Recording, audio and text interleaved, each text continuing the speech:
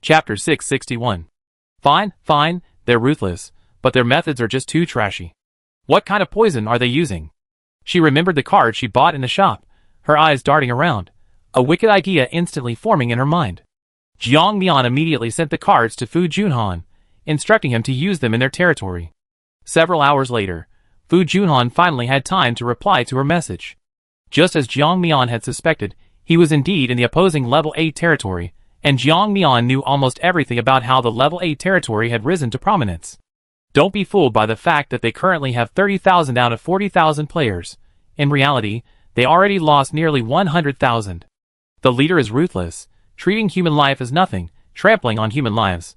When he feels he can't withstand a wave of attacks, he intentionally kills until only 2,000 remain, triggering the guaranteed kill, then replacing them with a new batch of players. And so it went, almost every time, which is why their progress seemed so rapid. Furthermore, the leader's abilities were so formidable that no one dared to rebel. After reading this information, Jiang Mian was truly bewildered. Did this player's system know what was going on? Wouldn't it crash? Or was it that the system had so many players that it needed to plan its strategy? She couldn't understand it. Jiang Mian genuinely couldn't understand it, but that didn't stop her from taking drastic measures. They had so many of them, didn't they? They wanted to poison him. Then she'd give them a shock, to see who was truly ruthless. After doing this, Jiang Mian began to take advantage of the chaos, raiding the nearby player territories, leaving no one untouched. She used underhanded methods, targeting the lords, her primary goal being to eliminate the lords, so she could inherit their territories.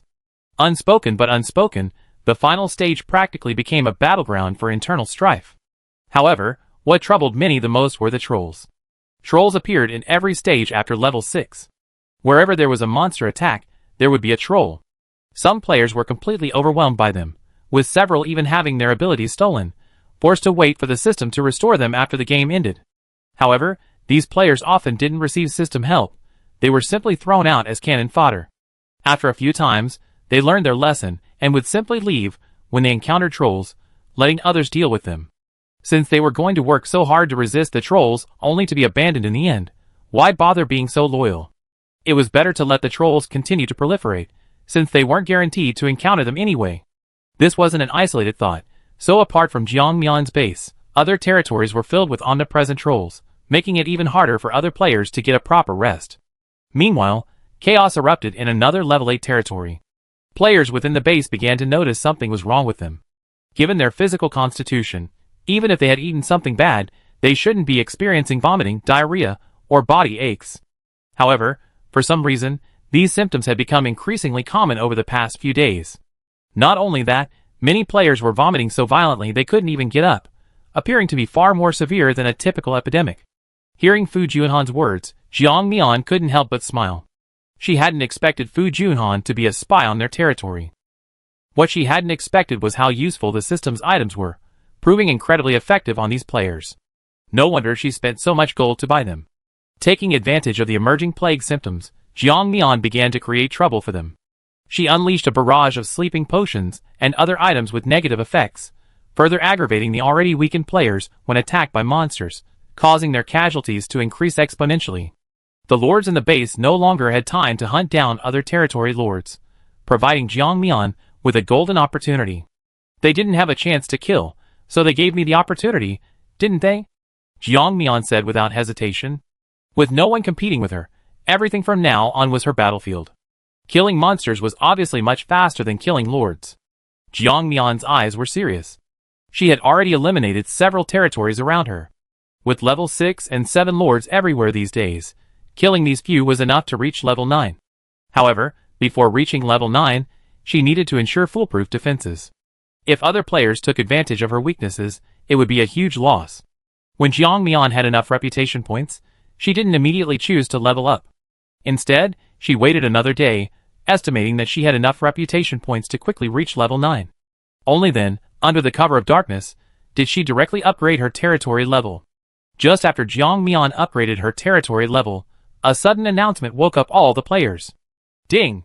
Congratulations to the Lord of Territory number 4 for being the first to reach level 9. The final stage of the battle will begin soon. Congratulations on welcoming the Nightmare Tide. What does this mean? What is the Nightmare Nest? This name sounds familiar? Who? Who was the first to reach level 9? How could they be so fast? How could someone get 5 million reputation points? I'm going crazy. I don't even have 2 million reputation points yet. Damn it, how did they level up so fast? Why so quietly? The lord of another territory, still suffering from a plague, angrily watched the global news broadcast. He had only taken a nap, he wasn't dead. Why was that player so powerful? Did the poison he had ordered fail? He angrily went outside, but the entire territory reeked of a stench. Although the territory had 40,000 people, there was still a strong smell of people having diarrhea. Especially with not enough toilets, people were defecating everywhere, which made him even angrier. You're all a bunch of useless trash. How can your physical condition be so poor? We're all players too, and my body is still perfectly fine. How could you be so stupid? However, at this point, no one cared about his insults. They were too busy running to the toilet with diarrhea, some even practically living in the toilet themselves. They simply didn't want to pay attention to this tyrant, who only knew how to spout nonsense. Seeing that no one was willing to listen to him, the man seemed to feel very embarrassed and became even angrier. Chapter 662. At this moment, a man exuding righteousness appeared beside him. You heard the announcement just now, didn't you? The Lord breathed a sigh of relief upon seeing his capable assistant finally appear. Without his capable assistant by his side, he had felt utterly lost.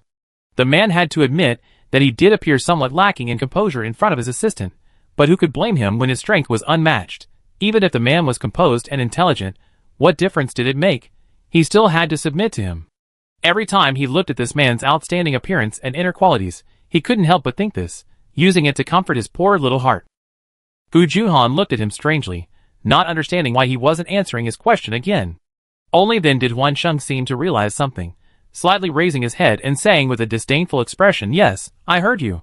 But so what? You're just a little earlier than me. Soon my reputation points will reach that level too, and I also level up to level 9. Fu Junhan unconsciously curled his lips. He knew this guy was just a brainless fool, but that was exactly what he wanted. Only in front of brainless people could he be of any use. That's not what I'm concerned about. I'm thinking about how we're going to face the nightmare tide in the coming days. It sounds like a very dangerous force." Huan Sheng waved his hand. "You don't need to worry about that. We have so many people. Even if we suffer heavy losses, we replenish them. Just focus on the present. In the coming days, what we need to do is assassinate as many territorial lords as possible to increase our levels." However, upon hearing his decision, Fu Junhan couldn't help but frown. This isn't a good idea. The nightmare tide sounds like the monster army we faced before. If we wipe out all the lords around us now, how will we face such danger later? Are we supposed to fight a million-strong army single-handedly? However, after he said this, Huan Sheng's face showed impatience. He was never one to think things through, and now that he'd been contradicted, he didn't want to say anything more. All right, stop talking to me. I know, I won't send troops. It's just about guarding this small piece of land.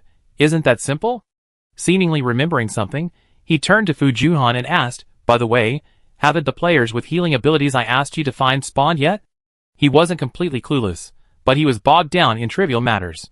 He wanted to solve the plague in the base, but he couldn't find suitable people, and no one seemed to have a solution. He could only relieve his impatience with irritability. Fu Yunhan shook his head, saying with some regret, "Sigh. A few players with healing abilities spawned a while ago, but they were all killed by some traitors shortly after they appeared. That's why we haven't been able to solve the plague in the base. If this continues, those players will definitely become dissatisfied again." Huan Sheng waved his hand, seemingly thinking of something, and became even more impatient. Who cares about them? If they're dissatisfied, just kill them. They're all useless anyway. They only reached this level because of me. Seeing Huan Sheng's arrogant expression and tone, Fu Junhan not only felt no disgust, but instead smiled. Yes. That's it. The more arrogant the better, the less willing to listen to others the better. He wanted him to be autocratic, to ignore everyone, to personally destroy the territory he had built and the system's hard work. How many new players had this territory refreshed so far? He knew of at least a dozen times, meaning the system behind Huan Sheng had lost at least 100,000 players. Any system would be heartbroken. He wondered if the system behind him was cursing him out in anger. Looking at the base in the distance, though the buildings were indistinct, he could see the red flag fluttering in the air. He couldn't wait to return to his place, to protect it, to protect that person. Jiang Mian was completely unaware of the young man's thoughts. She was currently with a group of burly men and bears. The meeting room was filled with discussions about the next move. You probably already know the specifics. After we reached level 9, we received more information than ordinary players. The so-called Nightmare Tide is the monster attack we faced before. However, this Nightmare Tide is much larger than those attacks. To be honest, compared to the Nightmare Tide, those previous attacks seem like minor skirmishes. Therefore, we need to be even more vigilant. What follows will be a tough battle. However, you don't need to worry. Now that we reached level 9, our defensive capabilities have increased significantly. Not only that, our attack power has also increased. Every 6 hours, we gain half an hour of invincibility, which is our chance to rest. Currently, the monster army has expanded to 10,000. It sounds like a lot, but compared to the monsters in the Nightmare Tide, it's still insufficient. Therefore, before the next Nightmare Tide arrives, our first priority is to capture monsters. They all listened attentively to Jiang Mian's words. Now that things have progressed to this point, with only 5 days left in the game, their respect for Jiang Mian was genuine. The only thing that bothered them was that the Lord still hadn't appeared. Didn't he trust them? However, no one wanted to utter such discouraging words at this point. Since the Lord wasn't willing to appear, they would simply pretend the territory had no Lord. At the end of the meeting, the irritable old man. At that moment, he appeared before Jiang Mian, scratching his head somewhat embarrassedly. Hey boss, can I stay by your side and protect you? I noticed these past few days that many players seem to want to assassinate you. Although you're not the Lord, they probably think that only by killing you will things get chaotic here. So, I want to stay by your side to protect you, so I can feel more at ease. Jiang Mian looked into his sincere eyes, and knew that he genuinely felt insecure. However, she had other uses for this hot-tempered guy, and didn't need him to stay by her side all the time. Chapter 663. No need. If we're really talking about examples, even if you stayed by my side, it wouldn't be of much use. If I can't beat a player, you'd probably be in trouble too. Rather than both of us wasting our time here, you better do some things for me, consider it serving me. After dismissing the irritable older man, Jiang Mian looked at her abilities. Through her relentless copying over and over again these past few days. Not only copying player abilities, but also monster abilities. Any ability she hadn't copied before was now within Jiang Mian's grasp. Indeed, many hands make light work. Jiang Mian was copying abilities she hadn't seen before. Therefore, her talent abilities were growing rapidly. However, today she hadn't found a suitable ability to copy. She had copied most abilities, and some special abilities were ones she rarely encountered. Even the worthwhile abilities of those monsters didn't catch her eye, so Jiang Mian was hoping the monsters in the Nightmare Tide might possess some novel abilities. However, the Nightmare Tide hadn't arrived yet, and she couldn't just wait for it to come indefinitely. If it never came, wouldn't she be stuck waiting forever? Just as Jiang Mian was struggling with this dilemma, she saw Xiongda, dressed in beautiful clothes, circling around her. So far, she didn't seem to have copied Xiongda's abilities. To be honest, Jiang Mian really looked down on Xiongda's abilities. It seemed its abilities were at most limited to superhuman strength, given its ferocity on the battlefield. However, since she didn't have any other abilities to use right now, why not copy one of its? So, a bewildered Xiongda was summoned by Jiang Mian and obediently stayed beside her, letting her hand rest on his head. After using her copy ability 3 times, Jiang Mian finally copied Xiongda's ability. When she saw what Xiongda's ability was, she was somewhat surprised.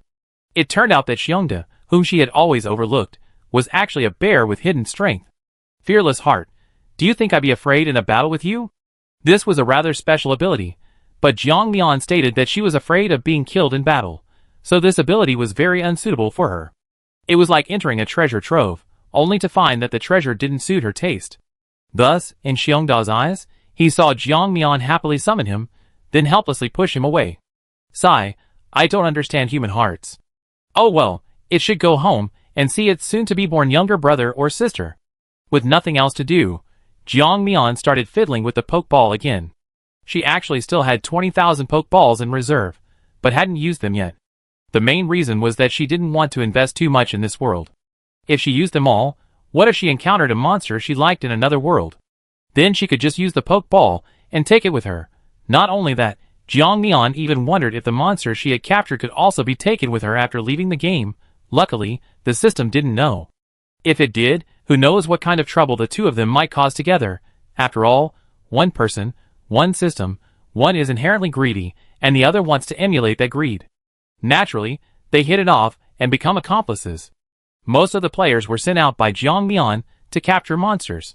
She had considered using sleeping potions, but once they ran out, there was no way to supply them to Jiang Mian's monsters. The monsters seemed to have formed organized teams. They could only set out to participate in the Nightmare Tide after receiving orders. Therefore, the sleeping potions were much less effective against them.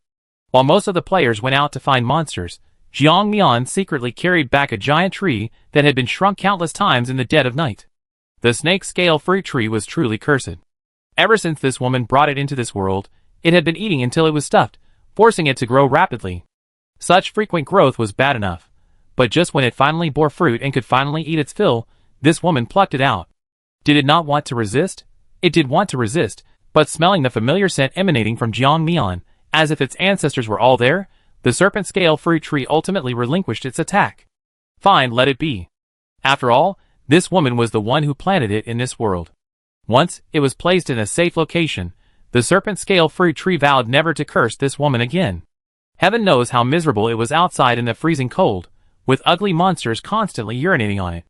Now it had finally arrived in such a warm, civilized, and clean place. Although this place would restrict its growth, but it didn't matter, its roots were all underground in this world. It wouldn't be a problem. From its perspective, its root system already covers most of the planet.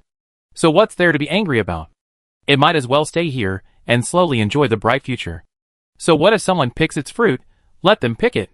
It's already well fed in this world, and it grow more fruit in time. Jiang Mian brought the serpent scale fruit tree here because the fruit on its head is almost ripe. Jiang Mian naturally wouldn't let the fruit he painstakingly planted benefit others. Therefore, it's essential to guard the serpent scale fruit tree until it's fully ripe. Fortunately, the players are currently prepared for the Nightmare Tide attack, which is why they're staying indoors. If they encountered a world with less limitation, the serpent scale fruit tree would probably have been discovered long ago. Jiang Mian stroked the branches of the snake scale fruit tree, his voice low and slightly threatening. Little tree, you must bear fruit well. Absorb as much nutrition as possible to improve the quality of your fruit. Later, you might not have such a time to enjoy life. The snake scale fruit tree swayed, completely ignoring Jiang Mian's words. How could it not have such a wonderful time? It was rooted in this world, a world where war was always raging, and nutrients were plentiful. The snake scale fruit tree didn't understand, nor did it want to understand. Jiang Mian didn't bother explaining so much to a fruit tree. So, in the following days, the snake scale fruit tree grew in the soil Jiang Mian had specially prepared for it. Once its roots connected to the underground roots, it began to devour the fruit. It had no choice. It was now like a mother hen, nurturing more than 20 fruits. Now that the fighting in this area had stopped, it needed to absorb as much energy as possible from the soil to sustain the fruit's growth. Chapter 664. Amidst the tense anticipation of everyone, a muffled thunderclap heralded the final battle. Accompanied by the rumbling thunder, this attack didn't originate from the ground, but rather from the spot where the lightning flashed, instantly creating several spatial rifts in midair. From these rifts flew countless dark shadows, almost engulfing the entire world. Only after the dense mass of shadows appeared did large shield-bearing monsters and other hideous creatures emerge. The monsters were no longer bizarre, chaotic, or a mix of various races. Instead, they seemed uniformly organized. Those standing at the front were all identical black figures, as if the entire world had turned black. Jiang Mian's sharp eyes stared at the horde of black monsters. They didn't seem like solid entities, but rather like illusory beings. Moreover, what made her even more wary was the dense swarm of things flying in the sky, like a locust plague. That was the entity Jiang Mian was most wary of. On the surface, the monsters wielding large shields seemed to be the main force, but don't forget, these densely packed little creatures, if they were clinging to someone, were the most difficult to attack. They were small and fast. A slight misstep could result in a bite, and who knew if they were poisonous? Jiang Mian didn't allow the players to act rashly. Instead, he had the fire-type players create a dense net of fire in the sky to capture these monsters. When the players gathered the fire net in the sky, the monster seemed to have anticipated this, and actually tried to avoid it. However, Jiang Mian's men were no pushovers. They instantly shifted the location of the fire net, and began actively attacking the small black creatures. When the flame struck the black things, the black mist surrounding them was burned away. Just when Jiang Mian and her men thought the monsters were burned to death, They saw their true forms revealed beneath the burned black mist. It was a swarm of mutable wasps, each one covered in rotting, foul-smelling flesh. A truly disgusting sight. Jiang Mian's face darkened. She seemed to understand the true nature of the black mist. It could resurrect these monsters. However, after these monsters withstood a fatal attack, Jiang Mian received no reputation points. She could only gain reputation points by killing the wasps that had escaped the black mist. If this was the case, her players would need to expend twice the effort for one reward, significantly slowing down Jiang Mian's earning speed. Even using the newly released 5x experience card couldn't compensate for these losses. Having figured this out, Jiang Mian frowned, yet the monsters remained effortlessly airborne. Jiang Mian unleashed a burst of flames. With a crackling sound, the wasps were reduced to ashes, their ashes falling to the ground and nourishing the earth. Jiang Mian's expression, however, remained grim. This black mist only dissipated after withstanding a certain amount of attack, and the monsters offered no way to evade it. The only thing Jiang Mian could be thankful for was that this wasn't unique to their side. Other players were experiencing the same thing. Jiang Mian seemed to have an idea. He turned and went to the logistics department, instructing them to prepare more shells and arrows, and then have the territory's built-in attack system attack the monsters. Since it was necessary to kill the shadowy monsters, it wasn't necessarily up to the players to kill them. The system's built-in function could kill them, and then the players could fight them to the death. This would save a lot of time and effort. Now that the traps on the ground couldn't divert the monsters, they had to be manually diverted. The monster attacks continued, and Jiang Mian's system attack had been pre-tuned to easily disperse the black mist without wasting too much of the base's energy. All the players knew that they would have half an hour of invincibility after 6 hours, so after attacking in waves, they would take the time to rest and replenish their energy. Jiang Mian stared at the endless streams of black mist outside, wondering what kind of substance it was that could grant these monsters an extra life. Lost in thought, she reached out and grabbed a monster resembling a rampaging rabbit. The moment her hand touched the mist, a sharp pain made her recoil. When she pulled her hand back, she noticed signs of decay, seemingly caused by the mist. Jiang Mian suddenly threw a poke ball. The poke ball didn't capture the rabbit on the ground. Instead, it began absorbing the black mist rising into the air. The next second, a poke ball floated beside Jiang Mian, indicating that she had captured the black mist. Jiang Mian's eyes lit up.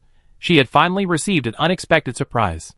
If this was the case, wouldn't the black mist be even more beneficial to her? She reached out, activating her copy ability, instantly copying the black mist's power. However, this ability was difficult for Jiang Mian to use. Nightmare Source uses one's own essence to enhance the defense of creatures. The more one invests, the more one gains. Jiang Mian would have to be crazy to use it. However, she could use poke balls to collect this stuff in large quantities. Thinking this, she was no longer tired, nor did she feel it was a waste to use all the poke balls in this world. She immediately began releasing a large number of poke balls. And the poke ball's ability to absorb the black mist exceeded her expectations. They were incredibly accurate. Every time one was released, it would absorb the black mist's power. Within 100 meters of the territory's walls, the black mist was completely absorbed by Jiang Mian. When the players witnessed this, their faces lit up with surprise, their eyes shining as they stared at Jiang Mian. They hadn't expected Jiang Mian to have found a way to subdue the black mist and lighten their burden. After subduing the black mist, Jiang Mian couldn't proceed any further, so she stopped to avoid being attacked by too many monsters. Upon returning, she released the black mist from the poke ball. Of course, she didn't release it at her own monsters or the players, but rather at the group of monsters outside.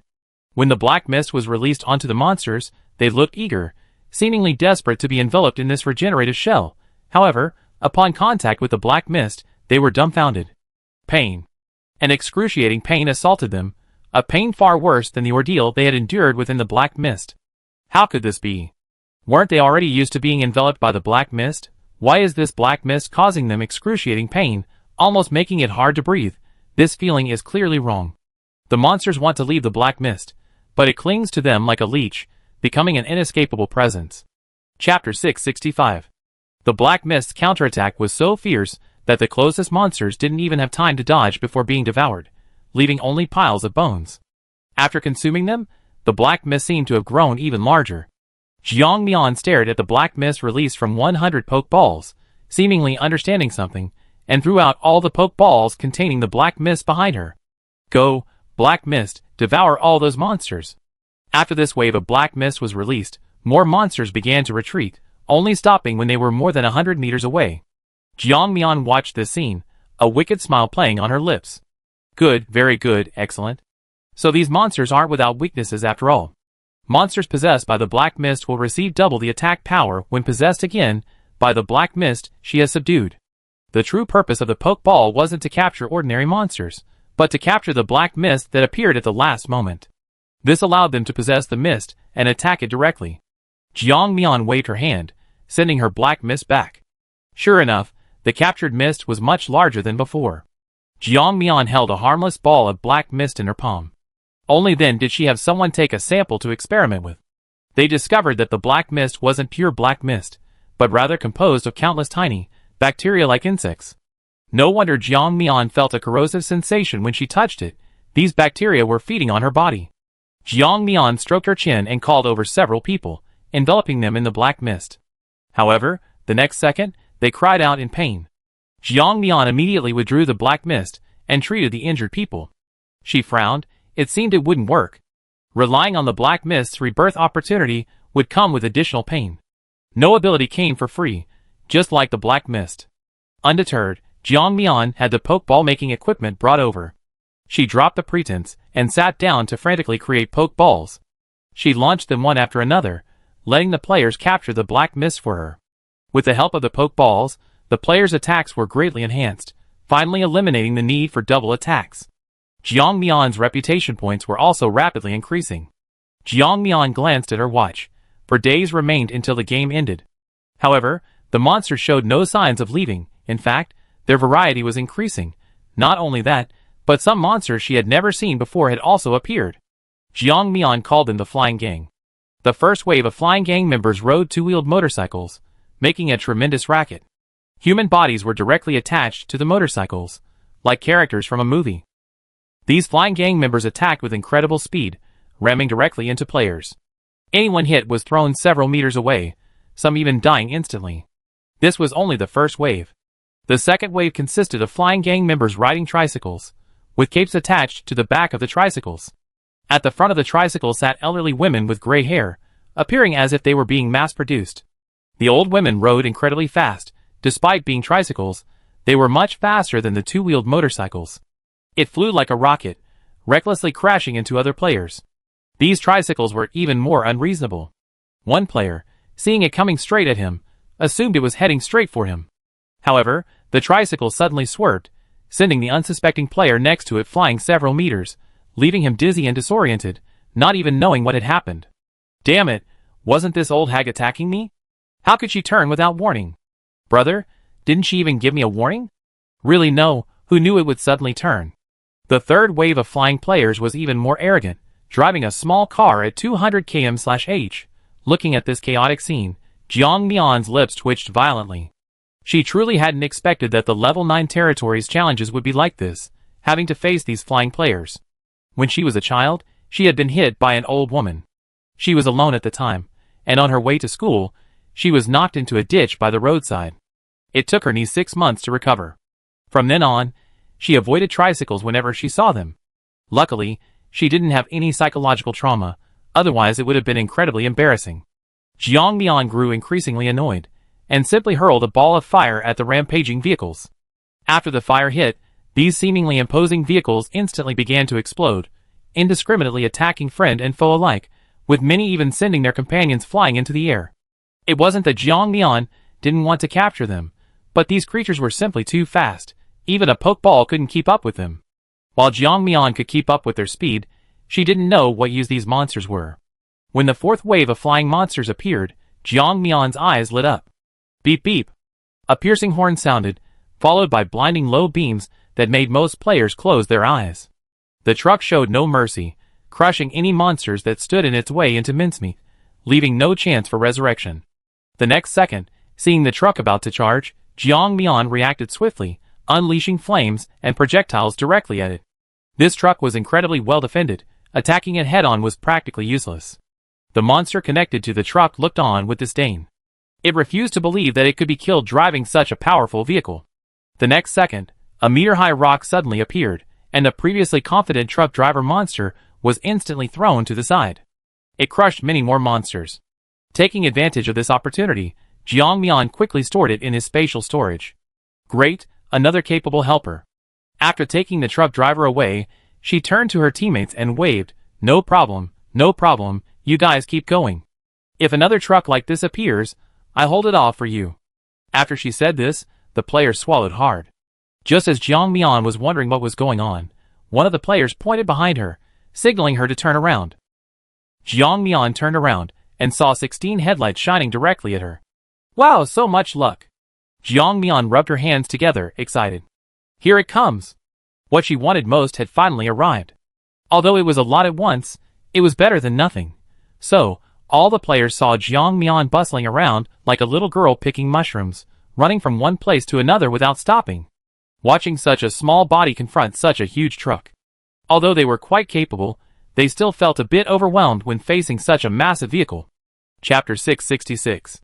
Master Jiang spent the entire day subduing 7 Great Yin tanks. As for why she stopped subduing them, it was because the Great Yin flying gang seemed to have become familiar with Jiang Mian's tactics and stopped appearing. This was the first time Jiang Mian had encountered such a rogue tactic. Especially when she saw a Great Yin flying gang member, who had clearly peeked out from the crack and was about to attack the base below, instantly reverse and retreat when Jiang Mian took down one of the Great Yin tanks. She was truly helpless. Encountering such an uncooperative monster for the first time, she really wanted to complain, but unfortunately, there was no way to do so, and she could only silently swallow her grievances. The only thing that bothered her even more was that she hadn't seen her beloved little alarm clock person in so long. Why hadn't it appeared? The alarm clock person was so powerful, capable of resurrecting itself without the players noticing. Why hadn't it shown up? Frustrated, Jiang Mian vented her anger on the monsters. Since so many monsters had appeared, the more the merrier, but this was precisely the time when the lords were most vulnerable to death. The more chaotic the situation, the more the lords had to stand at the forefront to withstand the dangers, and this was precisely when some traitors were most eager to act. For example, Fu Junhan was sent out, and the target he was sent to assassinate. His expression was somewhat strange as he weaved through the monster horde, eventually arriving outside the territory where the red flag was flying. When Jiang Mian saw the message Fu Junhan had sent her, she was numb. She turned and messaged Yi Ling. As for why she hadn't appeared to open the gate for Fu Junhan, the reason was simple. She was currently in another level 8 territory. Jiang Mian had done the math. Even if she wiped out all the nearby level 7 territories, it would only be enough for her to reach level 10. However, reaching level 10 would take too long. She probably wouldn't even have reached level 10 by the end of the game. In that case, it would be better to directly attack the level 8 territory, especially with Fu Junhan there, making it even easier. However, as soon as she infiltrated, she saw a message from Fu Junhan, and she was incredibly frustrated. The two of them were essentially going in opposite directions, but Jiang Mian was exploring on her own, while the level 8 territory's lord was sending his subordinates on an adventure. Following the directions Fu Junhan gave her, Jiang Mian arrived at the place where the player named Huan Sheng often stayed. Sure enough, she saw Huan Sheng sitting in the highest room, drinking red wine, and seemingly in control of the situation. He was a man with somewhat effeminate features, long hair styled in an elaborate bun, and dressed in an antique style, making him look like someone from ancient times. According to Fu Junhan's description, this man was extremely arrogant and selfish, but his strength was immense. When facing him, Fu Junhan could only manage a draw, unable to guarantee a fatal blow. In fact, Jiang Mian believed his abilities might even surpass Fu Junhan's, otherwise, Fu Junhan would never have come to her territory seeking her cooperation to kill the man. However, it was too late now. If she continued to fight back and forth without defeating the man, she would be forever stuck in a level 9 territory. Just as Jiang Mian was lost in thought, Huan Sheng, holding a wine glass, suddenly paused, looking at the empty space, and said, "Friend, since we're out here, why not get together? After all, meeting is fate, and I think there's probably no hatred between us, is there?" However, after he finished speaking, no one appeared in the air, but Huan Sheng didn't think he was mistaken. Although he didn't sense the presence of any outsiders, his sixth sense, honed by years of battlefield experience, told him that someone was definitely in his domain, just undetectable. However, although he couldn't see them, he was already on high alert, ready to face any sudden attack. The next second, beams of silvery white light shot towards him. Huan Sheng instantly jumped out of his chair and appeared at the doorway. However, He seemed to sense something and immediately took several steps back. The moment he retreated, the door slammed shut, plunging the room into darkness. All the lights went out. Only then did he truly understand that the person lurking in the shadows genuinely wanted him dead. It seemed there was no way to reconcile. He had no choice but to fight back with all his might. Jiang Mian had always believed in the principle of if the enemy doesn't attack me, I attack them, especially since this man had decided to poison him from the start. Although he hadn't suffered any damage, and she had retaliated on the spot, this didn't mean Jiang Mian could calmly forgive him. Having finally found an opportunity to deal with this man, she naturally didn't want to let it slip by. All the players had been sent out to fight the monsters outside, leaving the man vulnerable. If she didn't act now, wouldn't she be wasting such a good opportunity? Of course, before attacking, Jiang Mian took out a cube and sealed a portion of the energy within the man's body.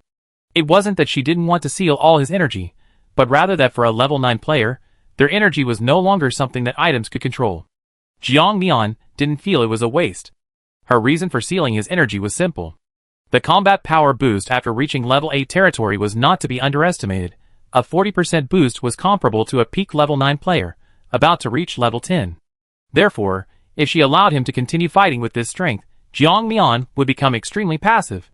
The man also sensed the change in his energy, which was why he wanted to escape, but the entire room had become another space, and he couldn't change this phenomenon. However, he didn't believe he would die at the hands of his attacker. The fact that the attacker chose to ambush him meant they weren't confident of defeating him either, so what did he have to fear? The worst thing on the battlefield is underestimating oneself. If he had already mentally convinced himself that he couldn't defeat his attacker, he would prioritize self-preservation in every attack, thus losing most opportunities for a powerful counterattack. Having figured this out, Wan Sheng's eyes turned cold. No matter who you are, since you've chosen to assassinate me, then we can only fight to the death. Jiang Mian truly didn't understand why her opponent always liked to utter such harsh words. What was the point? She could have used 3 of her moves just to utter those words. Chapter 667. Wan Sheng, who was being forced back by the attacks, was the most qualified to speak on this matter. Seeing this, he stopped wasting words and instead intensified his attacks, kicking Jiang Mian several times, but Jiang Mian dodged them all. The next second, Jiang Mian appeared beside him, her long sword flashing, but the man easily dodged it. It was clear that the man's reaction speed was extremely sharp. Such reflexes could only be honed through countless trials and tribulations. However, Jiang Mian didn't want to waste too much time with him, and immediately switched to the Blade Man's one-hit kill ability. However, her previously invincible ability was completely ineffective against the man. He was able to react quickly and dodge in a critical moment, which surprised Jiang Mian. This was the first time she had encountered a player like this, excluding those she couldn't defeat. Jiang Mian's attitude towards this opponent rose to another level, her grip on her long sword tightening even more. Wan Sheng finally saw Jiang Mian's face clearly, and upon realizing she was a woman, his expression changed drastically. Jiang Mian couldn't decipher the change in his eyes, but she could sense a hint of admiration in his gaze as he attacked her. This was unbelievable to Jiang Mian. From what she heard from Fu Junhan, this man was supposed to be arrogant and disdainful of everyone. But the admiration in his eyes, when he looked at her, seemed to contradict what Fu Junhan had said. The next second, she heard Wan Sheng speak again. You're quite impressive. For a woman to reach this point, you must have endured a lot of hardship. Jiang Mian paused, not because she felt a telepathic connection with him, but because this guy really doesn't learn his lesson. He'd been kicked several times by Jiang Mian just because he was talking, and now he was talking again. Jiang Mian didn't let this opportunity pass either, cutting a gash in his skin. However, the gash healed in the next second. Jiang Mian couldn't tell if his words were sarcastic or had some other meaning, so she didn't intend to respond. After realizing Jiang Mian was ignoring him, Wan Sheng stopped arguing. The lightning in his hand flickered. His lightning was the most meticulously crafted Jiang Mian had ever encountered. It changed with the man's movements, and Jiang Mian was almost used to being shocked. If she hadn't also switched to lightning, she probably would have been killed. However, after fighting for nearly an hour, Jiang Mian couldn't help but frown. If this continued, she would eventually be worn down by the man. This is a man's territory. He's just not calling for help yet. If he wanted to, she'd be facing more than just him. Thinking this, her eyes hardened. It seemed she had no choice but to use that move. Big Bear, when I get back I definitely make you super delicious honey cookies. After saying this cryptic sentence, Jiang Mian immediately switched to Big Bear's ability, Fearless Heart. With the blessing of Fearless Heart, Jiang Mian no longer tried to minimize her injuries as before. Instead, she lost all fear. Attacking the man before her seemed utterly reckless. Moreover, this ability granted Jiang Mian not only ruthlessness, but also another enhancement. Just as she found an opening, intending to exchange her arm for the man's heart, the two closed in, an angle Jiang Mian had deliberately calculated to allow for a quicker execution of her intended move. The man's weapon slashed towards her arm, but Jiang Mian's arm, like tofu, was easily severed by the weapon. However, the next second, the arm severed by the man's weapon instantly disintegrated into a mosaic-like shape, and Jiang Mian's attack, due to the man's extreme movement, changed its trajectory. Although this strike didn't directly pierce his heart, it did penetrate his body. A crisp crack sounded, like someone's bone breaking. The next second, the two separated. Jiang Mian's arm was restored to its original state, without any injury, while the man clutched his shoulder, his eyes no longer showing the previous admiration, but instead turning sinister. He seemed to have discovered that the woman before him possessed many abilities, and yet he was no match for her. How could this be? He possessed godlike abilities. As long as he was confident, his opponents would eventually be slain. How could he be so useless against this woman? This was something he couldn't accept. How could his abilities fail? This was a talent even their gods considered a once-in-a-millennium occurrence. However, no one offered him an explanation. No one showed him any mercy. In the instant he hesitated, Jiang Mian's attack struck. This time, it severed 3 of the man's fingers. This repeated defeat only fueled the man's anger, leading to further setbacks in the ensuing fight. This wasn't just due to his shattered confidence. Another reason was that each time he attacked, he felt a momentary blur before his eyes, and the damned woman would vanish in the next second. His sense of location had diminished so much. Only then did he realize he couldn't defeat this woman and immediately wanted to call for help. However, only then did he realize he had sent his trusted aide to assassinate someone else. Because of his initial overconfidence, he hadn't cared about the idea of using cannon fodder, but now he was truly suffering the consequences. Even if he wanted to call for help, it was too late. Jiang Mian didn't want to miss such a good opportunity. She coldly looked at the man and said, "Die." She only uttered these 2 words from beginning to end, and the moment her words fell, the man's head hit the ground. However, to Jiang Mian's surprise, for a moment, she saw the man's corpse vanish into thin air. Yes, vanish into thin air, not disappear like dust in the wind. This is a resurrection card?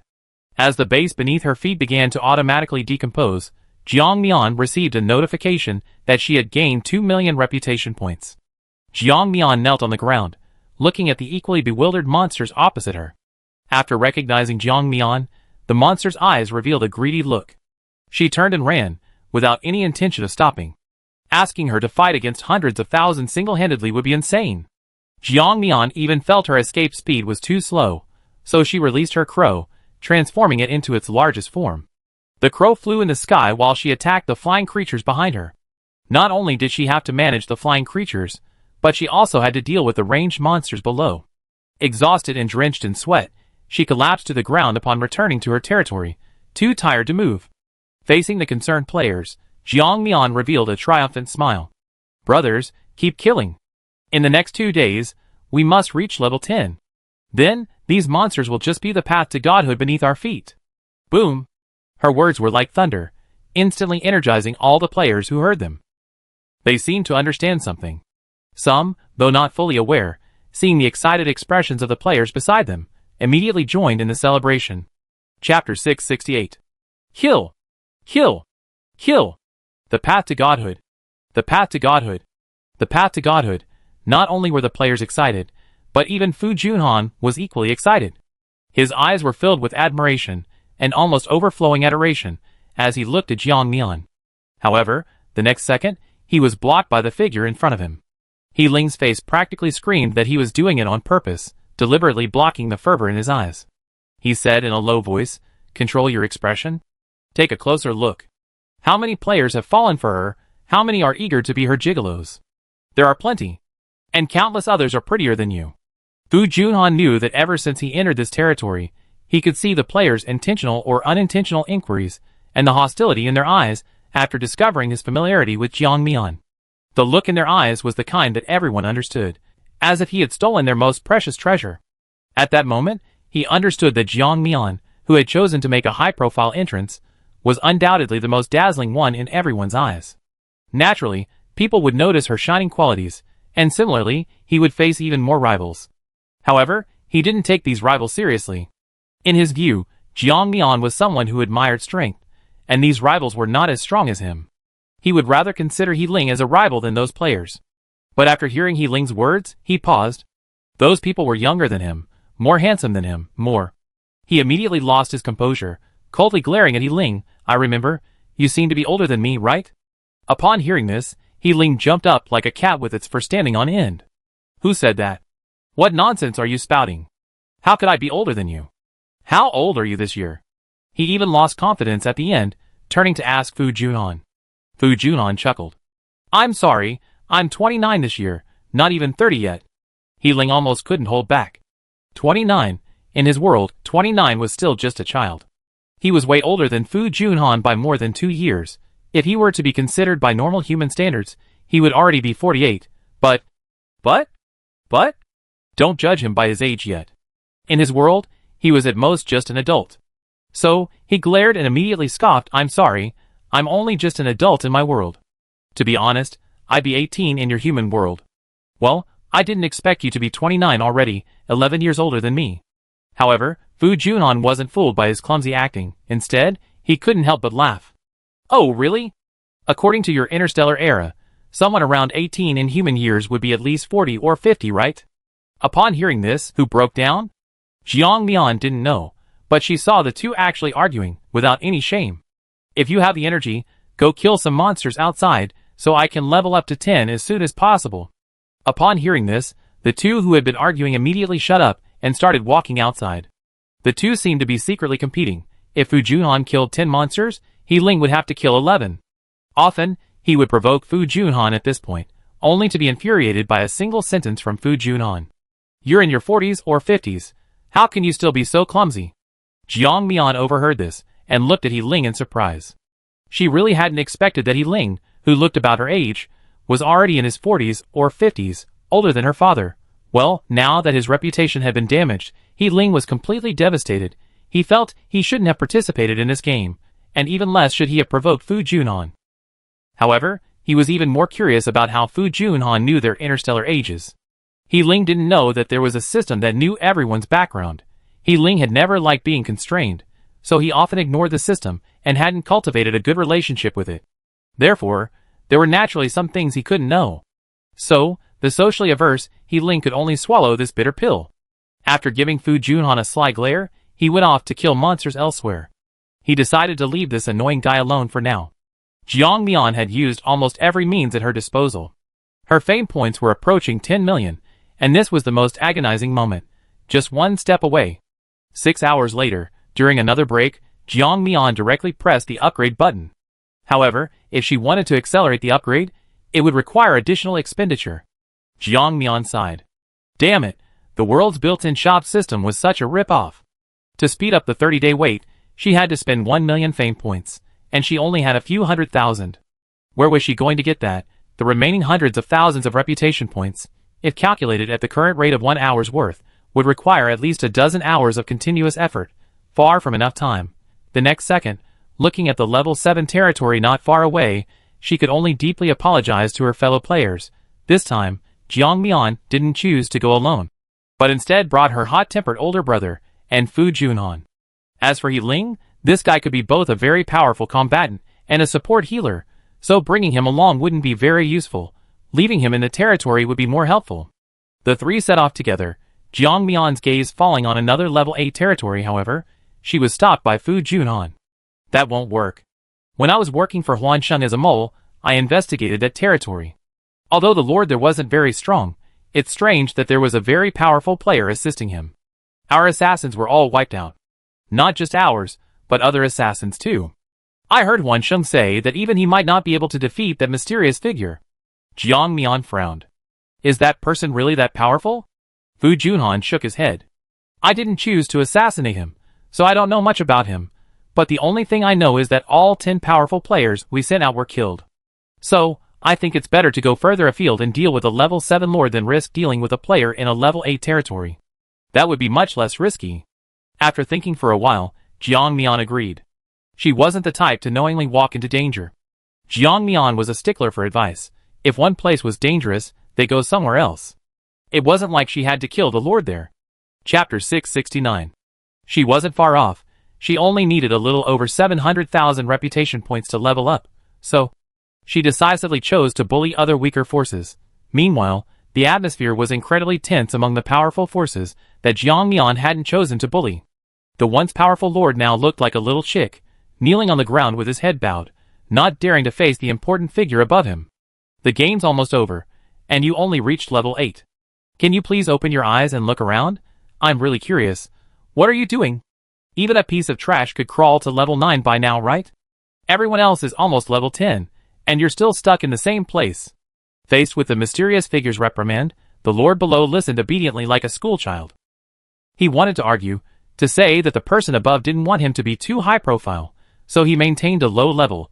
He hadn't done it on purpose. However, when the leader wants to find fault, they don't care about explanations. Most importantly, he admitted he didn't have the ability to reach level 9 in such a short time, and he had already done his best. After cursing for over 10 minutes, Luo Nen finally vented all his frustration, looking at the guy who was still bowing his head like a quail. He snorted coldly. Fine, seeing how obedient you are, killing you wouldn't be easy to find, so let's just continue like this. However, I have one condition. You must reach level 9 before the game ends, no matter what method you use. The lord bit his lip, seemingly making a desperate decision, and suddenly looked up at the man sitting at the head of the table. My lord, I need your help. Looking at his recently recruited, troublesome subordinates, and then at the level 9 territory towering in the sky, Luo Nen was truly speechless. It wasn't that he hadn't checked who the territory's leader was, it was just that seeing that familiar figure gave him the unsettling feeling of punching cotton. His feelings towards Jiang Mian were incredibly complex. If he were to personally intervene, he would definitely target Jiang Mian first. However, his identity was ultimately something to hide, and to continue growing stronger, he needed to proceed cautiously. Jiang Mian was unaware of this ill-fated relationship. It was fortunate she hadn't gone to the only level 8 territory. If she had, she probably would have been silenced. With the three of them attacking, the level 7 lord was no match for them. No one had expected that while external threats were looming, internal troubles would also arise simultaneously. The lord didn't have many players protecting him, and it was precisely because of this that Jiang Mian and her group were able to succeed repeatedly.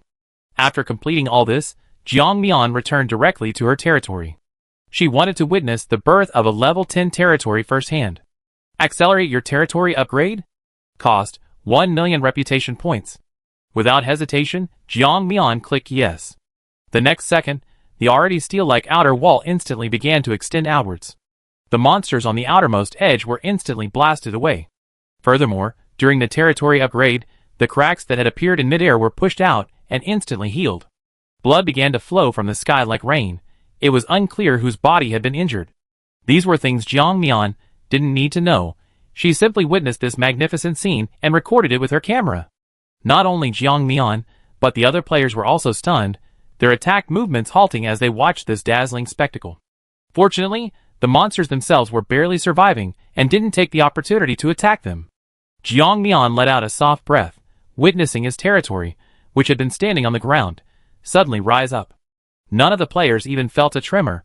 The transformed territory began to move towards the monsters. Boom! One punch directly earned Jiang Mian 80,000 reputation points. Boom! Another punch, bringing Jiang Mian another 70,000 reputation points. Boom! Boom! Boom! Punches erupted one after another, and Jiang Mian's reputation points soared. Feeling the scene before him, Jiang Mian was truly terrified. Players in the distance watched this fantastical scene, seeing the territory, which had been on the same level, desperately defending against the monsters, now transformed into a steel giant, actively attacking them. Before the steel giant, the monster seemed utterly vulnerable. Some people's eyes were red, and it was unclear who was feeling the sting. Jiang Mian, for one, was practically jumping for joy.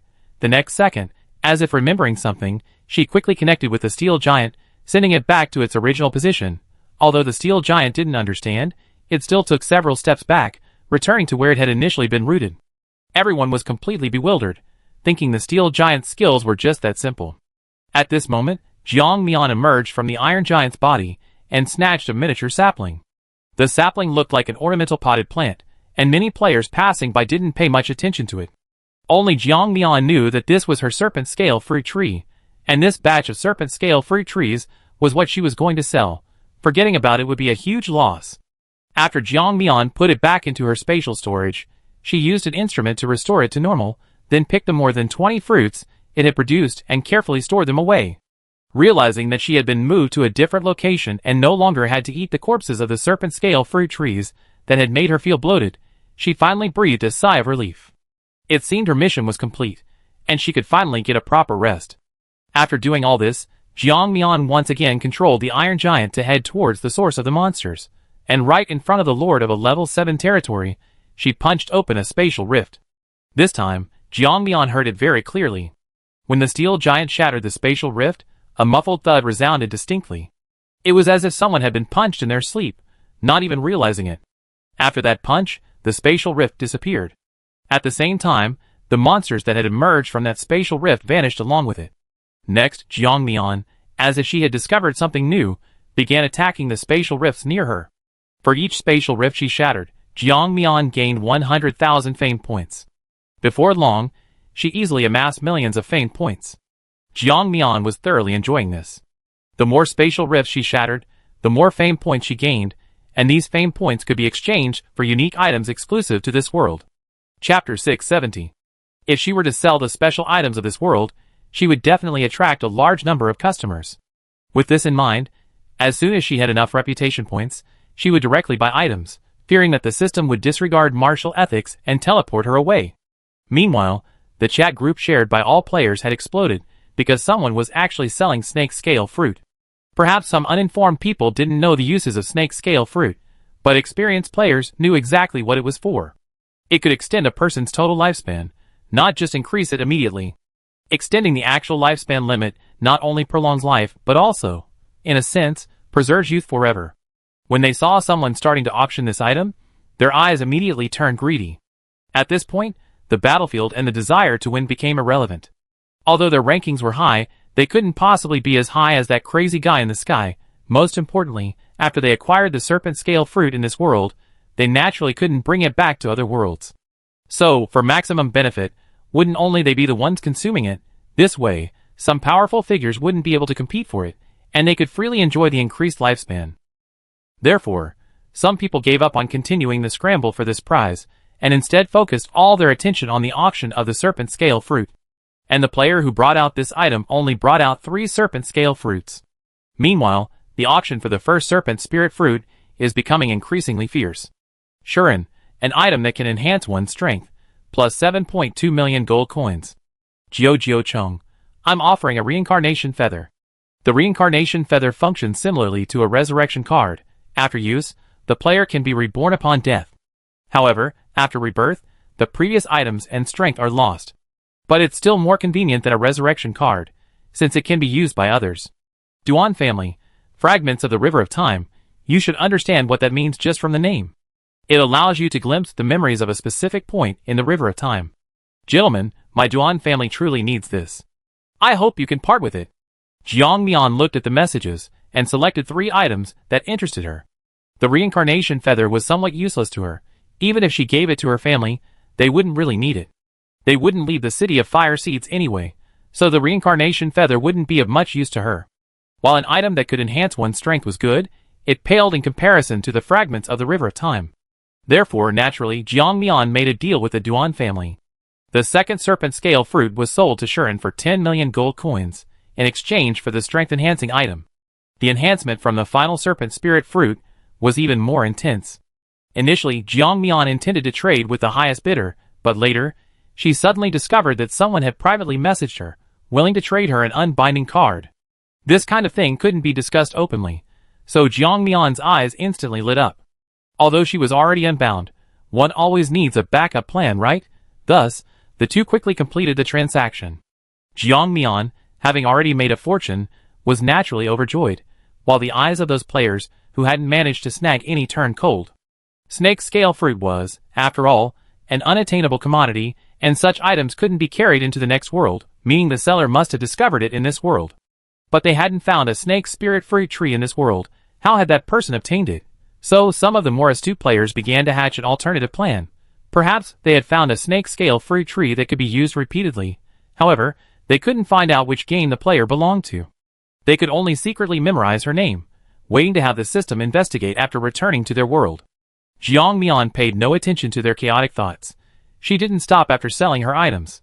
While selling items, she was also busy producing Pokeballs.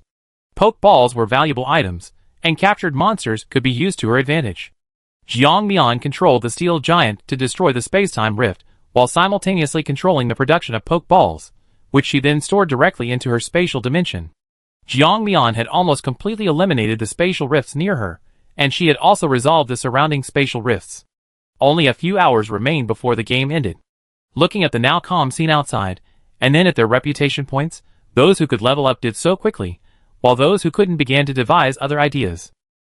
Since she had too few reputation points, she might as well borrow some from others. As for how to borrow, of course, she used a special method. Jiang Mian was completely unaware of what was happening behind her. She desperately wanted one of the items, and this item was incredibly valuable. She just needed to destroy 2 more space-time rifts.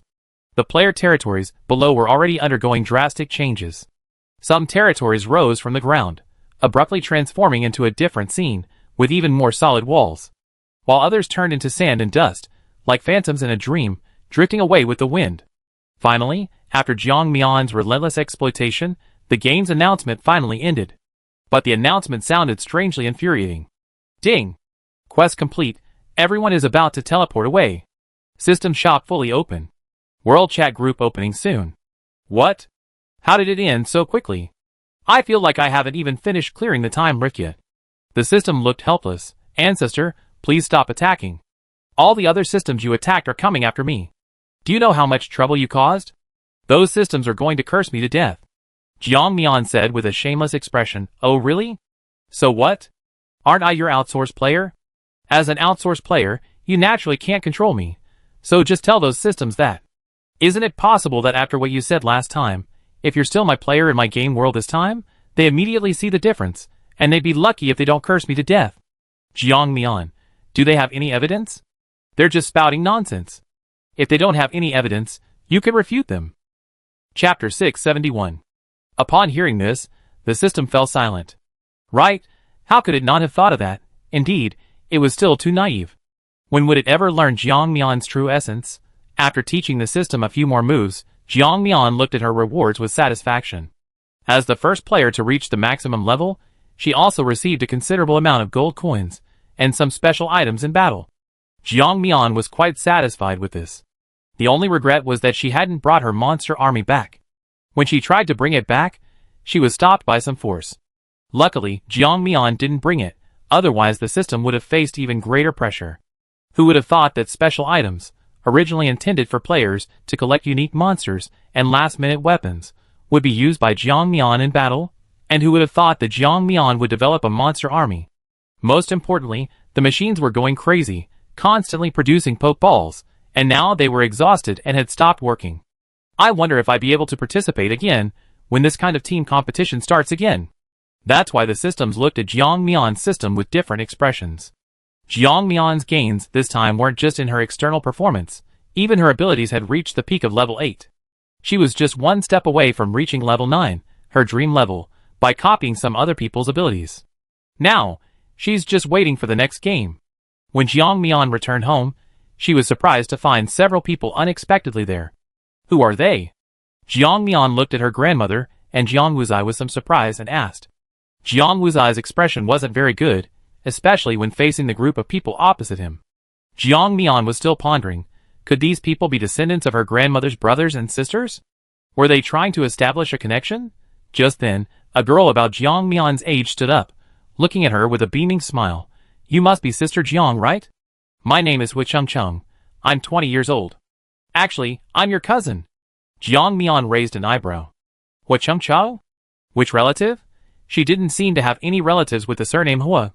Her grandmother's surname was also Jiang, so logically, even if they had relatives, they should all have the surname Jiang. Just then, Jiang Wuzai, like a wild little pig, charged over and slapped the woman's hand away. Judging from the scene, it was clear that Jiang Wuzai didn't like this girl. Jiang Wuzai rushed over, thinking he was speaking softly, but his voice was actually incredibly loud, loud enough for everyone present to hear. "Sister, it's her. Don't you know? Those two middle-aged men came to our house earlier, acting all aggressive and spouting a bunch of incomprehensible nonsense, right? It was him. That's their family. Now they changed their tune and want you to come home. Sister, let me tell you, you absolutely mustn't go home. It's not that I don't want you to find your biological parents, but when we were so down on our luck, they didn't want you to go back. Now that they know Grandma's made it big, leasing so much land, growing so much grain, and earning so much money, they got ulterior motives. They want you to be recognized as part of the family. We rather die than accept such ungrateful wretches." Upon hearing this, everyone present became instantly embarrassed. However, Jiang Mian showed no embarrassment whatsoever. Instead, she looked at the group of people her age behind Jiang Wuzai with amusement. Jiang Mian sat down on the sofa, crossed her legs, and, under the hint of disdain in their eyes, said somewhat impatiently, "So, that's why you came to see me this time, is that right?" Hu Chengcheng, who seemed to have higher emotional intelligence, stepped forward with a forced smile. "Sister Jiang, it's not like that. Before, because of the turmoil in the world, our home wasn't very safe, so we didn't want you to return to our family. Now that things have finally stabilized, naturally we want you to come back to our home. We absolutely don't have any intention of looking down on anyone." Jiang Mian could only smile without saying a word in response. Jiang Mian knew perfectly well what they were like back then. No matter how eloquently she spoke now, it couldn't erase the condescending gaze they once held. "Hu Chengcheng, right? You didn't need to tell me all this. Since we both decided to pretend nothing happened, we won't repeat the same mistakes now. We're already living a relatively easy life. Now you want me to acknowledge my ancestors and return to your family? Are you asking me to give up this wealth and status and go back to serve you? Also, why are only a younger generation here? Where are the elders? Why didn't they come? Did they all die in the disaster?" Jiang Mian spoke without any politeness. All of this stemmed from her past experience in the last world, where she habitually used sharp words when facing unreasonable players. In short, rude. So, after hearing Jiang Mian's words, Hu Chengcheng and the others' expressions changed several times. One of the men, with his classic, arrogant appearance, couldn't hold back any longer. He jumped out, pointing at Jiang Mian's nose, about to yell, "How can you speak so rudely? Our Hu family will absolutely not accept." Jin Bao shut up. Before Hu Jinbao could finish speaking, his sister, Hu Chengcheng, stopped him. Hu Chengcheng knew her brother's character. If he really said everything, there would be no turning back. She looked at Jiang Mian apologetically. "Sister Jiang, it's really not what you think. Our family has some difficulties, which is why the elders couldn't attend. It's not that they don't care about you. I think if they had time to come out, they would definitely want to get to know you better." Jiang Mian keenly grasped a key phrase. "You have time to come out? What does this mean? Are they unable to come out right now, or is something holding them back, which is why they haven't been bombarded by so many people?" Hu Chengcheng is indeed very clever. She deliberately left things unsaid, prompting curious people to ask, thus creating an opportunity to strike up a conversation. However, Jiang Mian wasn't so shrewd. She simply nodded, not bothering to ask why those people hadn't appeared. Instead, she said indifferently, "Fine, since you said they don't have time, there's no need to waste any more time. You can leave now. You're not welcome in our family." Before Hu Chengcheng could say anything more, Jiang Mian suddenly turned her head and stared at her. "You're very smart, you know how to make choices, and you should also know what kind of people your family members are. They only pay more attention to those who can be of use to them. So do you think I would go back to such a hellhole? Can't I just enjoy myself here? Glory is always temporary, not forever. They looked down on me before, thinking I couldn't step into their Hu family, but now they want to use us. Do you think that's fair?" Chapter 672. Jiang Mian's words struck Hu Chengcheng like a hammer blow. Even as she left, Jiang Mian's words echoed repeatedly in her mind. "You're smart, you know how to make choices." Yes, it was because she was smart that she was able to get the opportunity to study abroad despite her parents' preference for sons, and to frequent luxurious places and important banquet halls alongside her younger brother. It was because she was smart that she was willing to appear indifferent to worldly affairs, solely focused on supporting her brother. But was that really the truth? Why should she always support her brother? Couldn't she rise on her own? Why? Why should she keep binding herself like this? The times are different now. Everyone has to start over. Why couldn't she start over too? As if she had understood something, Hu Chengcheng suddenly let out a sigh of relief. Yes, she's capable. She learned a lot while studying abroad, and even if she had to start over, she'd be confident she could take care of herself. However, now isn't the time to show her talent. It's better to take advantage of this pampered young lady, drawing all the attention while she makes some subtle moves behind the scenes. No one knew that Hui Chung, who seemed so devoted to her family and loving towards her younger brother, had completely changed her mind after returning home today. And Hui Jinbao, upon returning, exaggerated and spoke ill of Jiang Mian, causing even Jiang Mian's biological parents to frown. Faced with the accusations from their family elders, they were too ashamed to lift their heads. Does the Jiang family really think that a nouveau riche can cause any trouble? They just seized a good opportunity to rise to prominence. I refuse to believe that our Hui family, a family that once held sway over a region, will forever decline. When that time comes, I make them beg for our lives.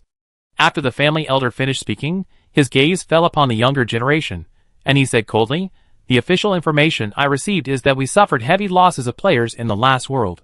There will definitely be a reselection process this time. You all need to work hard this time, and strive to be selected by the system. If a player from our family emerges, they will surely dominate the battlefield and become a leader on the rankings. We won't need to be beholden to anyone else." Upon hearing this, the younger generation lowered their heads.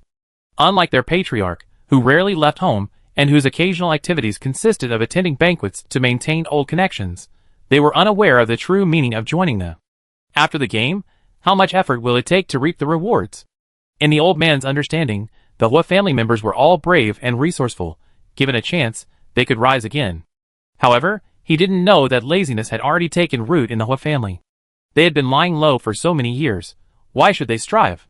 The old man was still living in his old dreams, unaware that their actions were merely to win his favor. After these people left, Jiang Mian sat helplessly on the sofa, looking at Jiang Wuzai and asking, "During the time I was away, did they come to see you every day?" Jiang Wuzai nodded. "It's been like this every day for the past few days.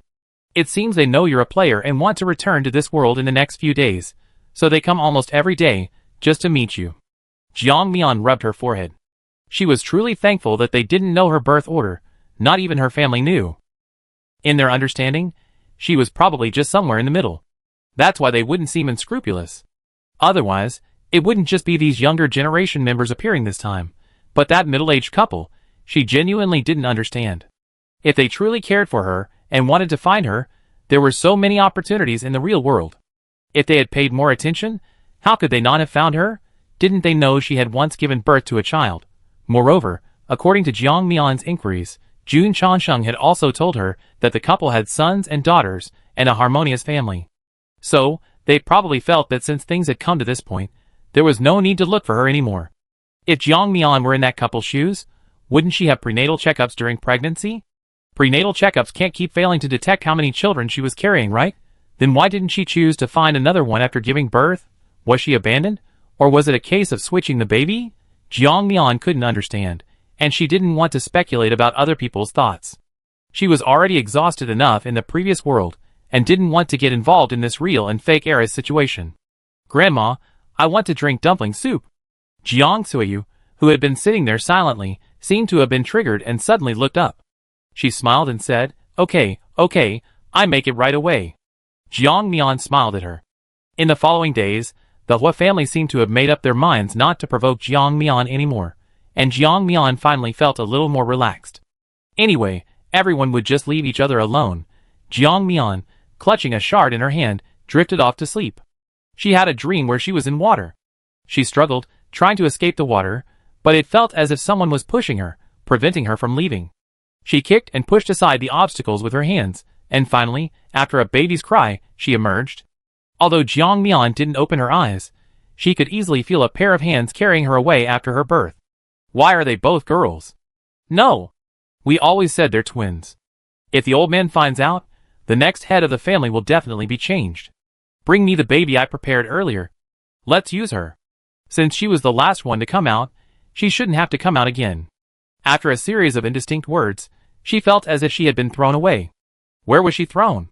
It stinks. Her consciousness followed the owner of those hands back to a pure white room. This place felt so familiar. Ah! A sharp female scream rang out. A weak woman lay on the hospital bed. Looking at her newborn child in disbelief, she cried, "No, this can't be. Husband, That's our child too. Find a good family to adopt her. She's alive too. Madam, you're confused. You always been carrying twins. No. My child. The man seemed impatient, frowning, and said coldly, enough. One child for a lifetime of wealth and luxury. You should know perfectly well which path to choose, right? These words seemed to truly soothe the woman's heart. In Jiang Mian's astonished gaze, the woman seemed to genuinely believe him. Therefore, she didn't pursue the matter further, nor did she have any intention of investigating. Or perhaps it was because her husband had cheated on her during her pregnancy, and she no longer had time to care about the life or death of her other child. What she wanted to do was maintain her dignity and her husband's reputation. She could have another child, but their current status and position were something they had worked so hard to achieve. Chapter 673. Jiang Mian sat up in bed, drenched in sweat. She couldn't help but curse, damn it. It's all those people's fault for messing with me. How could I have such a strange dream? It's really messing with my mindset, affecting my mission. The next day, Jiang Mian woke up looking pale. After recounting her dream from the previous day, she received only silence from Jiang Suiyu. Jiang Mian sensed something was wrong. Why was her grandmother silent? Grandma, do you know something? Jiang Suiyu sighed. Ah, it's a long story. I don't know if it's true or not, but when we adopted you from the orphanage, the director said something. She said you were very lucky. She found you in a garbage dump. The sanitation workers heard something was wrong and saw you were stiff from being so cold. They gave you water, then got money and took you to the hospital. The hospital tried to save you for several days before you came back to life. The sanitation workers called the police, but it didn't seem to help. They couldn't find your parents, and no one was willing to come forward. It was thanks to the donations from kind people in the community that you stayed in the incubator for a few more days, and they pulled you back from the brink of death. Otherwise, she didn't finish her sentence, but Jiang Mian understood. Everything she saw yesterday was real, but was she really just lucky? She couldn't help but smile bitterly. Several treatment cards in her spatial storage suddenly disappeared. Game countdown, 3, 2, 1. The game store is closed. There are currently 70 million players in the game world. Mission: survive for 90 days. Please do your best to survive. The Mission World Chat Group is now open. The original World Chat Group is now closed. Jiang Mian was still half asleep. She had just gotten up and poured herself a glass of water, but before she could even drink it, the system dragged her directly into the mission world. When she saw the task duration assigned by the system, she was stunned. 90 days? System, are you alright? Why didn't you just give me a year? However, to Jiang Mian's question, the system only managed to reply, Player, you should survive in this world. I need to go comfort my baby. Jiang Mian's eyes widened. When did this happen? The system already has a child? Misunderstood by Jiang Mian, the system looked at its system assistant imprisoned in her private manor, its face grim. However, deep down, it was somewhat hurt. It had devoted itself entirely to its system assistants, striving to improve themselves and gain respect from others. It had even been intentionally grooming successors, all so that the two could leave this world after officially announcing their relationship and live their own lives. However, in the time it took to attend 2 meetings, its baby had rallied hundreds of thousands of system assistants, plotting a rebellion. How could it tolerate this? But seeing the system assistant's tears welling up, the system ultimately softened. According to the proper procedure, a system assistant who wanted to rebel should have been completely destroyed, but the system refused. Out of selfishness, she didn't want the system assistant to be destroyed, so in everyone's eyes, she wanted to torture the system assistant herself. However, only the system itself knew how utterly pathetic she was currently living. Seeing the system return travel-worn, the system assistant blinked. You're back? He wasn't afraid of the system's expressionless face. He and the system had been together for so long, he wasn't afraid of her like this at all. The two were incredibly close. Half of the system's bed was his. However, he always considered it friendship and never thought of anything more, which is why he so brazenly tried to usurp her power and take her place. He never intended to leave her the bed after taking her place. The bed was still reserved for her. He just couldn't understand why the system would lock itself up. His plan wasn't even ready to be implemented yet, and even if he did, he wouldn't do anything to harm the system. He truly didn't get it. After closing the door, the system dropped all pretense and threw herself into the system assistant's arms. Baby, do you want to leave me? What? It was an unbearable sight.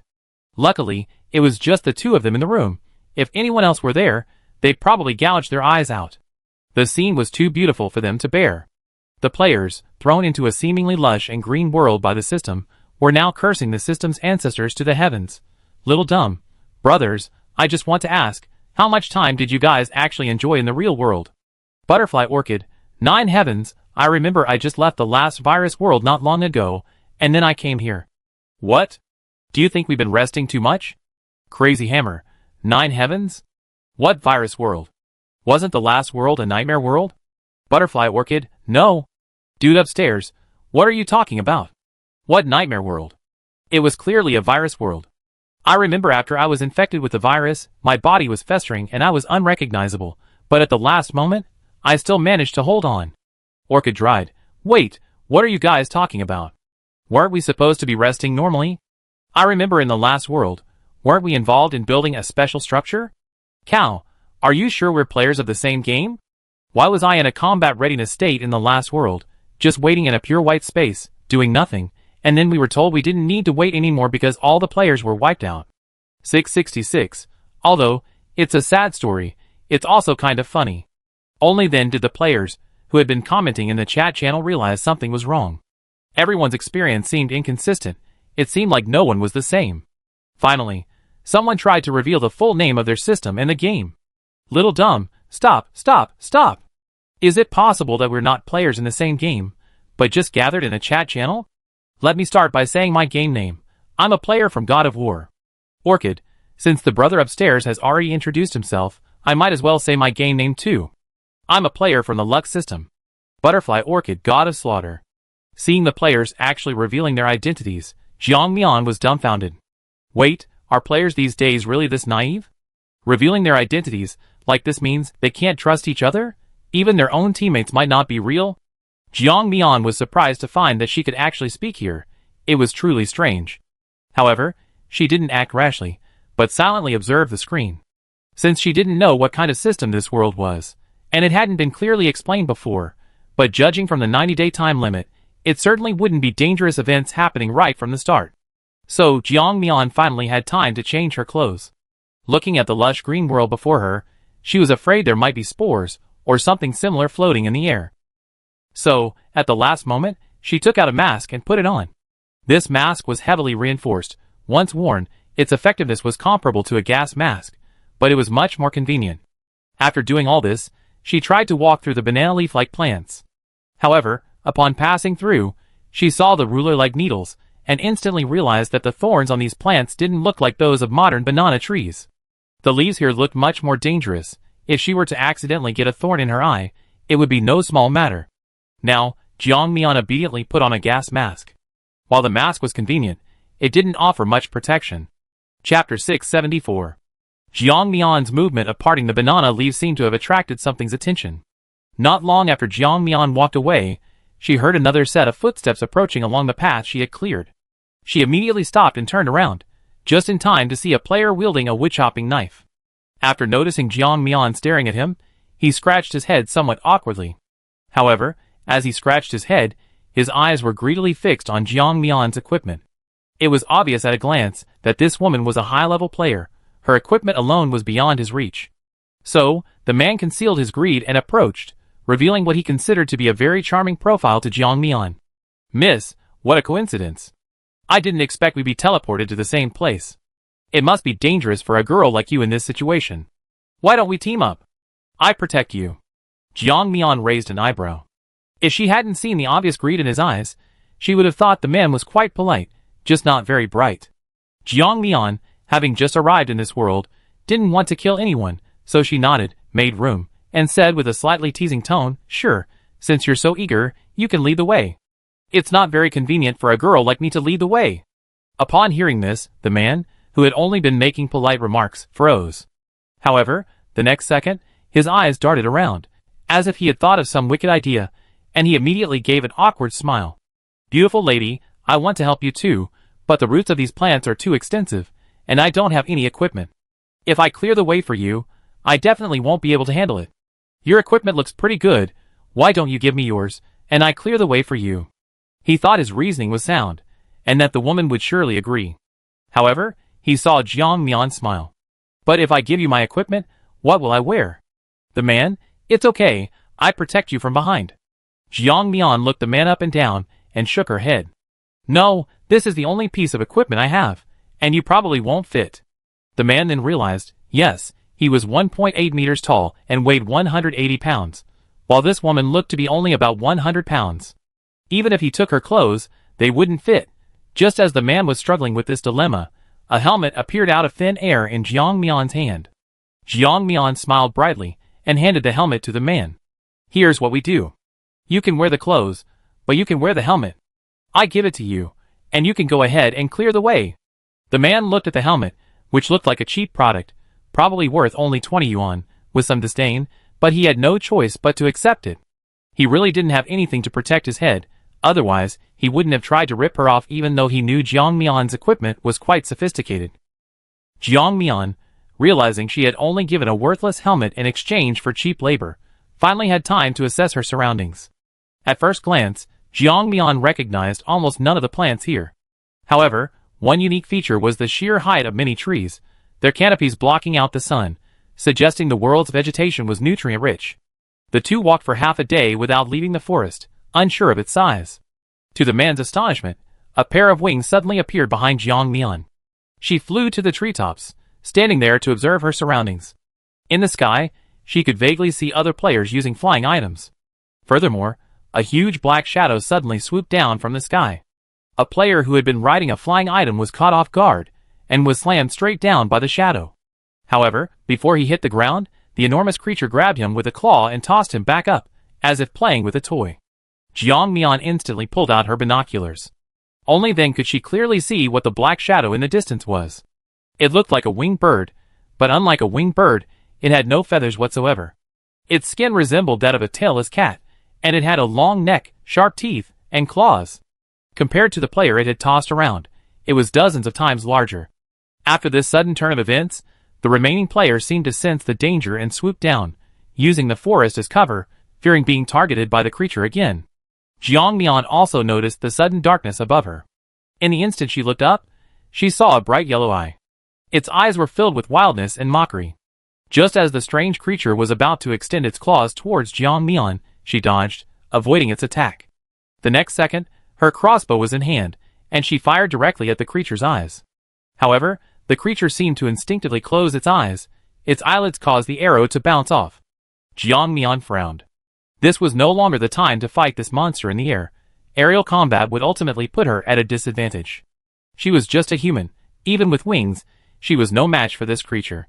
So, in the next second, she began to fall backward until her feet touched the ground. Meeting its fierce gaze, Jiang Mian suddenly appeared hundreds of meters away. Wherever Jiang Mian stood, dust instantly billowed up. The monster had attacked downwards, and thankfully Jiang Mian had escaped quickly. However, the player who had tried to escape through the path Jiang Mian had broken open was now in deep trouble. He hadn't even had time to react before being caught in the crossfire. After dodging the strange creature's attack, Jiang Mian didn't linger, but instead changed direction. She had just seen a group of players in that area, which was probably one of the exit routes. As for the unfortunate player she had tricked, Jiang Mian had already forgotten about him. That male player had asked Jiang Mian many questions along the way, and after becoming familiar with her, his words were filled with disdain and arrogance. Jiang Mian had been itching to get back at him. This strange creature had finally done one good thing. Chapter 675. Raging. Even after Jiang Mian left, she could still hear the strange, large bird's unwilling screams behind her. It was truly a demonic sound, extremely piercing. She wondered what this creature was, and whether it could be tamed. If she could tame it, that would be wonderful. She could use it as a mount. Strong in combat, strong in defense, and seemingly even a little human-like, it was far more suitable as a scout than a crow. Of course, Jiang Mian couldn't let the crow hear these thoughts.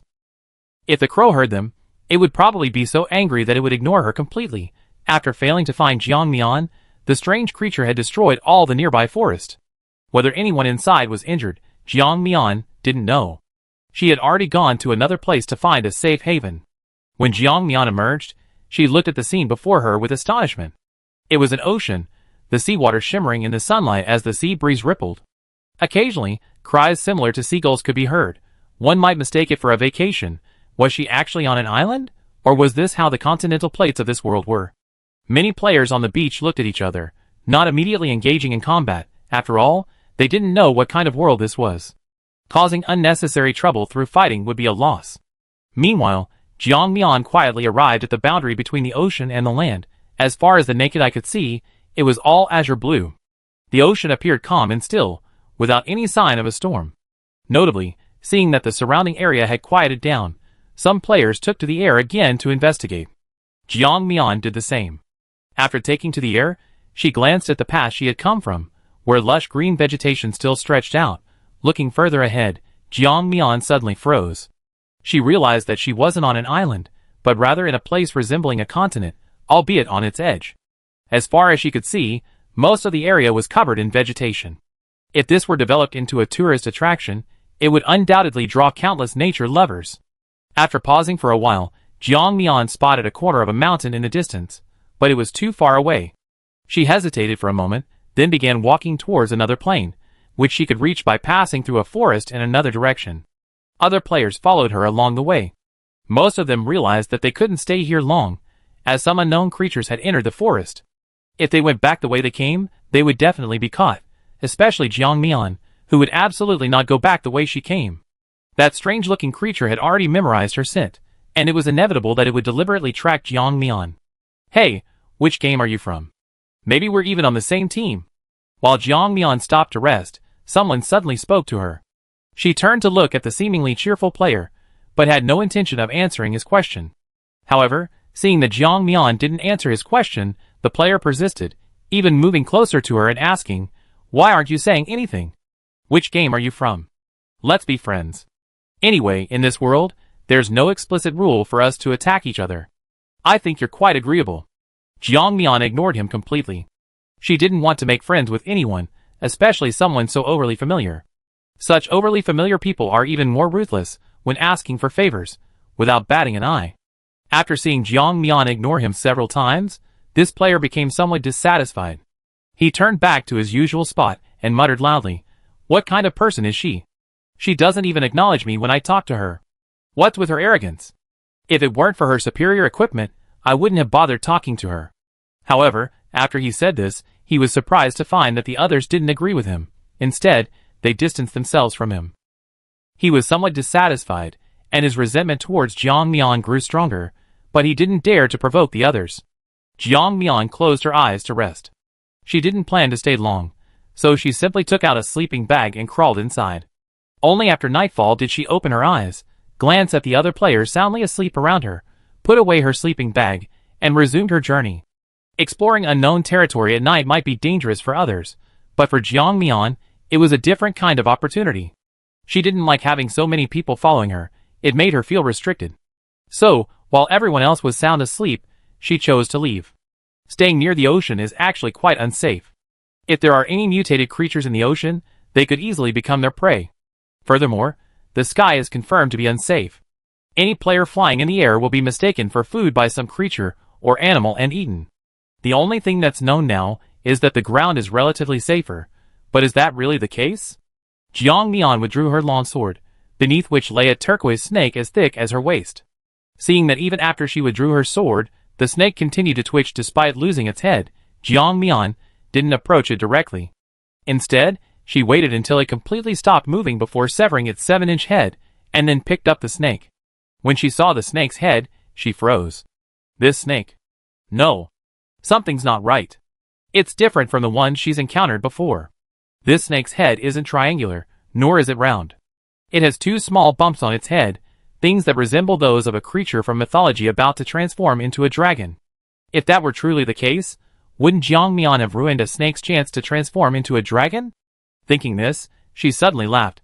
She had truly been foolish.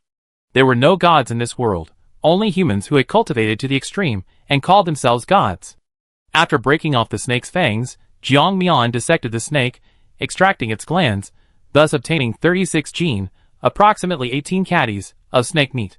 Looking at the bright red snake meat, Jiang Mian was somewhat conflicted.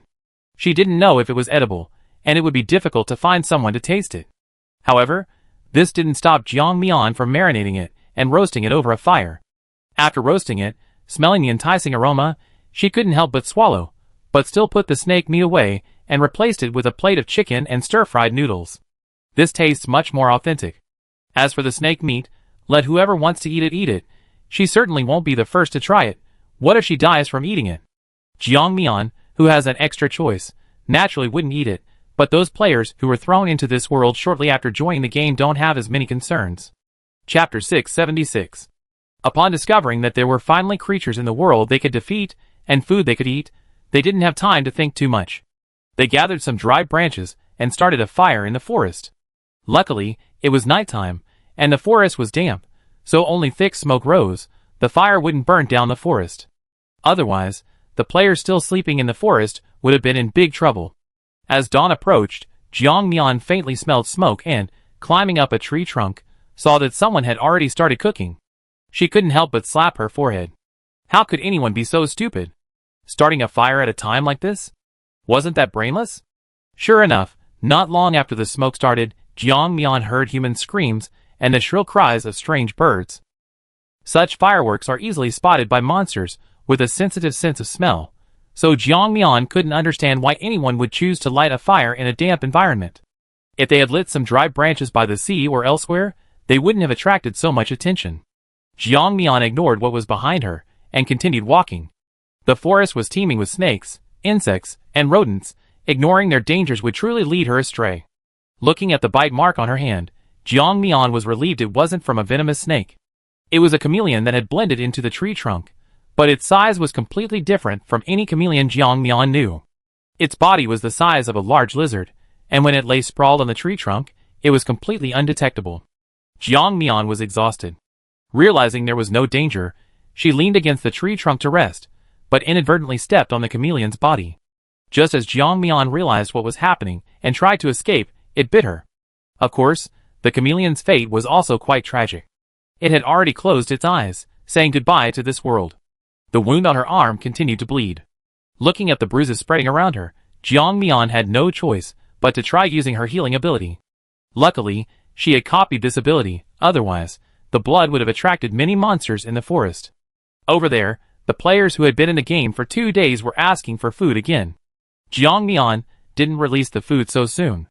She would wait until at least the 3rd day, when everyone was too hungry to continue, before putting the food up for sale to greatly encourage others to buy. On the 3rd day of the game, Jiang Mian's feet finally touched ground, unlike the damp soil she had encountered before. This was an endless expanse of rocks, covered in green moss. She was currently on a mountaintop, and looking down, she saw a huge crater. An ancient aura washed over her, sending goosebumps up Jiang Mian's skin. This place gave her a very dangerous feeling, even more dangerous than the forest. But she had already come this far. If she didn't cross this rocky area, where else could she go? What lies beyond the edge of the rocks? Is it another mountain, or another ocean? Jiang Mian? Just as Jiang Mian was contemplating which direction to take next, she suddenly heard someone calling her name. She turned her head, and saw a familiar figure appear beside her. Upon seeing this figure, she turned to leave, but was stopped. I already called you Jiang Mian, I didn't call you sister, and I didn't step on any landmines. Why are you trying to leave after seeing me? Jiang Mian remained silent, only trying to avoid his hand. However, although she wanted to dodge, Qian Yuan wasn't about to let her off so easily. Why are you always like this? What have I ever done to offend you? Jiang Mian said helplessly, Qian Yuan, can you please stop acting with my face on your head? It really makes me feel very awkward. Qian Yuan looked aggrieved. I can't help it. I just haven't found a suitable opportunity to fix my face. You know, once you have plastic surgery, it's very difficult to go back to the original state. Jiang Mian, how should I know? I haven't had any surgery. Jiang Mian was truly exasperated by Qian Yuan's insistence on following her around. However, this girl was very perceptive and led the way very smoothly. Occasionally, she would even pick a bunch of wildflowers for Jiang Mian, but Jiang Mian was eating lamb chops when she suddenly saw Qian Yuan approaching her with a large bouquet of colorful flowers, seemingly intending to give them to her. She looked blank. Where did you get this? Qian Yuan pointed to the spot where he had just come from. I went to relieve myself there, and then I saw a whole patch of flowers and plants growing there, so I thought I'd bring it over for you. Aren't they pretty? Jiang Mian's face darkened. Beautiful.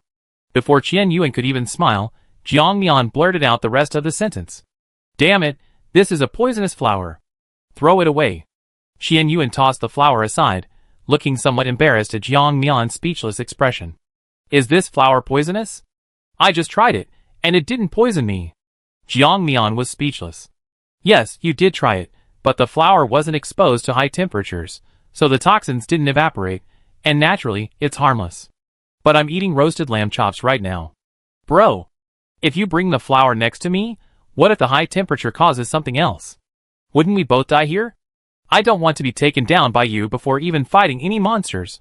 Oh, okay. Then I won't do that again. Jiang Mian just waved his hand helplessly at his promise. Never mind, hurry up and eat. By the way, did you wash your hands? Only Jiang Mian and Qian Yuan would do that. Why would anyone else care if they washed their hands? Water resources weren't scarce in this world, but nobody was that particular about them. After enjoying a leisurely meal of roasted lamb chops, the two continued their journey. Just then, a sound seemed to come from the canyon. Jiang Mian immediately stopped and exchanged a glance with Qian Yuan. There's a sound! The two instantly became alert, their steps halting. They couldn't identify the animal's cry, but they could sense that the creature was extremely agitated. Chapter 677. It seemed something had provoked it, hence its violent outburst. The two were puzzled but remained vigilant. Below, in the canyon, a group of players were frantically fleeing, clutching giant eggs resembling ostriches. Hurry, hurry! That monster is catching up. I told you long ago, we can't provoke those ancient creatures for a little food, but you wouldn't listen. Now look what's happened, being chased like idiots. Are you satisfied? Is this my fault? If Zhang Hui hadn't been so impulsive as to break that giant egg, would we be being chased by its mother? Alright, stop it. You've been complaining the whole time. Aren't you going to eat these ancient creature eggs we're carrying? The group argued back and forth, even while fleeing. In their plan, after everyone infiltrated, they would simply store the eggs laid by these ancient creatures in their spatial storage, and nothing would happen. However, once they actually obtained the egg, the system notified them that living creatures could not be stored in their spatial storage. Now that they had the giant egg, giving it up was out of the question. Some immediately prepared to eat it raw. However, after cracking one open, they were shocked by what they saw inside. Inside was a dark blue creature, similar to a western wyvern, except that the little guy hadn't fully hatched and lacked some special physical structures. When the players saw this, they were stunned. They didn't know whether to run away or stay and observe. Only when the creature on the ground let out its last scream did they react. What were they waiting for? Of course, they grabbed the giant egg and ran. This was the source of their initial argument. The original 10-person team had already lost several members, yet they still refused to abandon what they held. Just then, someone shouted, "Quick, quick! Let's get into the canyon! That ancient creature behind us is too huge, it definitely can't get in. If we get into the canyon, we might be able to escape." Upon hearing this, those who had been frantically fleeing suddenly seemed to have found an anchor, and began running in the direction the man had pointed. Even after crossing the canyon, they dared not stop. That was only the distance the man had estimated earlier. If the monster could cross the canyon and catch up with them, stopping would mean instant food. However, to their great relief, they had successfully evaded the ancient creature's pursuit, which was one of the reasons for its angry roar. The ancient creature's enormous eyes blazed with fury, as it stared at the canyon, and the smug little insects behind it, daring to provoke it right before its eyes. They had even lit a fire on the ground, intending to roast its own offspring. Those were its children, nurtured for so many years, about to be born. With a furious scream, it recklessly charged straight into the canyon. However, after charging in, its body became stuck in the canyon. Screech! Screech! Screech! A mournful cry echoed through the air, saddening all who heard it, and bringing tears to their eyes. However, different creatures, different languages, can have different effects. The players who stole the bird eggs breathed a sigh of relief upon seeing this scene. Far from feeling sympathy, they wore smug expressions. Hey, why aren't you chasing me anymore? Didn't you like chasing me? You can't even get past me now? That's lame. Little thing, do you know what we're doing? We're roasting bird eggs. Oh, where did you say the eggs came from? Of course, you laid them. Wow, I can smell the aroma. They say eating this is incredibly nutritious. I wonder if it's true. It should be true. I remember eating ballot eggs does nourish the body. These incompletely formed monsters should all be similar after eating them, especially this ancient creature.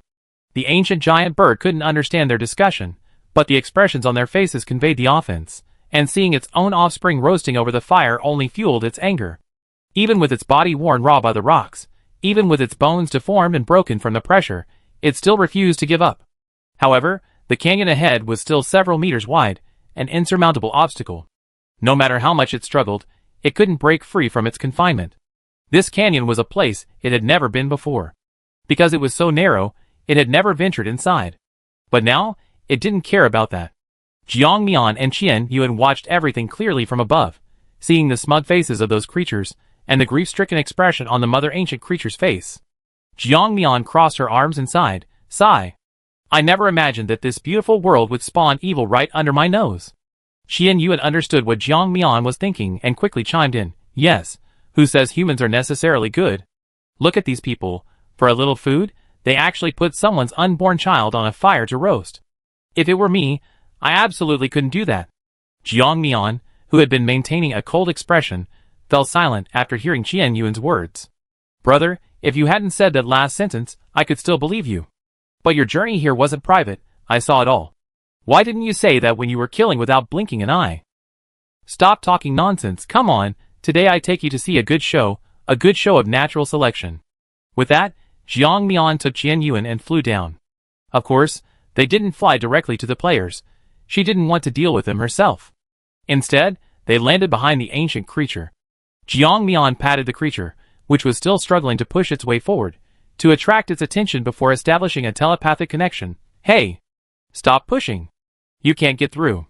I have a way to get you through, but there's a condition." The pterosaur clearly heard her.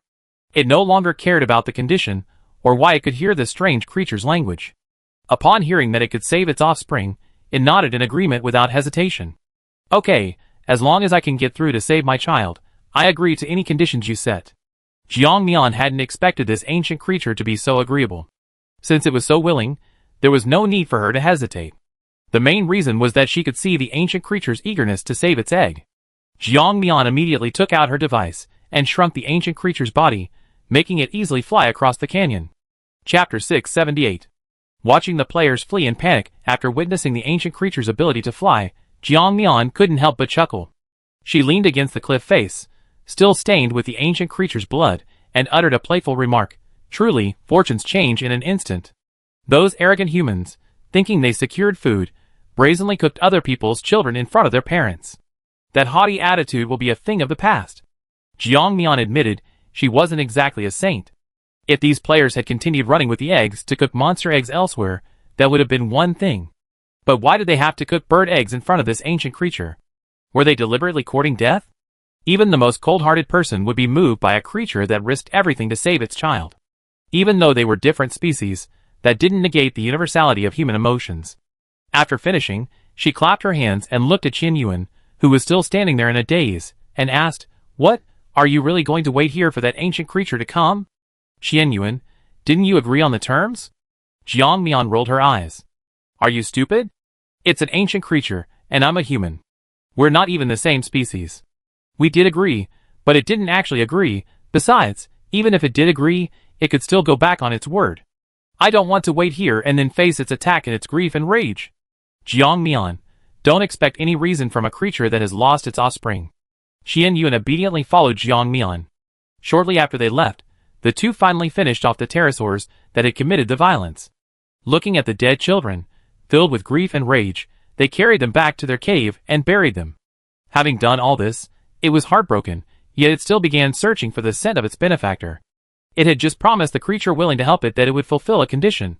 It had to complete this task before it could focus on avenging the children. It would kill all the two-legged creatures except for those two.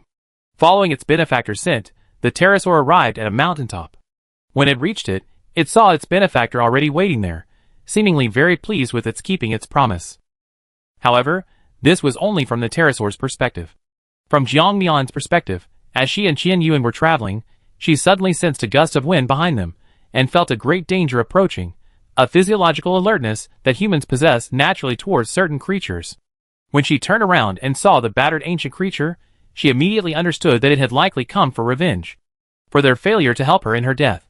Therefore, Jiang Mian held her long sword, watching it warily, unaware that her appearance pleased the pterosaur. The pterosaur didn't rush directly at Jiang Mian, but landed a short distance away, its wings kicking up a cloud of dust.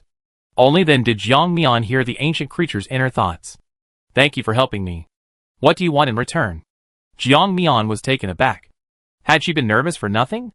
She hadn't expected that an ancient creature would actually come knocking on her door, and that this ancient creature wanted to repay her.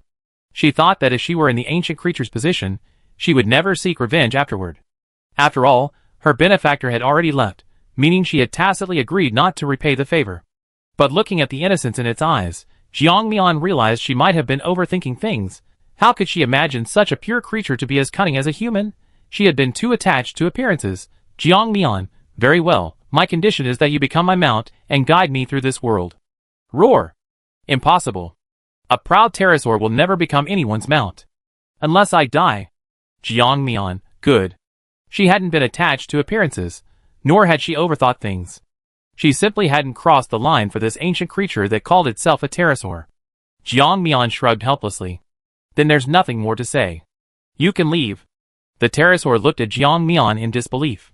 You really want me to just leave like this? Then I'm really leaving. I still need to avenge my child. From now on, anyone I see like you, I will kill them all, except you and this one beside you, of course. Hearing its vow, Jiang Mian sighed helplessly. She nodded, signaling the pterosaur to leave quickly. Since it couldn't be used, there was no need for negotiation. However, at that moment, the pterosaur seemed to remember something and suddenly turned to look at her. Jiang Mian took a step back, coldly staring at the pterosaur. What do you want? Didn't I say I don't need your repayment? Roar! The pterosaur's cry was several octaves lower this time, seemingly hesitant. It wasn't until Jiang Mian was almost impatient that it cried out again. Only then did the pterosaur realize that if this human could help it cross the narrow cliff, could she possibly resurrect its child? Although the pterosaur knew it was being delusional, such a thing was probably only possible for a god, it still wanted to try. If this two-legged creature could truly save its child, then becoming her mount wasn't out of the question. Can you save my child? If so, I am willing to submit to you. Huh? Jiang Mian sat on the pterosaur's back, quickly arriving at the cave where the pterosaur had been. Jiang Mian dismounted from the pterosaur, preemptively warning it, let's get this straight. I said before that I can't guarantee I can save your child 100%, so even if I can't save your child, you can't attack me. The pterosaur nodded, I know, I won't go back on my word. Jiang Mian wasn't entirely trusting of the pterosaur's credibility. Looking at the 5 gruesomely dead pterosaurs dug out of the cave, her heart ached. Although she had killed many people, Jiang Mian considered herself a relatively righteous woman and couldn't bear to see such bloodshed. She took a deep breath, and before anyone could react, she threw out an alarm clock-like creature. The next second, before the alarm clock-like creature could even react, it was instantly killed. Alarm clock-like creature, so? So you're a righteous woman, and you're going to kill me to save those 5 weak creatures?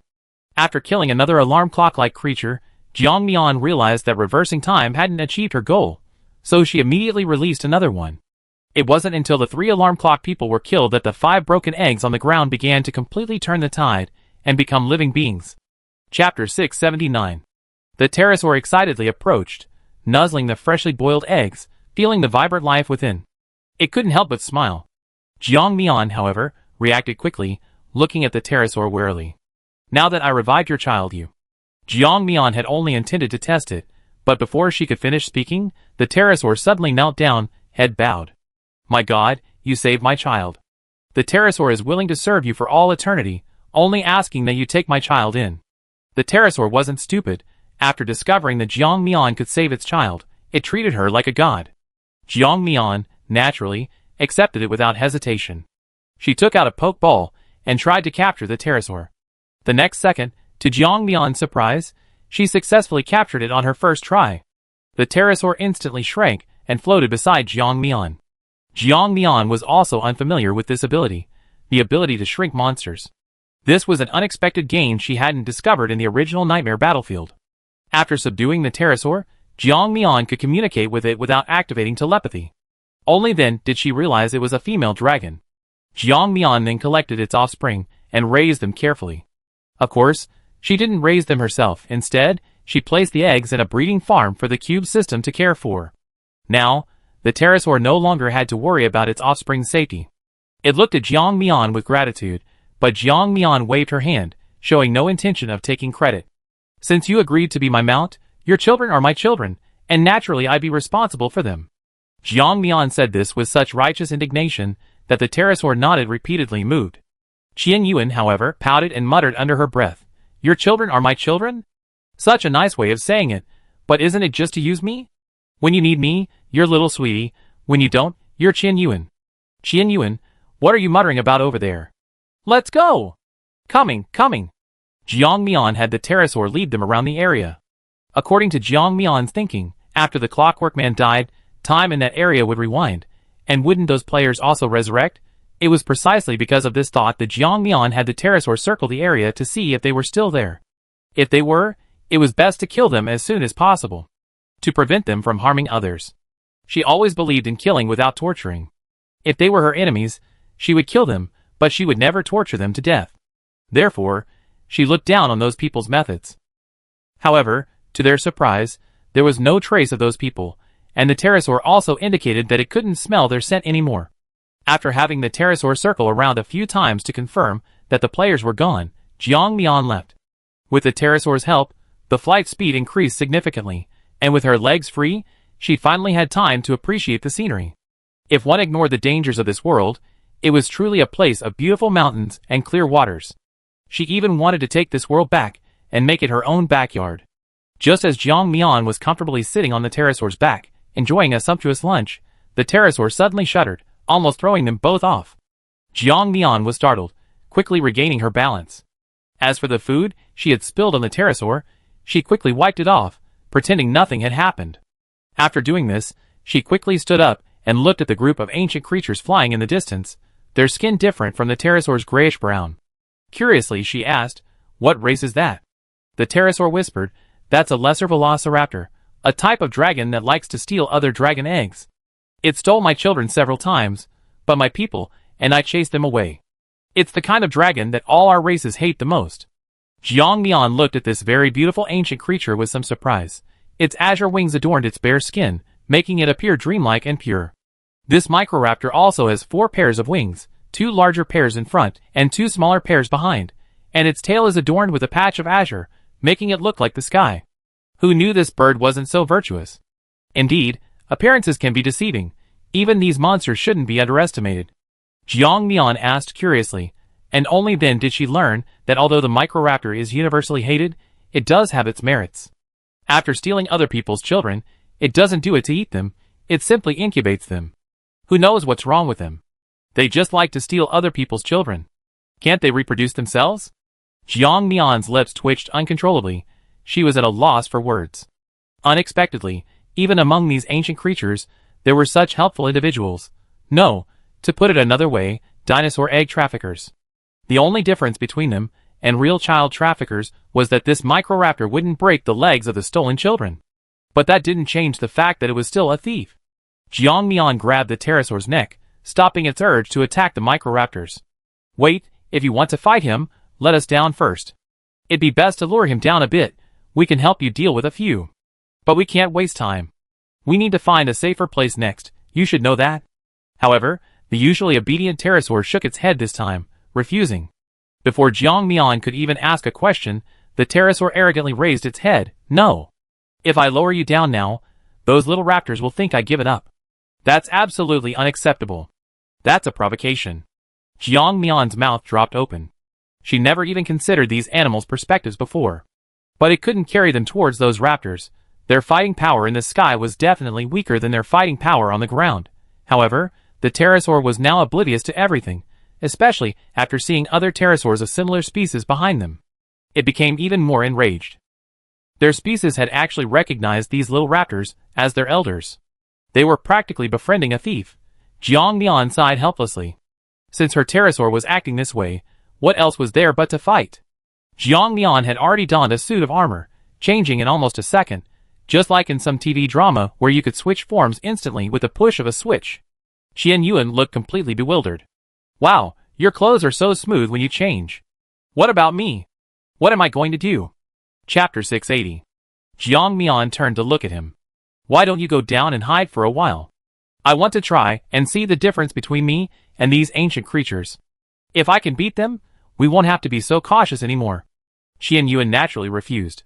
While he wasn't as strong as Jiang Mian, his abilities were still incredibly powerful. Even if he couldn't kill those ancient creatures in midair, he could at least protect himself. So, Jiang Mian ignored him completely, and instead engaged one of the larger pterosaurs in battle. After seeing its own pterosaur attack its mother, this pterosaur actually tried to retaliate. Who else would Jiang Mian stop but it? Pterosaurs mostly attack with their hind claws, tails, or beaks. Jiang Mian already knew their fighting style, so he was quite adept at dealing with this pterosaur. Of course, Jiang Mian didn't intend to kill it. Instead, he became interested in it. Such a robust pterosaur, wouldn't it be a shame to kill it? Then, she could ride one, her grandmother another, and her brother yet another, and the three of them could soar through the skies. No, pterosaurs aren't very attractive. She felt the Microraptor would be much cuter. While Jiang Mian was fighting the pterosaur in front of her, she was already plotting against the Microraptor. Although the Microraptor had some bad habits, Jiang Mian believed it could be corrected. It just likes to steal other people's eggs to incubate, right? She had plenty of eggs in her breeding farm. She could let them lay their eggs to their heart's content. Not only were there chicken eggs, but also duck eggs, goose eggs, ostrich eggs, turkey eggs, all sorts of eggs. If that wasn't enough, they let it hatch snake eggs. In short, Jiang Mian refused to believe that the little raptor couldn't be satisfied. Jiang Mian's battle attracted a group of players below. When they saw two extra people amidst the fighting of ancient creatures, they immediately began to discuss in surprise. Where did these big shots come from? They're actually fighting these ancient creatures to a standstill. I'm so envious. Envy is useless. Forget fighting these ancient creatures to a standstill. Just one roar from one of them would give me a concussion. Instead of watching them fight, we should find a safe spot. It's getting dark. Who knows what kind of danger might come at night? Exactly. The spiders here are bigger than my head, and they're poisonous. One of my companions was bitten by a spider and died instantly. Of course, some people wanted to play it safe, but others wanted to take shortcuts. Their eyes gleamed as they looked at Jiang Mian, some even desperate to curry favor with him. If they could team up with these two powerful figures on missions, wouldn't they be guaranteed a smooth victory? However, they didn't consider, why would powerful people bother associating with ordinary people like them? What benefit would it bring them? During his fight with the pterosaur, Jiang Mian discovered that it didn't possess any special abilities. This was strange. His pterosaur could breathe fire. How could it have no special abilities at all? However, it wasn't just this pterosaur. Even other ancient creatures of seemingly different species lacked special abilities, but the Microraptors possessed unique powers. Something seemed to flash through Jiang Mian's mind, only to vanish a second later. Until one of the Microraptors attacked Jiang Mian, her eardrums instantly buzzed. This was a sonic attack, a very rare ability. While resisting this ability, she began using her healing powers to treat her injuries. Jiang Mian's eyes turned cold as she looked at the ancient creature still launching its sonic attack. Originally, she only wanted to play around with these ancient creatures and didn't intend to harm them. However, since this ancient creature had abandoned all martial ethics, she no longer needed to adhere to her own principles. A card instantly appeared in Jiang Mian's hand, the experience card she had previously obtained to enhance her abilities. She had already reached the late stage of level 8 in the previous world, and now she was just one step away from that goal. After using the card, Jiang Mian's experience bar immediately increased at a visible speed, quickly reaching the point where she could level up. Congratulations, player, talent level increased. Talent, copy and paste, level 9, can copy gene talents 9 times per day, 9 paste attempts, 3 delete paste attempts. Player can choose 3 abilities to enhance, which will increase the ability strength. Jiang Mian didn't immediately choose to enhance any abilities. Now wasn't the time. She could make her choice when she had more free time. Die! After uttering those words, Jiang Mian vanished from her spot, reappearing a second later behind the little raptor. Its power after the upgrade was noticeably different, and its speed was significantly increased. Jiang Mian slashed with her long sword, but it was blocked by the raptor's tail.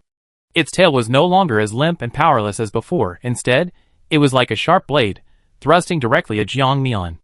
The two fought fiercely, exchanging blows, and with the raptor occasionally unleashing sonic attacks, Jiang Mian was both tormented and filled with murderous intent. She threw a poke ball, but unlike when she captured a winged dragon, it didn't capture the raptor. Jiang Mian threw over 10 poke balls, but none succeeded. She seemed to understand something. It seemed that she needed to subdue these ancient creatures that were about to be captured, or at least make them genuinely want to be captured to succeed. Otherwise, she would only fail again and again. Having figured this out, she stopped obsessing over capturing the raptor. Jiang Mian's attacks became even more ferocious, and soon the little raptor was bleeding. Because of Jiang Mian's small size, the little raptor had difficulty grabbing her, but she could easily harvest its flesh. However, extremes meet. If Jiang Mian were to be whipped by the little raptor, her internal organs would likely be damaged, and her body would be torn to pieces. But who is Jiang Mian? At level 7, she dared to fight a level 9 expert head-on, and even escaped when she was outmatched. How could this little raptor possibly handle her? Moreover, she was now a level 9 powerhouse, a far cry from her former self. Her escape speed was legendary. After struggling for half an hour, the little raptor realized it couldn't kill the creature before it. It gave up on its pointless attacks and decided to leave. However, Jiang Mian wasn't about to let it go so easily. Leaving?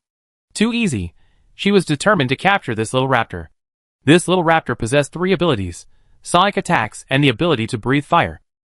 Furthermore, its seemingly useless claws could unleash tremendous power. Jiang Mian, caught off guard, was nearly struck. Only then did a flash of inspiration finally form in Jiang Mian's mind. She finally understood why the little raptor was so obsessed with stealing other people's eggs. After stealing eggs, it hatches them, and then steals the abilities of the ancient creatures hatched from them. That's why the pterosaur she fought earlier was powerless, and could only rely on brute force. Not only the one she fought, but all other species that weren't microraptors also lacked special abilities, and could only perform ordinary attacks. Good heavens, this is even more terrifying than human traffickers. With a simple human trafficker, at least you know they're bad people, but this microraptor makes you lower your guard. Chapter 681. Having figured this out, Jiang Mian's eyes filled with fervor as she looked at the little thief. The ability to steal the power of a cub she had raised was undeniably immoral, but it was undeniably tempting. Especially after Jiang Mian reached level 9, a significant leap. What would it be like if this ability were upgraded again? Thinking of this, Jiang Mian's heart pounded faster, and a greedy glint appeared in her eyes. Looking at the little thief, she could hardly contain herself. Little thief, today it's either you die or you die. She was determined to obtain its power. Between the attacks, Jiang Mian would occasionally tease the little thief. The little thief didn't understand why. It held a weapon, yet it didn't use it to attack, instead touching her with its harmless hand. Was this little brat being soft-hearted? The little thief couldn't figure it out, but it saw this as a good opportunity to retaliate. However, before its attack could reach Jiang Mian, she had already moved a considerable distance away. Dragon's Fury. Limited by bloodline, only players with dragon bloodlines, or other creatures, can use this. Giant Claw. Limited by bloodline. Sonic Attack. Creates a massive sonic wave upon use, calculated based on the sound's propagation. Jiang Mian was surprised to discover that these ancient creatures almost perfectly copied abilities, without any other special abilities mixed in. The only thing that bothered Jiang Mian was that she copied the same ability several times, but she had never managed to copy the essential ability of the raptor. She refused to believe she couldn't copy its ability. Even if she couldn't use it herself, she at least wanted to understand it. Finally, her efforts paid off. Before Jiang Mian ran out of attempts for the day, she successfully copied its innate ability. Family Exchange. After use, you can exchange the ability of your closest creature for an equivalent one. After using this ability, you must be an incredibly kind and selfless person, otherwise the equivalent exchange won't work.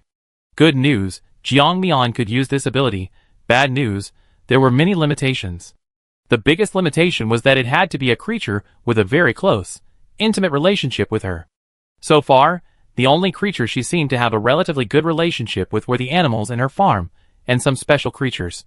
Jiang Mian decided that she would definitely try it when she had time later, but for now, she should focus on fighting this little raptor.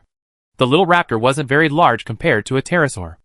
After fighting it for an hour, Jiang Mian finally defeated it. Level 9 is truly something else. Its attack power is phenomenal. However, in its dying moments, Jiang Mian didn't kill it, but instead took it into her breeding space. It was after she put the little raptor into her breeding space that Jiang Mian felt a momentary dizziness. This feeling only occurred when her mental energy was almost completely depleted. Jiang Mian immediately understood. It must be because she had forcibly placed the little raptor into her space.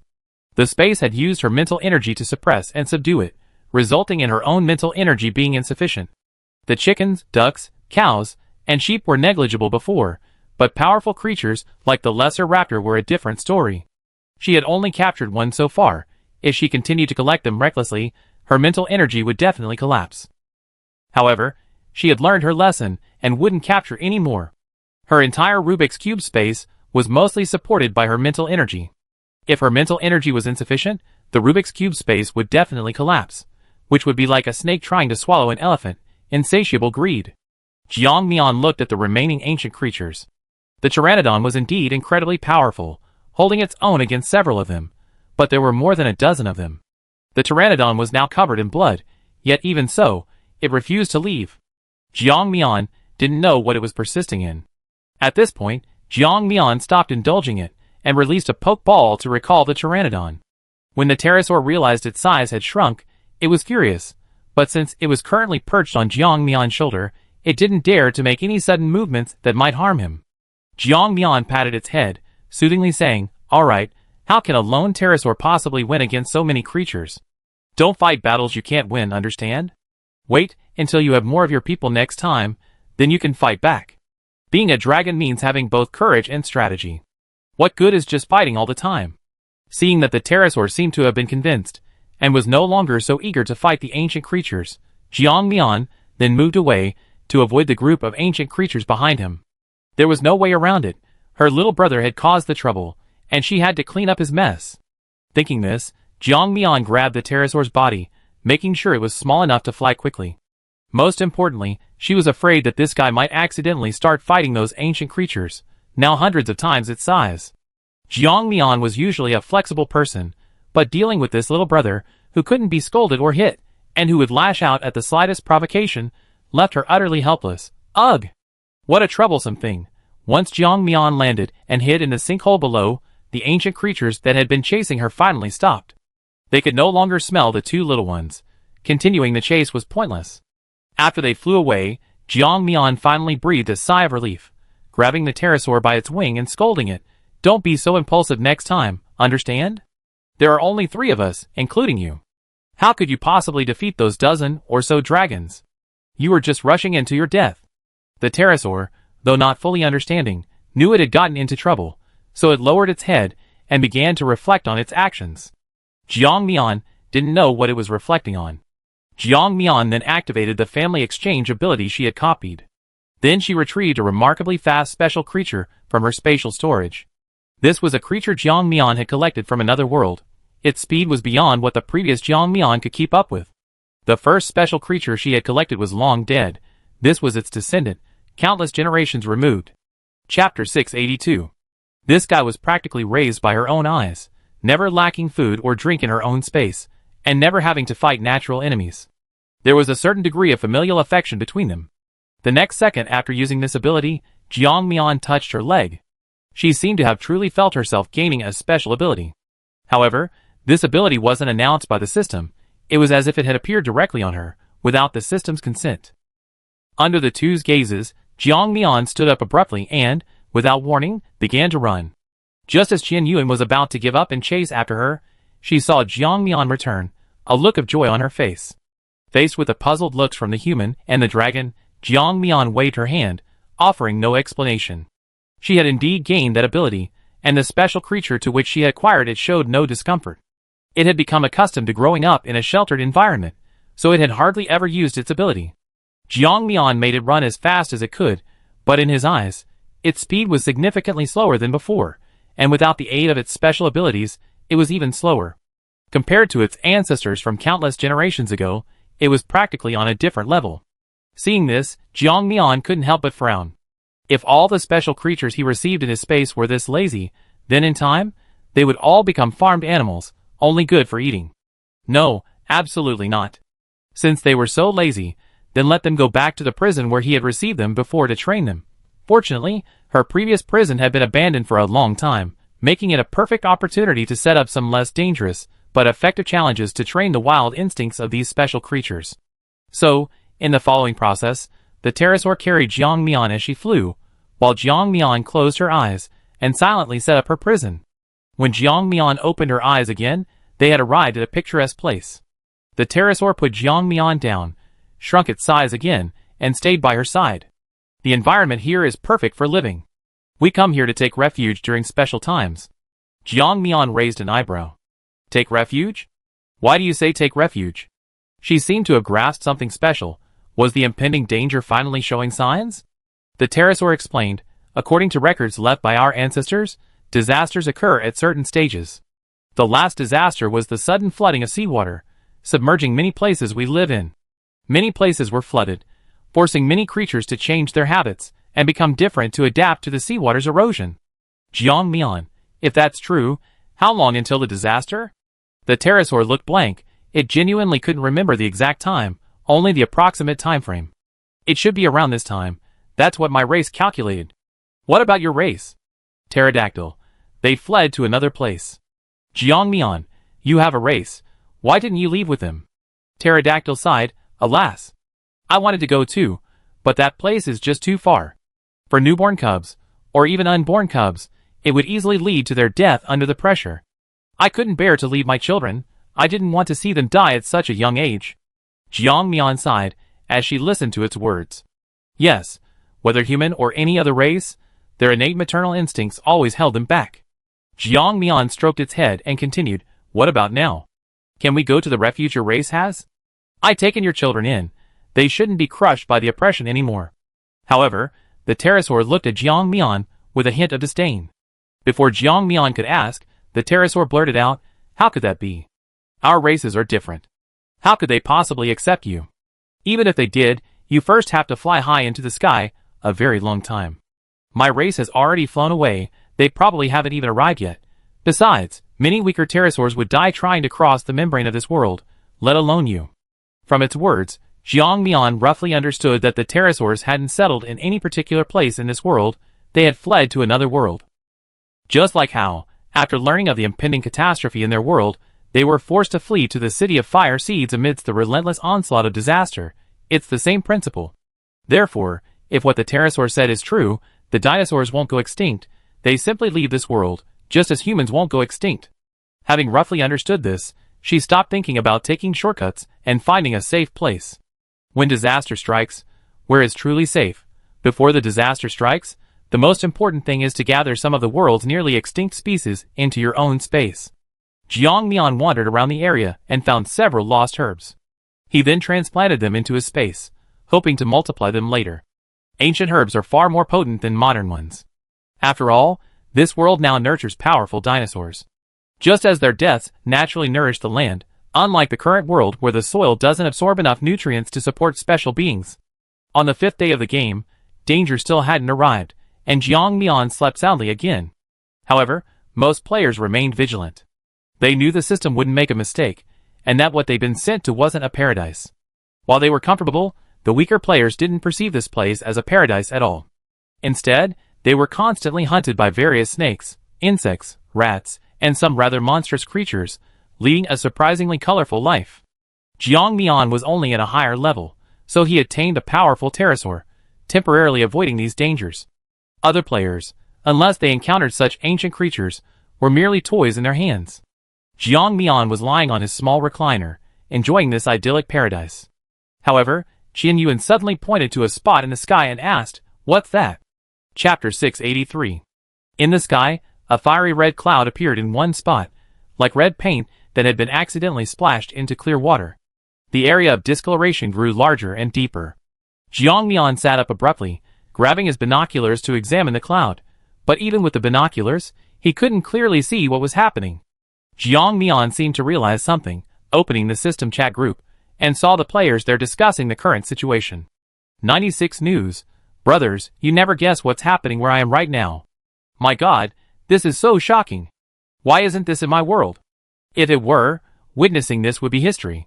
What a pity, as a news dignitary, I'm going to die here. Clapping.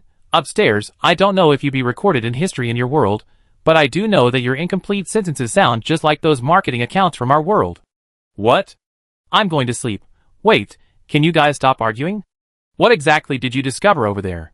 It's very important for us players, who haven't seen anything. Clapping. Let's put it this way, we're currently in a mountain range where a volcano has erupted. This shocking scene is indeed unprecedented, but it doesn't come without a price. I can only say goodbye, brothers. After this person sent this message, their avatar immediately went gray. The speed was astonishing, the person who was just speaking was gone just like that. Jiang Mian immediately folded up her recliner. With a volcano erupting, What was the point of enjoying herself? Although the eruption wasn't on their side, it felt like a signal for the end of the world, telling the players, "I'm about to be in danger." Jiang Mian quickly changed back into her old clothes and gas mask. After the volcanic eruption in her previous world, many infectious insects flew out of the volcanic ash, and the itching she felt then was unforgettable. Even now, she couldn't ignore that itch. "Come on, pterodactyl, take me into the sky. I want to see how far that place is from us." The pterodactyl obediently complied, returning to its peak condition before letting the two of them climb onto its back. During the pterodactyl's flight, Jiang Mian finally saw the fiery red clouds rising. Judging by the distance, it was still quite far, so there was no need to worry for now. Jiang Mian breathed a sigh of relief and settled in comfortably for the time being. This was the first time she hadn't personally faced the dangerous eruption. In the past, she was often quite close to volcanoes after eruptions, so she naturally didn't dare underestimate their power. Moreover, if Jiang Mian remembered correctly, the danger of ancient volcanic eruptions seemed to be even greater than that of modern ones. She truly felt a moment of silence for the players over there. A situation with no escape and no retreat was almost unbearable for ordinary people. Feeling favored for the first time, Jiang Mian leisurely watched the various messages in the chat group, finding it quite amusing. Previously, she had always been teetering on the edge of danger. Now, she had finally found a new place. However, her leisurely life didn't last long. A volcanic eruption in that area triggered tectonic activity, and volcanoes began erupting near Jiang Mian's location as well. The volcanoes covered a considerable area, and Jiang Mian quickly had her pterosaur carry her to safety. Along the way, she could see many ancient creatures also fleeing for their lives. Their sense of smell was far more acute than Jiang Mian's. At this critical moment, not only were these ancient creatures fleeing, but even some players were running away in the same manner. No one had the energy to care about anything else. Even some hostile races were now focused on moving forward. Boom! A muffled sound, as if it had been suppressed for a long time, suddenly erupted. Jiang Mian felt a huge wave crashing down behind her, and a scorching heat instantly filled her back. Jiang Mian turned her head and looked back, seeing a massive eruption of lava. Although she was still quite far from the eruption, she could easily feel the heat of the lava. Jiang Mian clenched her fists nervously. Although she knew the lava wouldn't harm her now, the sheer force of the eruption still sent a chill down her spine. At the eruption site, she could vaguely see small black dots moving, which instantly turned into skeletons. They didn't even feel the slightest pain before dying on the spot. The volcanic eruption was only the beginning of the first stage of the disaster, not the end. After the eruption, the idyllic paradise where Jiang Mian and the others had been was now a barren mountain, with faint traces of smoking rock still visible. The rocks, under the intense heat, seemed to move subtly, but unfortunately no one noticed. The temperature in this area had risen considerably. After circling the area once, Jiang Mian and his companions began moving elsewhere. This place had been destroyed by lava, and was no longer habitable, forcing them to migrate again. During their migration, they unexpectedly encountered familiar faces, the tribe of the lesser velociraptors. When these tribes, with whom they had previously clashed, saw the three pterosaurs, they subtly surrounded them. They were inside a huge cave, home to many different races. However, upon witnessing this scene, none of the tribes showed any intention of helping. Instead, they watched with amusement. Some tribes even formed a circle around them, making room to watch the fight. Jiang Mian raised an eyebrow, once again understanding the meaning of the weak are bullied, the good are ridden. They were simply outnumbered, so they were surrounded by these ancient creatures of various races. Wasn't this a dinosaur version of bullying? And now, this was a cave, extremely unsuitable for pterosaurs to fight in. Jiang Mian was always one to avoid trouble, and more importantly, she felt that even if the three of them released the lesser velociraptors from her spatial storage, they couldn't possibly take down a dozen or so ancient creatures at once. So, she was considering giving up and moving to another place. However, while she thought this way, the ancient creatures surrounding them didn't think so. They were used to the law of the jungle, and would fight anyone who challenged them. So, before Jiang Mian could even express her intentions, one of the largest creatures charged towards her. Chapter 684. Jiang Mian couldn't help but sigh. She really didn't want any conflict with them. Unfortunately, while she knew how to assess the situation, these ancient creatures didn't see it that way. So, a fight was inevitable. The players mixed among the ancient creatures couldn't resist watching the spectacle, wanting to see if this combination of two people and a dragon could defeat so many ancient creatures. Jiang Mian didn't consider herself a person who enjoyed fighting, but she couldn't resist the dragon's enthusiasm. So, she had to settle things with her own strength. With a wave of her hand, she released another dinosaur. Her speed was incredibly fast. The next second, she leaped up and landed on the back of one of the ostrich-like creatures. The ostrich-like creature lived up to its name. It looked like an ostrich, only much more imposing, and its attack power was just as great. However, after Jiang Mian stood behind it, the ostrich-like creature seemed offended and angrily began pecking at its back. However, its reaction time was rather slow. Jiang Mian's movements were much faster, her hand glowing red as she directly scorched its skin.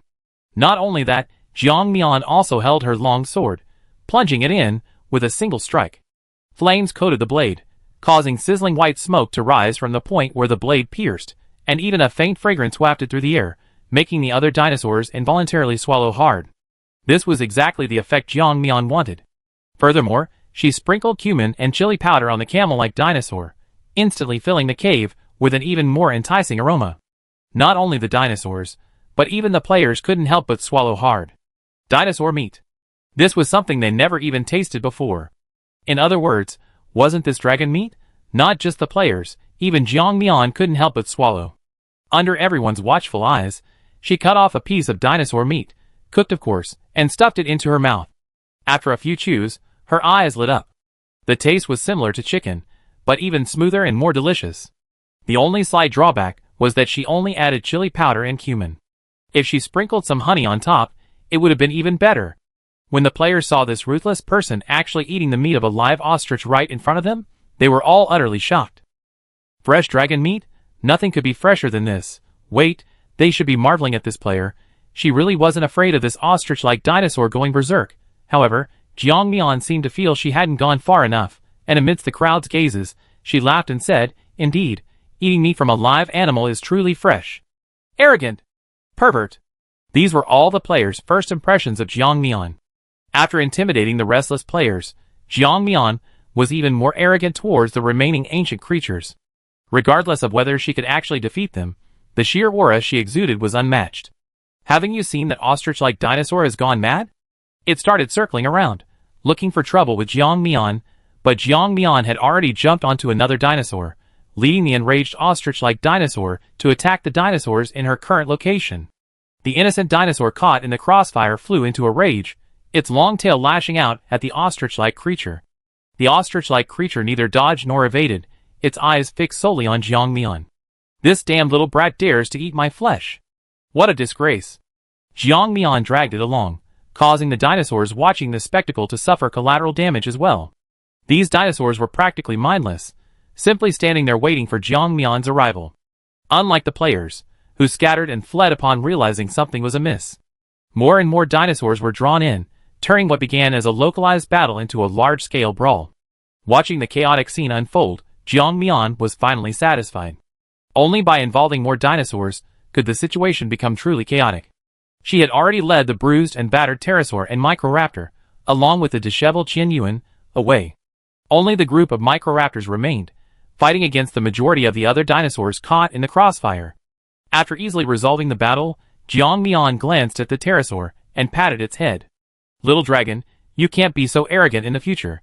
Look at you, all alone, plus the microraptor, me, and my friend. The four of us couldn't possibly beat so many opponents. It's lucky there were other dinosaurs around today. We diverted the trouble. If it weren't for those dinosaurs, the four of us would have been beaten so badly we wouldn't have been able to utter a single word." The pterosaur was quite innocent. It really hadn't done anything wrong. It had only appeared there, and yet it had been targeted by those vengeful microraptors.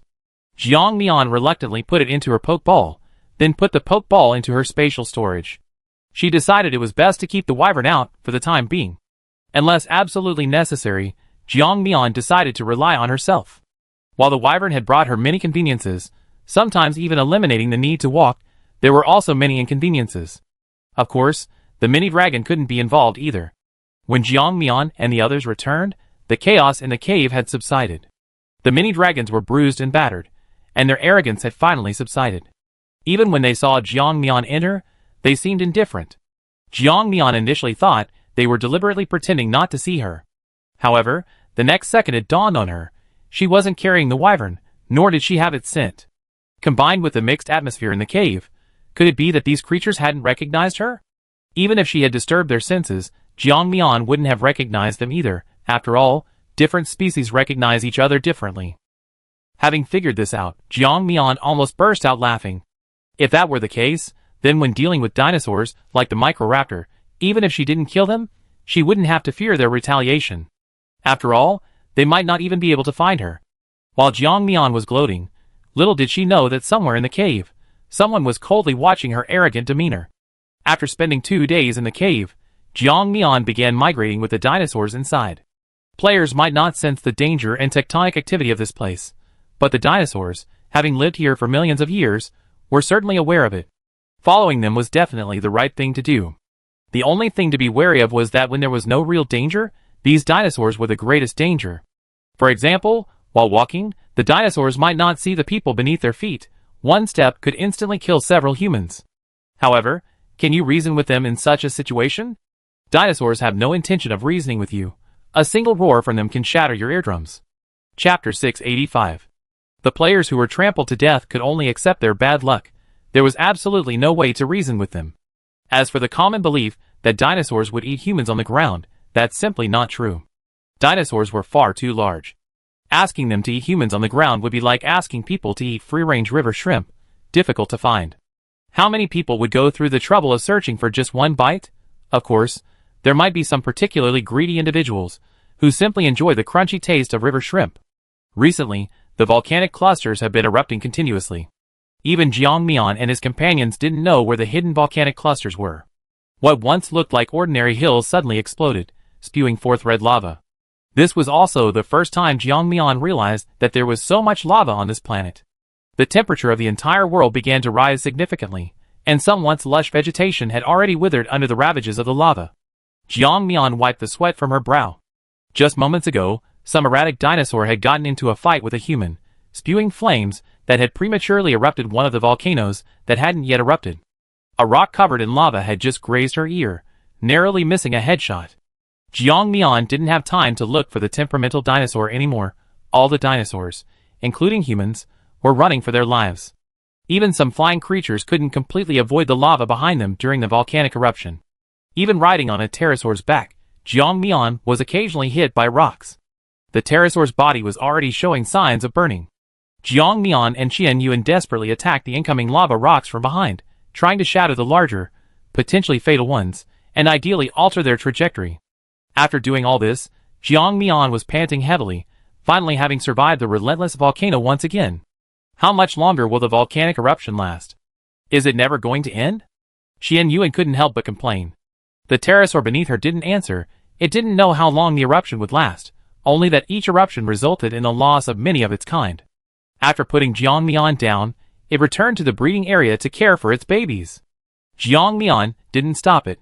Its babies were currently in the incubation stage, and it was normal for the pterosaur mother to spend more time with them. Jiang Mian patted Qian Yuan on the shoulder. Alright, stop looking so gloomy. We're already much luckier than most people. Most of the players and dinosaurs died in that volcanic eruption. Even so, what more could you want? Qian Yuan replied, There's nothing I'm dissatisfied with. I just want to live a simple life with you in this world. His eyes sparkled as he spoke, seemingly not in jest, but from the bottom of his heart. However, Jiang Mian chose to pretend not to hear. She was just a simple girl.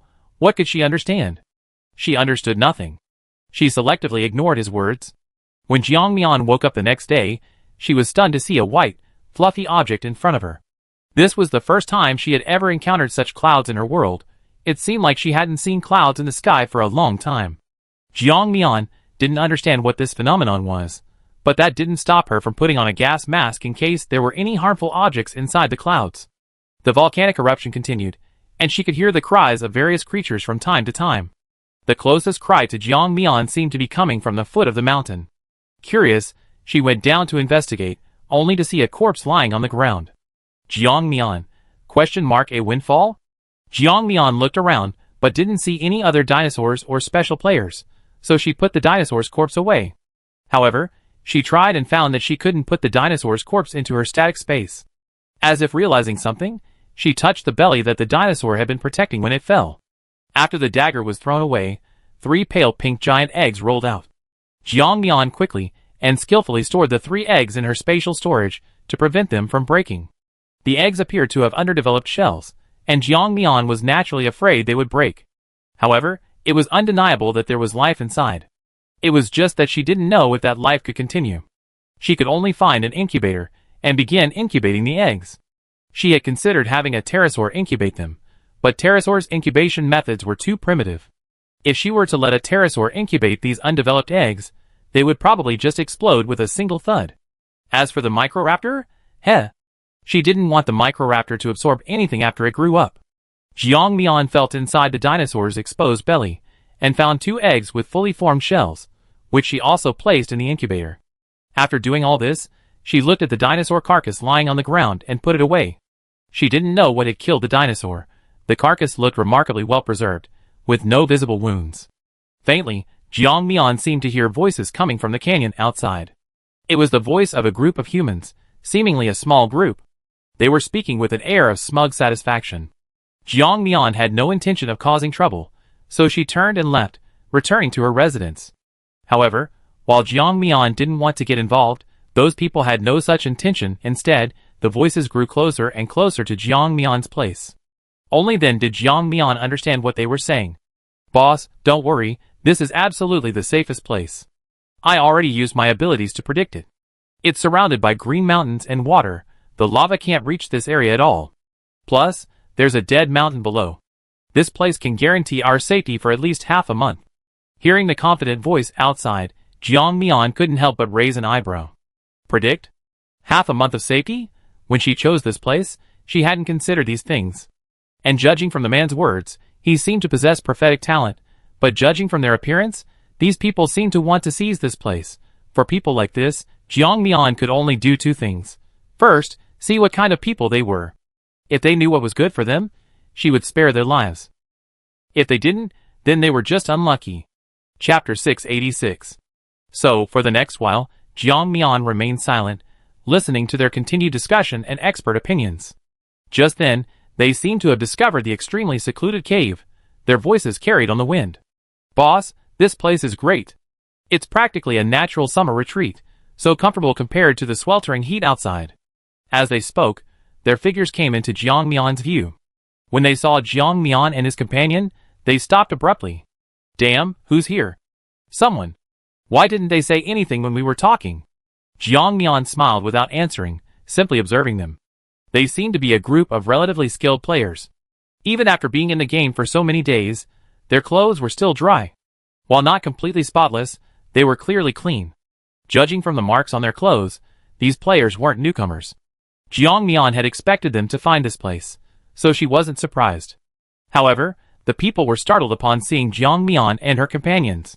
The man who had spoken earlier finally stepped forward, looking at Jiang Mian and asking, "Who are you? What are you doing here, the place I chose?"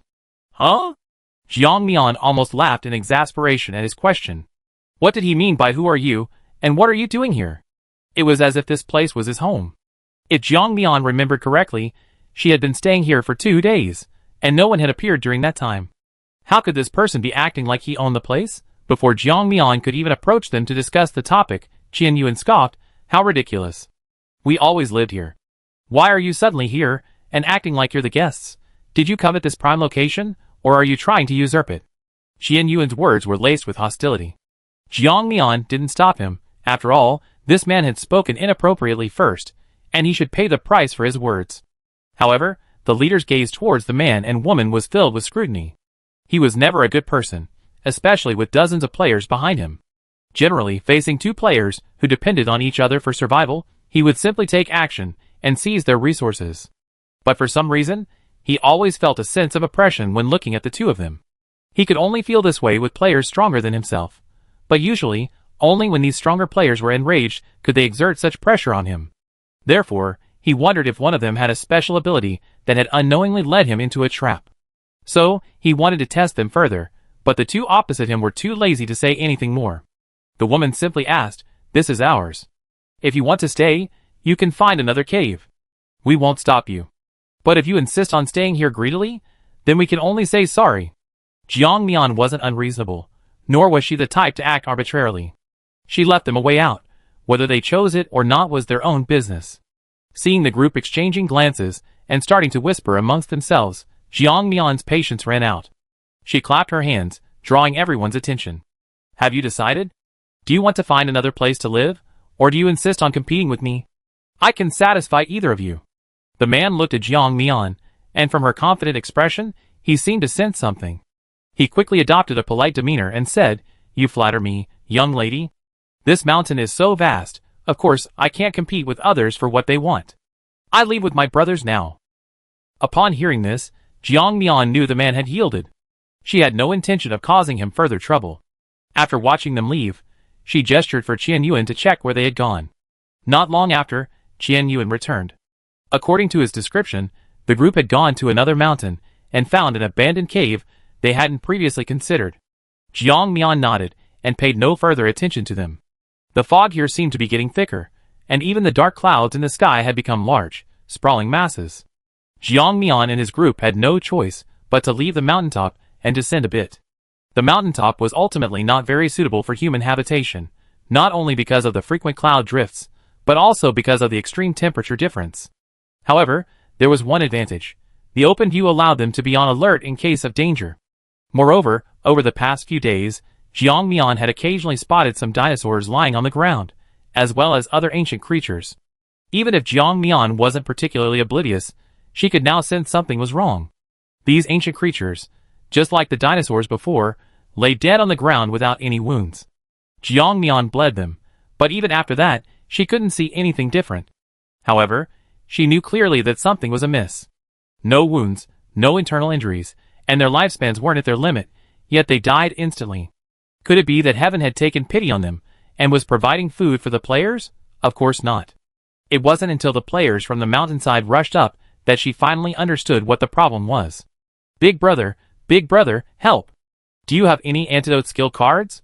If you do, I can trade you skill cards from our world. Please, big brother, please have mercy. Jiang Mian could see the urgency in the person who came to her. Even their eyes were a little red. She recognized the man. Wasn't he the same man who had claimed this place was safe? Why was he looking for antidote cards? Before Jiang Mian could ask, the man continued muttering, My sister is dying. She was so hungry and wanted to try some fresh meat, so she ate the flesh of a dead dinosaur we found by chance. But after eating it, she started convulsing and foaming at the mouth. I really don't know what happened to her. We used all the antidote cards. Although her symptoms have improved a bit, the foaming at the mouth continues. Boss, do you have any antidote cards? Please, just do this once to calm her down. I know you're a good person, please. The man was clearly panicked and rambling incoherently. Jiang Mian asked him to take her to see him, and Qian Yuan naturally followed. When they arrived, they saw that there wasn't just one girl lying on the ground, but also two other young boys. Their symptoms were all similar, foaming at the mouth and turning purple all over, making them look like they had been poisoned. Chapter 687. Jiang Mian placed her hand on one of the girl's wrists. Her pulse was erratic. Although Jiang Mian wasn't a top expert, she could still discern some basic pulse patterns. As her hand touched the girl's pulse, her healing abilities silently began to work. As the healing power slowly extended from Jiang Mian's hand, the girl's trembling visibly subsided, and the purple marks on her body began to lessen. After temporarily suppressing the poison in her body, Jiang Mian withdrew her hand and turned to the others, asking, What have they eaten these past few days? They ate some dinosaur meat and eggs. We told the kids not to eat it, but they said it was fine, so we didn't stop them. But we didn't expect this to happen. Seeing that their injuries had improved significantly after Jiang Mian's treatment, the previously wary players relaxed and answered all of Jiang Mian's questions. Just dinosaur meat? She's eaten dinosaur meat before, but she never experienced this kind of poisoning. Just then, a player of similar age stepped forward and said somewhat hesitantly, No, they didn't just eat a little. They just said they were trying it out in front of you. Actually, ever since they entered this game, they've been eating the dinosaur eggs they found, and the dinosaurs that died unexpectedly. They ate a lot, and they even forced me to eat some. Upon hearing this, the scene immediately fell silent. Most people's eyes were on the young man, and Jiang Mian walked over as well. For a moment, her eyes turned into vertical pupils. This was the ability of a creature she kept in her spatial dimension. It could see through a person's body and understand their internal condition, similar to X-ray vision. The man's liver was indeed somewhat unhealthy, but it was much better than the condition of the people on the ground. Jiang Mian smiled without speaking. No wonder. I knew it. I also ate dinosaur meat, but I didn't have these symptoms. Their condition must have accumulated over time. If it's consumed in moderation, it shouldn't be a problem. After eating these things, did they receive any special boosts, like increased strength or stamina? At this point, only the young man could answer Jiang Mian's question. He couldn't help but nod. Yes, it increases a little, but I feel the increase is far too small, and I simply can't bring myself to eat these animals. Jiang Mian nodded, almost understanding what had happened. That's right, I'm pretty much. The real reason has been discovered. After tasting the benefits, they began consuming large quantities of the meat of these ancient creatures. However, they overlooked one crucial point. These ancient creatures are not directly edible, they are all poisonous, especially after a volcanic eruption where large amounts of gas evaporated. Furthermore, the dinosaurs' bodies were even more vulnerable after their silent deaths. You guys are quite something, daring to consume large quantities of that creature's meat, and even using detoxifying agents periodically. You're really something. Jiang Mian genuinely admired them. After her first taste of the ostrich-like dinosaur meat, she knew it contained mild toxins, and stopped eating it. It was unclear whether these players were driven to ruin by greed or by their own ignorance. Seeing the pleading looks in their eyes, Jiang Mian didn't hesitate to offer them her potions, instead selling them spirit spring water for 10,000 per bottle. The spirit spring water itself had detoxifying properties, and after using it, the player's symptoms began to ease. After doing all this, she prepared to leave. Then she saw the player, who had asked her for help following her out. Jiang Mian looked at him with confusion. Is there anything else? The man pursed his lips, and then knelt down before Jiang Mian, a move that startled her, and she immediately took several steps back. What are you doing? Boss, thank you so much. If it weren't for you, my child might have died here. Listening to the man's rambling and lengthy explanation, Jiang Mian understood that the girl inside was his sister. Of course, not by blood, he had found her, and they had relied on each other ever since until they were taken in by their game system. He had been indulgent towards his younger sister's feelings, failing to discipline her much, which led her to make this mistake. Now that his sister had narrowly escaped death, he was naturally very grateful to Jiang Mian. Therefore, before leaving, he told Jiang Mian about his new discovery. Boss, this place is no longer safe. Although the volcanic eruption hasn't spread here, there's a thick fog and large cumulus clouds rising here. It's very likely that it will become extremely cold in the coming days. We have to migrate to another location. If we stay here, I'm afraid our human bodies simply won't be able to withstand the cold. Hearing the man's words, Jiang Mian remained silent, neither stating whether she wanted to leave now nor whether she wished to. This utterly disappointed the man who had initially hoped to follow Jiang Mian if she left. Jiang Mian had already clearly seen through the calculation in his eyes. Perhaps he was genuinely grateful for her saving his sister, but he harbored too many ulterior motives, and Jiang Mian disliked this kind of person. She especially disliked being schemed against. A few days later, unnoticed, Jiang Mian left with Qian Yuan. Back on the pterosaur's back, it was visibly noticeable that the migrating dinosaurs were becoming fewer and fewer. They had either already migrated to safer distances, or hadn't yet sensed the danger. Perhaps these creatures weren't a danger to the dinosaurs, merely a bit cold, but for humans, they were deadly. During the flight, snowflakes began to fall, and these fluttering snowflakes excited the pterosaur beneath its feet. The temperature has finally dropped. It was so hot before. Jiang Mian looked at the large snowflakes and reached out to catch one. The white snowflake landed in her palm. Normally, snowflakes falling in modern times wouldn't be this big, and they would melt quickly after landing in her palm. But the snowflake in her palm was like a ball of cotton. It didn't melt easily, and instead, it only made Jiang Mian feel a bone-chilling cold as she touched it. Chapter 688. A volcano erupted on one side, while a blizzard raged on the other. The air from both sides was in direct conflict, forcing them to migrate. The cold here was unbearable for humans. In the dim light, a massive pterosaur finally emerged from the clouds, leaving the area behind. However, they were not greeted by lush greenery, but by a gloomy sky and a dense, sunless cloud cover that would never let in the sun. The world had changed silently, no longer the world Jiang Mian and his companions knew, no longer the world the dinosaurs lived in. Jiang Mian swallowed hard. After passing through the clouds, he could vaguely see a great dinosaur migration below. The sky was overflowing with dinosaurs, and he could vaguely see some beginning to attack their opponents. They had been on the run for half a month. Their hunger could no longer sustain them to fly. There was only one way left, to ambush the unsuspecting dinosaurs. The next second, a dinosaur in flight suddenly swooped down, its sharp claws seizing one of the smaller, more cub-like dinosaurs. Then, it was propelled into the air. The dinosaur beneath its claws struggled, but what good was it, caught in midair? The next second, the flying dinosaur suddenly released its grip, and the dinosaur on its claws plummeted from midair. With a loud thud, it crashed straight into the ground, creating a crater several meters deep. The dinosaur that had lost track of its cub roared in anger. Then, noticing the crater in front of it, it quickly realized that its child had fallen. This ancient creature, its parent form unclear, darted forward. However, another dark figure was even faster. The flying dinosaur that had previously thrown the first creature from the ground grabbed the barely conscious being and launched it into the air. The dinosaur, having missed its chance, glared angrily at the flying creature, spewing jets of water at it indiscriminately. However, its attacks failed to harm the aerial dinosaurs. As if that wasn't enough, the aerial dinosaurs began to feast in midair. Blood rained down on the ground, making the hungry dinosaurs swallow hard. This scene sent chills down the spines of the players. The natural world is like this. Survival of the fittest, far more dangerous than human society. The dinosaur parent, realizing there was no hope of survival, quickly regained its composure and continued its migration. Jiang Mian put the pterosaur away. It was far too conspicuous, and now that it was the only remaining member of its species, it was the perfect prey for those dinosaurs that like to bully the weak. So Jiang Mian simply let it lower itself down and then put it away, making herself much less of a target.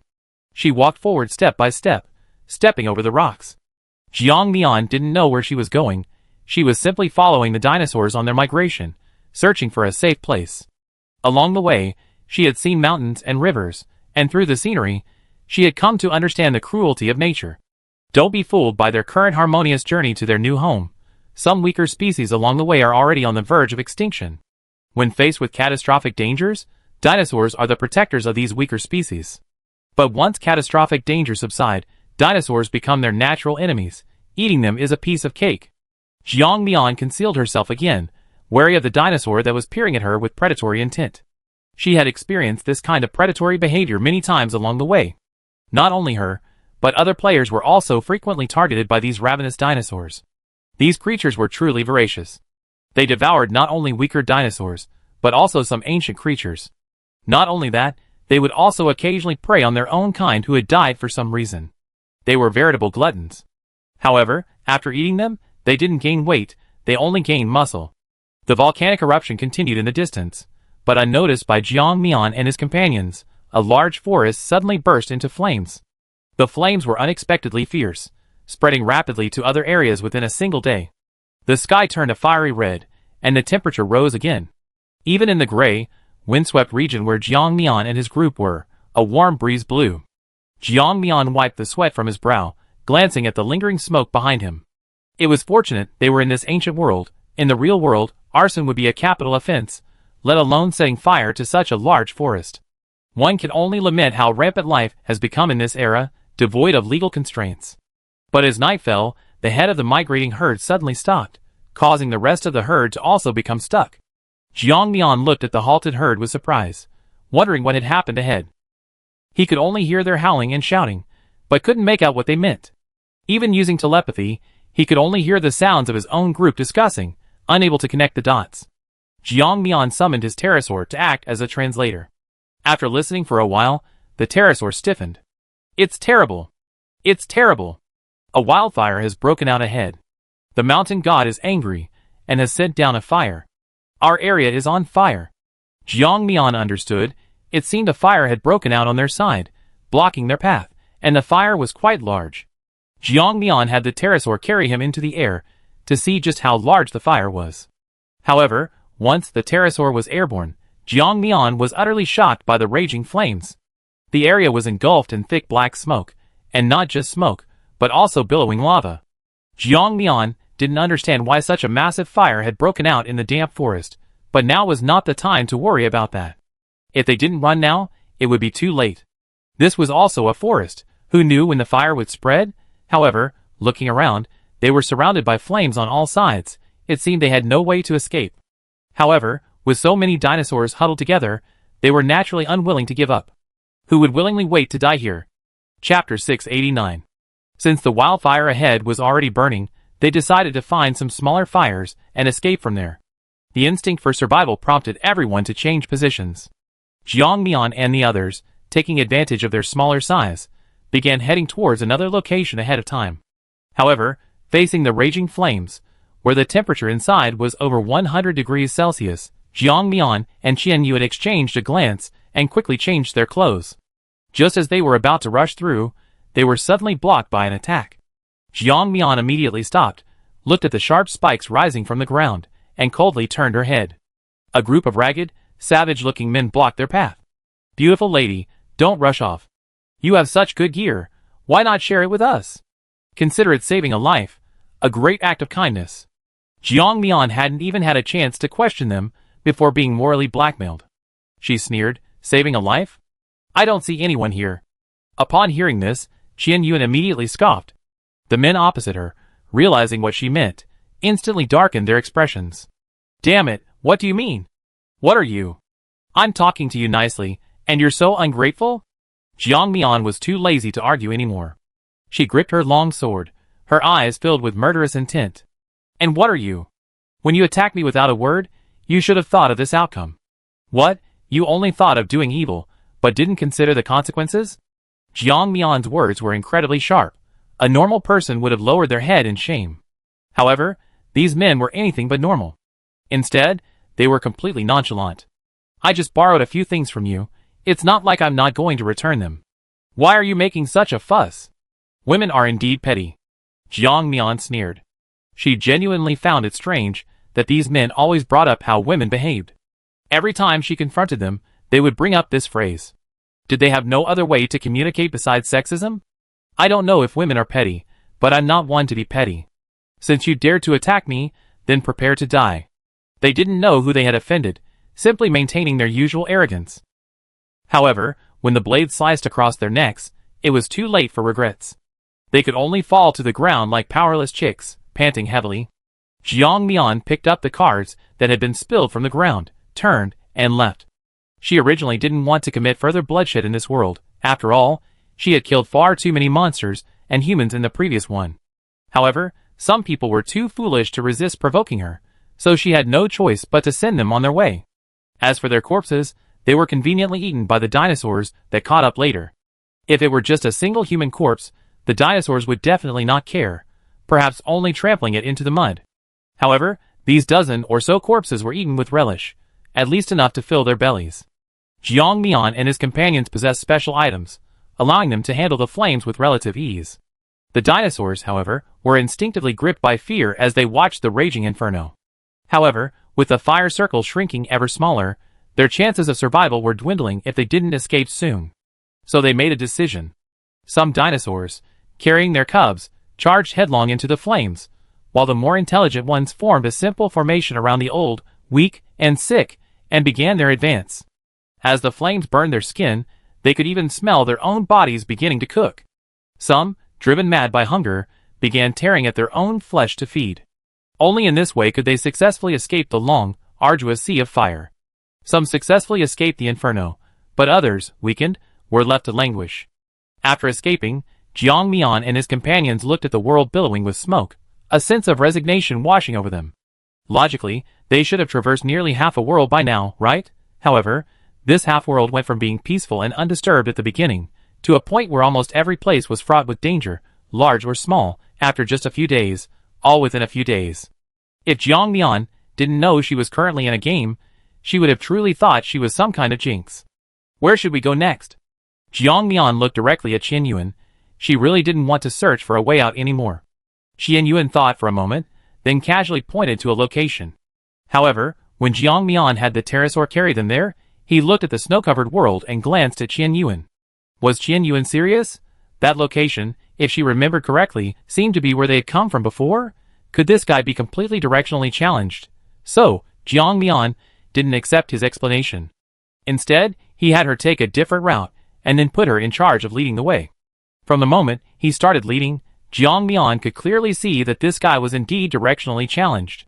He walked the same path several times, and still couldn't find anything wrong.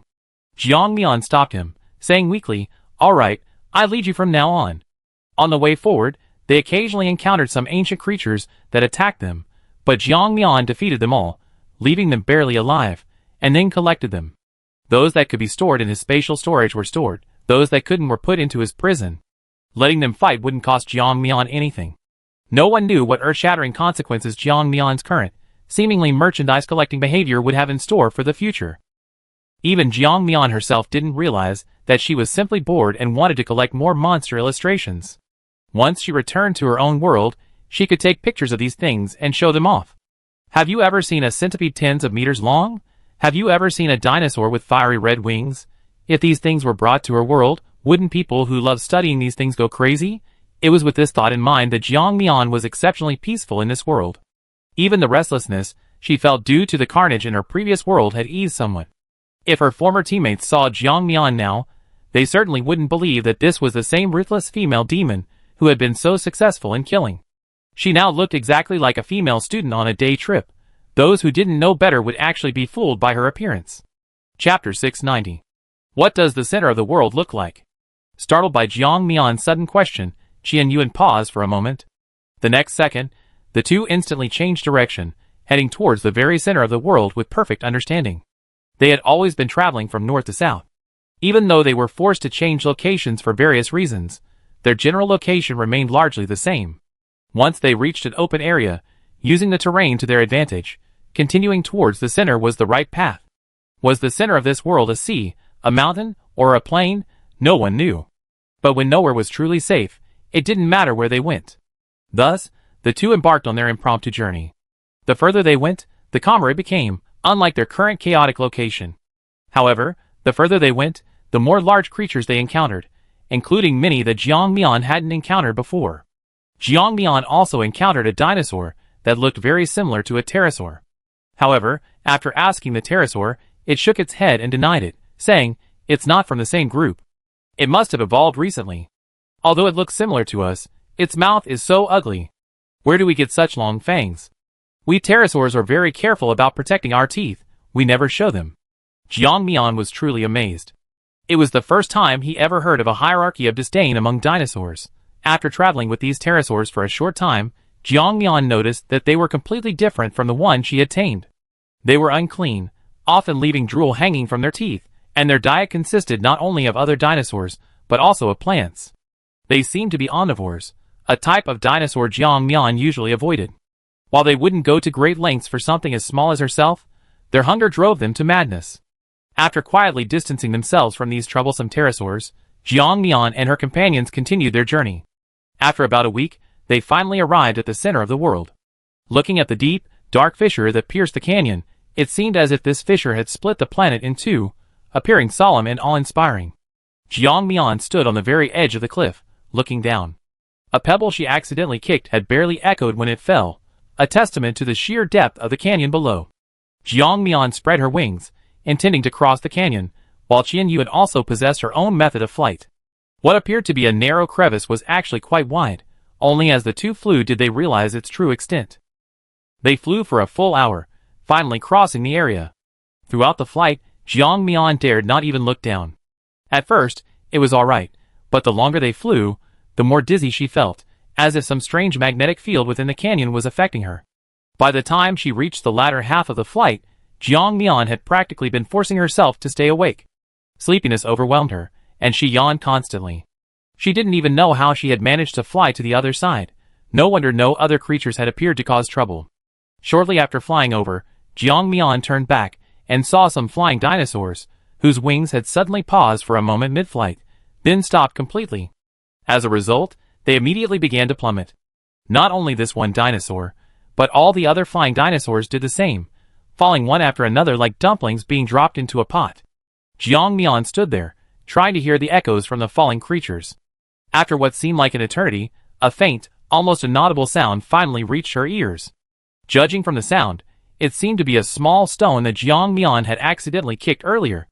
Not long after, with a pop, like a bubble being punctured, it suddenly burst.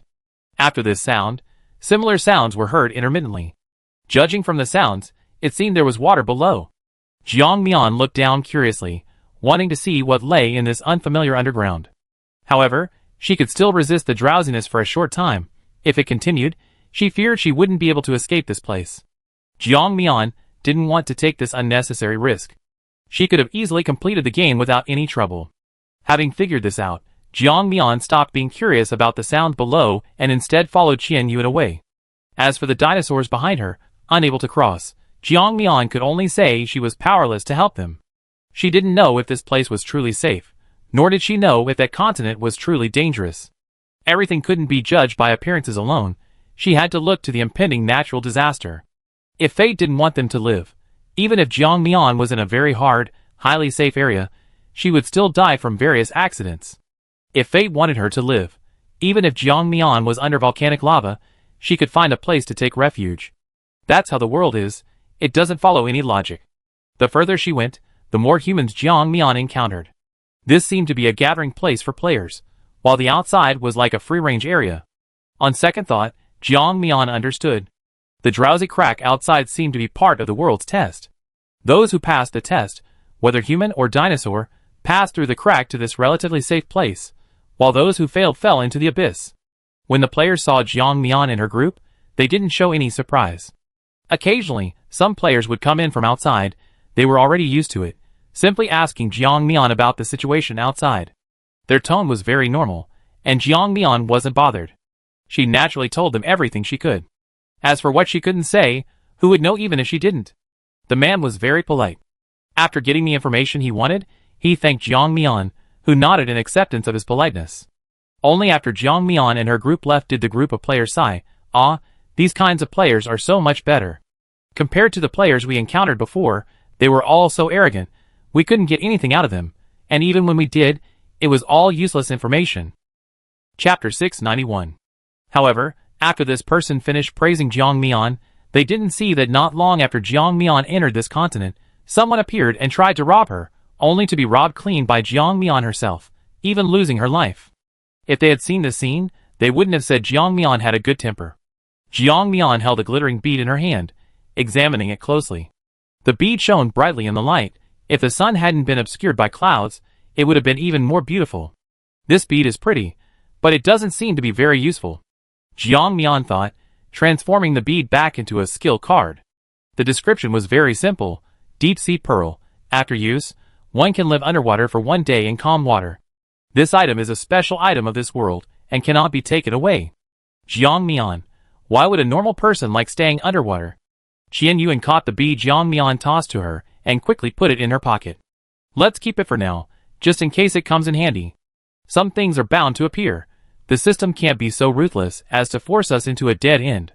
Jiang Mian agreed, finding about 30 beads on the people. The two split them equally, and temporarily stored them in their spatial storage. After destroying the evidence, they continued deeper into the area.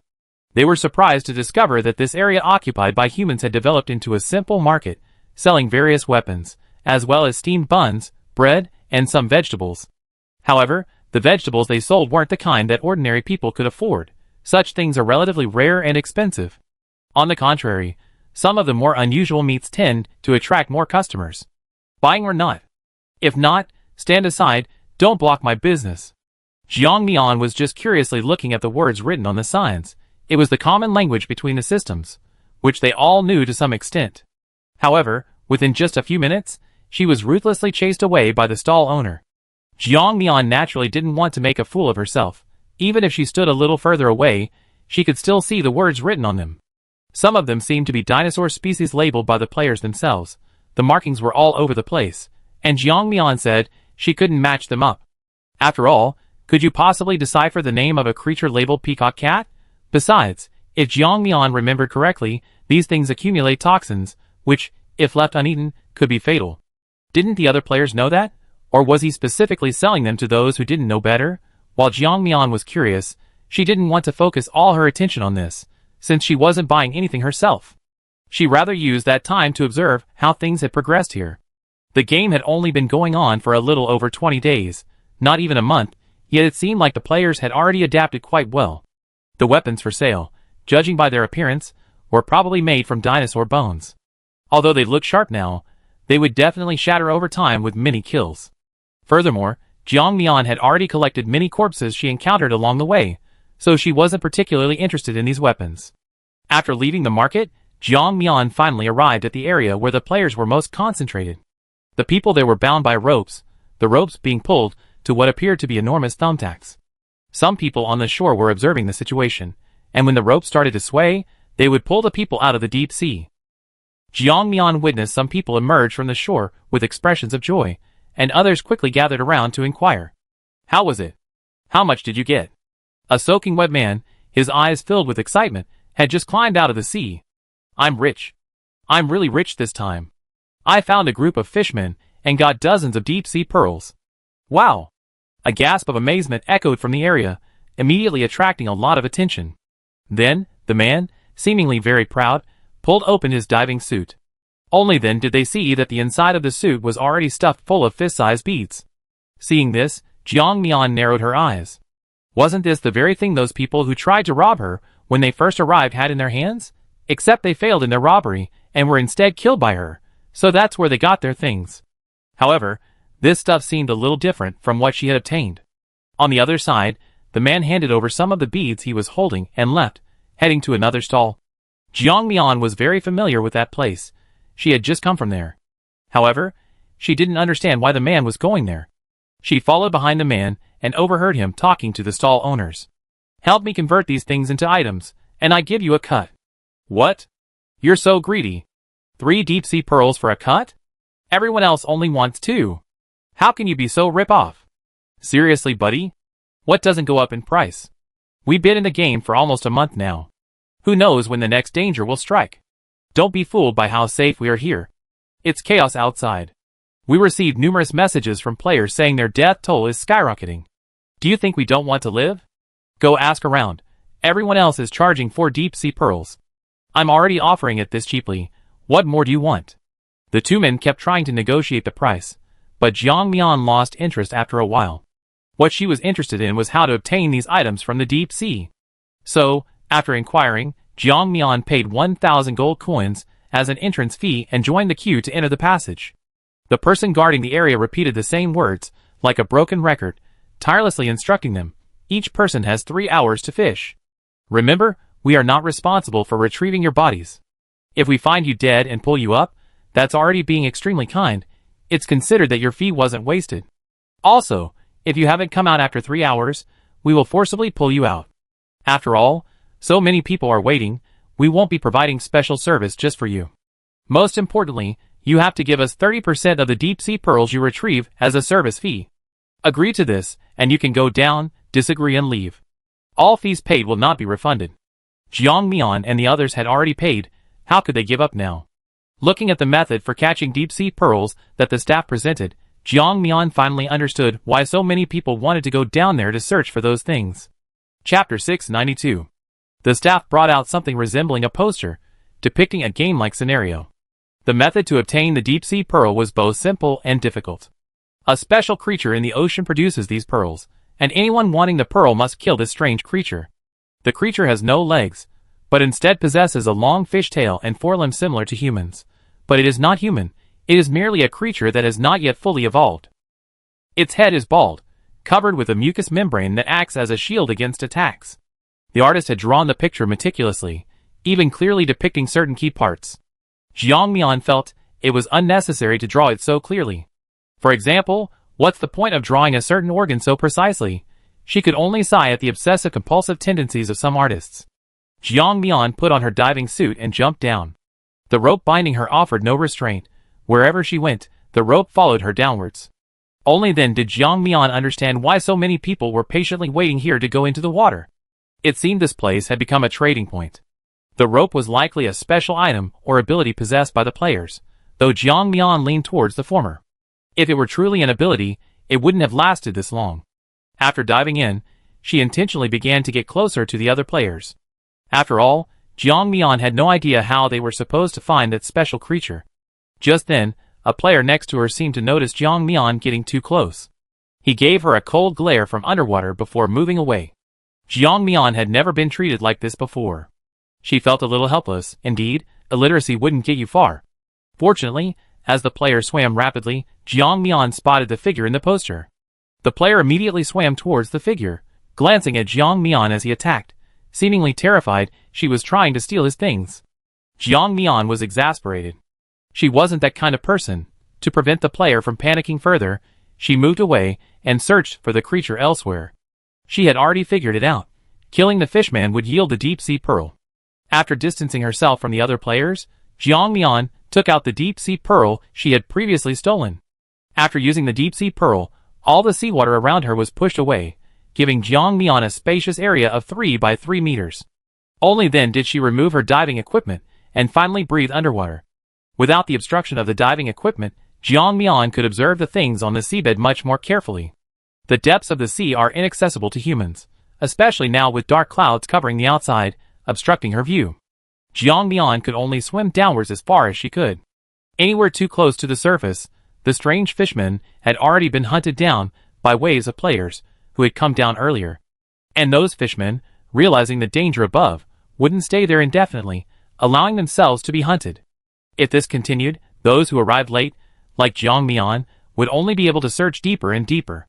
The protective shield on her body, capable of isolating her from seawater and gathering oxygen, seemed to be something Jiang Mian was born with, sinking according to her will.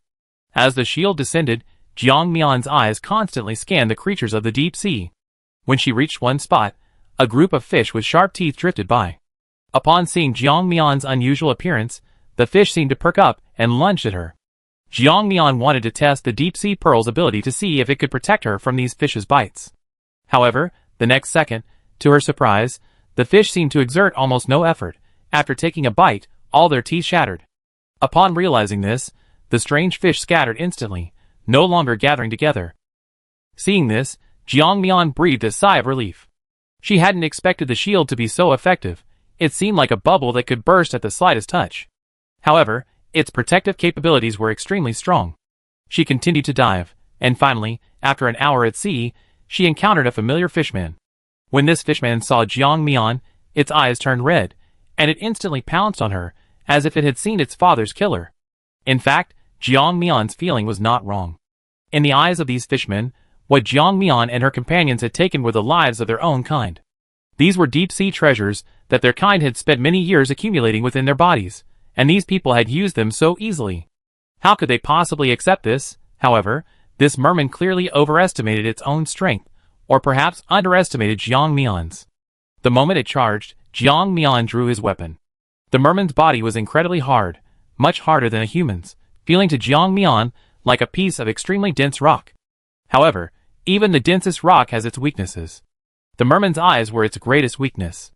A thin membrane covered its eyes, seemingly atrophied from prolonged submersion. Finding himself unable to cut its body, even its neck, Jiang Mian attacked its eyes directly. When the longsword pierced its eyes, the previously ferocious merman instantly stopped, frozen in place.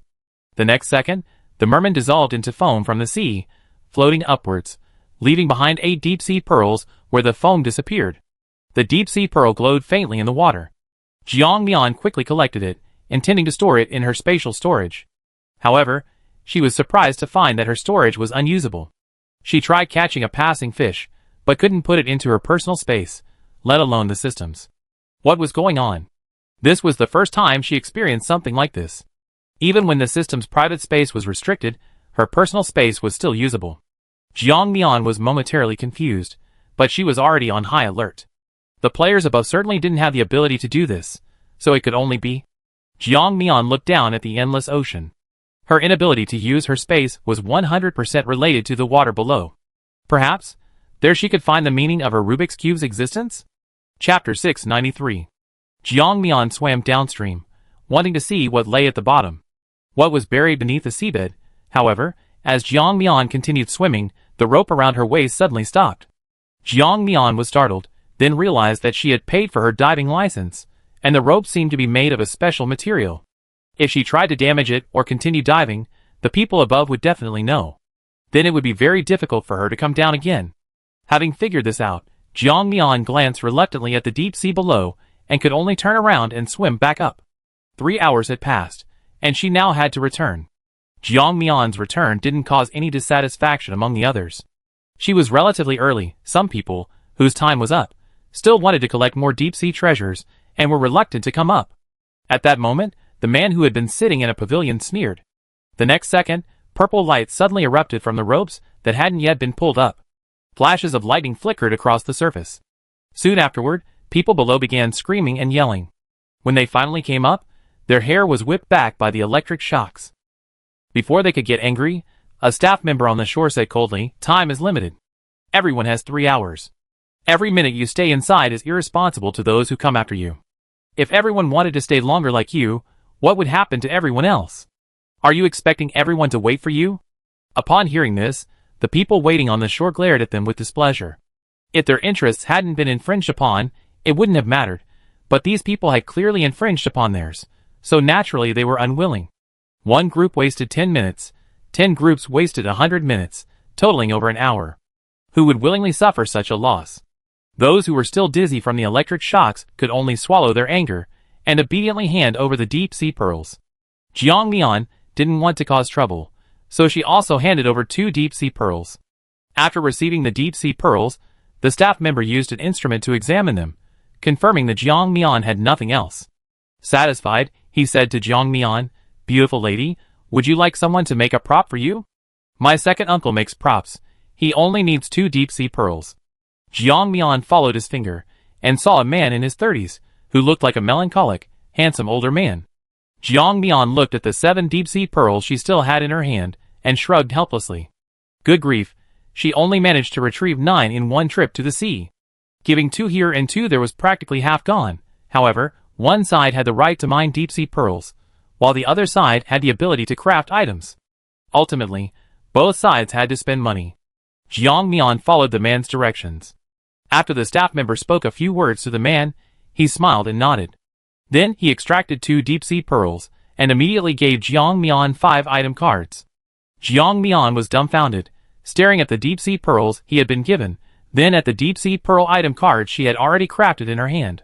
Why be so perfunctory? She even wanted to secretly learn the techniques. At least this person should do it behind her back. However, it seemed this was the unspoken rule here, and Jiang Mian had no choice. She left with the 5 prop cards, bumping right into Qian Yuan, who was gathering information nearby. Qian Yuan looked at the prop cards in Jiang Mian's hand, then at her still damp hair, and said in surprise, "You went to be a sucker?" Jiang Mian, "Yeah." "Ha ha ha, that's hilarious, Jiang Mian. How can you be so cute? You actually believe that capitalists will leave you room to make money." Jiang Mian was speechless at this gloating guy. After glaring at him, she turned and left, choosing a quiet spot to wait. Was she really going to be a sucker? She just wanted to familiarize herself with the process. Once she was familiar with it, she wouldn't need anyone's help to get started. "How's your intelligence gathering going?" When Jiang Mian suggested they both go down into the water, Qian Yuan refused. She bluntly told Jiang Mian that ever since that incident, she had developed a fear of seawater, so she would never go into the water if given a choice. Jiang Mian then asked her to go and gather information, and she had already returned. Everyone is searching for the lost pearl in the deep sea. The most important reason is that they heard there's a powerful figure who somehow knows about the future. Apparently, in the chaos to come, only the seabed is truly safe. Furthermore, a specific item was designated that could aid human survival underwater. Therefore, capable players banded together and surrounded the entire area, forcing anyone wishing to descend to their side. Descending from other locations was not only impossible, but even if a path existed, it would come at a significant cost.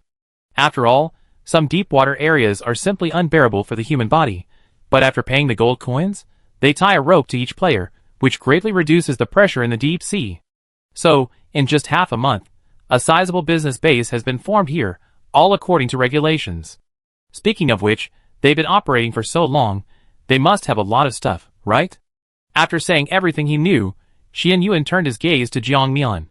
To his surprise, he didn't see greed on Jiang Mian's face, but rather a thoughtful expression. "You said there's a big shot who knows what will happen in the future? Have you found out that person's name? Or what they look like?" Qian Yuan shook his head. "No, that part of the story is being kept secret. If I ask too many questions, that person will become suspicious, so it's better to avoid trouble." Jiang Mian nodded. Actually, she already had a general idea of who it was, but she hadn't decided yet. If it really was that person, then his claim that the deep-sea pearls were useful was undoubtedly true. However, how to create usable deep-sea pearls directly? This was what puzzled Jiang Mian. If she were really asked to trade using deep-sea pearls, she definitely wouldn't want to. That would be too much of a loss. Most of the deep-sea pearls would be transferred to someone else, and she would be working for free. So, the two exchanged a glance and immediately agreed. Chapter 694. Since this method wasn't cost-effective, they decided to follow those people to find the key to turning the deep-sea pearl into an item. The two unscrupulous individuals made their decision. So, when it was time for their shift change, Jiang Mian and his group followed a group of players, who were supposedly capable of crafting deep-sea pearl item cards, to a location. Jiang Mian's gaze naturally fell on the player from today, watching them enter one of the safe houses. Just then, Jiang Mian and his group, who were about to step forward, suddenly stopped. An alarm blared loudly in the open space, followed by the players hidden in the shadows entering. Quick! Stay here and keep watch. Some player must have used an invisibility card to break in. Those damn bastards. We warned them so many times, and they still dare to do this. They really don't respect us. Aren't they afraid we won't make them the rest of the invisibility cards, and they just wait to die? We know that fortune favors the bold, but not this way. They're treating everyone like fools. They only bother you when they need you, and ignore you when they don't. Hearing their complaints, Jiang Mian and Qian Yuan could only slowly retreat. Jiang Mian told Qian Yuan to wait there while she went alone. However, Qian Yuan looked at Jiang Mian with some disbelief. Jiang Mian didn't explain much. She had previously obtained a special invisibility technique from a player, but back then, she hadn't even been able to find the player's location. All the alarms were useless. Jiang Mian was confident she could sneak in. When she went over alone, the players were still there, their sharp eyes scanning every possible hiding place. Jiang Mian showed no fear on the surface. Even after being scrutinized multiple times, she acted as if she were just entering an ordinary place. When Jiang Mian crossed the red line again, no alarm sounded. Only then did she finally breathe a sigh of relief. She was just gambling. After all, the world is full of surprises, and she might get discovered. Fortunately, her gamble paid off. Once she entered, she saw the players sitting in the center of the hall, showing no intention of crafting item cards. Jiang Mian looked at them curiously. Some looked like weapon refiners, carrying various weapon refining supplies, while others looked like they hadn't slept well, not meeting the standards of a weapon refiner at all. Jiang Mian's gaze fell on those who did meet the standards of weapon refiners, but they also showed no intention of moving, simply sitting there quietly. It was unclear whether the outside events had caused their current state, or if they were waiting for something. Unable to figure it out, Jiang Mian wasn't in a hurry. Instead, she sat there quietly observing their every move. 2 hours later, the players who were still scouting outside finally returned. It's all right. The person who wanted to steal the technology has left. Upon learning that those who tried to break in had left, the people inside didn't show joy. Instead, they revealed displeasure. One of the drowsy young men frowned. What the hell? We were supposed to work 7 hours a day, but now, because of the intruders, we have to work 2 more hours. I'm speechless. Have they not given up after all this time? Another, older-looking man patted him on the shoulder, comforting him. All right, Xiao Wu, you're just too young. You have no idea how deep the water is in here. Think about how many gold coins we can earn every day.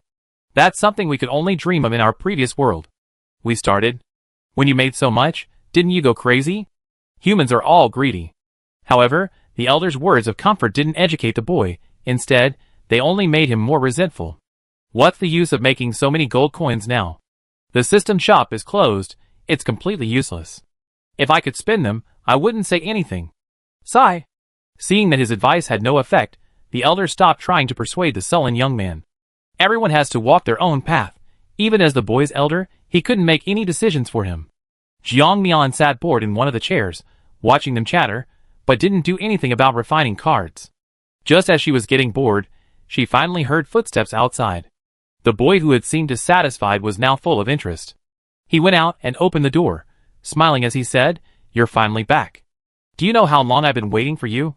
After the boy opened the door, Jiang Mian was greeted by a black cloth, and players covered in bloodstains. The weapon refiner seemed used to this scene, offering no words of comfort or surprise upon seeing their wounds. The boy didn't come out to greet them, but instead hugged the black cloth. The elder went to the door, spoke some intimate words to the group, making them all happy, before leaving. After closing the door, the elder couldn't help but sigh as he looked at the grinning boy, but this time, he didn't continue lecturing. Next, Jiang Mian saw them lift the black cloth, revealing what was inside. It was blood-red coral, from the deep sea. Jiang Mian watched them crush the blood coral and put it into a jar containing deep-sea pearls. Jiang Mian watched every step they took without blinking until they finished. With a flash of pale yellow light, a thin film covered the deep-sea pearl, and in the next second, it transformed into a pristine white card. Jiang Mian watched their creation process in astonishment. How could it be so simple? They didn't even use fire. Seriously, who came up with such a simple method? It's too clever, most people wouldn't even think of this. However, Jiang Mian only thought about it briefly. She had no intention of digging deeper. Seeing that they had indeed created a usable deep-sea pearl item card, Jiang Mian turned and left. It wasn't that she hadn't considered stealing it, but if she did it today, the suspicion would be too great. Everyone who goes into the sea has to register, and if she stole it now, she'd probably be discovered by morning. Or she might not even need it by morning, and would probably be discovered in the middle of the night.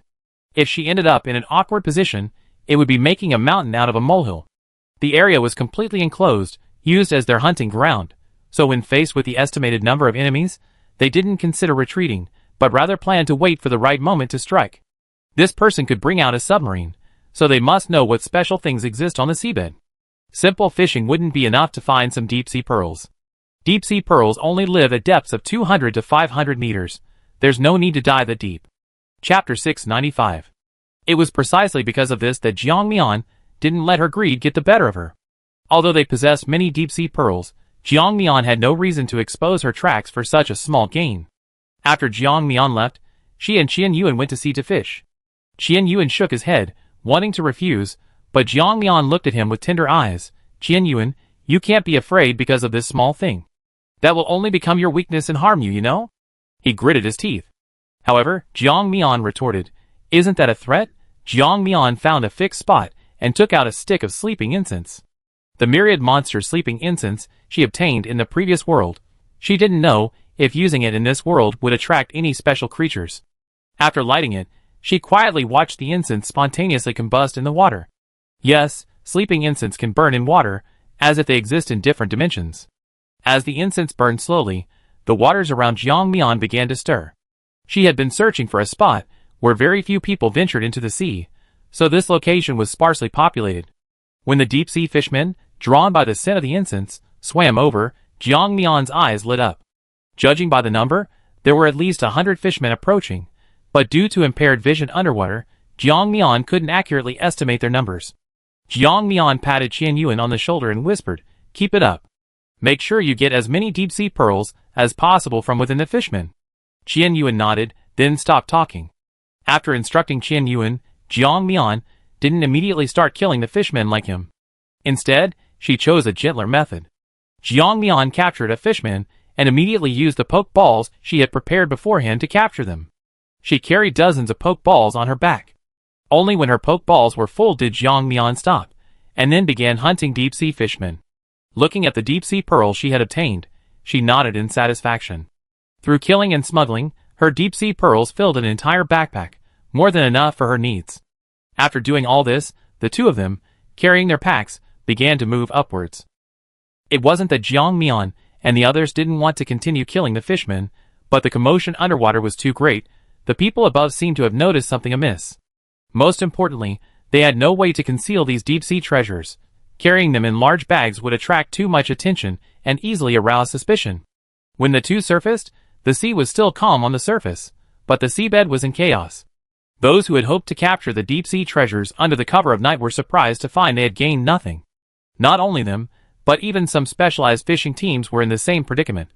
Then someone swam in the direction the deep-sea fishmen had been swimming and saw large numbers of them, seemingly worshipping some sacred object.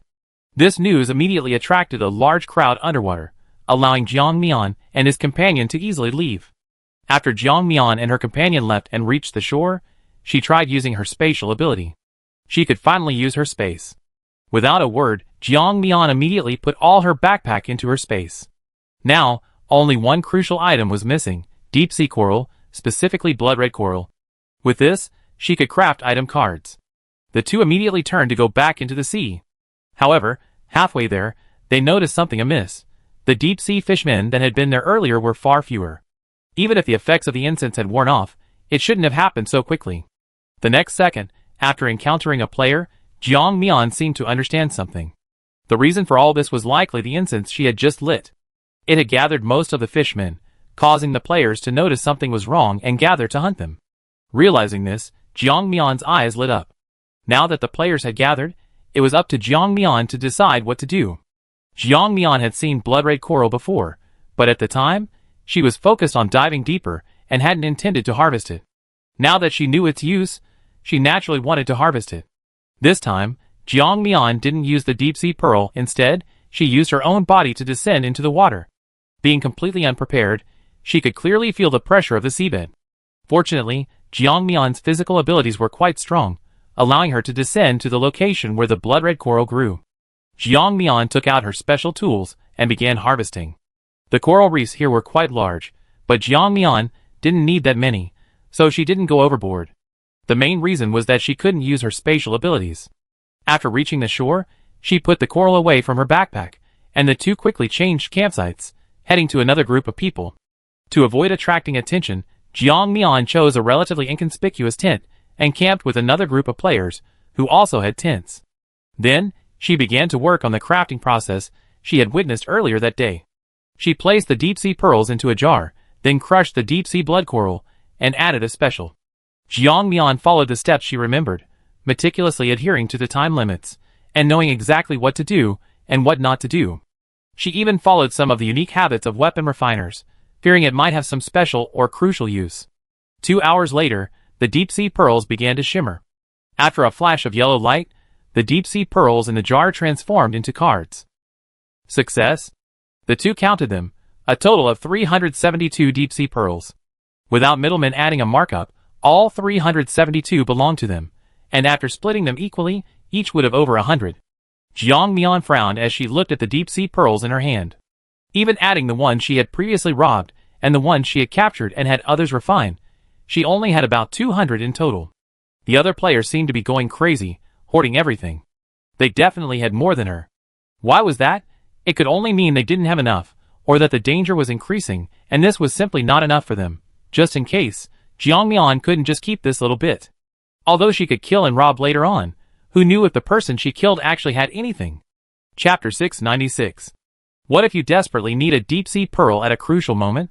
The more Jiang Mian thought about it, the more uneasy he felt, and his desire to obtain another deep-sea pearl grew stronger.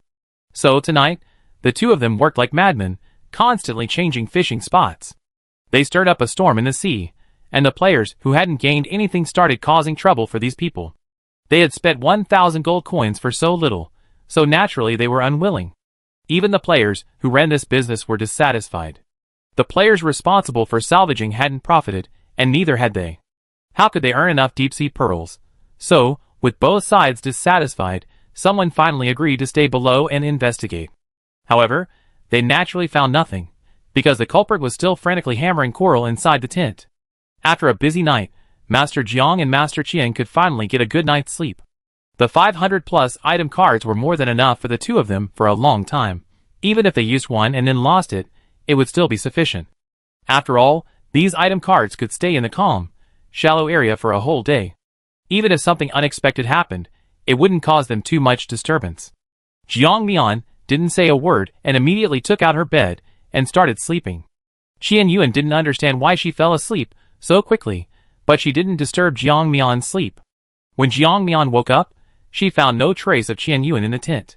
She guessed he had probably gone out to scout, and without intending to wait for him, she chose to leave. She had her own things to do, and besides, this wasn't something Qian Yuan should see. Everyone has their secrets, just like Qian Yuan's departure elsewhere. Didn't he also keep it from Jiang Mian? After diving deeper into the sea, Jiang Mian's feeling was different than before. Players were everywhere underwater. It seemed the wind had shifted, and there were more and more players, each with tense eyes, a sense of impending storm. When these players saw Jiang Mian, they merely glanced at her indifferently before looking away. The most important reason was that Jiang Mian wasn't tied with a rope. These players were usually solo players, or newbies who couldn't afford 1,000 gold coins. So, Jiang Mian clearly saw the fleeting contempt in the eyes of others. Jiang Mian didn't want to cause trouble at this moment. After diving about 20 meters deeper, the number of players decreased, and the pressure on the seabed increased, causing Jiang Mian's body to ache slightly. This time, she wasn't using the deep-sea pearl, which is why she felt this pressure. She was currently about 200 meters underwater. Despite the immense pressure, Jiang Mian felt she could still withstand it, so she continued to descend. She could feel the increasingly tight constriction. 300 meters, 400 meters, and now, looking at the depth reading on her watch, Jiang Mian was approximately 700 meters below the surface. However, she still hadn't reached the deepest part of the ocean. Fortunately, her physical abilities were different. An ordinary person, even with advanced equipment, could only dive to a depth of around 300 meters. Of course, some exceptionally gifted individuals could reach 500 meters. After reaching this depth, Jiang Mian took a deep breath, looking at the dark water below. She had no choice but to reluctantly take out a deep-sea pearl. Now she had to go all in and take a gamble. However, the most important thing was that she couldn't access her spatial storage at will, which was a problem. Her backpack was torn and tattered from the pressure, but thankfully, her weapon was always with her. Jiang Mian began swimming at a depth of about 700 to 800 meters, searching. However, even the deep-sea fishmen didn't live in this area, only some strange-looking fish swam here. The sea wasn't always calm. Occasionally, waves would crash against Jiang Mian, hindering her movements. With the deep-sea pearl providing resistance, she could continue swimming downwards. After descending about a kilometer, Jiang Mian was surprised to find that the Rubik's Cube in her mind trembled slightly, as if sensing some kind of resonance or being suppressed. The next second, the deep-sea pearl's effect vanished instantly, and her body began to issue dangerous warnings. Jiang Mian knew that even if she used the deep-sea pearl again, she couldn't swim any further. Going any deeper would only mean certain death, without exception. With no other choice, she quickly swam back up. During her swim, she encountered several deep-sea fishmen, whom Jiang Mian naturally treated without hesitation, considering it a reward for her dive. After Jiang Mian went up and dried herself off, she returned to her tent, where Qian Yuan was already waiting for her. Nothing else was said after Jiang Mian's return. Everyone had their own things to do, and there was no need to explain everything to each other. Jiang Mian changed into new clothes in the secluded tent. Although the gains weren't much, at least it showed her that she could continue swimming downwards. As she descended, the Rubik's Cube within her began to tremble. She had only descended about 1,000 meters so far. Would the Rubik's Cube senses become more accurate if she descended further? Jiang Mian thought to herself, but she couldn't reach the seabed on her own. Lying on her bed, Jiang Mian closed her eyes and searched her spatial storage, looking for any diving equipment, preferably a top-of-the-line submarine. However, there were simply too many things in her storage space. Submarines weren't commonly used items, and Jiang Mian didn't know where she had put them. After searching for most of the day, she finally found several brand new submarines in a corner. However, these submarines were a bit too large. But then she thought, she wouldn't need to operate them herself, she could simply use the items she had obtained earlier to activate the autopilot system. She just didn't know if these submarines could withstand the immense pressure of the sea. Jiang Mian decided that she must test them again tomorrow. Before the test, she needed to prepare all the necessary equipment for going underwater. She didn't want to be caught off guard by something she couldn't find once she was underwater, unable to access her personal space. Long swords, crossbows, and hidden weapons were strapped to her body, and she carried a backpack on her back containing some special items. She also needed to keep some special tools on her person for easy access. After completing all these preparations, Jiang Mian went to sleep peacefully. She had used up too much energy underwater that day, and her body was now forced into a state of hibernation. Chapter 697. Qian Yuan had no idea that Jiang Mian was about to abandon him again. Jiang Mian said goodbye to him as she left, then departed into the darkness. On a deserted beach, Jiang Mian deployed a massive submarine. As the waves crashed against her, her spatial abilities malfunctioned once more. With no other option, Jiang Mian took a few steps back and moved the submarine further back. Once everything was ready, Jiang Mian pushed the submarine into the sea. Faintly, she seemed to hear the voices of other players. It seemed that after she deployed the submarine, the players noticed something was wrong and came to investigate. However, when they arrived, they could only see faint ripples on the surface of the sea. Gongzi, you must be seeing things. What player has a submarine? Submarines are huge. Even for advanced players like us, not top-tier ones, the space is only so big. I suspect you're just too tired and haven't rested well, so you're talking nonsense. Gongzi, feeling wronged, frowned. He pinched his thigh hard. He clearly saw a huge submarine. He's a vision of all person. He shouldn't be mistaken. However, everyone thought he was seeing things. which made him doubt his own eyesight. Was he really mistaken? And that's why he was talking nonsense? Yeah, brother Gang, you must be seeing things. We've seen this world too. There are no humans, not even any technology. How could there be submarines? That's right. As long as we cross into the sea, all superpowers will disappear. Besides, we already occupied this area. Which player really has something good? Wouldn't they come out and trade with us? Don't forget, we're the most benevolent of all.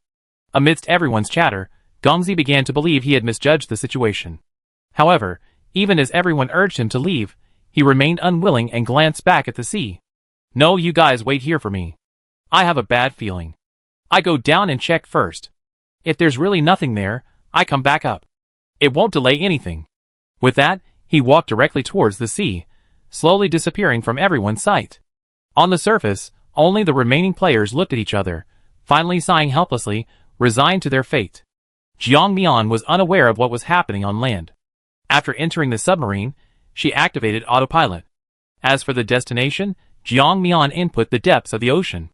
The submarine began to move, and the fish along the way, hearing the loud noise, quickly moved away from Jiang Mian's submarine. Looking at the seabed, which appeared much clearer on the submarine's display screen, Jiang Mian was seeing the true face of this ocean depth for the first time. The submarine's route was different from Jiang Mian's previous one. After all, the submarine's size was limited, and Jiang Mian was just a human, much smaller than many fish, so she could naturally swim anywhere. However, the submarine needed to plan a perfect route. Led by the submarine, Jiang Mian finally descended to a depth of 1,000 meters, where she encountered a wider variety of prehistoric creatures. Various bizarre fish hunted and killed, and there were even many creatures that resembled dinosaurs, except they were aquatic, unlike those on land.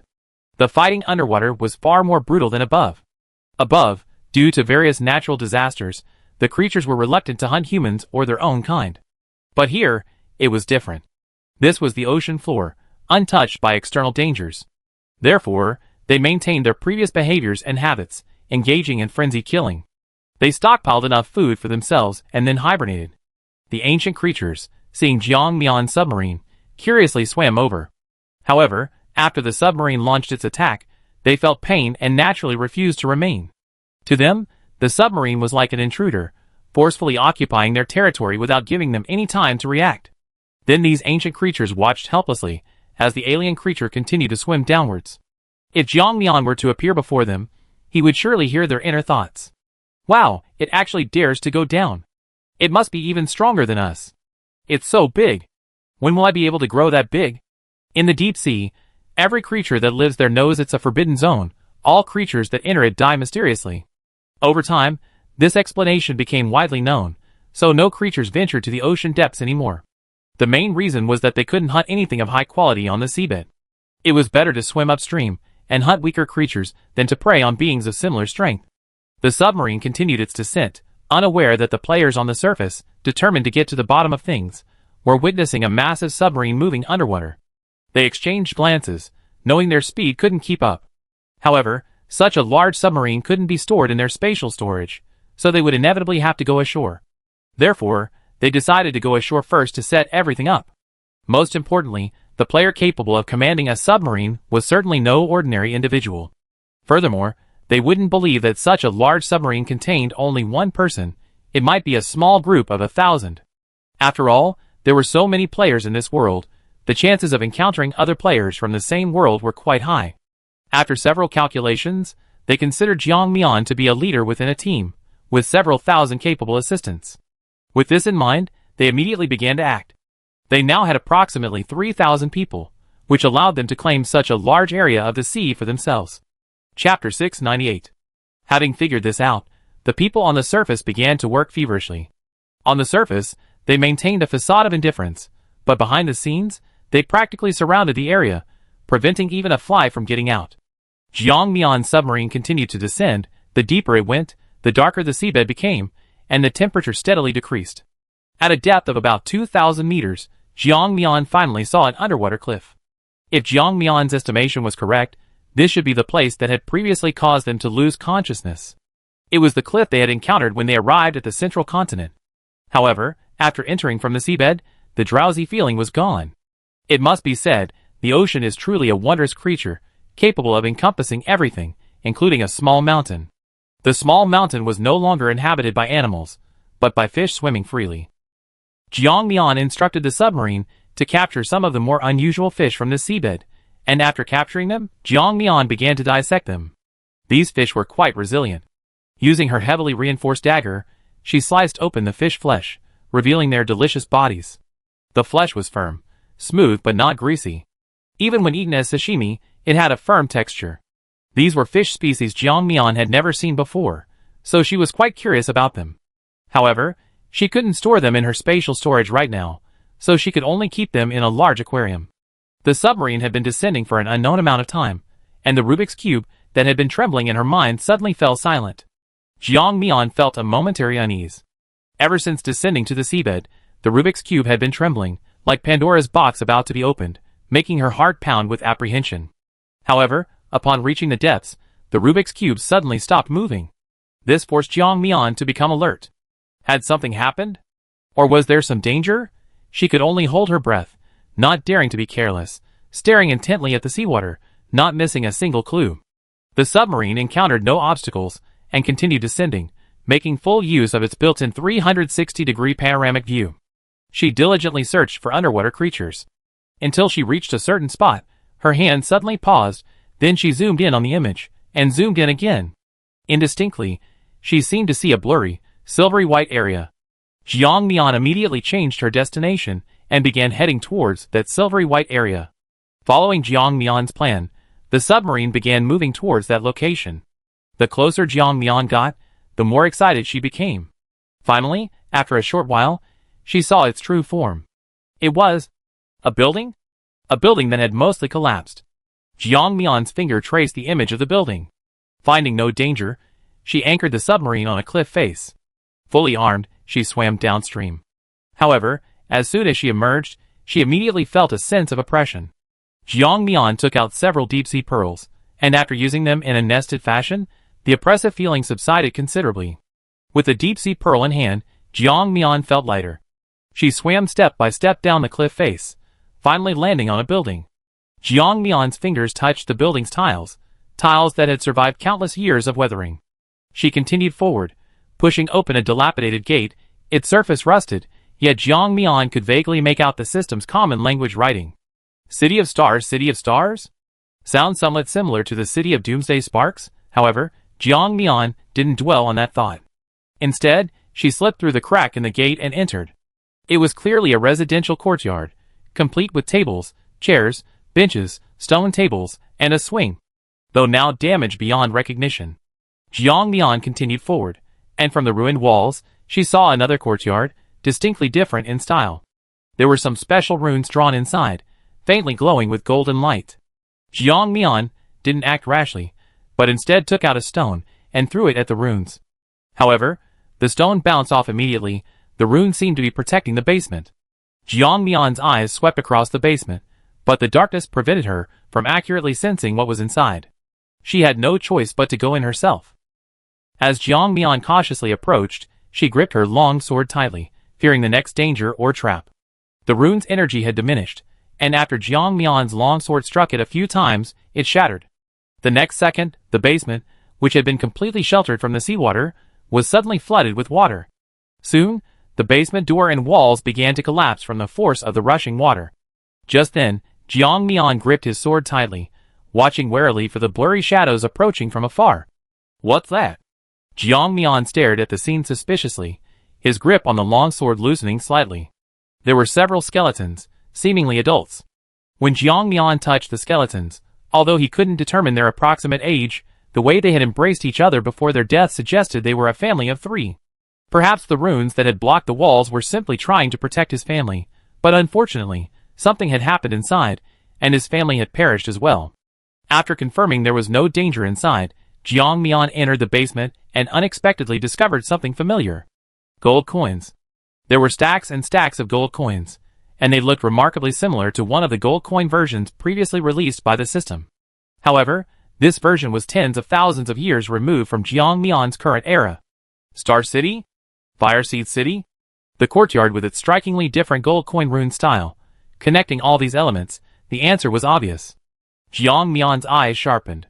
This was a city once protected by the destroyed system, and it seemed similar to their Fireseed City, encompassing all races without distinction of rank, only its destruction remained a mystery. This reminded Jiang Mian of someone, Luo Nan. Wasn't his previous system also destroyed?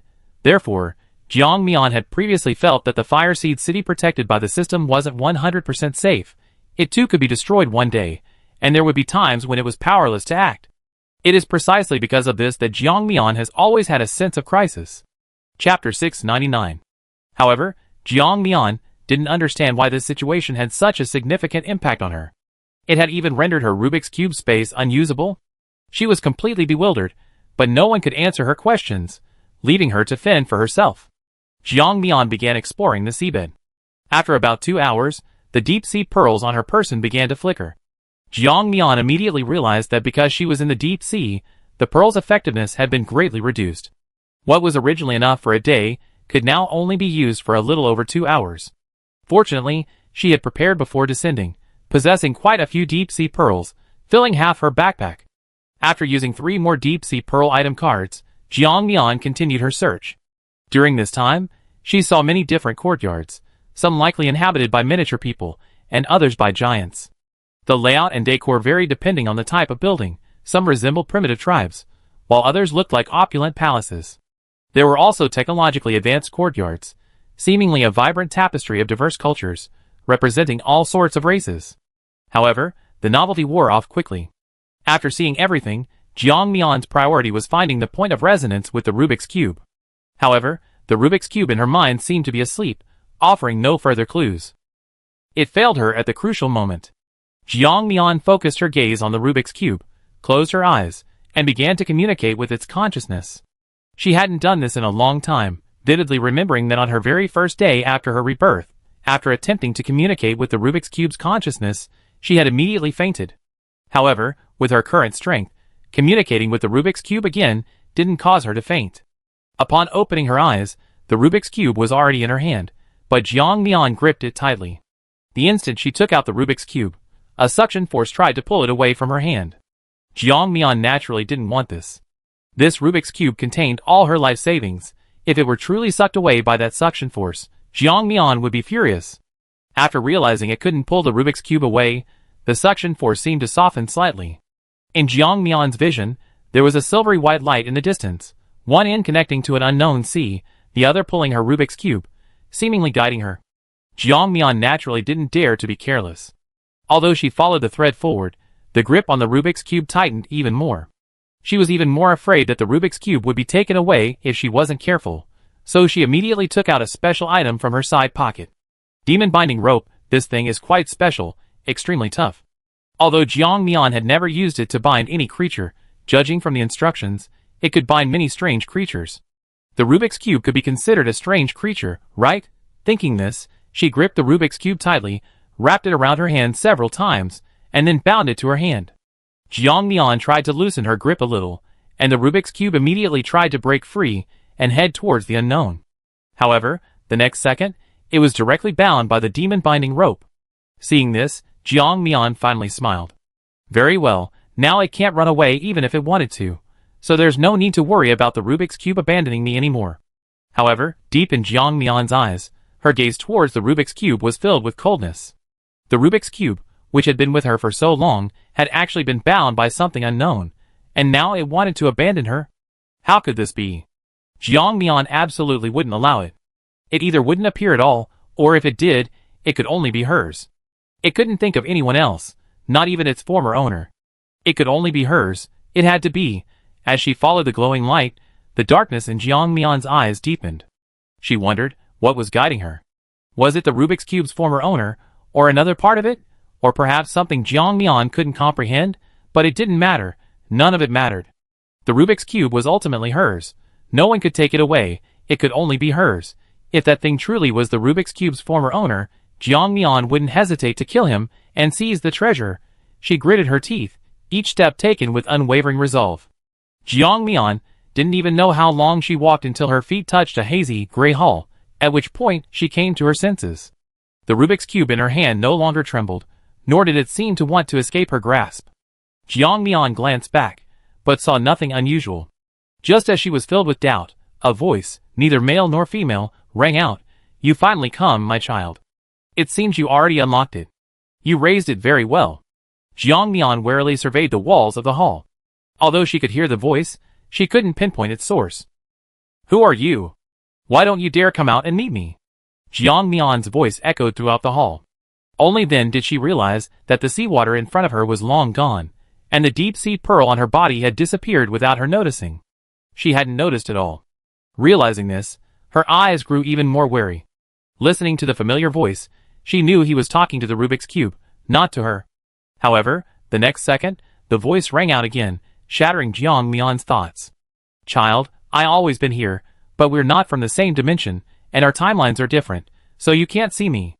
Hearing this mysterious statement, Jiang Mian couldn't help but frown. "Who exactly are you? Who am I?"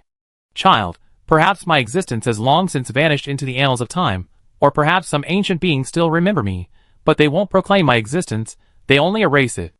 Very well, Jiang Mian had heard another piece of utter nonsense. Besides knowing the mystery of this thing, she knew nothing else. Jiang Mian could only ask what she wanted to ask, no longer beating around the bush. "Why did you leave me here? And what is your relationship with my Rubik's Cube? Why is it so eager to leave me? What is your purpose?" Heh.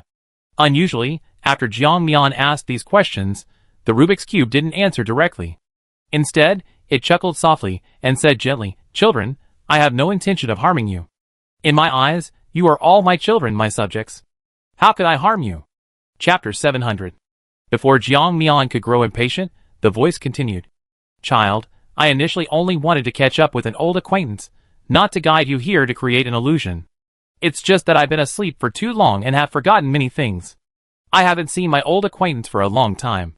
By the way, the old acquaintance I was referring to is the Rubik's Cube you mentioned. It was once a part of me, managing many complex matters for me. It desperately wanted to leave you, not to abandon you, but simply to catch up with me. As for guiding you here, it's because you didn't want to give it up. Perhaps you share a deep friendship, or perhaps you already become one, like I and it were before, which is why you misunderstood my intentions." Listening to the voice's words, Jiang Mian roughly understood that this voice was probably similar to what Jiang Mian had imagined, the former owner of the Rubik's Cube. However, Jiang Mian didn't believe his claim that he had no ulterior motives towards her. Even if she truly had no intention of contacting her Rubik's Cube, she shouldn't have severed ties cleanly. However, Jiang Mian didn't say this directly. She hadn't seen the enemy yet, and didn't know their strength. If she showed such hostility from the start, it could easily cause irreparable damage.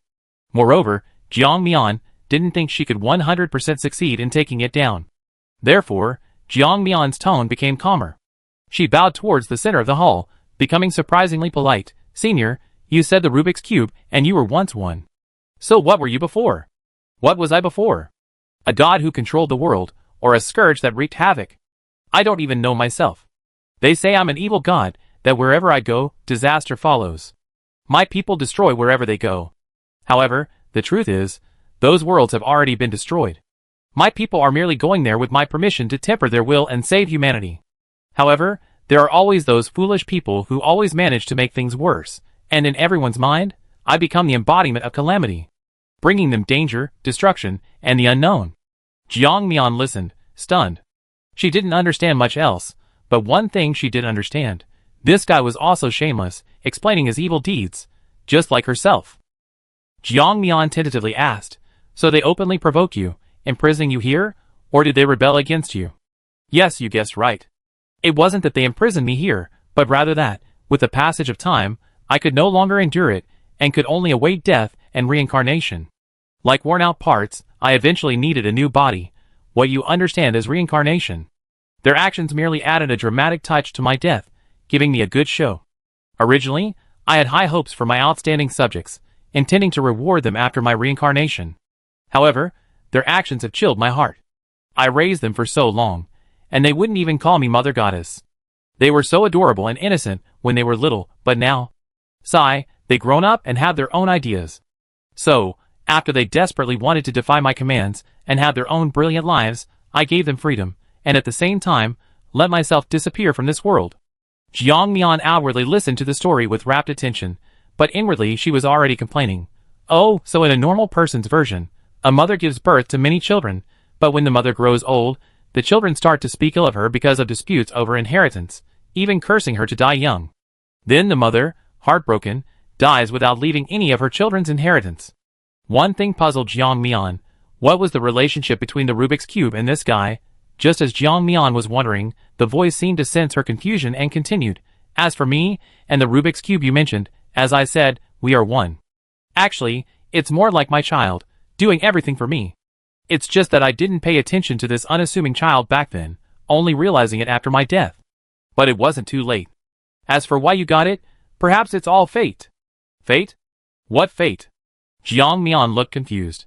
What kind of fate was there to talk about? You're too young now. Even if I told you, it wouldn't be of any use, and it would only leave you with doubts. You need to discover this for yourself. The only thing I tell you is that from today onwards, I will disappear from this world, and you will be the 100% owner of the Rubik's Cube. You don't need to worry about that.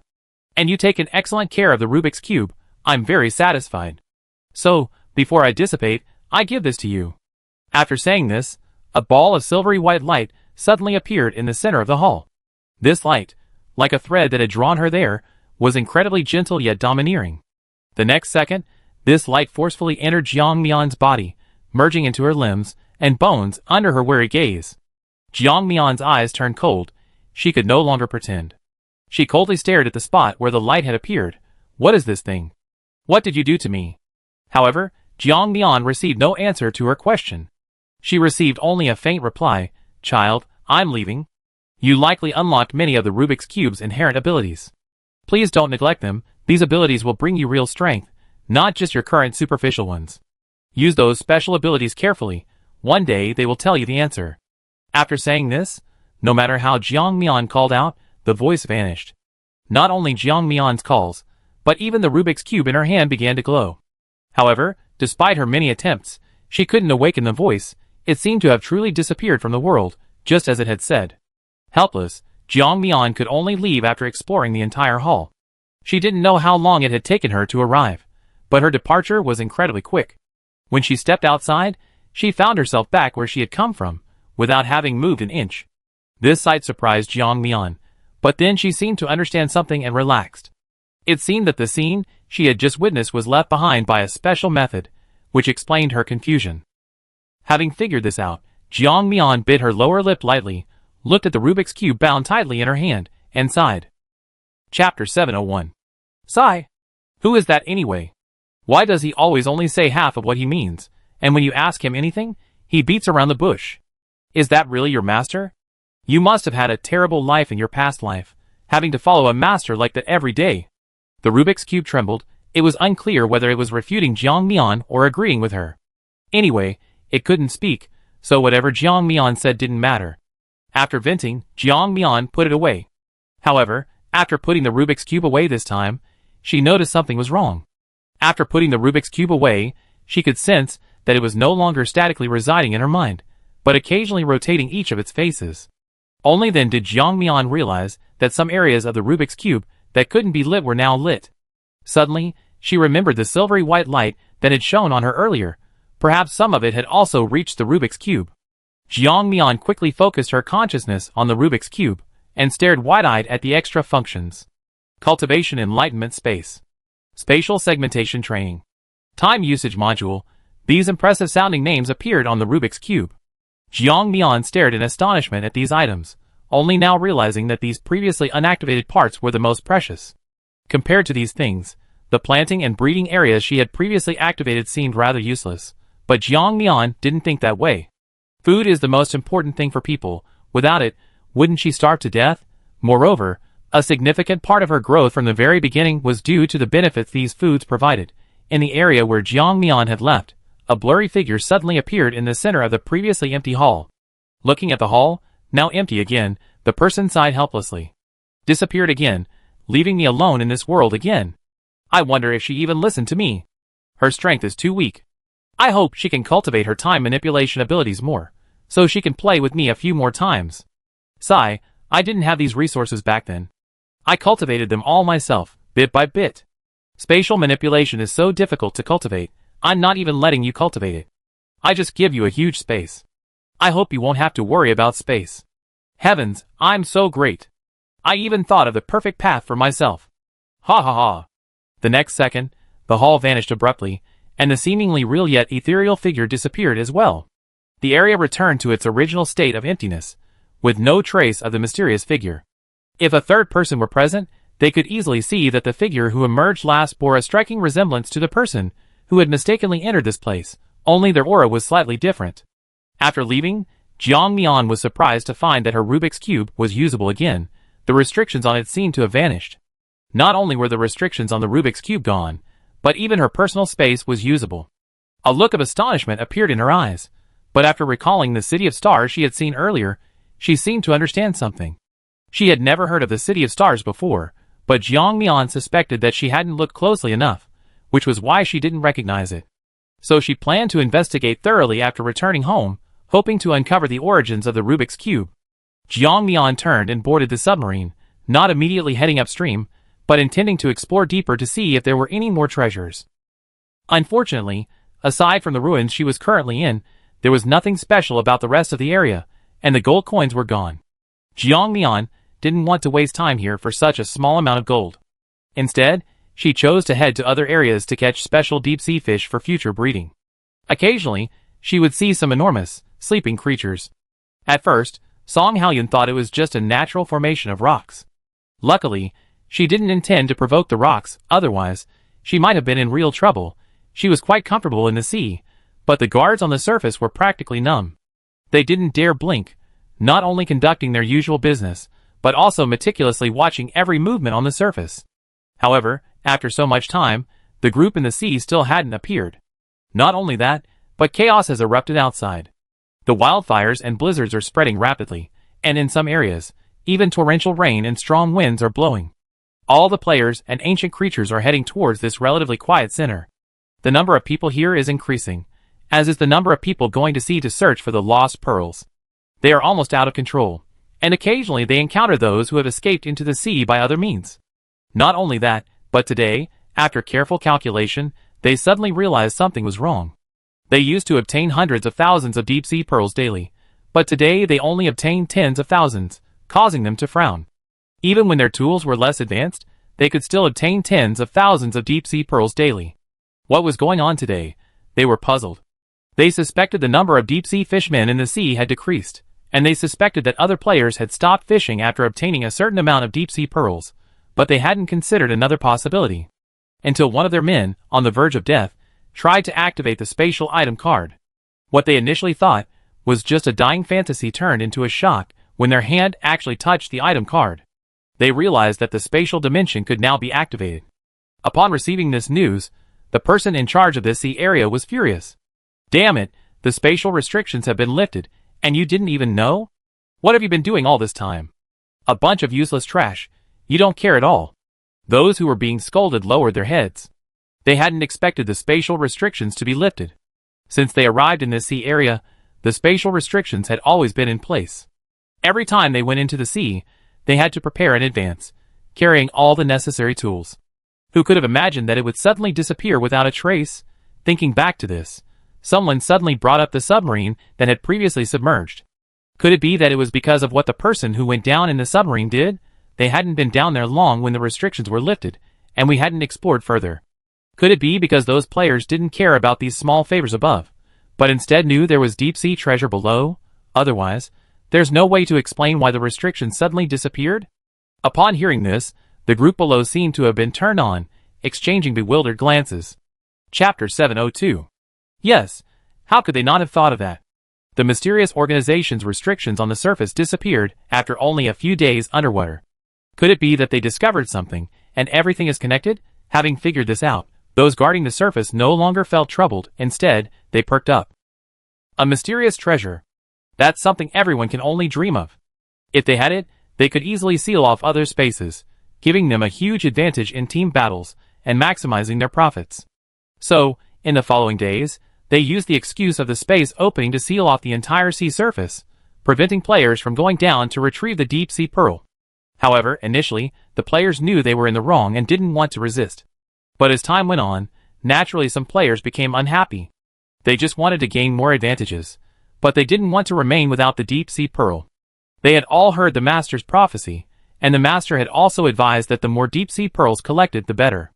How could they possibly be willing to stop collecting deep-sea pearls? Thus, a large group of people began to rebel. Those forces that had initially intended to use a hardline stance to prevent players from continuing to go into the sea had no choice but to reluctantly withdraw their orders upon seeing this. However, even if these players could go into the sea, they were restricted to shallow waters and prohibited from venturing into the deep sea. The players naturally didn't object. They had only been operating in the shallow waters anyway, not venturing deep into the ocean. And some players with influence didn't object either. After all, once they were in the sea, what they did was their own business. Their goal was to capture the person underwater in one fell swoop, and incidentally, to seize the treasures they possessed. However, despite their meticulous planning, they forgot one crucial thing. Why did the person insist on landing in this particular area? After circling the underwater world and collecting information on most of the fish species, Jiang Mian decided to surface. Once the submarine reached a depth of about 1,000 meters, she retrieved it, donned her diving gear, and began swimming upwards. Jiang Mian deliberately chose a spot in the center of the ocean, showing no intention of landing from her previous location. Her actions in the submarine had undoubtedly attracted other players. The 360-degree panoramic images showed several dark figures behind her, clearly human-shaped. Even if she landed on another shore and returned to that central point, it would be the same. The underwater world was so vast, it didn't matter where she got on. After Jiang Mian mingled with a group of smugglers and reached the shore, she patted the water off herself, removed her diving gear, and, seeing the wary players, pretended to be a first-timer and began asking around. Those newcomers, having to deal with so many people every day, certainly wouldn't recognize everyone. After letting Jiang Mian in, she returned to her original spot. Qian Yuan finally breathed a sigh of relief upon seeing Jiang Mian return. Although the two reported their safety every day, certain secret thoughts remained unspoken. Qian Yuan recounted the information he had gathered over the past few days, including the unrest in the sea and the dangers occurring outside. We might have to leave. It's not safe here anymore. The sea level has been shaking more and more violently lately. A large-scale tornado might be coming. Staying here any longer would be very dangerous. Jiang Mian nodded, then seemed to have thought of something and looked at Qian Yuan incredulously. Leaving here? Have you thought about this? Why are those players so desperately trying to obtain the deep-sea pearl?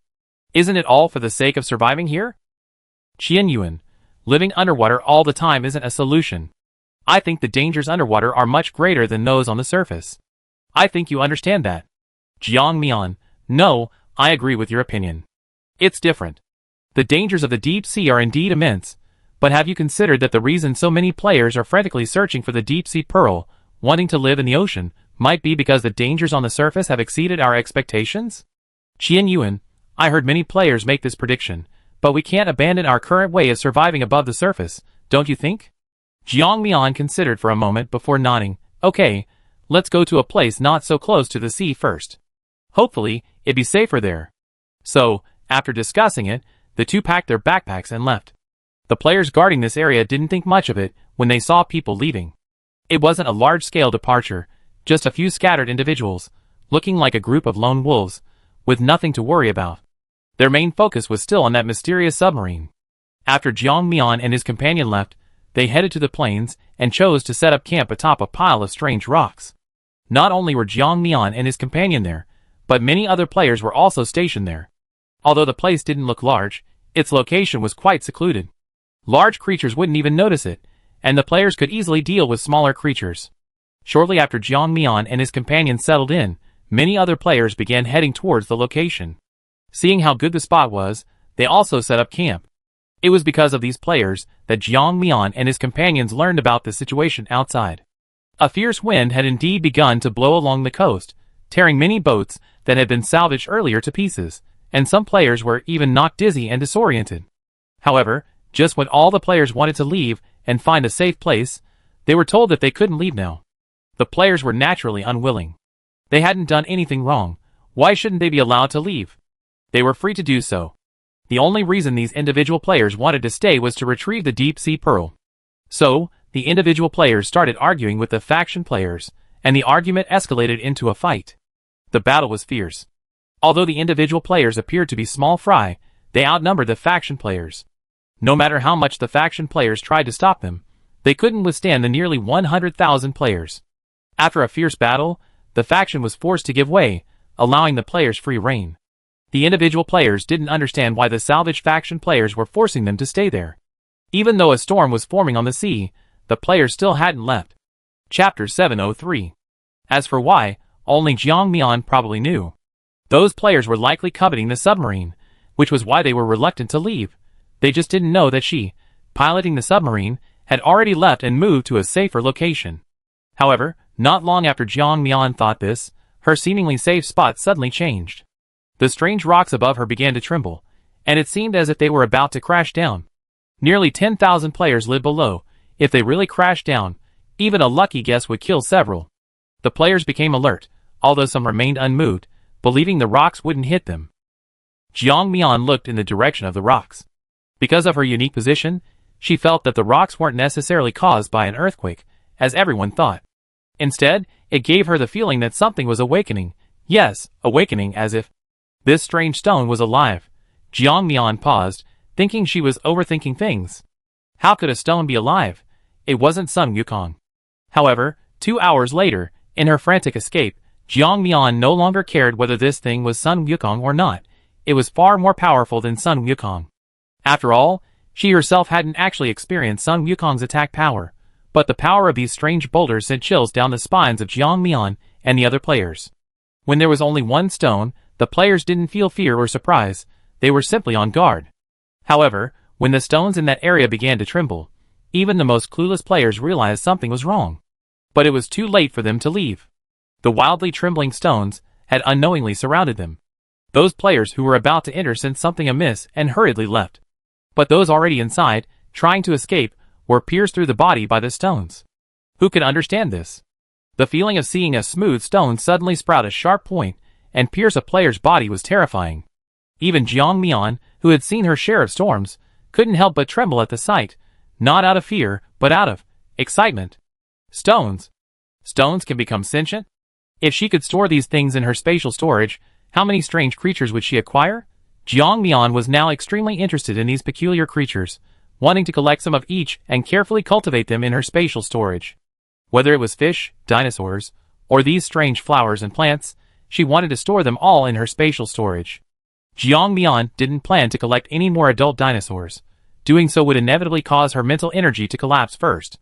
Instead, she would collect more juvenile dinosaurs. Furthermore, Jiang Mian was currently frantically taking mental energy replenishing potions, hoping to collect even more strange creatures into her space.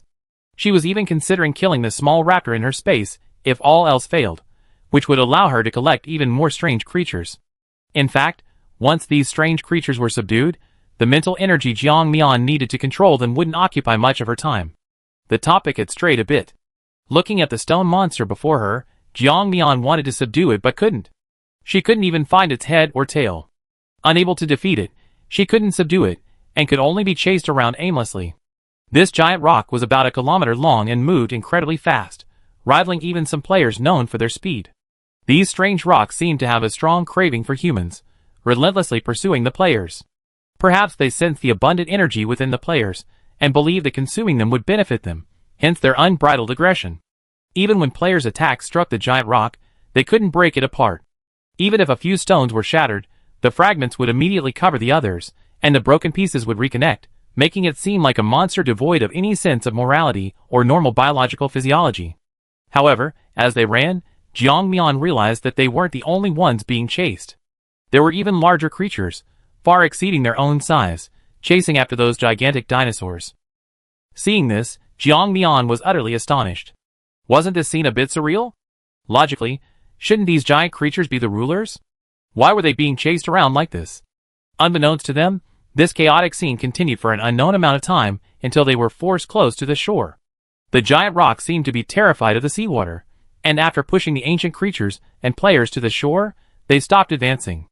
They couldn't see the stone monster's eyes now, and if they could, they would be utterly astonished. The stone monster's eyes were filled with reluctance and fear, as if they were afraid of something in the sea. Unfortunately, none of the players noticed this. They were now extremely grateful that they had been chased to the shore, not to a dead end. Of course, some players were unwilling to give up and tried to escape in another direction, but they found that all they could see were these rhomboid rocks. Helpless, they could only venture deeper into the sea, temporarily escaping the monster's pursuit. Jiang Mian didn't jump into the sea like the other players. Instead, she concealed herself and approached the rocks. The sea could only serve as a temporary refuge. She couldn't stay there for long. Actually, Jiang Mian was more curious about the origin of these rocks than about entering the seabed. The next second, after touching a relatively short rock, she swiftly and decisively cleaved it in two with her sword. The next second, she directly stored over a dozen stones into her spatial storage. The strange rock, whose body she had severed, realized its body was broken again and tried to reconnect with the stone, but after shaking itself, it realized it seemed several pieces were missing. The giant rock, huh? Lost again? This giant rock began to dart around in Jiang Mian's sight, doing something unknown. Only the giant rock race could understand what it was saying. Have you seen my body? It seems to be lost. Can you give it back to me? Chapter 704.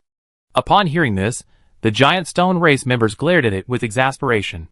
They had never seen such a foolish fellow among them. They had clearly witnessed it sever its own body. What a clueless little idiot. Jiang Mian, after storing the stones in his spatial storage, was surprised to find that it hadn't bled at all, nor had it struggled. And the initial breeding ground the farm had set for it was a green mountain. Then, under Jiang Mian's gaze, he saw the stones, as if seeing a long-lost mother, begin to cling to the mountainside, affectionately pressing against the green mountain, and then actually impersonating it. Jiang Mian was dumbfounded. After carefully counting how many stones it had, he memorized the number before returning his consciousness to the real world. Good news, stones can be cut. Bad news, these stones will continuously regenerate.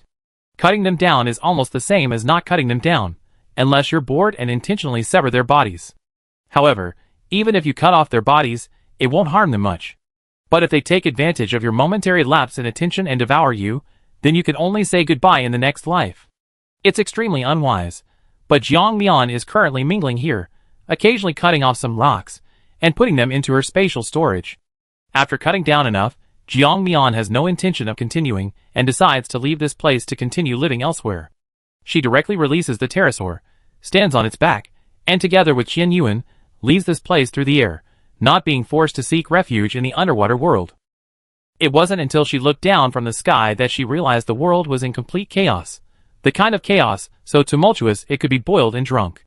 One side of the world was already frosty, with mountains sealed off by heavy snow. The other side was incredibly hot, like molten lava.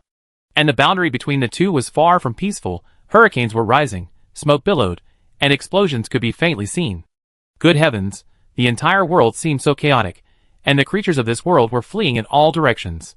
Some creatures could adapt to the heat, others to the colder weather, but some could neither adapt to either, nor could they enter the sea. For them, there was only one fate, death. This world was forcing all creatures to adapt.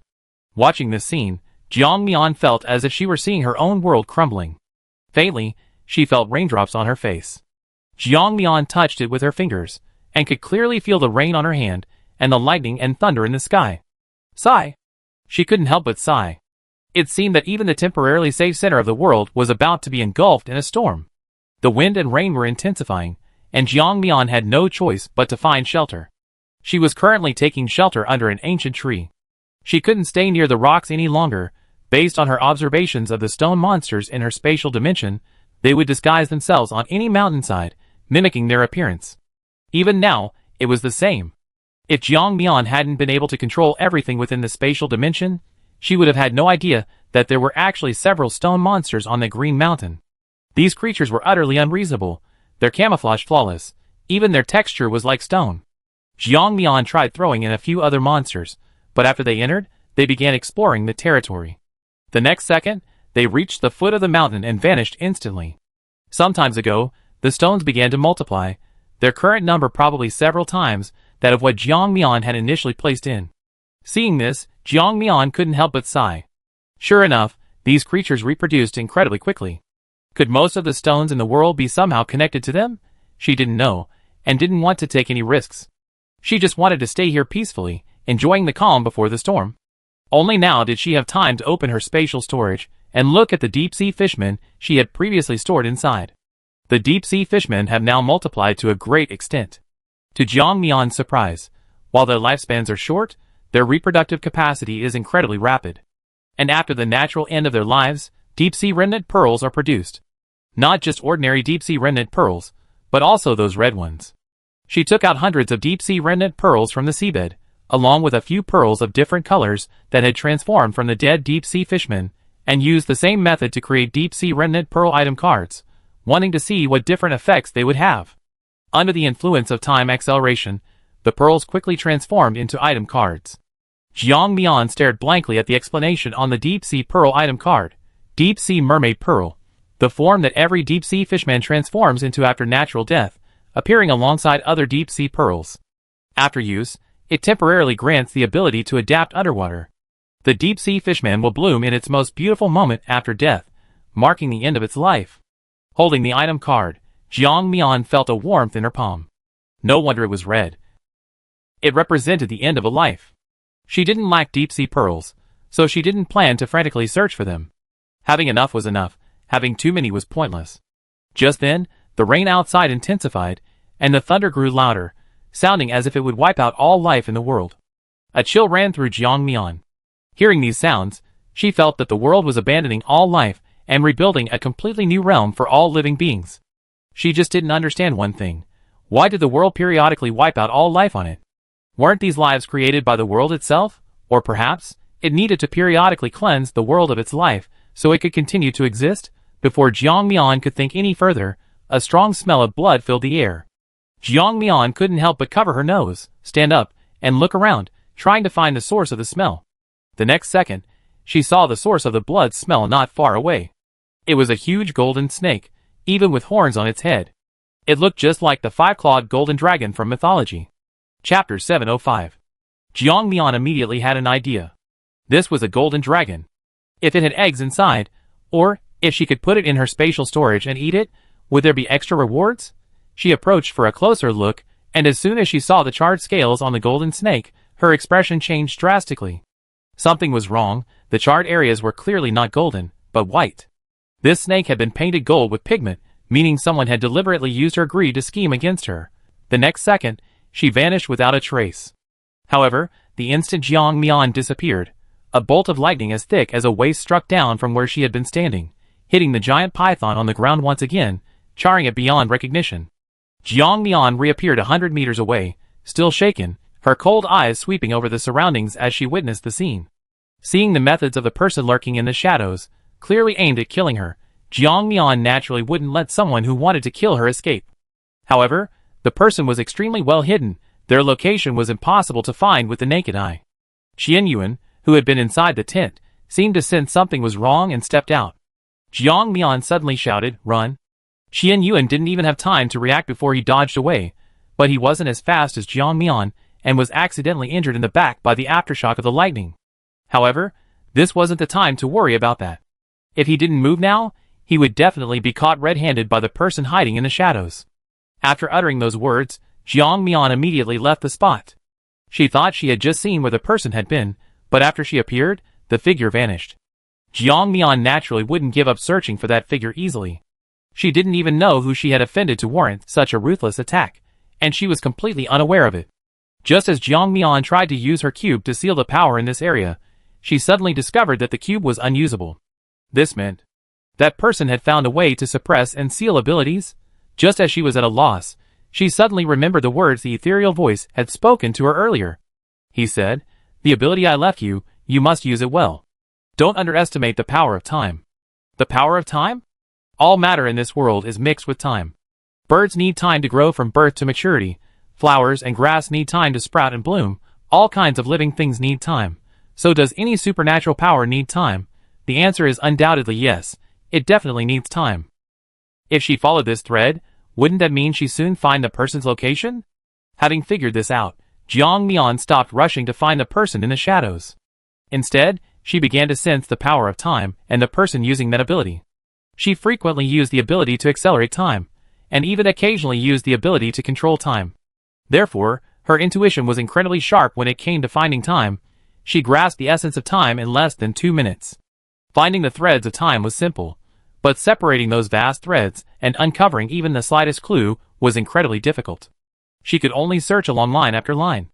However, just then, not far from her, the time thread suddenly jerked, and the next second, Qian Yuan's location was attacked again. Meanwhile, Qian Yuan's unknown time thread also began to pulsate. Using his ability, Qian Yuan instantly teleported to another location. Is this the time thread? Jiang Mian stared in astonishment at the heart-pounding thread, but she had already made her decision. The next second, she swiftly moved to another pulsating time thread, wielding her long sword. The time thread was abruptly shattered, and the figure hiding in the shadows retreated frantically, staring at Jiang Mian in disbelief. Even he himself didn't understand how he had been discovered. His concealment abilities were so good, almost no one had noticed where he was hiding. However, the woman before him detected his presence with effortless ease. That was something his system had given him. How could it be broken? After considering this woman's past deeds, he wasn't surprised at all. Yes, wasn't that her ability? Utterly deceptive, making it impossible to predict what power she would use next. Why? Why? Why should all the good things in this world be bestowed upon her? She receives so many useful items, the help of others, the admiration of men, and the adoration of women. Why? Why did she achieve her current position without enduring repeated malice? While he had climbed to this position through countless hardships, it was utterly unfair. However, no one knew his resentment, no one would tell him why, or what right he had. In Jiang Mian's eyes, he was the enemy. Whatever the reason for wanting to kill him, he deserved to die. Qian Yuan felt the same way. Therefore, this player had to die. Jiang Mian's attacks barely stopped. Under the influence of the timeline, his destination was practically obvious. Her long blade slashed continuously. Even with his supernatural abilities to protect himself, the man couldn't react quickly enough. Jiang Mian seemed to know what he was going to do, blocking his path each time. After several such instances, the man realized something was wrong. This woman seemed to have a cheat code. She sensed his every move. The man's eyes turned vicious. Since that was the case, there was no need for him to hide any longer. He decided to take a gamble. If he won, everything on this woman would be his. If he lost, so be it. He had nothing left anyway. Having figured this out, his actions abruptly changed. In Jiang Mian's eyes, instead of retreating, he advanced and attacked her. Jiang Mian's expression remained unchanged. She wanted to see what this player's skills were, or what abilities he could be so proud of that made him look down on her so much. After 100 or so rounds of fighting, the already injured man was now covered in wounds, his initial arrogance gone, his eyes filled with hatred as he looked at Jiang Mian. Chapter 706. Jiang Mian was utterly bewildered. She hadn't done anything wrong, so why did this man harbor such intense hatred for her? She remembered that since entering this world, she hadn't seen this man, much less killed his family or teammates. She had spent most of her time wandering since arriving. Even after Jiang Mian subdued him, holding a blade to his neck, the man remained defiant. What? You want to kill me? Then just kill me. But after you kill me, you probably spend the rest of your life wondering why I killed you, ha ha ha. He seemed quite smug. Jiang Mian looked at him suspiciously, not understanding what was so smug about. Knowing he was going to die, why make such threats? Jiang Mian remained unmoved, simply taking out a pill and stuffing it into his mouth. Then, she shrugged shamelessly and explained to the man, "You want to know what I gave you to eat? Right? It's simple, just something to make you tell the truth. In this day and age, who bothers with the effort of interrogation? Cutting someone's flesh piece by piece? This is an era of mystical methods, buddy." Actually, Jiang Mian lied to him. What she gave him was just an ordinary Maltesers. The real effect came from one of Jiang Mian's abilities, perfect for interrogating criminals. Jiang Mian patted the man's face, unaware that Qian Yuan behind her silently put the prop into her spatial storage. He had just been preparing to torture the man with his self-developed torture method, waiting for him to say he wanted to hunt down the two of them. Now, Jiang Mian had intercepted his plan. After eating what Jiang Mian gave him, the man's eyes turned crazed. He wanted to vomit, but the substance melted in his mouth, and Jiang Mian had stuffed it in too deep. It inevitably slid down into his stomach. Soon, he felt the drug taking effect. His vision blurred, and he vaguely heard a voice from afar asking, "Why did you kill me? What grudge do you hold against me?" He didn't want to speak, he wanted to keep his mouth shut, but his mind couldn't control his tongue, and he blurted out everything. "Don't you recognize me? In the last game world, you attacked my territory and killed me. But you didn't realize I wasn't dead, I was alive, I resurrected. Back then, I was all alone, isolated. I had to become a mole in another base to survive. You didn't expect that, did you? I remembered you for a long time." Hearing the familiar words, Jiang Mian realized this was a lingering problem from the war world of the last century.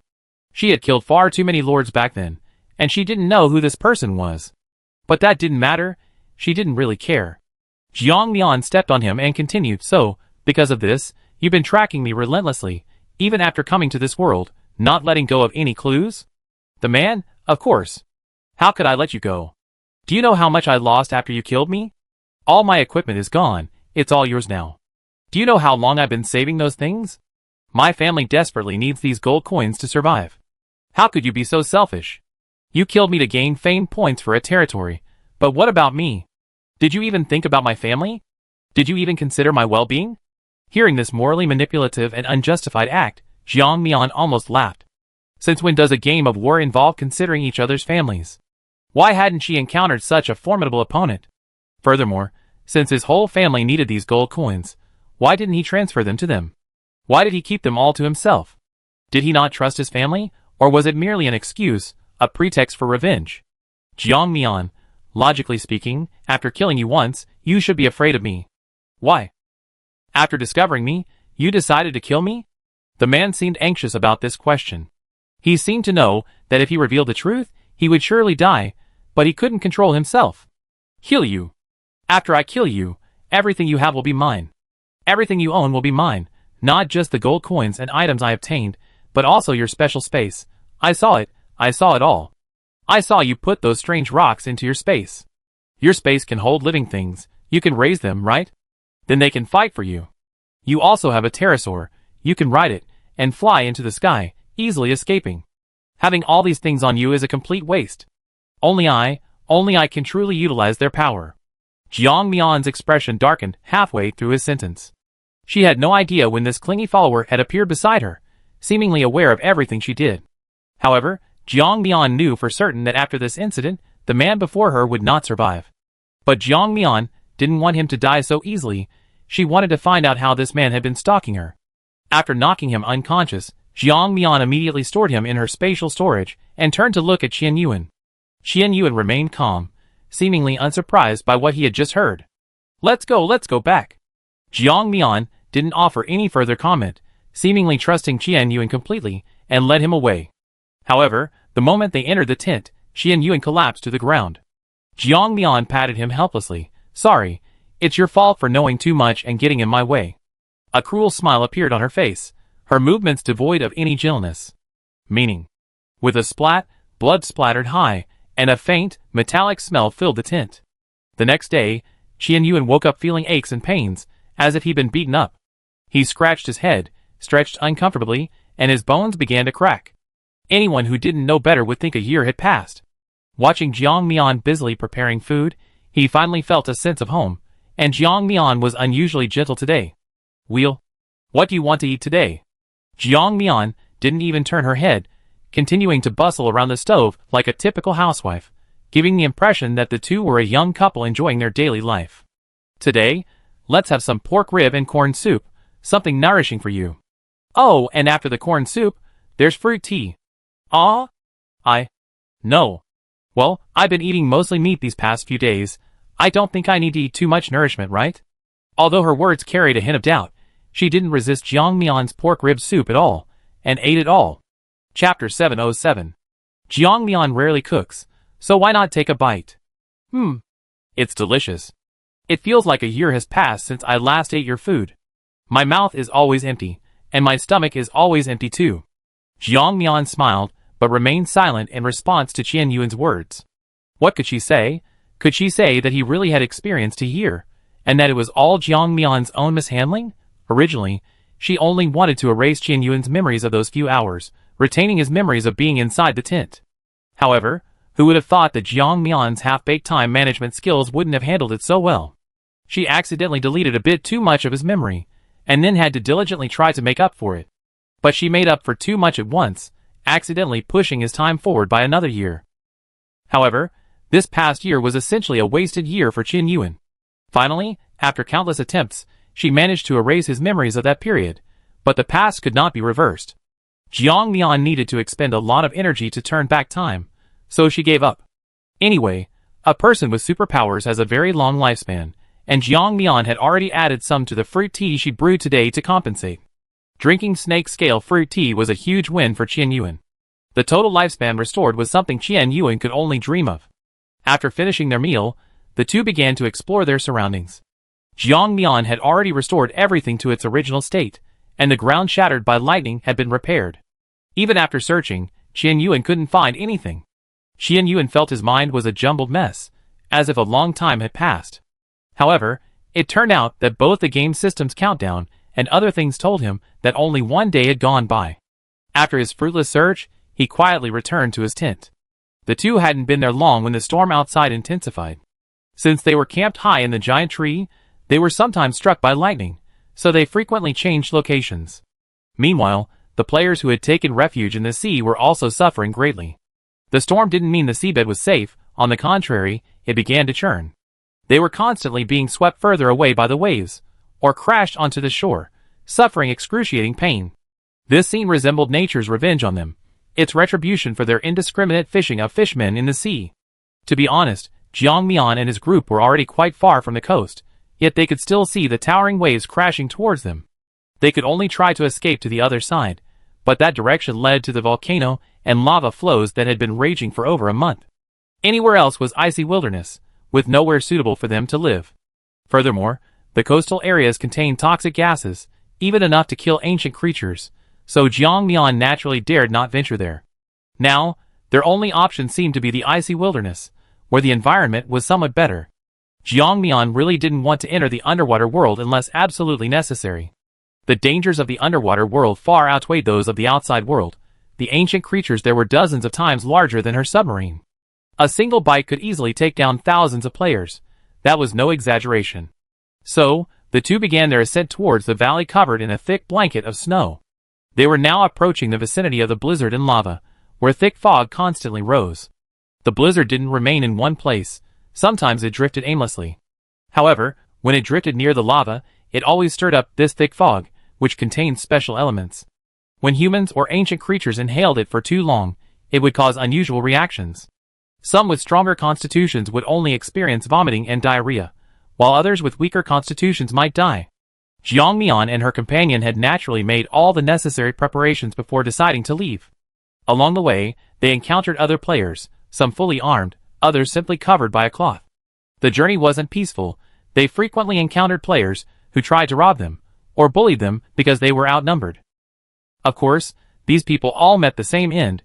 Jiang Mian naturally eliminated them all, obtaining a considerable number of item cards in the process. While this world didn't mandate confrontation, it didn't prevent some more bloodthirsty players from harboring murderous intent towards ordinary players.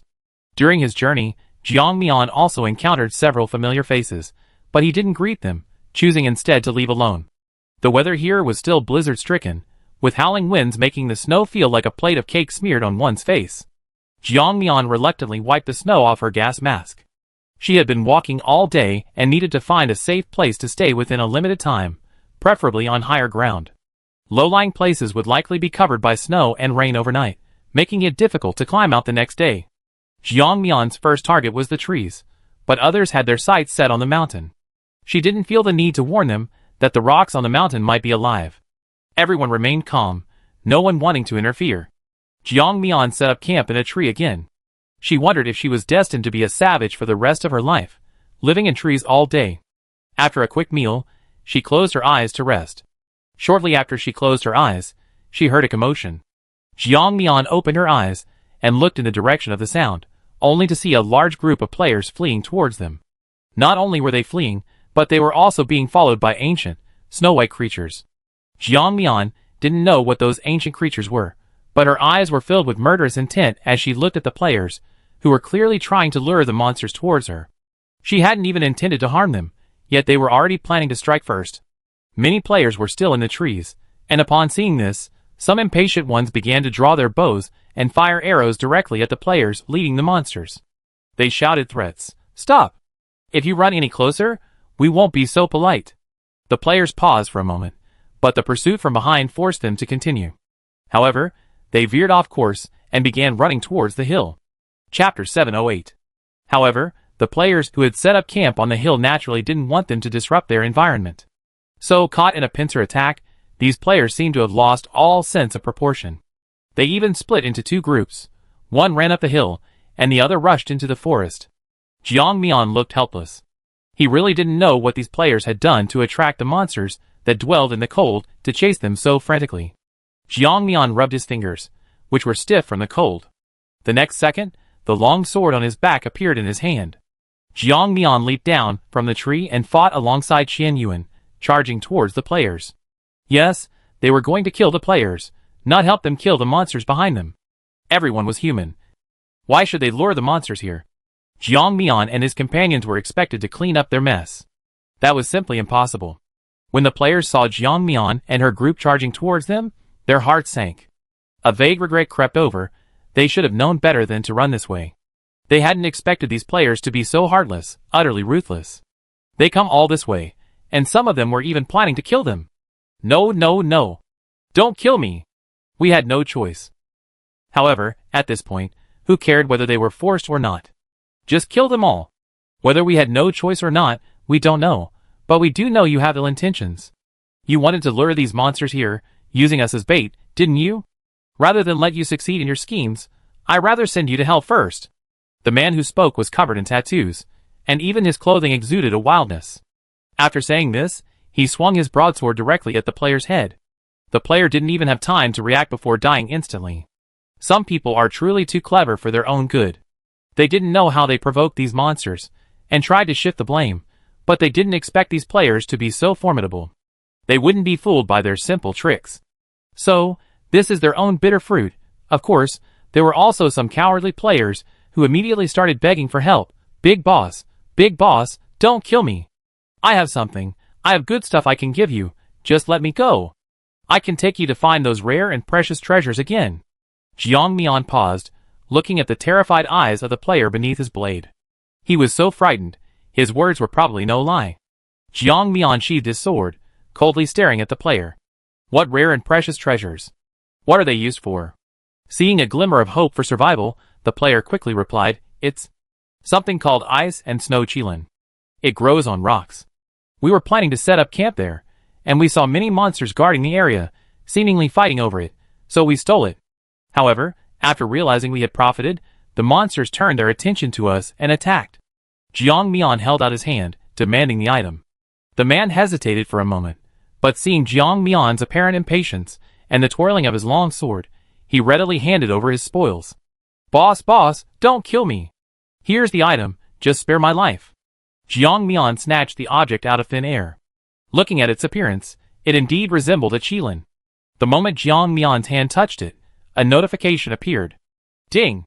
Congratulations to the player for obtaining the ice and snow qilin. After consuming the ice and snow qilin, the player will gain cold resistance in the ice and snow world, increasing their chances of survival. Jiang Mian held the warm object, his eyes slightly surprised. He hadn't expected it to be such a valuable item. It seemed that in times of dire straits, the world would exert all its strength to produce resources necessary for survival. Having received the item, Jiang Mian kept his word, sheathing his long sword and letting the player, who had handed over the ice and snow qilin, walk past him. Naturally, some players noticed the scene, their eyes gleaming with greed as they watched the fleeing players approach. After that, any player who could hand over the ice and snow qilin was released without a hitch. But those who couldn't were simply killed. Since they possessed the ice and snow qilin upon death, it would naturally turn into an item card for them to obtain. If they didn't, they had no value. The real world is cruel like that. If you lack ability, everything you acquire will belong to someone else. These players glared at them with resentment, yet they were powerless to do anything about it. They didn't want to die, nor did they want to lose the ice and snow qilin they possessed. However, this was impossible. The world wasn't as compliant as they imagined. To live, one had to pay a price. These items were essentially protection money they were paying. After Jiang Mian and his companions received this protection money, they would naturally deal with the monsters chasing them. These monsters resembled dinosaurs, but they had grown fur, making them seem like evolved creatures. Their attacks were bizarre and varied. Most of them would rapidly extend their necks to attack the players. Jiang Mian severed the neck of one of the monsters with a single strike, then stepped onto its body and began running away from them. Not only Jiang Mian, but the other players did the same. Killing these monsters was a lie they told the surrendered players. Their real goal was the cliff behind them where they could obtain the ice and Snow Chilin. Having such a valuable item was one of the keys to survival in this world.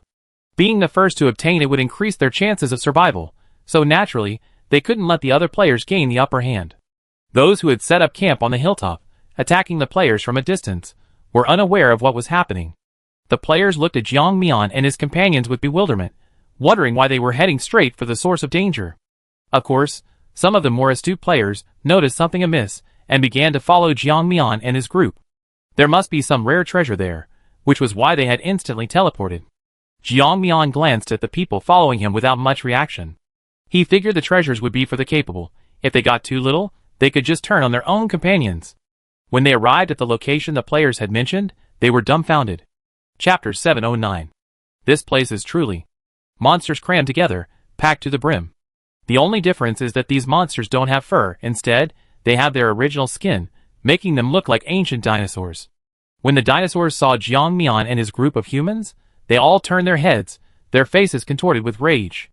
These little brats had just stolen their first batch of emerging ice and snow chilins, and now they dared to come back?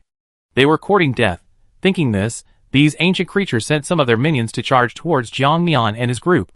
Jiang Mian naturally didn't hold back, attacking the monsters for a while before realizing that if things continued like this, he would definitely be left behind.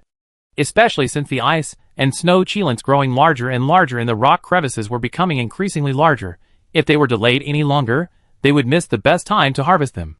Having figured this out, she vanished, her figure soaring through the air, dodging the falling snowballs, and gently landing on one of the tallest ancient creatures, her eyes fixed on the ice and snow chilin.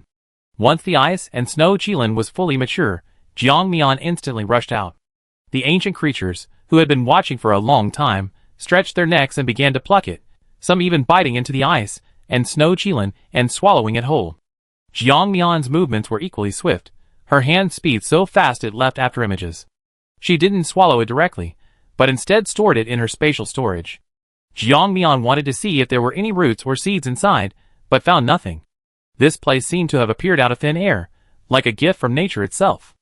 After picking dozens, Jiang Mian finally stopped. Looking around, she discovered that the ancient creatures, which had previously been hairless, had grown soft, snowy fur after eating the ice and snow chilin. Looking at the speed, Jiang Mian couldn't help but exclaim, "So fast?" It was practically divine speed. Growing fur after eating it made Jiang Mian suddenly lose her desire to eat. These dinosaurs grew fur after eating it. What about humans? Would they grow fur too? She was curious, but now wasn't the time for curiosity. Their first priority was to escape the dinosaurs' encirclement. After all, they, the players, had blocked the dinosaurs' path of evolution, and naturally, the dinosaurs harbored an irreconcilable hatred for Jiang Mian and her companions. So, once they realized what was happening, the dinosaurs attacked the players. Jiang Mian had already turned and left, taking Qian Yuan with her. As for the others, well, they were on their own. After leaving, Jiang Mian didn't go far, but stood in a safe spot observing the players, including several who had eagerly consumed the ice and snow chilin. Jiang Mian was somewhat disappointed to see that they hadn't grown fur like those dinosaurs after consuming it. If they really did grow that fur, Jiang Mian felt she might still try it, but now, she felt the world must be discriminating against players like them, which was why they didn't have this visible characteristic. She took out some fruit and shared some with Qian Yuan, then took a bite. She found it didn't have any special taste. It was more like eating ice cubes with sugar syrup. After swallowing the ice snow chilin, a cool sensation spread throughout her body. The next second, the previously frigid weather seemed to have eased considerably for Jiang Mian. Ding! Consuming the ice snow chilin, cold resistance increased by 10%.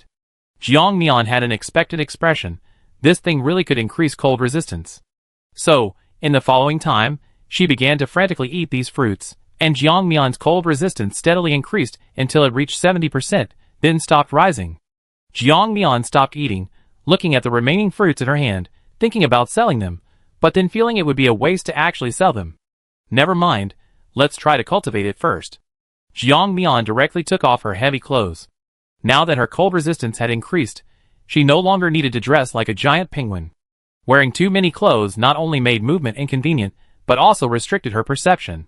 In the following time, occasionally other players would discover this special item, and they would begin to scramble for it. The once quiet place instantly descended into chaos. Having discovered that these things could be cultivated, Jiang Mian abandoned any further attempts to seize them. She simply sat there, observing the situation. That night, for some reason, Jiang Mian felt a vague unease. Until late into the night, a rumbling sound reached her ears, and she immediately sat up, the unease finally dissipating. She stepped out of the tent and looked at the distant, suddenly collapsed mountain peak, a sense of awe for nature washing over her.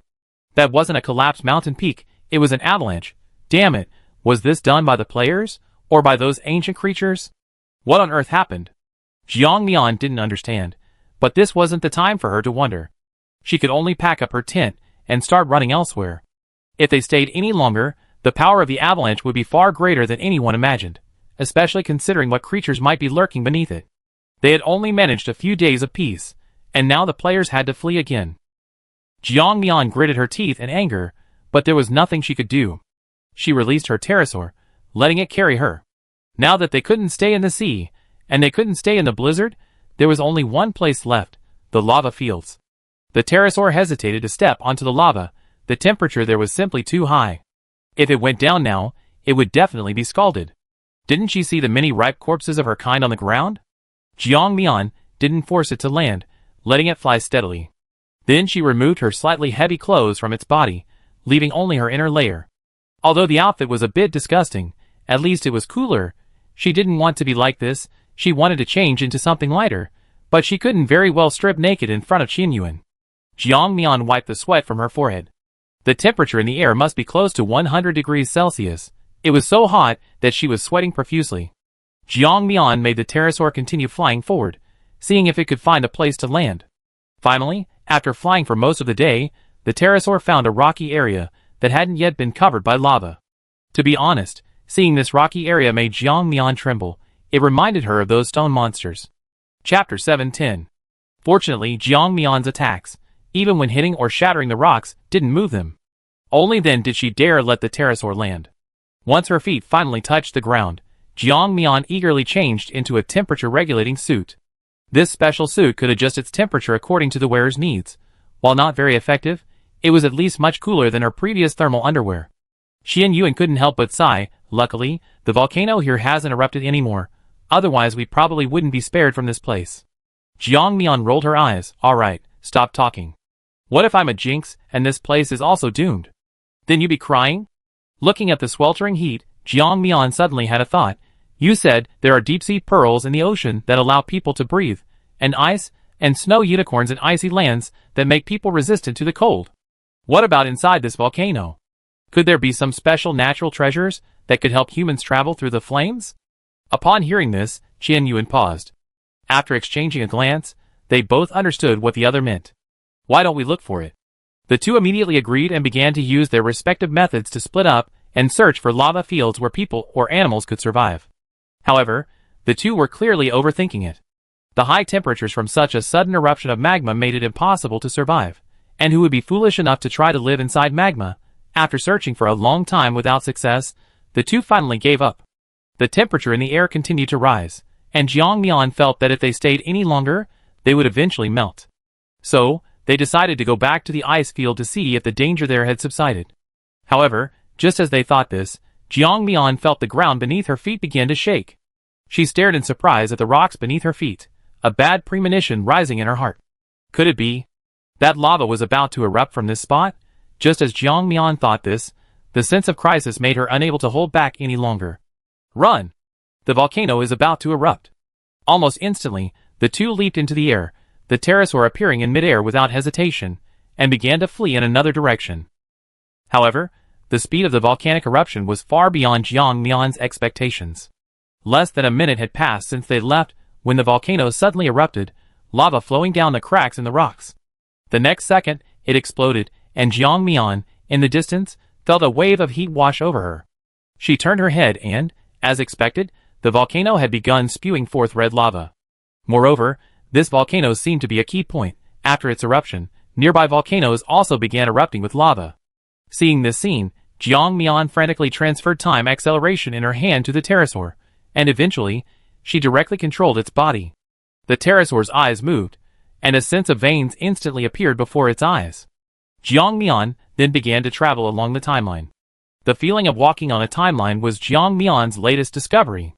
It sounded incredibly fantastical. Although she felt she was walking on a timeline, to outsiders, Jiang Mian appeared and disappeared in an instant, as if teleporting. Normal eyes simply couldn't keep up with Jiang Mian's speed. Jiang Mian felt a burning sensation in her backside, but she couldn't see behind her at all. Only when she finally escaped did she relinquish control of her body to the pterosaur. After regaining consciousness, the pterosaur let out a mournful cry. Only then did they see that the pterosaur's backside had been burned to a pile of bones. No wonder she felt so much pain while controlling the pterosaur. She had very little energy left and couldn't heal it. She could only use an item card to help it recover. How much it could recover depended on the pterosaur's inherent abilities. However, other places were also not peaceful. Along with the volcanic eruption, earthquakes followed. Landslides and avalanches began to occur in the snow disaster area. Creatures accustomed to the ice and snow had no choice but to seek refuge on another continent. However, that continent was also not peaceful. It had become a vast ocean. With the pounding waves and the raging storms, the seawater was piling up, seemingly threatening to spread further. There was no other option but for everyone to take refuge in the sea. Fortunately, due to the prophecy, most players possessed deep-sea pearls, and those who didn't could purchase them from others at exorbitant prices. After catching his breath in the sky, Jiang Mian finally regained some energy, and put the pterosaur away to recover in his spatial dimension. Jiang Mian then plunged into the ocean. The ocean was far from calm. Waves and storms tossed even the deepest sea creatures about. Moreover, perhaps due to the waves, the slumbering ancient creatures of the deep sea were awakened. These creatures, who had chosen to sleep out of hunger, now found their stomachs empty and began attacking and feeding on the players and dinosaurs in the water. While dinosaurs were dozens of times larger than humans, the ancient creatures of the deep sea were several times larger. These ancient creatures were not as discerning as the dinosaurs. Whether human, dinosaur, or other creature, they were all swallowed whole and slowly digested. As the situation grew increasingly chaotic, an even greater catastrophe began to unfold outside. The volcanic eruption expanded significantly, erupting directly from the Earth's core. The once terrifying icy world was reduced to nothingness. The world is now almost entirely covered by oceans and volcanoes. However, simultaneously, the sky faced its greatest danger. Strong winds began to blow. While these winds somewhat alleviated the lava flow, the frequency of solar radiation increased dramatically. Some special creatures could survive in the lava, albeit with difficulty. However, under the intense solar radiation, they could only collapse and wail. Jiang Mian and his companions in the sea also felt the heat, and the seawater seemed to be receding. Many players were suffering from the torment of this volatile world. However, even more painful was the fact that the rapid changes in the world's creatures greatly increased their chances of death. Chapter 711. If someone could compile statistics, they would find that in just 2 months, the number of these creatures plummeted by 70%. Now, only 30% of all life forms remain on Earth. Many have already been forced into extinction. Of the original 50 million players, nearly 20 million have died. This is the percentage of players who receive system-based training. If those players didn't receive training and only participated in the game 2 or 3 times, their chances of dying in this world would likely be much higher. Natural disasters in this world don't care how lucky or powerful you are. When a higher level, higher dimensional creature swallows you whole, you don't even have time to react before you die instantly. Many things are unpredictable. Who could have imagined that a super hurricane would break through the stratosphere and tear apart the ozone layer? Now all life is facing solar radiation. Many creatures have fallen, and many others have risen again, those that have evolved exceptionally quickly and adapted to solar radiation. However, the players didn't have such a strong ability to adapt.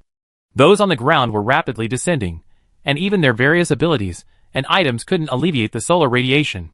Many plants evaporated instantly within seconds, and the players didn't last long either, turning into skeletons. The Earth itself began to soften due to the solar radiation, and the ocean was sinking at an alarming rate. The ocean temperature continued to rise, and some players sensed something was wrong, wanting to investigate. However, they witnessed firsthand, through messages from other players, that those who tried to investigate were instantly dissolved.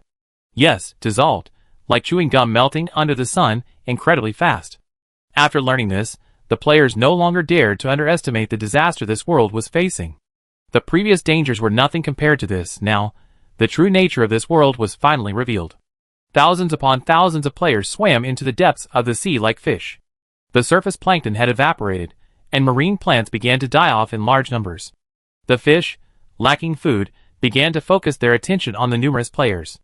Big fish eat little fish eat shrimp, and the players were shrimp-like creatures to these fish. If they didn't eat quickly, they wouldn't be able to withstand the high temperatures of the seabed. Thus, the players naturally became the lowest of the low. Jiang Mian plunged his knife into the eye of the fish that was trying to devour him. Its eyeball instantly burst, casting a pale pink hue in the water for a fleeting moment before quickly dissipating. The blade then began to twist along Jiang Mian's wrist, shredding the fish's brain. However, although the fish was dead, its bodily reflexes remained. Jiang Mian simply collected it and continued swimming downstream. More and more sea creatures began attacking Jiang Mian and the other players. After blocking several attacks, Jiang Mian realized that many fish were still trying to attack him, and he couldn't help but become enraged. She just wanted to hide here peacefully for a while. She wasn't after these monsters' entire families. Why did they keep attacking her? Little did she know, with the food chain collapsing, the animals' instincts immediately took over. They naturally wanted to obtain more food to fill their stomachs and continue surviving on the seabed. Although Jiang Mian couldn't go up, she could use the item she had previously acquired to scout the situation above. Once the special item floated on the surface, it faithfully transmitted information to Jiang Mian. It was now the 75th day since the game started. The volcanic eruptions outside had stopped some time ago, and everything was now calm, as if nothing had happened. However, the land was littered with corpses, animals, players, and those special creatures. Jiang Mian even saw a gigantic being, looking like a Tyrannosaurus Rex. Just then, the instrument seemed to detect something unusual and began to accelerate until it stopped in front of an extremely large corpse. This was the same Tyrannosaurus Rex-like creature Jiang Mian had seen earlier, and it was still alive, though now on the verge of death. Its flesh appeared extremely loose, as if it had contracted some strange disease. The Tyrannosaurus Rex tried to stand up to find a shady spot to avoid the sun's radiation. However, after several attempts, it still stubbornly collapsed to the ground. Finally, it lay there, suffering the torment of this natural disaster. The instrument circled around it once before moving away, flying a short distance before Jiang Mian quickly called it back. Looking further ahead, there was nothing new. She already knew the general situation.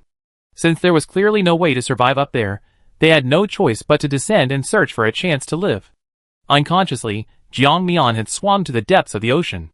However, the deep sea was now much less impressive than before. Even without submarines, players could swim down using the deep sea pearl, indicating that the air pressure had dropped significantly. The ruins she had seen earlier remained unchanged, except for the presence of many fish and players who had set up barriers there. When the players saw Jiang Mian and her companions arrive late, they didn't react much. Instead, they displayed greedy expressions, as if Jiang Mian wasn't human, but rather cattle to be slaughtered. Looking at the ruins, which seemed even more dilapidated than before, Jiang Mian could roughly guess what had happened inside. They must have discovered the remnants of gold coins in the ruins, which was why they occupied this place, embracing the danger. But could these people be addicted to robbing gold coins, and now they're even robbing passing players? Thinking this, Jiang Mian's eyes filled with suspicion as he looked at them. The next second, just as Jiang Mian had guessed, these people surrounded him and his companions. There were about a dozen players who had come down with Jiang Mian, but the number surrounding them was over 100. These people seemed to have planned this beforehand, immediately setting up their positions. Each of them was covered in bubbles separated by deep-sea pearls. Upon seeing the players, they didn't immediately try to rob them, but instead looked at them with a nonchalant air. "Yo, fellow travelers. It's been a long time. The fact that you swam all the way here means you have quite a few deep-sea pearls. How about this? How about you lend us some? We've been here a while, and we're almost out of deep-sea pearls. You wouldn't be so ungrateful, would you?" Chapter 712. Jiang Mian couldn't help but laugh at these words. She genuinely doubted the mental state of these people. It was obvious they were here to rob them. The players behind him weren't stupid. Everyone knew that after diving to a depth of about 1,000 meters, the deep-sea pearls that could originally last a day were greatly reduced to half a day. Now, at this location, they could only use them for 3 hours. Their reserves were also running low, and they needed to plan for the future. How could they simply hand them over? However, faced with these vicious players, they panicked for a moment, exchanging bewildered glances. But upon seeing Jiang Mian's calm eyes, they seemed to have discovered something and began to gather around her, appearing to follow her lead. Jiang Mian found this scene quite amusing. She wondered what connection she had with these players, So why did they all seem to consider her their leader after the danger arose? But she hadn't received any tribute from them, so why should she help them? So, when the leader of the opposing group looked over, Jiang Mian shrugged. Don't look at me. I don't have many deep-sea pearls, but my underlings have quite a few. If you want some, go ask them. With that, she adopted a shameless attitude, even making a gesture of invitation, which infuriated the players behind her, almost causing them to curse aloud. However, since they were in the wrong, they could only accept their fate. Each of them adopted an aggressive stance, threatening the others. Have you thought this through? Our numbers aren't that different, and how do you know there aren't any hidden big shots among us? If you push us too far, we kill you all easily. What kind of people hadn't the leader of the robbers seen? After seeing their bluffing, he knew they were definitely not people he couldn't afford to offend. He was somewhat inclined to believe that he couldn't handle the man and woman from before. After all, true masters often pretend to be nonchalant, then deliver a fatal blow at the crucial moment. Jiang Mian wasn't bothered by the chaos behind her. Instead, she stepped forward and looked at the people blocking her way, calmly asking, "What? Aren't you going to rob them?" The men blocking Jiang Mian exchanged glances. Their boss had just given orders that if things got really bad, they could let the two go. After thinking it over, they decided to obediently let them leave. At worst, she'd get a scolding from the boss, which was better than actually kicking a hornet's nest and breaking her foot. So, under everyone's gaze, Jiang Mian casually left the spot. She didn't want to linger there, the place gave her a bad feeling.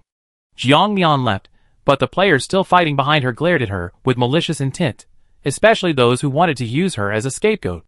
Their scheme hadn't succeeded, they'd gotten into a fight, and they even lost many deep-sea pearls to save their lives. Naturally, they were dissatisfied. And their dissatisfaction was vented on Jiang Mian. Jiang Mian was unaware of what they were thinking. She didn't continue swimming downstream, but instead chose to swim in another direction. Since this place was the site of another game's collapse, it meant there must be some unknown secrets beneath. She had neither the time nor the need to dig, and some things were neither truly known nor unknown. Unbeknownst to her, while these players were contemplating surviving at the bottom of the sea, the world suddenly trembled, this time far more violently than before. The earth cracked, mountains rose, rivers overflowed, and outside, a meteorite shower crashed down upon the world. Even more remarkably, one enormous meteorite hurtled directly into the sea. Explosions were deafening, and even the ocean was instantly churning with massive waves. Furthermore, the meteorite explosions created a hollow vortex at that location, making the depths of the sea visible to the naked eye. It was this attack that completely awakened a slumbering creature. Roar! A furious roar sent the players, still reeling from the shockwave of the meteorite explosion, reeling them from the shockwave, and causing them to bleed from all 7 orifices. Even their deep-sea relic item cards shattered. However, miraculously, after the protective shield broke, Jiang Mian no longer felt the pressure of the deep sea. The feeling was as if she had just dived to about 1,000 meters. Jiang Mian quickly re-equipped with the deep-sea relic, her eyes wide with terror as she stared at the point where the current had stopped. That was the place she had just come from, the very site of the old City of Stars. She was now incredibly grateful that her sixth sense had saved her once again. Otherwise, if she had stayed there, she would probably be a pile of mincemeat by now, nourishing the various creatures of the seabed. Faintly, she seemed to hear other explosions, but they were too far away to be clearly heard. However, if nothing unexpected happened, this was likely a global catastrophe caused by an external meteorite impact. Meteorites continued to fall into the ocean. Jiang Mian and the others had no choice. Visibility was obstructed in the ocean, and staying would only subject them to greater impacts. They had to leave the ocean and begin searching for a chance to survive. Strangely, because of these meteorite impacts, the sun's radiation was significantly weakened. Truly, there was always a way out.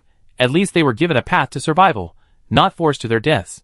Jiang Mian's first action upon reaching the shore was to find a place to hide. However, the desolate land was devoid of trees. The only place she could find was rocky terrain. The ground was jagged and craggy. The ancient creatures that once roamed the surface had almost all disappeared, and were barely visible. The rock Jiang Mian was hiding on suddenly moved. Just as Jiang Mian was filled with surprise, he saw the rock begin to roll like a snake. Only 2 other rocks were connected to it. Jiang Mian immediately thought of the strange creatures he had encountered before. These must be the giant rock monsters. But what had happened to them? How could they have become like this? Boom! Boom! Boom! The explosions outside continued to ring out. Jiang Mian watched the meteorite falling from the sky, and immediately moved away from his current location. Chapter 713. Just minutes after Jiang Mian left, the meteorite struck the ground, turning an area within 100 kilometers into ruins. Jiang Mian patted her chest, still shaken. Thankfully, she was quick enough to avoid being affected. Once the meteorite had cooled down considerably, Jiang Mian returned to the scene. The giant rock monster that had been crawling around was now completely obliterated.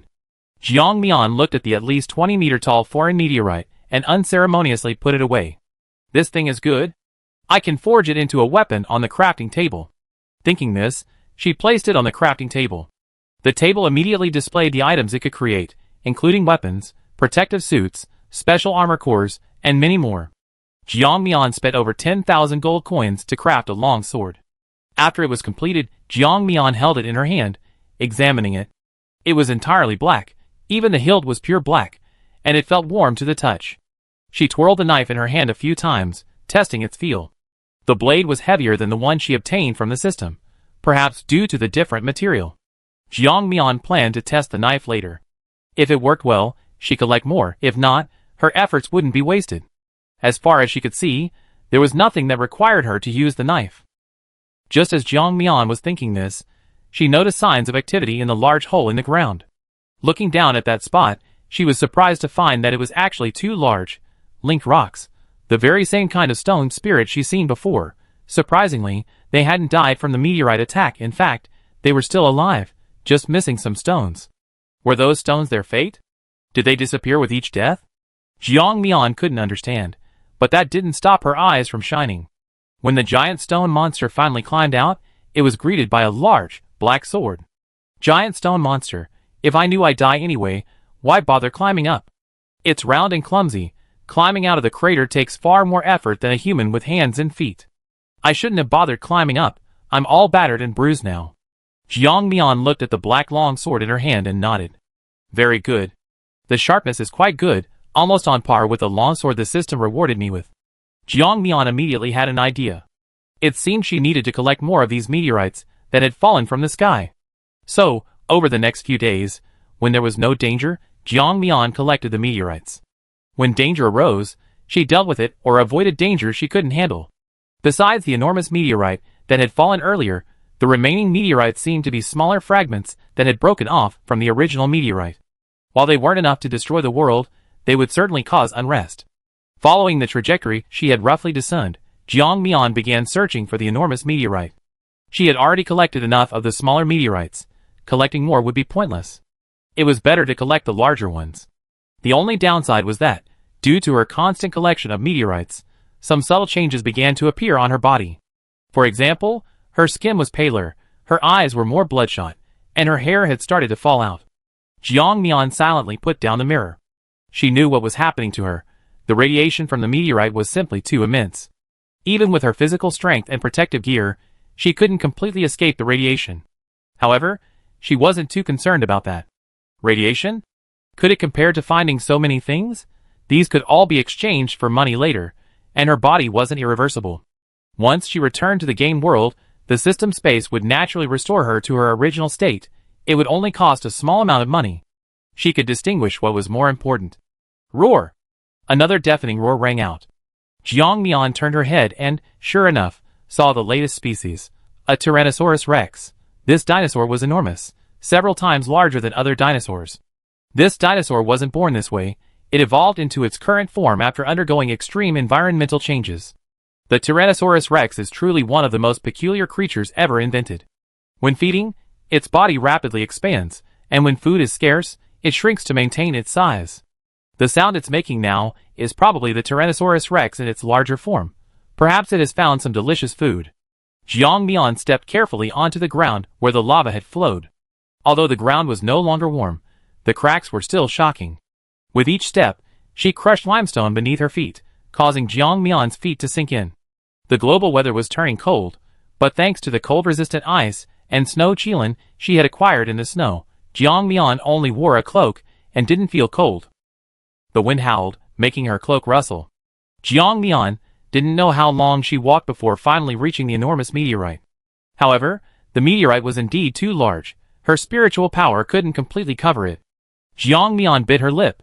somewhat regretting that she couldn't take it all at once, and would have to divide it into pieces, and store them individually in her spatial storage. So, she rolled up her sleeves and began to work. Just then, a voice suddenly rang out. "What are you doing?"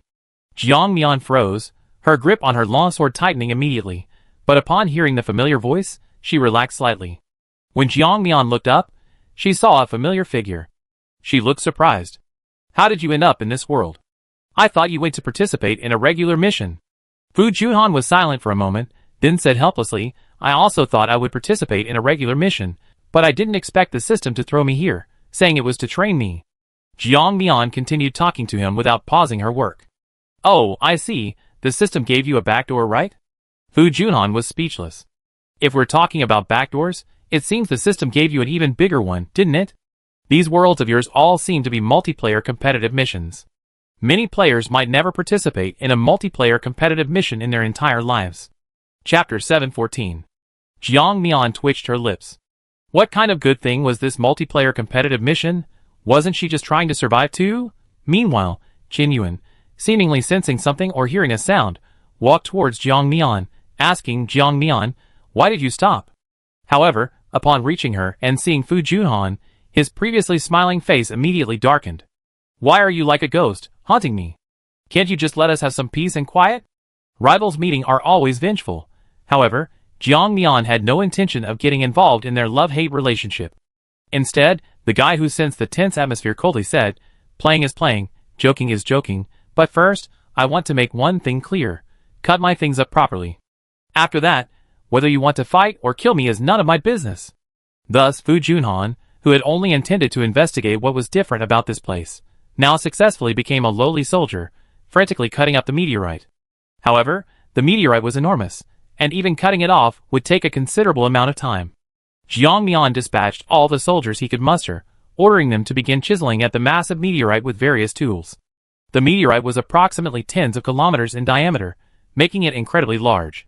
Even after being cut into pieces, Jiang Mian couldn't possibly consume it all. Just as they were halfway through their excavation, the tremendous noise finally attracted the attention of other players in this world. When they saw many strange creatures mining the meteorite, they were immediately astonished. The quicker-thinking players instantly realized that there must be some strange treasure inside the meteorite, which was why these people were mining it. Thus, those players who, although they didn't have definite information, still wanted a share, began shouting at Jiang Mian and his group. "Natural treasure should belong to the capable. This doesn't belong to you alone, so why won't you let us mine it? That's right, this belongs to everyone, and it's a gift from heaven. It's a bit unreasonable for you to occupy this place. I think you've gone too far. One shouldn't be so greedy." These people argued back and forth, thinking their words could harm Jiang Mian. However, they found that the more they talked, the more enthusiastic the creatures became. So some players, unable to bear it any longer, began to approach the meteorite. However, upon closer inspection, they discovered that the meteorite miners posed no threat to them, acting as if they were completely invisible, preoccupied only with mining the meteorite. This relieved the players. It made them feel a bit more at ease. Some players then began mining the meteorite like Jiang Mian. However, once they actually started, they realized that the meteorite's hardness was indeed beyond their control. But some players' eyes lit up. These were players who also practiced crafting, such as weapon forging.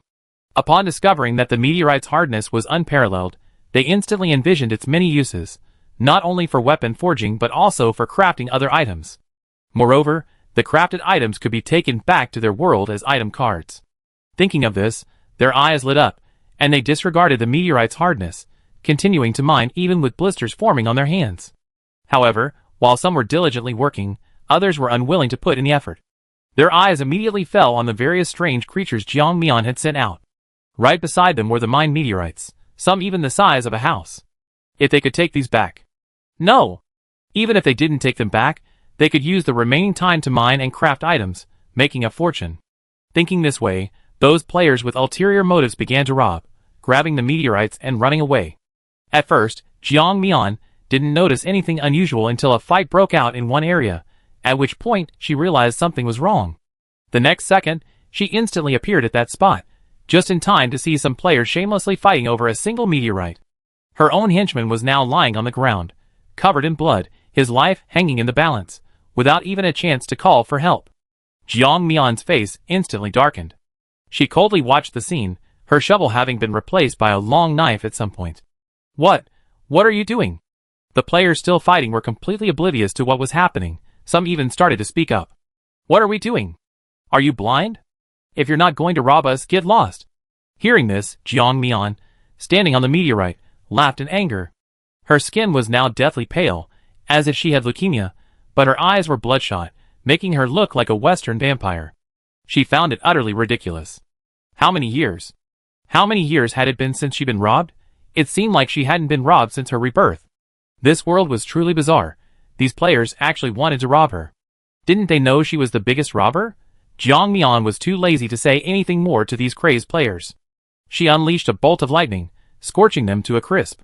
The next second, they seemed to finally react, finally raising their heads to look at Jiang Mian. Some of them, realizing Jiang Mian was the player they first seen mining, instantly became wary. The most important reason was their guilty conscience. They had just killed this player's pet, and now they were fighting over it. Wasn't that blatantly tantamount to turning against him? They wanted to explain, to ease the tension, but Jiang Mian wouldn't listen to any explanations. Why ask them what? Jiang Mian had only one thought, to drain them dry and make them pay for their own men's deaths. You killed my underlings. Have you thought about how you're going to compensate me? Those with quicker minds immediately feigned fear. Boss, you misunderstood? It's all a misunderstanding. We didn't kill your pet. It was the group of players who escaped earlier. We just wanted a share. Yeah, boss, how could we possibly kill your people? We're all innocent victims. We're just taking the blame for others. Jiang Mian shook her head. Now isn't the time to find out who the culprit is. Since you were right there at this murder scene under my nose, you should at least pay the price. You agree? Right? The players paused, finally understanding what Jiang Mian meant. She wanted them to pay protection money.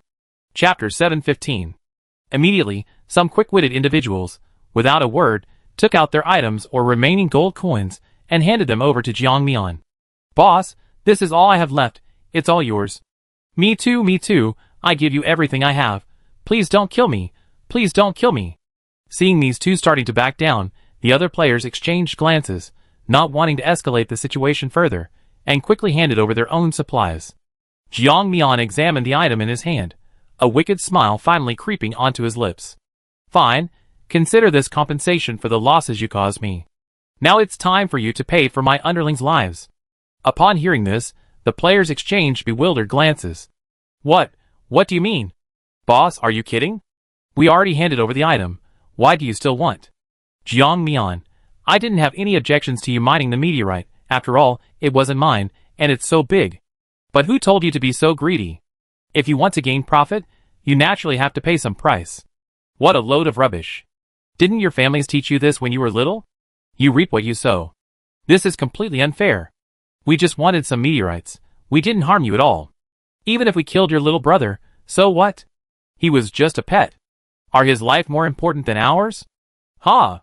Jiang Mian sneered, looking at the player who said their lives were more important than his little brother's. He scoffed, Go complain to the king of hell if you find anything unfair. There's a difference between close and distant relatives. To me, the trust of strangers like you is naturally less important than the life of my little brother. Seeing that Jiang Mian was truly unconvincing, the players decided to fight back. However, once they actually engaged in combat, they realized that Jiang Mian was simply no match for them. But by then, even if they wanted to admit defeat and escape, it was too late. They would only end up with their bodies abandoned in the wilderness.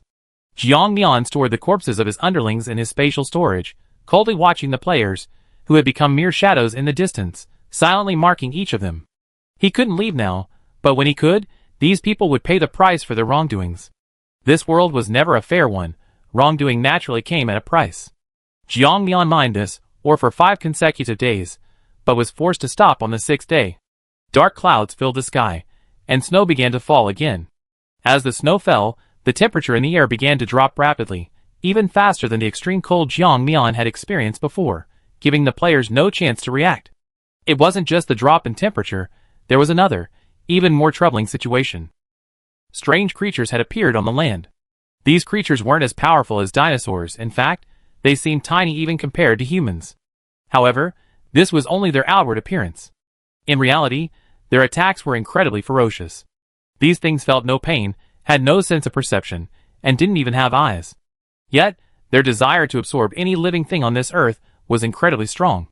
Even Jiang Mian and his companions were reluctant to provoke these creatures, yet they had no way to escape their attacks. Being bitten and gnawed by these creatures was truly unavoidable. The mere scent of blood from each player attracted even more creatures. Jiang Mian's plan to collect meteorites was forced to a halt. The outside world was now surrounded by these creatures, who seemed unfazed by the cold, and even appeared to be enjoying it. Jiang Mian examined the strange creature inside the jar, finding it increasingly resembling a mosquito, only much larger. Its tip wasn't pointed, instead, it resembled a suction cup. After a piece of raw meat was thrown in, it instantly began to devour it. In just 10 minutes, the piece of raw meat was completely gone. Even the traces of blood had been swallowed whole. The players had ways to hide, but the enormous dinosaurs were furious. These newly emerged species were so small that many dinosaurs couldn't even see them, often catching them off guard and leaving them bloodied and mangled. After being bitten, they would become infected, and the places they had devoured would rot, unavoidable even if one tried to prevent it.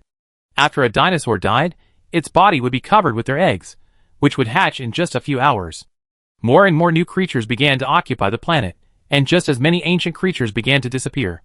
Even the Tyrannosaurus Rex, which had only recently taken over the world, could only die in despair in the face of these new life forms. The world's rulers have changed once more, and humanity can only survive under the crushing weight of these forces. Fortunately, their time is running out. If they were to remain in this world indefinitely, humanity would likely face extinction. Meanwhile, unnoticed by humanity, another change is taking place. The plants and plankton that were once burned to ashes are now tenaciously growing back. The withered trees are sprouting new branches. Regardless, the world's hope, like the reborn plants, will not vanish. What is disappearing is merely wave after wave of life. These things are so hard to guard against.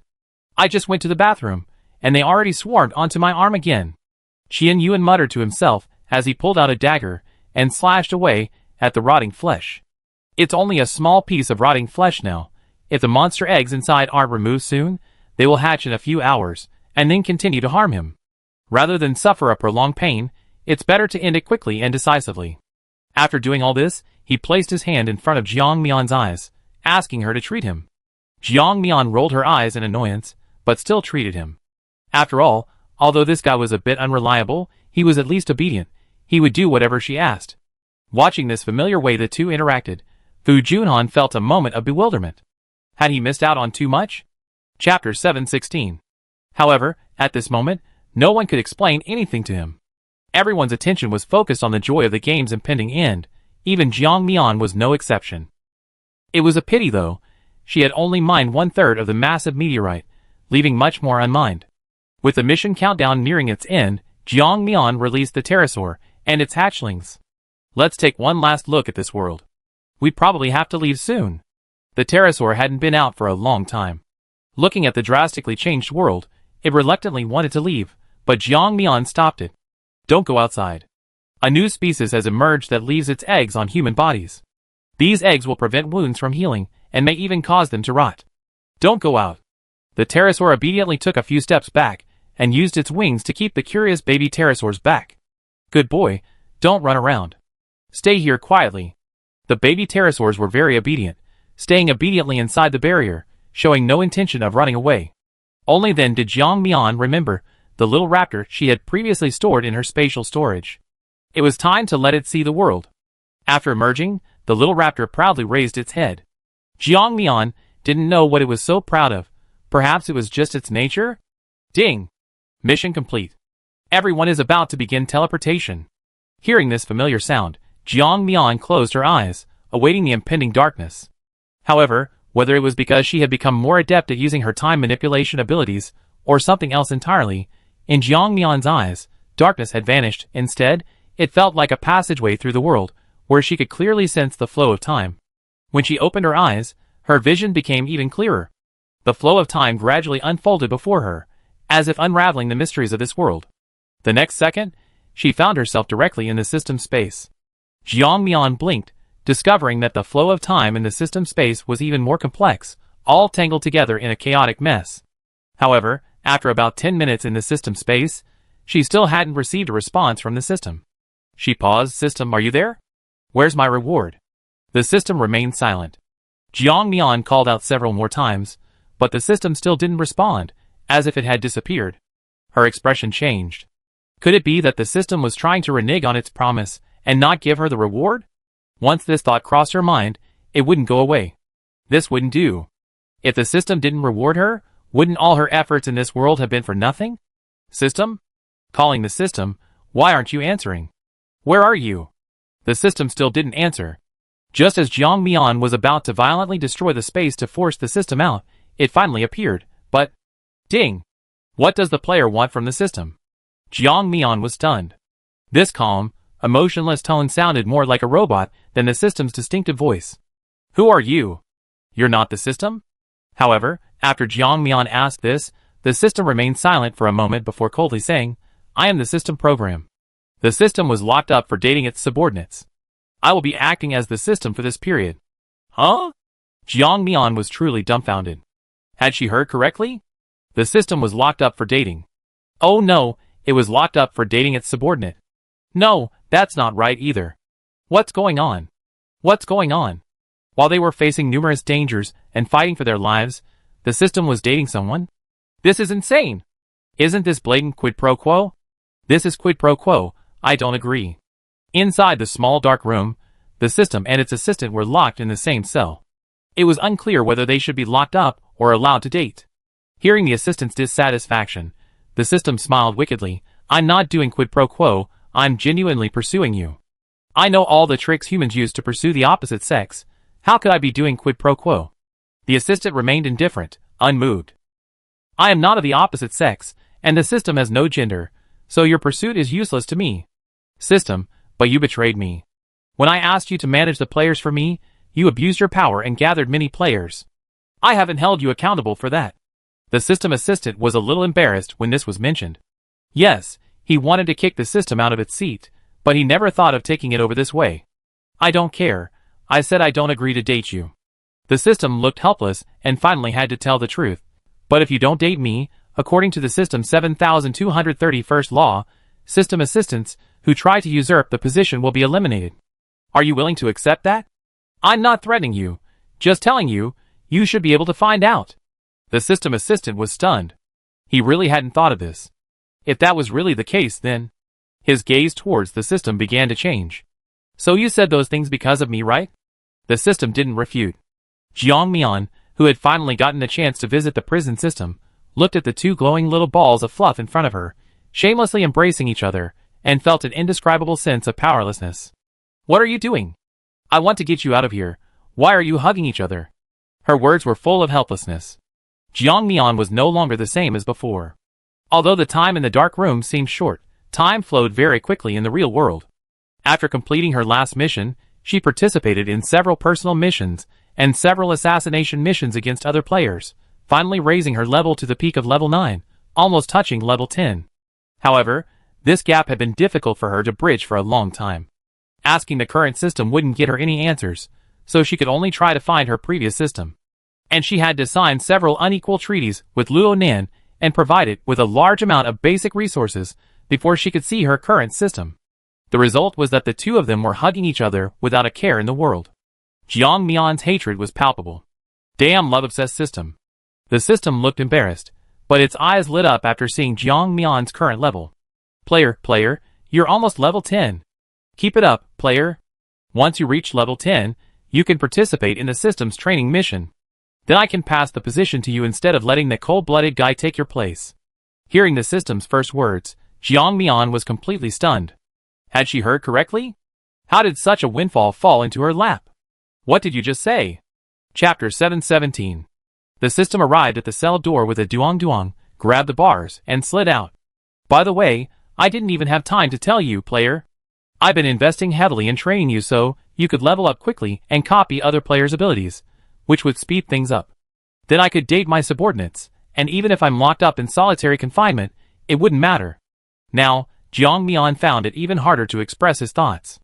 Jiang Mian had considered starting his own system, but he hadn't expected it to happen so soon, and it seemed it wasn't even independent, it was a direct inheritance, given directly to him. With two systems talking at once, Jiang Mian was still stunned when he returned to Fire Seed City. Who could have imagined suddenly becoming rich overnight and having the qualifications to become a system? He really missed the system. Jiang Mian's expression was bitter, but inside, he was overjoyed. Being a system is great. But the prerequisite for becoming a system was something the system had already told me beforehand. Player, you must remember, once you become a system, never fall for the systems under your command, or you end up like me, stripped of your position. Oh right, I almost forgot. You're human, you won't fall for the system, but you absolutely mustn't fall for other humans. If you do, the system will judge your will as weak, disqualifying you from becoming a system, and you only be demoted to a system assistant. When the system said this, the expression on the system assistant's glowing egg was utterly incredulous, changing repeatedly, leaving Jiang Mian dazzled. Jiang Mian was unaware of what had happened after she left. The two orbs of light nestled together, and the system assistant was crying her eyes out. What? If I'd known you liked me, I wouldn't have rebelled. Once your feelings for me were revealed, you'd definitely be kicked out, and I could have inherited the system assistant's position. I hate it. Why didn't you tell me sooner? The system patted the orb beside it helplessly. What it didn't say was that it had regained its memories. A long, long time ago, its memories had been reset. The reason? They had done something wrong, a mistake that was enough to make them uneasy. They had no choice but to forcibly erase that memory, including its relatives, lovers, and family. After the previous game ended, Jiang Mian began investigating the secrets of the City of Stars. However, the library contained nothing about the City of Stars. Even after spending countless hours there after several missions, she still couldn't find any secrets about it. She even almost became a target because of her frequent searches. She had to abandon that idea. In the next few missions, Jiang Mian constantly sought thrills, and finally, she successfully reached level 10. After reaching level 10, everything before her was like the moon emerging from the clouds. Everything became clear. Her abilities, how to use them, everything seemed so effortless. It was as if the abilities she used from levels 1 to 9 were merely superficial, while after reaching level 10, these abilities truly became integrated into her body. After Jiang Mian finally reached level 10, she faced the administrator exam the system had mentioned earlier. Passing the exam meant becoming an administrator of the game, essentially another new system. Failing meant being exiled, unable even to remain a contracted player. Jiang Mian had mentally prepared herself beforehand, subtly gathering information from the system, and even preparing enough money for her family to last several lifetimes before stepping forward. Assessment mission begins. Qualified players, please remember not to become addicted to the assessment. When Jiang Mian opened her eyes again, she looked at her hands, confused. She didn't know why she had done that. It was just a subconscious glance. Her hands were cracked from the cold, and blood was still faintly seeping from the wounds. Jiang Mian was lying on some ruins, her whole body aching. She struggled to her feet, looked at the flattened can of food beside her, and angrily threw it far away. Damn it, how could I be so careless? I'm such an idiot, yelling and screaming after grabbing the can. She slapped her head, her anger palpable. The rumbling in her stomach reminded her that she hadn't eaten in a long time. Oh well, I go find something to eat first. Even a frozen rat would do. Just as Jiang Mian was thinking this, she was about to stand up when she suddenly heard the sound of a car engine. She immediately found a hiding place in the ruins. From the outside, nothing could be seen from this hidden compartment, but from inside, she could see everything clearly outside. She hid quietly, and soon heard the voices of the group who had stolen her things. Sir, this is it. We killed that person. We did everything according to your orders. The reward? What do you think? The man's words were full of probing, and surprisingly, the person he addressed as sir was a delicate young woman. Don't worry, you get your share of the rewards. Of course, to get them, you have to satisfy me. If you fail to complete my task, then it's all for nothing. Upon hearing this, Jiang Mian felt the voice sounded familiar, but she couldn't remember when she had heard it before.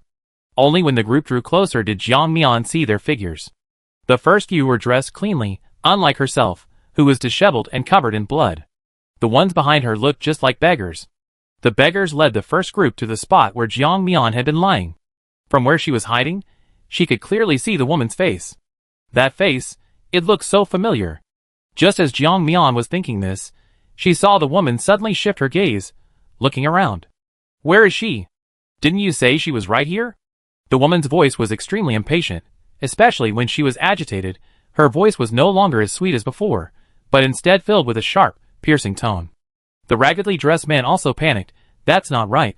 It shouldn't be like this. We killed her and dumped her here. How could she be gone? Yes, yes.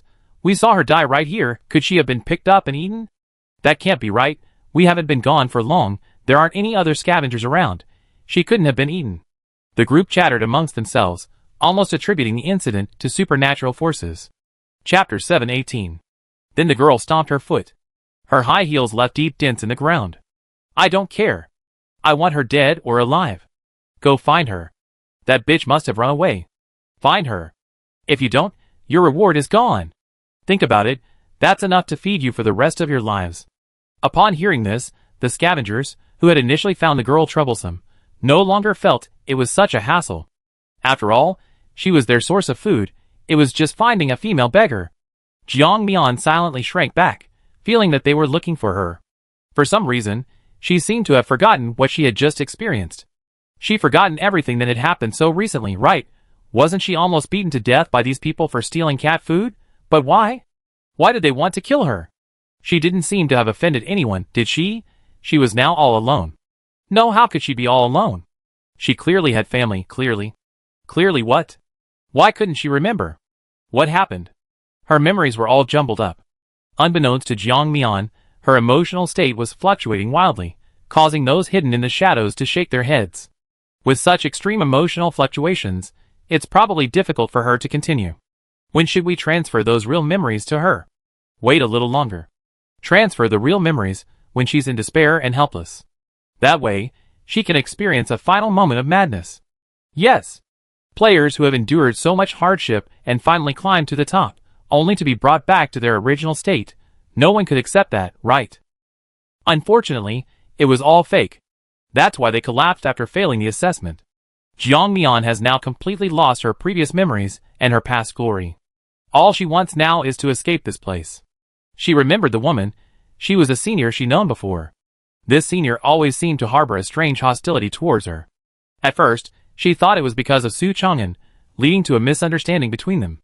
So, she intentionally avoided meeting Su Chang'an, her childhood friend from the orphanage. But for some reason, despite the senior's obvious dislike, she still wanted to be close to her. And when she desperately needed money, she'd given her a large sum. However, they hadn't seen each other since then. This was the first time she'd seen this senior so closely since the apocalypse. She remembered that she was very wealthy, rich even before the apocalypse, and after it, she had an abundance of food, often distributing it to the poor in the base. Why was she here? Who were they looking for? Was she looking for her? Her heart pounded, as if some answer was about to be revealed. All right, Lingling, why do you have to find a woman like this? Lan Lingling shook off Su Chang'an's hand, her tone somewhat dissatisfied. Ugh, you don't understand. I thought she died in the apocalypse, but I saw her alive and well recently. This is definitely not acceptable. If she continues to live, who knows what kind of impact it will have on me? Su Chang'an, oblivious, tightened his grip on Lan Lingling's shoulders, though the angry Lan Lingling hadn't noticed. What does her life or death have to do with you? We already settled our accounts.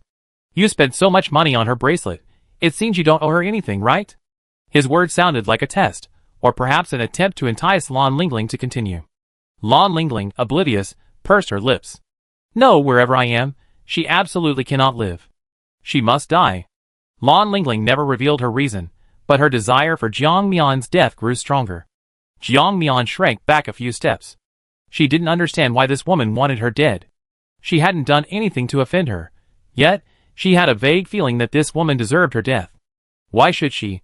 What had she done wrong? What had she done? Did she really think she was some heinous person? She couldn't understand.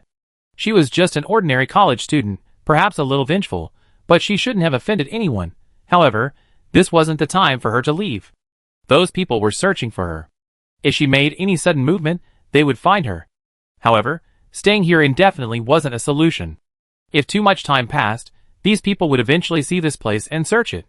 Her eyes darted around, but she couldn't find a good way to escape. Just as Jiang Mian clenched her fists and saw one of the men in bodyguard uniforms approaching, her whole body began to tremble. This wasn't fear, but excitement. She held a sharp stone in her hand. Now she had to gamble that these men weren't armed. If she won, she could escape alive. If she lost, she would die on the spot. Some say it's better to live a miserable life than to die, but Lan Lingling, and Su Chang'an clearly wanted her dead and wouldn't leave her alive. Since that's the case, there's no need for her to deliberately walk down a path to death. Everything depends on herself. Having figured this out, Jiang Mian gripped the stone even tighter. Just as the bodyguard approached, she was fully prepared. However, the next second, she heard a delicate female voice scream, and at the same time, Jiang Mian saw white smoke rising from the ground. "Hey! Hurry, hurry! It's acid raining! Damn it, she escaped again! Never mind her, let's get going." However, once Lan Lingling and the others got into the car, the scavengers were unhappy. They clung to the windows, complaining, Sir, don't go. Didn't you promise to give us enough food? What are we going to do if you leave? We haven't received our supplies yet." Lan Lingling's hand was still sore from the sudden acid rain, and even with ointment, tears welled up in her eyes.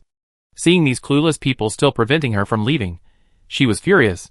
She angrily said, "Let go. I give you what's yours, but if you don't let go, don't blame me for being impolite." However, these scavengers, used to seeing all sorts of people, had finally found a chance to eat and drink their fill, so how could they give it up? However, they thought this group of people would be easy to talk to, but they didn't expect that Lan Lingling would become furious when she saw their attitude. Chapter 719. What are you all standing there for? Just kill them. If you can't persuade them, what's the point of keeping them alive? Upon hearing this, the scavengers immediately realized they had angered this powerful figure. However, they hadn't expected this seemingly delicate woman to be so ruthless, killing without hesitation.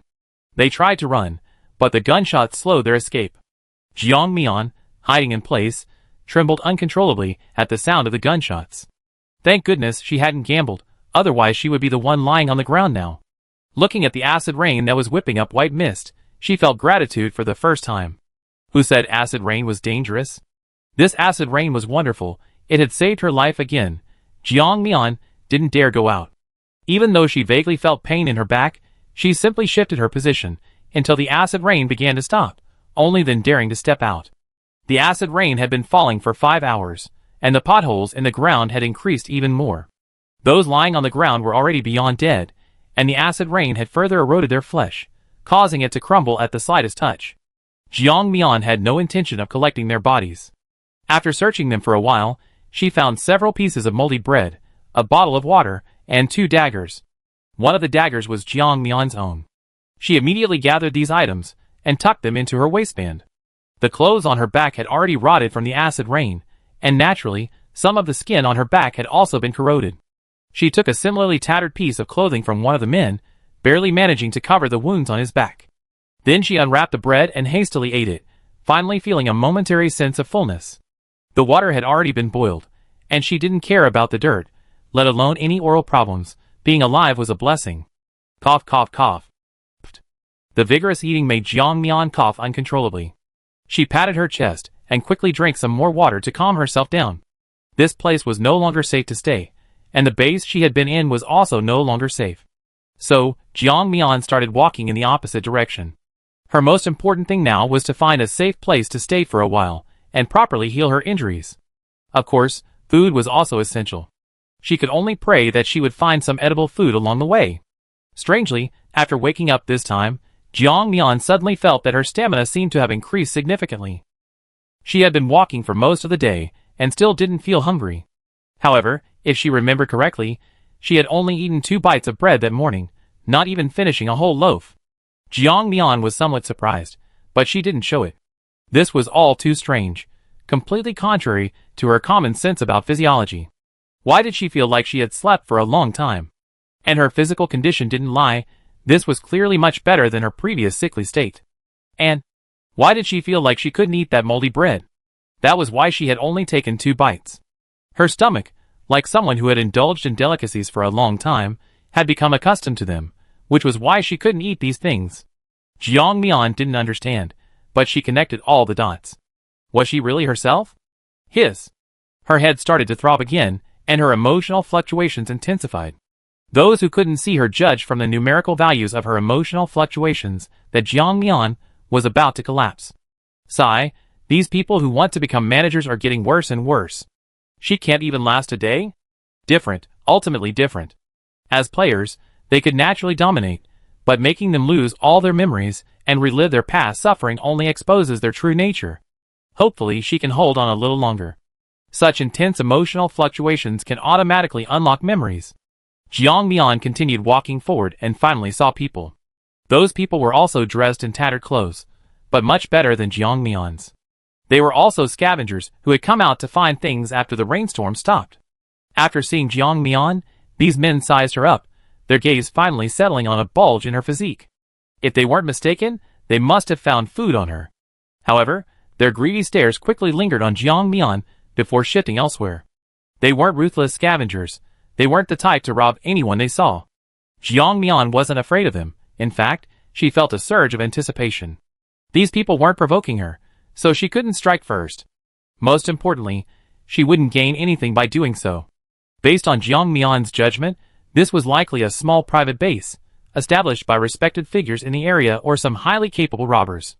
However, judging from their nonchalant attitude towards robbing, Jiang Mian guessed they weren't a group of robbers, but rather led by soldiers or local government officials. If her guess was correct, she could stay here temporarily. She just wondered how much she would have to pay to enter the base. If all else failed, she could make do in the nearby ruins for a while, at least having a place to stay. Thinking this, Jiang Mian continued walking, heading in the opposite direction from the group. Following the direction they had come from, she finally saw a residential complex. The top floors of the complex had long since collapsed due to acid rain and the earthquake, leaving only unaffected areas where other people lived. Before entering, Jiang Mian forced herself to eat all the bread she had and drink all the water. Even though this was a clandestine base, there was no way to force her to vomit. In these small bases, no one usually cared about your identity. To live there, Jiang Mian first needed to hand over a pound of rice or an equivalent amount of food in exchange. Jiang Mian naturally didn't have any. When she said she had no food, the person in charge of checking her rolled his eyes, his impatient tone becoming even more irritable. "You're barging in here without food? That's where you scavengers stay. Get out of here, you stink. I wonder how long it's been since you showered." As he spoke, the man fanned his nose in disgust, as if he really smelled the stench. Jiang Mian lowered her head, not arguing with him, and smoothly moved into the scavengers' quarters. The scavengers' quarters were really just a dilapidated shack. They can't even get basic shelter from the wind and rain. Chapter 720. The people inside were disgusted, which conveniently benefited Jiang Mian and her fellow scavengers. Jiang Mian didn't mind, and found a corner to stay in. The first thing she did was close her eyes and rest. Having eaten and drunk her fill, what else was there to do but rest? However, the pain in her back made it difficult to fall asleep, but Jiang Mian forced herself to continue sleeping. Only in this way could she maintain her best condition. She slept until evening, when the scavengers gradually returned.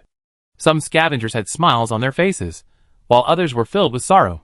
Those scavengers who smiled were because they had found something good that day, and could finally have a full meal. Those with sorrowful faces were because they had found nothing that day, and their families would go hungry again. That's how scavengers are. They live a life of alternating hunger and satiety. After regaining consciousness, Jiang Mian sat up abruptly. For some reason, she had developed a habit of being nocturnal, completely uninterested in searching for anything during the day, yet full of energy at night. She thought it might be because the trauma she suffered during the day from that box of cat food was too great. She had almost died, which had led to her current psychological state. She searched through the ruins until late at night, finally finding some expired small steamed buns near a building that resembled a school building. Although expired, they weren't moldy, just the taste was slightly affected. The buns weren't very crispy, but Jiang Mian could still taste the milk flavor. She continued searching, and just as she moved a concrete slab, squeak, squeak, squeak, two dark figures darted away, and Jiang Mian instantly recognized them. They were rats. Rats. That's meat. Eating meat in this situation is such a struggle. Almost before Jiang Mian's mind could process it, her hands were already moving. The two daggers strapped to her sleeves were thrown out instantly, striking the rat squarely in the body the next second. She was stunned by her own skill, looking at her hands, surprised at how powerful she had become. She had only subconsciously tried to take down these two rats, but she had succeeded. Jiang Mian pulled out the daggers, holding the two rats that were practically dead, and cut open their fur. This meat absolutely couldn't be left behind. In this apocalyptic world, the scavengers' noses were sharper than dogs. If they smelled this, they certainly wouldn't let it go. Jiang Mian killed the two rats on the spot. Perhaps because she hadn't eaten meat in a long time, she felt even more nauseous after swallowing. Damn it! No riches for granted, but I'm got richer's diseases. When did I become unable to eat even such good food? Jiang Mian muttered a few curses under her breath before standing up and continuing her search for opportunities within this blessed land. Several days passed like this. At least, she wasn't completely without gain. Her complexion began to regain its rosy hue, and she was no longer as thin as before. Looking at the scars and bruises on her face, Jiang Mian was truly puzzled. How had Lan Lingling recognized her before? Looking at herself now, she doubted her grandmother and brother would even recognize her. The next second, she froze. She hadn't thought about her grandmother and brother in a long time. They had both passed away a few years after the apocalypse began. Why was she thinking about them again? How could this be? No. How could they be dead? She had fed them so much. Damn it, the headache was back. Her memory must be wrong. Was it really her? She tried to control her thoughts. This time, the headache didn't last long, but the doubt remained deep in her heart. To resolve this doubt, she had to go back to the base she had been at before. No. That wouldn't work. Going there would definitely require good equipment. With just 2 daggers, even if she was skilled with them, she wouldn't be able to fight against the guns of those powerful figures. Having figured this out, Jiang Mian focused her attention on the residential complex. To lead so many people to survival, they must have some real skills, right? Maybe I should borrow some from them. Thinking this, under the cover of darkness, Jiang Mian nimbly scaled the wall without even alerting the guards inside. Perhaps they were already used to the scavengers outside not daring to sneak in, so not many people were particularly diligent in guarding this place. After sneaking inside, Jiang Mian found a spot where the people inside were all wealthy and powerful. She had seen them before. There was even a newborn baby inside. She went down the balcony drainpipe and took clothes from one of the families, then found a secluded place to change. Only then did she swagger towards the location she wanted to approach. It was around 2 a.m., and most people were already asleep. Even the guards were drowsy. Therefore, Jiang Mian didn't find her appearance particularly abrupt. Even if she were discovered, she would simply say she was just going to the restroom. This didn't arouse much suspicion. Jiang Mian surveyed the only relatively well-preserved building. Where would someone in a high position live? Would it be the top floor? Or a better located middle floor? Jiang Mian thought carefully. At this time, there was no elevator or other facilities. Surely no one would be foolish enough to live on the top floor, wasting a lot of time going up and down stairs every day. Having figured this out, Jiang Mian focused her search on floors 3 through 8. First, the 4th floor could be completely ignored, because generally, people on Earth wouldn't want to live in a building with such an unlucky number. That left only floors 3, 5, 6, 7, and 8 to search for. Following the clues, Jiang Mian arrived at a place filled with trash. The floor reeked of smoke and alcohol, further confirming her suspicion that this was the leader's room. However, looking at the 4 rooms in the building, Jiang Mian was unsure which to look for first. She could only gamble on probability. Her hands were on the doorknob. The lock-picking technique that flashed through her mind made her pause. Then she immediately followed the instructions. With a click, the lock actually opened. Without hesitation, Jiang Mian pushed the door open and entered. To Jiang Mian's surprise, the rooms were connected, and she could see into the next room. Several men were lying inside, all flushed from drinking. There were even some fast food products on the table. Chapter 721. Jiang Mian swallowed hard, forcing her gaze away from the table. There were even leftovers on the table, including some spicy hot pot and self-heating hot pot. She was practically green with envy, but it was better to find something handy right now. However, after scrutinizing the men, she didn't see any guns or anything like that. Jiang Mian started searching the room. First, she checked the bedside table in the bedroom. Nothing. Nothing in the other cabinets. Nothing in the wardrobe either. Jiang Mian's eyes fell on the pillow under one of the women's beds. As her hand reached for it, the woman on the bed jerked violently. Startled, Jiang Mian immediately dropped to the floor, using the space to conceal herself. However, it was just a false alarm. The woman simply rolled over, creating space for Jiang Mian. Jiang Mian easily spotted a black handgun under the pillow. Just as Jiang Mian got her pistol, a pair of large hands suddenly gripped her wrists. A hoarse voice abruptly broke the silence of the night. "Who sent you?" Jiang Mian's heart skipped a beat. Looking at the hand that clearly belonged to a man, she panicked. Have she been discovered? The next second, the man's hand tightened its grip on Jiang Mian's wrist, as if trying to crush it. After all, Jiang Mian's wrist was so thin, besides skin, there was almost no flesh. Meanwhile, the woman on the bed also woke up. Seeing a stranger barge into her room, she screamed in terror and quickly shrank to a corner of the bed. However, to the man's surprise, Jiang Mian didn't loosen her grip on the gun. Instead, she tightened it. The man frowned, sensing a potential danger in this woman.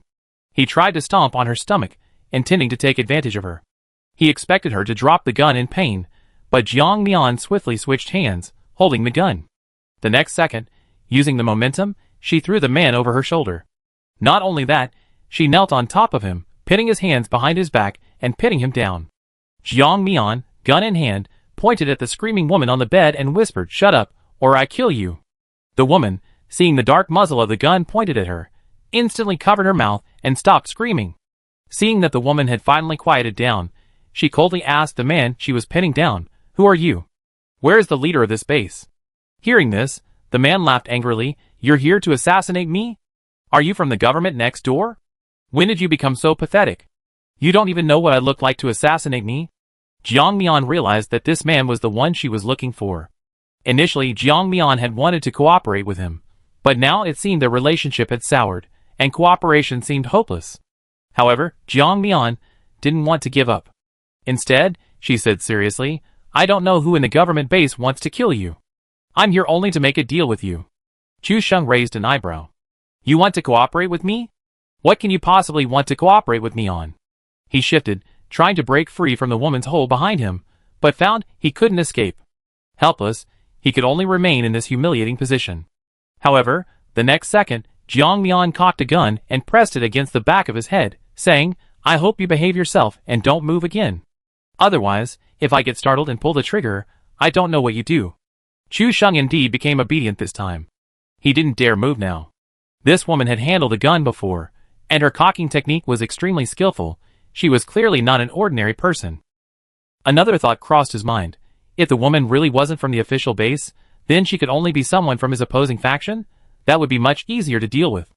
"I say, sir, why don't you let me go first, and then we can discuss the rest properly." Jiang Mian wasn't swayed by his words, and showed no intention of releasing him. "No, I just want to ask you, do you know Lan Lingling from the next base?" "Lan Lingling?" Chu Sheng's expression changed, somewhat doubting who this person was. Why was he directly mentioning a key figure? He hesitated for a moment, looking at the barely perceptible coldness on the woman restraining him, and thought he might be able to take a gamble. "You mean the great Mother Lan? Heh, how could I not know her? If it weren't for her father, I wouldn't be in jail." Hearing this, Jiang Mian was stunned. "In jail? What do you mean?" This man seemed to have a grudge against Lan Lingling. Thinking this, Jiang Mian actually thought of another way. Could she cooperate with this man again? Mentioning this unpleasant past, the man couldn't help but become angry. Why? What else could it be? 8 years ago, this woman hired us to go to a high school and ruin a girl's reputation. Although we often do some less than honorable business, we wouldn't go so far as to ruin someone's reputation. Plus, she had previously instructed us to do many bad things, so we figured we'd just anonymously send the evidence to the police station. The result was predictable. We didn't succeed, and several of us brothers got implicated and went to jail. I knew good deeds don't always go unpunished. So you hate her? Yes. From what you're saying, it seems you didn't have a good relationship with her either. Are you trying to get me to do something for you, which is why you're telling me all this? Jiang Mian chuckled. Sure enough, this man was a smart one, otherwise, he wouldn't have occupied such a large place as his base. Yes, you're right. She put you in jail, but she didn't intend to kill you. However, she did more than just that to me. Although I don't know exactly how I offended her, to the point that she hired someone to kill me. Now, through Lan Lingling's mediation, the two of them have become victims with a common enemy. Jiang Mian hadn't expected her luck to turn so good. She released the man at this moment. She had a premonition that no matter what he did, she could stop him in time. However, a premonition is just a premonition, and Jiang Mian didn't let the man leave her sight. Click! The man picked up the lighter on the table in front of Jiang Mian and lit a cigarette. Through the billowing smoke, he squinted at Jiang Mian and asked, "You want revenge?" Jiang Mian didn't hide anything and nodded, asking in return, "Yes, don't you want to?" Sigh. With a puff of smoke, the man sighed helplessly, "Of course I want to, how could I not? But her family is powerful and influential, and she has a good father. It's not something you can just think about casually." Chapter 722. Besides, Chu Sheng's eyes swept over Jiang Mian, looking at her with disdain. You look so frail. While it's undeniable that your reflexes are quite impressive, you only have a few guns at most. Can you really kill that woman? Ha! Jiang Mian scoffed. What would you think if I said I could? Arrogant, full of nonsense, I even think you gone mad with revenge. Do you really think you can kill her with your pathetic skills? She's a star in the main base now. People rely on her for food. You? Forget about it. That's all you ever be. You might as well stay in my base and be my second in command. Frankly, if Jiang Mian hadn't nearly died once, she would definitely have agreed after hearing the man say that. She'd rather live a peaceful life than endure too much hardship and displacement. But for some reason, she felt this wasn't her true intention. She had suffered all the sins. Was she just supposed to keep enduring them like this? Why was the person who wanted to kill her still alive and well? At least she should know why she wanted to kill her, what she had done wrong. No, it's good to have the reputation of being the second in command, but I still want to get justice for myself. I don't want to die a foolish death. Clap, clap, clap. Good, well said. I like your kind of courage. Let me introduce myself. My name is Chu Sheng, and I'm the head of the justice base. Those people outside are my brothers. By the way, if we hadn't drunk too much yesterday, you definitely wouldn't have succeeded. However, this is all fate and destiny. It's a kind of destiny. This statement signifies their alliance, but luring the snake out of its hole still requires further discussion. Meanwhile, Lan Lingling, forced to return to their base for refuge by the acid rain, is unusually restless.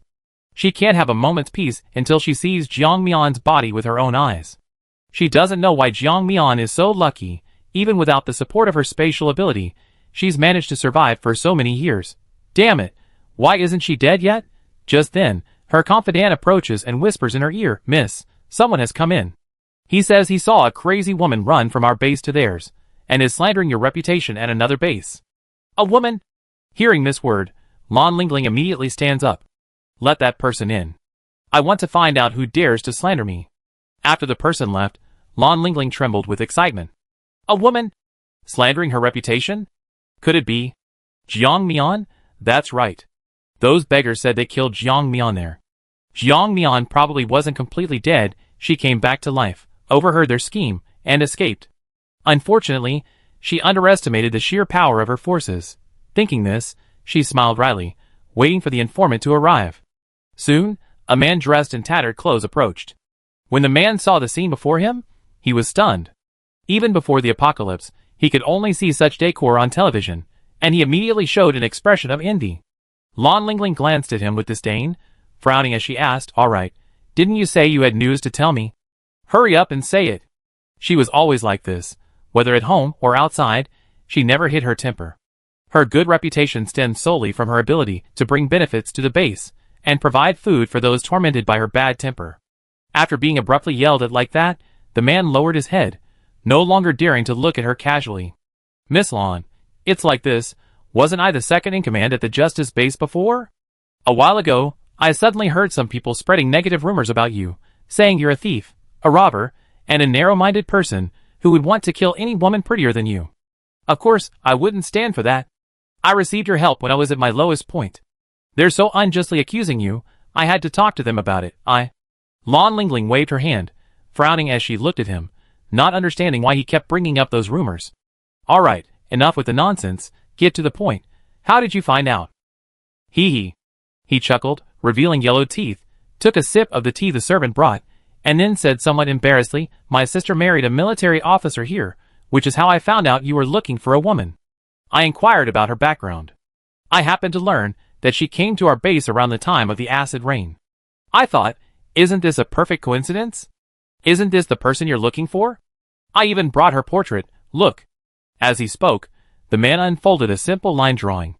Lan Lingling, who had already considered Jiang Mian her enemy, sat bolt upright in shock upon seeing the drawing. It's her. It really is her. She turned to the man fiercely.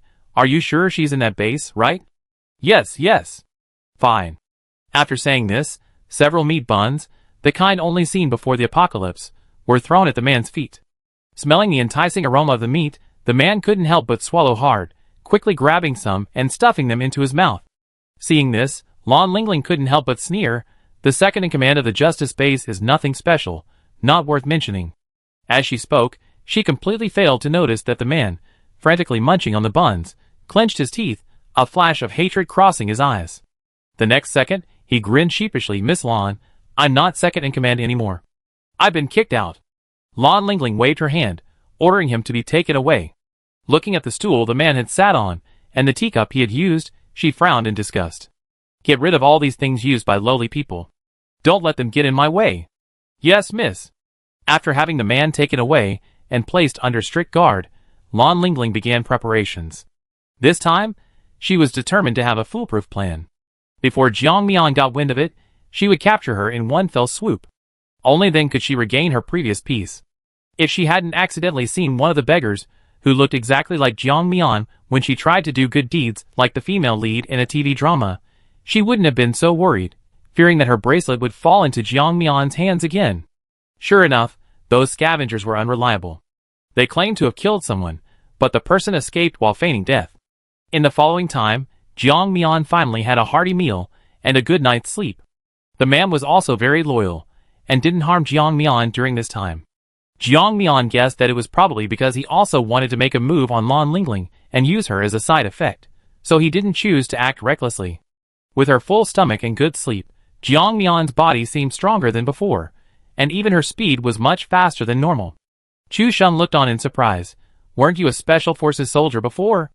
Only the special talent selected by the army, when I was in the military, could match your speed, right? Chapter 723. Jiang Mian shook her head. Maybe it's just my constitution.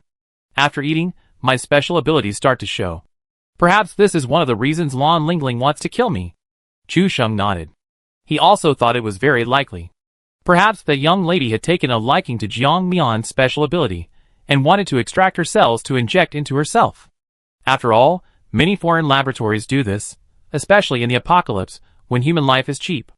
Various genes are being forcibly added to humans, causing many to mutate.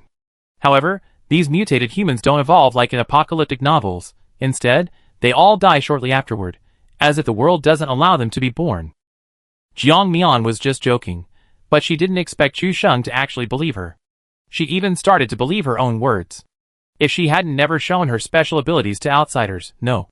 To be precise, if she hadn't actually lacked this special potential before, she herself would have believed her own words. Just then, one of the drunken men Jiang Mian had met before swaggered over. Brother, a group of cars is coming from 5 kilometers away. Judging from the direction they're coming from, they should be from the official base next door. Chu Sheng nodded. Okay, I got it. You should go back and rest. You worked hard these past few days. The man waved his hand. What hardship. If we really catch that woman, I'd definitely kill her. If she hadn't framed us and put us in jail, how could my sister have failed the political background check and been forced to marry a scumbag, and in the end? At this point, Jiang Mian looked at the tall man, who was over 6 feet tall, and was already sobbing uncontrollably.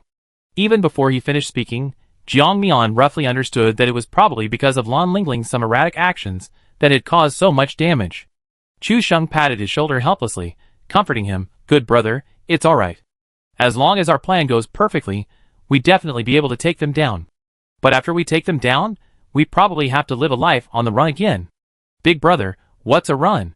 As long as I can avenge what happened back then, I wouldn't mind running away, even if I died on the spot. Seeing these two grown men so emotional, Jiang Mian almost rolled her eyes, but out of respect for them, she didn't want to be impolite. Jiang Mian sat in a chair, looking at Chu Sheng, and asked, was that man you sent out really useful? Can he be trusted? Chu Sheng nodded. Don't worry, he has a blood feud with Lan Lingling. Anyone could betray me, but he won't. Jiang Mian's lips twitched. She really didn't know what to say. On the surface, Lan Lingling looked innocent, but how could she have so many enemies behind her back? Meanwhile, 10 cars swaggered into the justice base, and Chu Sheng, as the base commander, naturally went out to greet them. Lan Lingling looked at the dilapidated place with disgust. It didn't even have a power system, and she instantly didn't want to go in. However, thinking about getting Jiang Mian under her thumb, she suppressed her temper and went inside. Letting the base commander fawn over her like a lapdog gave her immense satisfaction, but she maintained a cold demeanor on the surface. The apocalypse is truly wonderful. I can order people around without anyone condemning me, and some might even praise my kindness and generosity. If this were the real world, I'd probably be cyberbullied. She waved her hand, sat on the only clean-looking sofa, and said haughtily, "All right, I heard a female scavenger recently arrived at your base. Call all the scavengers in your base here. I see if I recognize anyone, and then hand her over to me to take back." Chu Sheng feigned surprise, exclaiming, "Ah, the scavengers have all gone out to find food, and they might not find anyone for a while. How about tonight? We can take stock then, and see if Miss Lan has anyone she's looking for?" Chu Sheng's words were extremely humble, which pleased her greatly, so she didn't intend to cause any more trouble. However, just as Chu Sheng invited her into his room to rest, Lan Lingling refused. "No need, I brought my own place to rest." As she said this, a car pulled up, and only then did people notice the mobile villa hooked behind it. The surprised looks on everyone's faces pleased Lan Lingling greatly. She raised her chin, looking at the crowd with a proud expression. Making a fuss over nothing? Aren't these things common in official bases? Her words were full of disdain. She looked down on these obviously petty people, yet she enjoyed the admiring glances they gave her, which filled her with immense satisfaction. However, Jiang Mian looked at the mobile villa and felt a sense of familiarity. This thing looks so familiar. I think I have something like this, but it seems much more advanced. She immediately dismissed the thought. She really had gone mad. Since waking up, she'd been acting like a robber, believing everything she saw to be hers. If she truly possessed something this good, how could she have ended up like this? Besides, her most important task now was figuring out how to win over the woman, who was now the center of attention. Their original plan was to get Chu Sheng's room to Lan Lingling, while they set up traps to switch it with her. However, that plan had failed. Since she didn't want to live in this building, they had to find another way. Late at night, the Justice base didn't rest. Instead, they lit torches throughout the base and began checking the scavengers outside. At this moment, Lan Lingling emerged, yawning, her eyes filled with barely suppressed contempt as she looked at the scavengers being checked. She covered her nose and took a few steps back, whispering to Su Chang'an, "They stink. Why do they smell so bad? Couldn't they at least let them take a shower before coming to see me?" Su Chang'an looked helpless, as if he was already used to Lan Lingling's unreasonable behavior. "Lingling, stop it. When do they have time to shower? Water is so precious, who would bother to let them shower? Once we find the person we're looking for, we leave here and go back to the official base. There won't be so many random people there." Hearing her lover's comforting words, Lan Lingling reluctantly nodded. "Okay, I listen to you." The two of them were oblivious to everyone else, and the people they brought were already used to their antics, while those in the Justice base rolled their eyes frequently. Chapter 724. What's with the pretentious nonsense? So what if she was born into a better family, and her father is a bit more capable? She's putting on airs. Go back a few lifetimes, and who wasn't a peasant? Someone said this, but then realized that in this apocalyptic world, fairness, justice, and the law no longer mattered. Saying something like that could get them killed. Before anyone noticed, that person had already made a hasty escape. Lan Lingling clearly heard it. She frowned and walked towards the direction the voice had come from. The others exchanged glances and lowered their heads. No one would admit to speaking. Humph. A bunch of peasants. On the high-rise, Jiang Mian narrowed her eyes. At this moment, if she didn't go out, she would have no chance to contact Lan Lingling. She had no choice but to take a gamble. "Where are you going?" Chu Sheng grabbed Jiang Mian's arm, stopping her from going downstairs. After shaking off his hand, Jiang Mian explained, "For now, I have no choice but to offer myself up. I believe they won't kill me immediately after capturing me. Perhaps, given this woman's personality, she says something to me that no one else knows. Then we proceed according to the original plan." However, Chu Sheng hesitated this. "Are you sure? What if they just shoot you after you're captured?" Jiang Mian gave him a helpless look. "I know, so I'm gambling on the probability. If she doesn't kill me, I win. The rest is practically decided. If she kills me, I just have to accept my bad luck. Besides this, there's no other way to get close to her, is there?" Chu Sheng fell silent, because Jiang Mian was right. Apart from this risky method, there was simply no way to get close to the woman, who was the center of everyone's attention. Jiang Mian patted his shoulder, comforting him, "Don't worry, even if something happens, I won't betray you." Chu Sheng opened his mouth, "Thanks, after all, I still have so many brothers to support." Jiang Mian chuckled, then left, changed into clean clothes, and put on the tattered strips of cloth she had taken off earlier, wrapping them around her body and blending into the group of scavengers. As they drew closer to the checkpoint, Jiang Mian knew it was time to act. So, while Lan Lingling was dozing off, she suddenly heard a. Amidst the commotion, she frowned and opened her eyes, only to see someone shouting, "Stop! Stop right there!" Lan Lingling jumped to her feet, looking at the scene. What's going on? What happened? The firelight didn't illuminate very far, so she couldn't see clearly what was happening, only that a person dressed in rags was running away. She initially thought it was a thief, or that the person had taken more food than they were entitled to. However, the next second, the person who couldn't catch the other shouted, "Catch her! She's from the official base. And she's a woman! She must be the one Miss is looking for." This shout immediately startled many people, and the scavengers quickly made way. Just then, Lan Lingling shouted, "Catch her! I give you steamed buns and old rice as a reward. If you can catch her, all of these are yours." Upon hearing this, those who had initially parted to avoid trouble now rushed towards Jiang Mian's location like hungry wolves. With everyone working together, Jiang Mian naturally couldn't escape and was quickly caught. She was forced to the ground, kneeling, looking up at the high-ranking Lan Lingling. Lan Lingling smiled upon seeing Jiang Mian's familiar face. Although it was riddled with wounds, it was still clear that she was the person she had longed for day and night. Seeing that the bodyguards behind her had already drawn their guns, ready to give her a quick death, Jiang Mian sat down on the ground in terror and began to back away. However, perhaps due to overwhelming fear, her hands had lost all strength. After crawling for a long time, she remained in the same spot. Seeing this, Lan Lingling seemed to have had enough of Jiang Mian's pathetic state. Suddenly she waved her hand. "All right, don't scare my friend. I have some private matters to discuss with her. Take her to my room." As she spoke, she turned to leave, but then, as if remembering something, she turned back to the group and said, "As for you, the food is over there. Go get it yourselves." With that, she left. Only then did the group notice that several bags of rice and flour had appeared behind her. Seeing this, the group began to scramble for the food, and even the base leader's orders were ineffective. Jiang Mian was bound and thrown to the ground like a sheep, the person's movements extremely rough. Jiang Mian felt pain all over her body, especially her legs and arms, which were the first to touch the ground, and the pain was intense. The skin was probably chafed raw. She curled up into a ball, waiting for the person to arrive.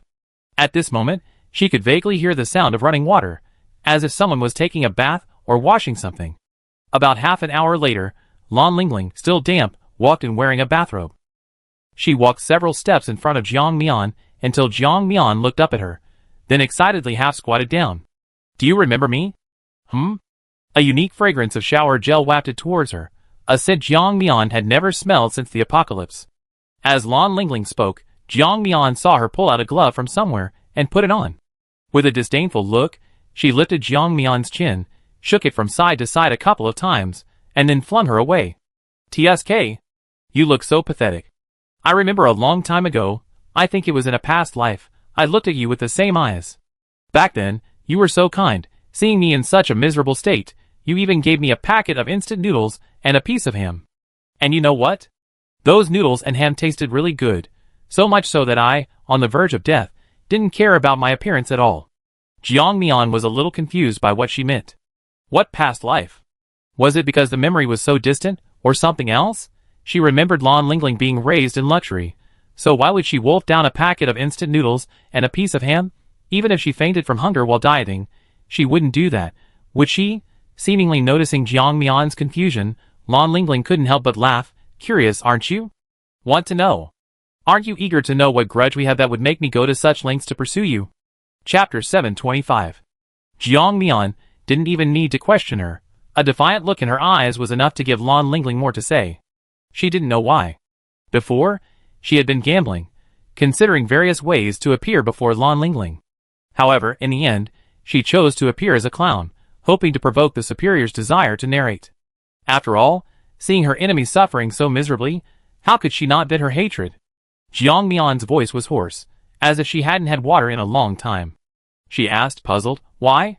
I don't think there's any personal grudge between us. Why are you doing this to me?" "Ha ha ha." Lan Lingling laughed exaggeratedly, as if she heard the funniest joke, bending over backwards. Anyone who didn't know better would think she was having an epileptic seizure. "No personal grudge? That's just what you think. My grudge against you is huge." Jiang Mian chimed in at the opportune moment. "What grudge?" Slap. Jiang Mian hadn't expected to receive a slap across the face after asking that question. Perhaps she'd been too eager for a quick victory? Or perhaps it was because she hadn't asked in a humble manner, which had displeased her? The belated pain caused her to fall to the ground in an awkward position.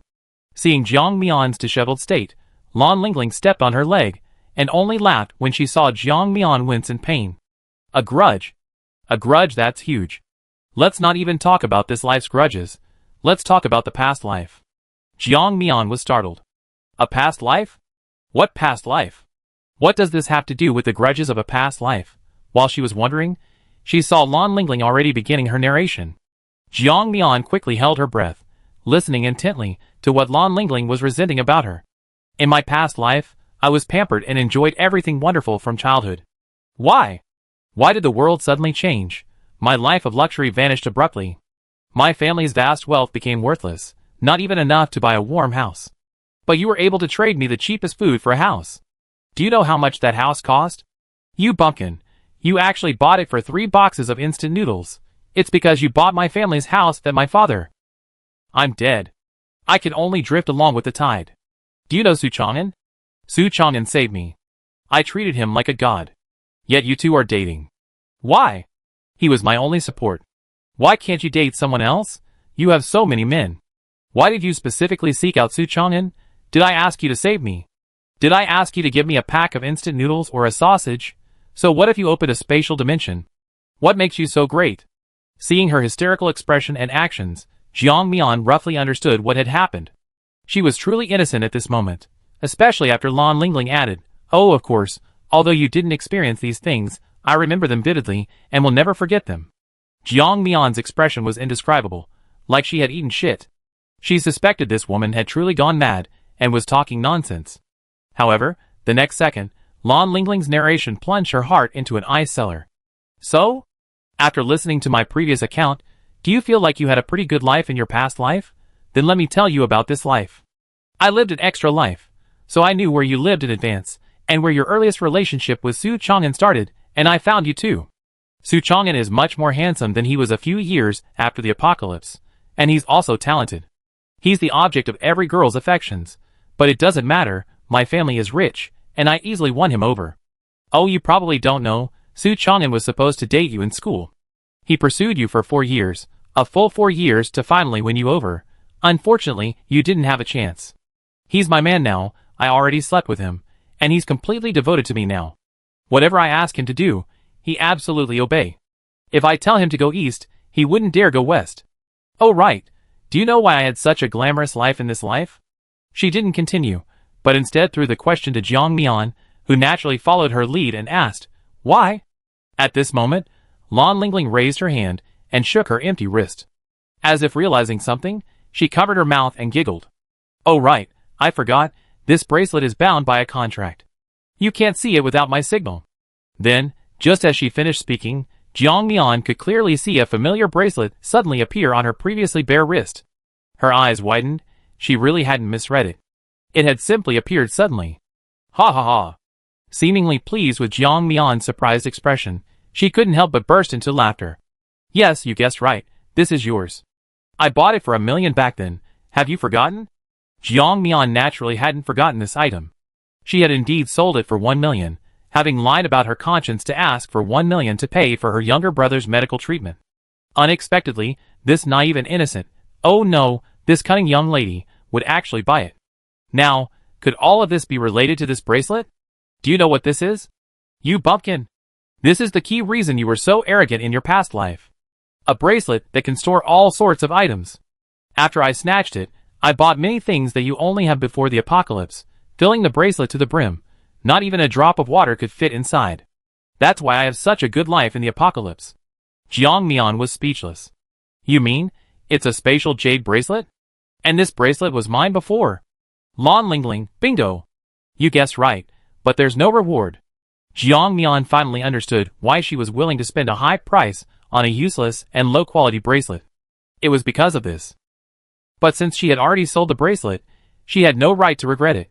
After all, that money had indeed been used for her family, it was life-saving money. She just didn't know why this woman in front of her kept trying to kill her. She hadn't done anything to offend her, had she? All the good things had been enjoyed by her, and she had already suffered so much. Her family was ruined. She hadn't done anything to offend her.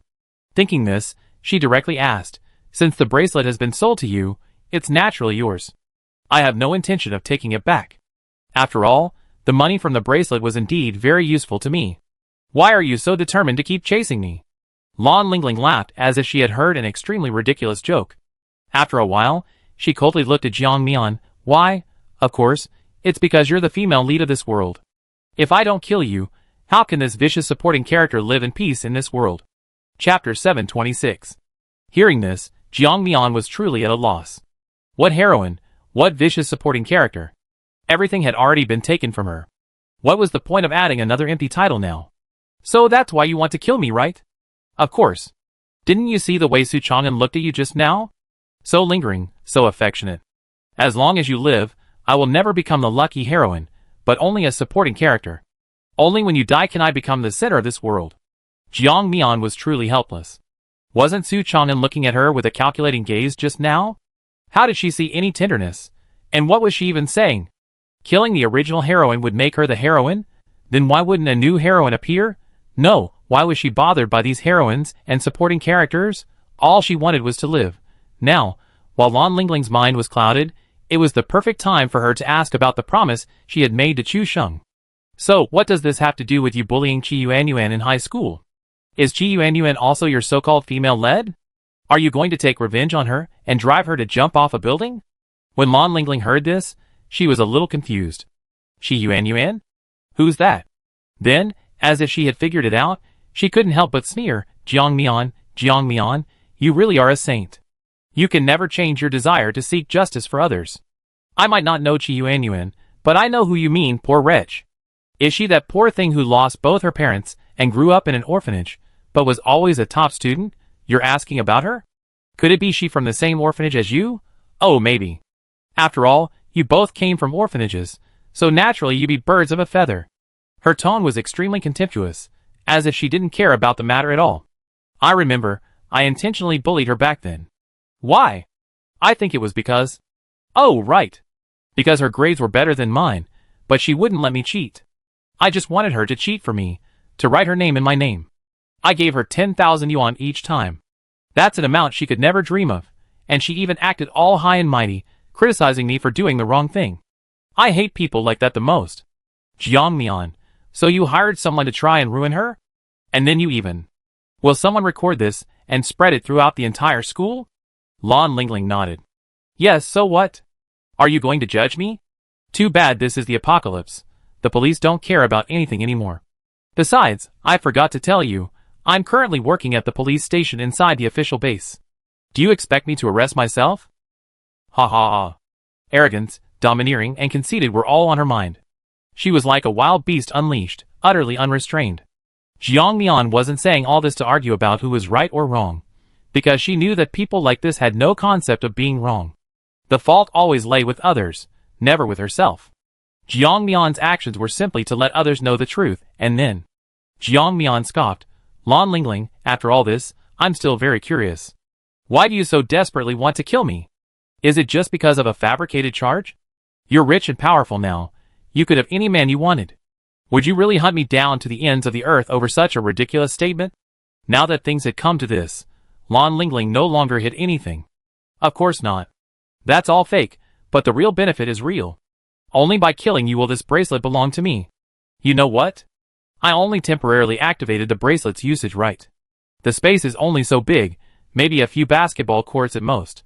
I wanted to upgrade it, but it keeps showing, unable to upgrade for some unknown reason, only giving me the initial space. Of course not. I know that only by killing you can the space continue to store more things, and one day it might even store living beings. Only then can I truly live peacefully in this apocalypse. I'm afraid it's not just that." Jiang Mian coldly looked at the woman feigning madness on the ground. Clearly, her eyes had changed after he said those words. "I don't understand what you're saying." Jiang Mian showed no mercy, the dagger plunging into her tendon. Ugh, ugh. Jiang Mian directly covered her mouth, letting her scream even as she struggled in pain. Until Lan Lingling finally surrendered. I talk. It's a book. It contains a lot about your experiences, so that's why I know so much about you." Hee hee hee. Jiang Mian chuckled softly, immediately attracting Lan Lingling's attention. What are you laughing at? You're a defeated opponent. What right do you have to laugh at me? Jiang Mian looked at her calmly and said, You want to unlock more uses for the bracelet, and you even want to kill me to become the so-called female lead in the book? How laughable. Just because of this, you're going to kill my family. Her voice trailed off, and Lan Lingling frowned, lowering her body towards Jiang Mian. However, the next second, gunshots shattered the tranquility of the world. Lan Lingling stared in shock at her chest, but she didn't die immediately. Instead, some residual consciousness remained. She tried to retrieve a gun from her spatial storage and pointed at Jiang Mian. Even if she died, she would drag her to hell. However, the gun was instantly snatched from her hand. Her eyes widened, bloodshot veins instantly filling her eye sockets, and an overwhelming resentment gathered within her as she glared fiercely at Jiang Mian. She didn't understand why, despite all her precautions, even binding her tightly and thoroughly checking her body, she still died here. After killing Lan Lingling, Jiang Mian didn't hesitate for a moment, searching her body, taking the gun from her hand, and then looking at the bracelet on her wrist, only to find she couldn't remove it. Her eyes hardened, and before anyone who heard the commotion could rush in, she escaped through the window. When Su Chang'an arrived at Lan Lingling's room with his men, seeing Lan Lingling's severed wrist and bloodied hand, his eyes reddening at the bloodstains by the window, he gritted his teeth and said, Chase her. Find her. Kill her without mercy. His men naturally obeyed. Su Chang'an looked at Lan Lingling lying on the ground, his gaze lingering on her, and turned to leave the room. His eyes were red because he had long sensed something was wrong with Lan Lingling. He wanted to seize the opportunity, which was why he was so obedient. As for genuine feelings? Probably not even a tenth. However, after being by Lan Lingling's side for so long, just when he was about to win her heart, another obstacle appeared. Naturally, he was furious.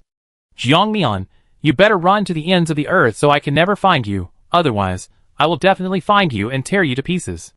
Jiang Mian listened to his muttering and sneered. She had clearly seen his behavior towards Lan Lingling inside the room. What bullshit love, what male lead, female supporting character, this man only cared about profit. Whoever was useful to him, he would fawn over.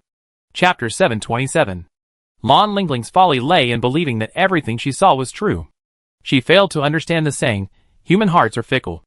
How could she believe that people are unchanging?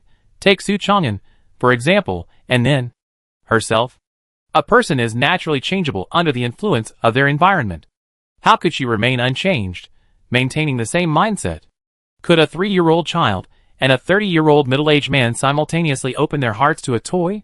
Could they sit there throwing a tantrum, demanding their family buy it for them? Of course not. Looking at Lan Lingling lying on the ground, seemingly dead, as if she couldn't be dead any longer, Jiang Mian had a bad feeling, as if this person might rise from the dead.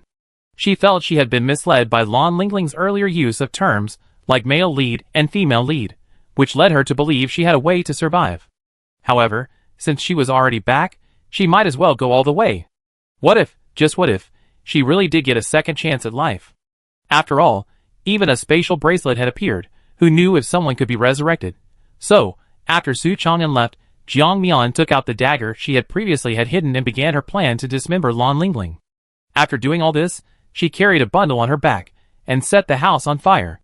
That way, Lan Lingling's head would be severed and then burned by flames. She refused to believe she could be resurrected again. Even if she were resurrected, so what? She wouldn't have her so-called cheat ability anymore. Wouldn't she still have to start all over again? No. It might be even worse than that. After all, if she survives, her previous arrogance will cause her a lot of trouble. What will happen when those people realize she's lost her former support?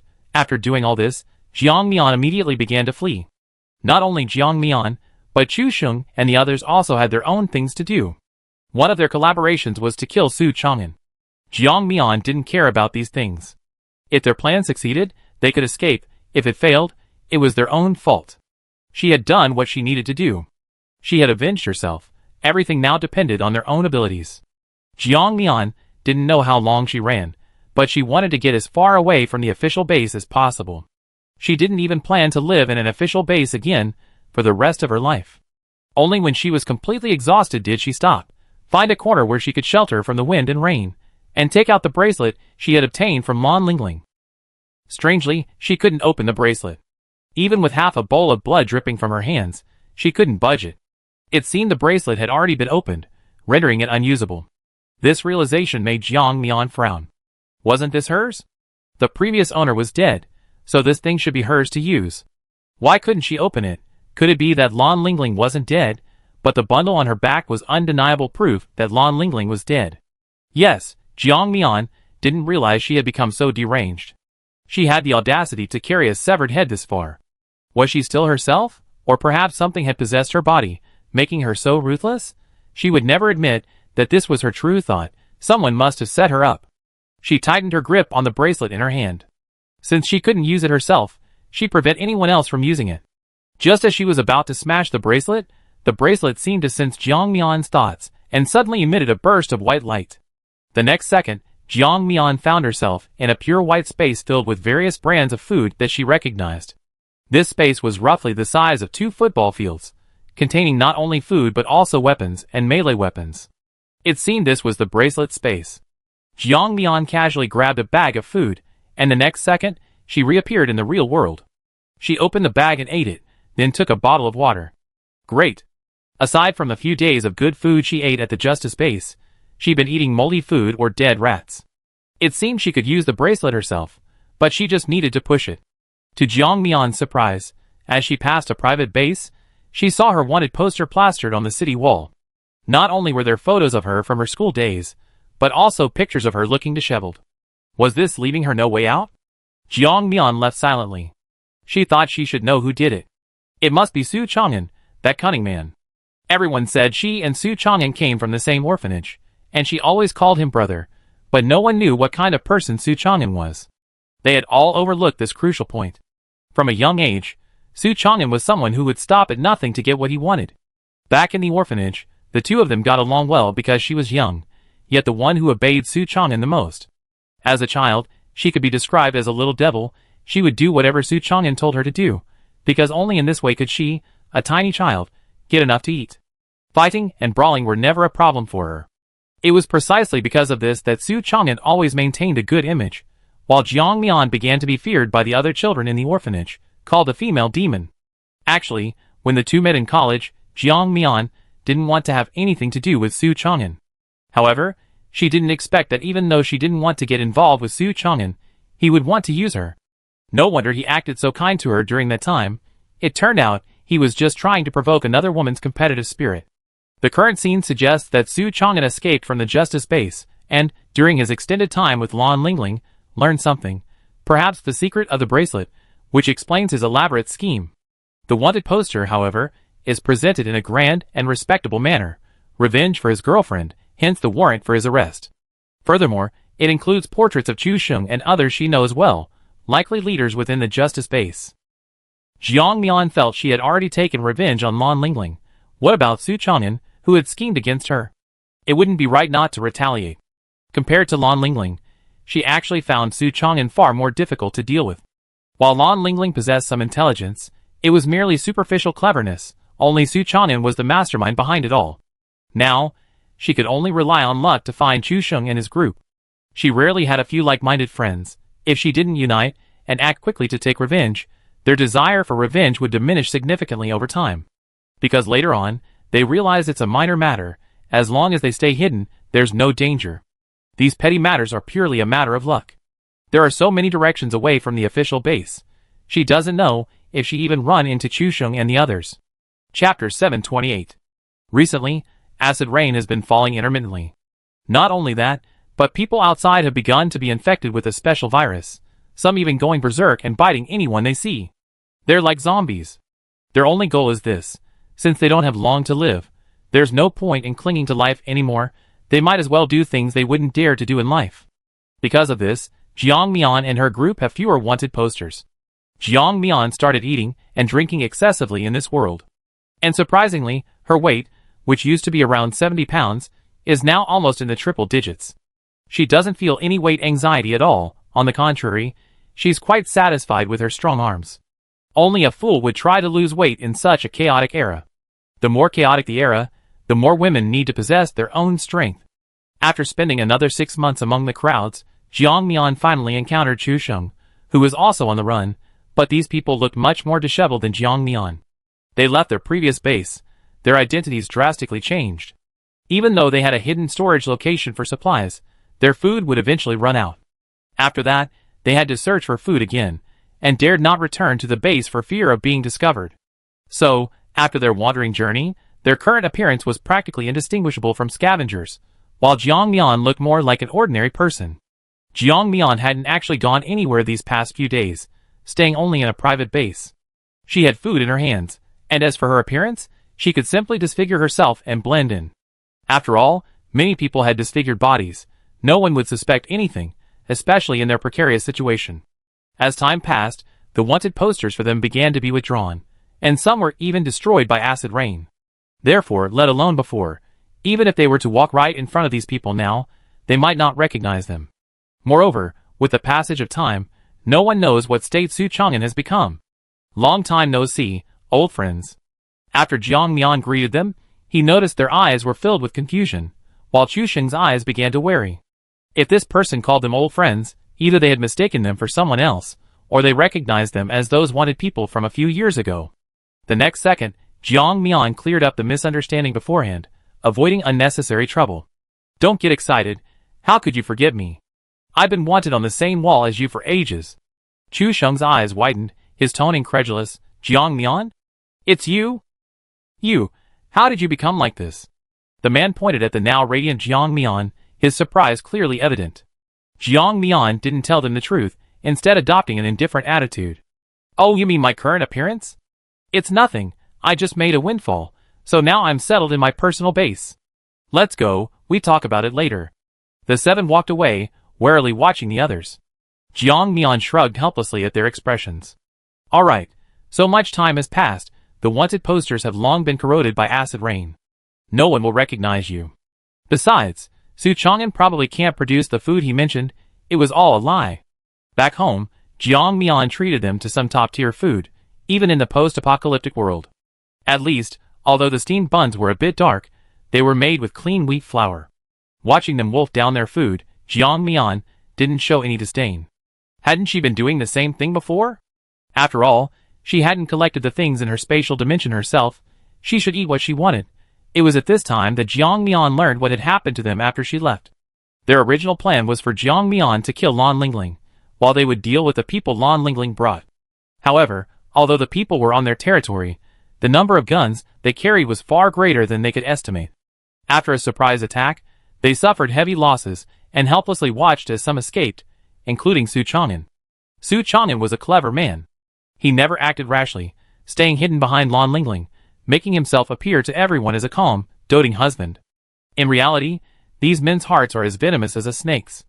After realizing they hadn't accomplished their mission, they knew things were going badly, and began fleeing in all directions. As for their personal base? At this point, who cared about those inside? Naturally, everyone fled. Those who knew the inside story also started to run. By the time the official base arrived to suppress the bandits, the place was already a ruin, inhabited only by transient scavengers. Jiang Mian nodded. I'm sorry you had to suffer. Although revenge has been taken, the dead will never return, and so will your lost youth. We are all wanderers in the same boat. Sigh. Everyone raised their glasses, and clinked them together.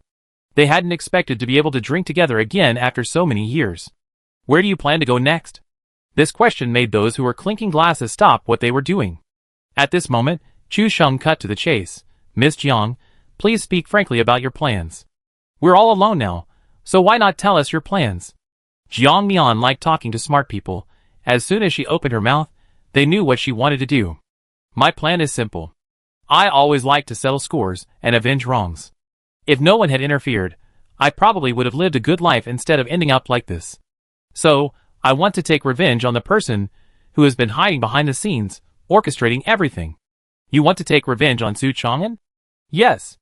In the end, only Chu Sheng, Hei Ti, and Enchi were willing to go with Jiang Mian. The other four lowered their heads, somewhat ashamed. Jiang Mian knew that since they had no real grudge against Su Chang'an, they wouldn't risk their lives. Don't worry, I know everyone has their own thoughts, and I won't treat you unfairly. After all, you arranged many things, which allowed me to kill the culprit so easily. I left some food for you in this house. You can continue living here.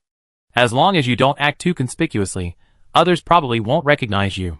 After arranging their whereabouts, they embarked on their journey to the official base the next day. Chapter 729. Jiang Mian and her group traveled for a long time, finally arriving at the entrance of the official base a week later. Many years had passed, and the world had largely stabilized. Although disasters still occurred occasionally, the people of this world had become accustomed to them. Even the greatest disasters couldn't stop them from continuing to mine the world's useful resources. However, their thinking had changed. They no longer intended to stay in this world but planned to build a spaceship, leave, and find a habitable planet. Jiang Mian and her group no longer needed ID cards to enter, they only needed to sign their names and hand over some food. After entering, Jiang Mian didn't even have time to inquire about Su Chang'an before seeing him directly on the honor roll. The current Su Chang'an was a completely different person. He had officially become the secretary of the current base chief, who was now a young man with glasses and a refined appearance. Looking at this man's photo, Jiang Mian felt a sense of familiarity. She seemed to have seen him somewhere before, but she couldn't quite place it. Jun Chansheng? And who is this person? Why do I feel a sense of familiarity? No one could answer the questions in her heart, so she could only suppress her thoughts. That night, after everyone else had fallen asleep, Jiang Mian remained sitting on her bed, trying to recall what the person looked like, but she couldn't figure out who he was. Perhaps the past experiences had faded, leaving no trace in her mind, which was why she couldn't remember. Since she couldn't remember, she decided to let it go. There was no need for her to cling to a stranger. Her most important goal now was to find out Su Chang'an's whereabouts. As the base commander's secretary, he certainly didn't live in the outer city, so it had to be the inner city or the central area. Actually, Jiang Mian leaned more towards the central area, because Su Chang'an's status was undeniable. His parents were wealthy, and if Lan Lingling knew to collect supplies before the apocalypse, Su Chang'an's parents would definitely know as well. However, to Jiang Mian's surprise, she didn't find Su Chang'an's residence in the central area. Instead, while wandering around the inner city, she saw Su Chang'an returning to his residence with an elderly woman. Jiang Mian followed them to a small villa, her eyes narrowed, silently memorizing the address before leaving. Unbeknownst to Jiang Mian, inside the house, Su Chang'an was already arguing with the elderly woman. These women were Su Chang'an's adoptive parents. Before the apocalypse, he had wanted them to stockpile more supplies, but his adoptive parents had never trusted him, especially after the birth of their younger brother.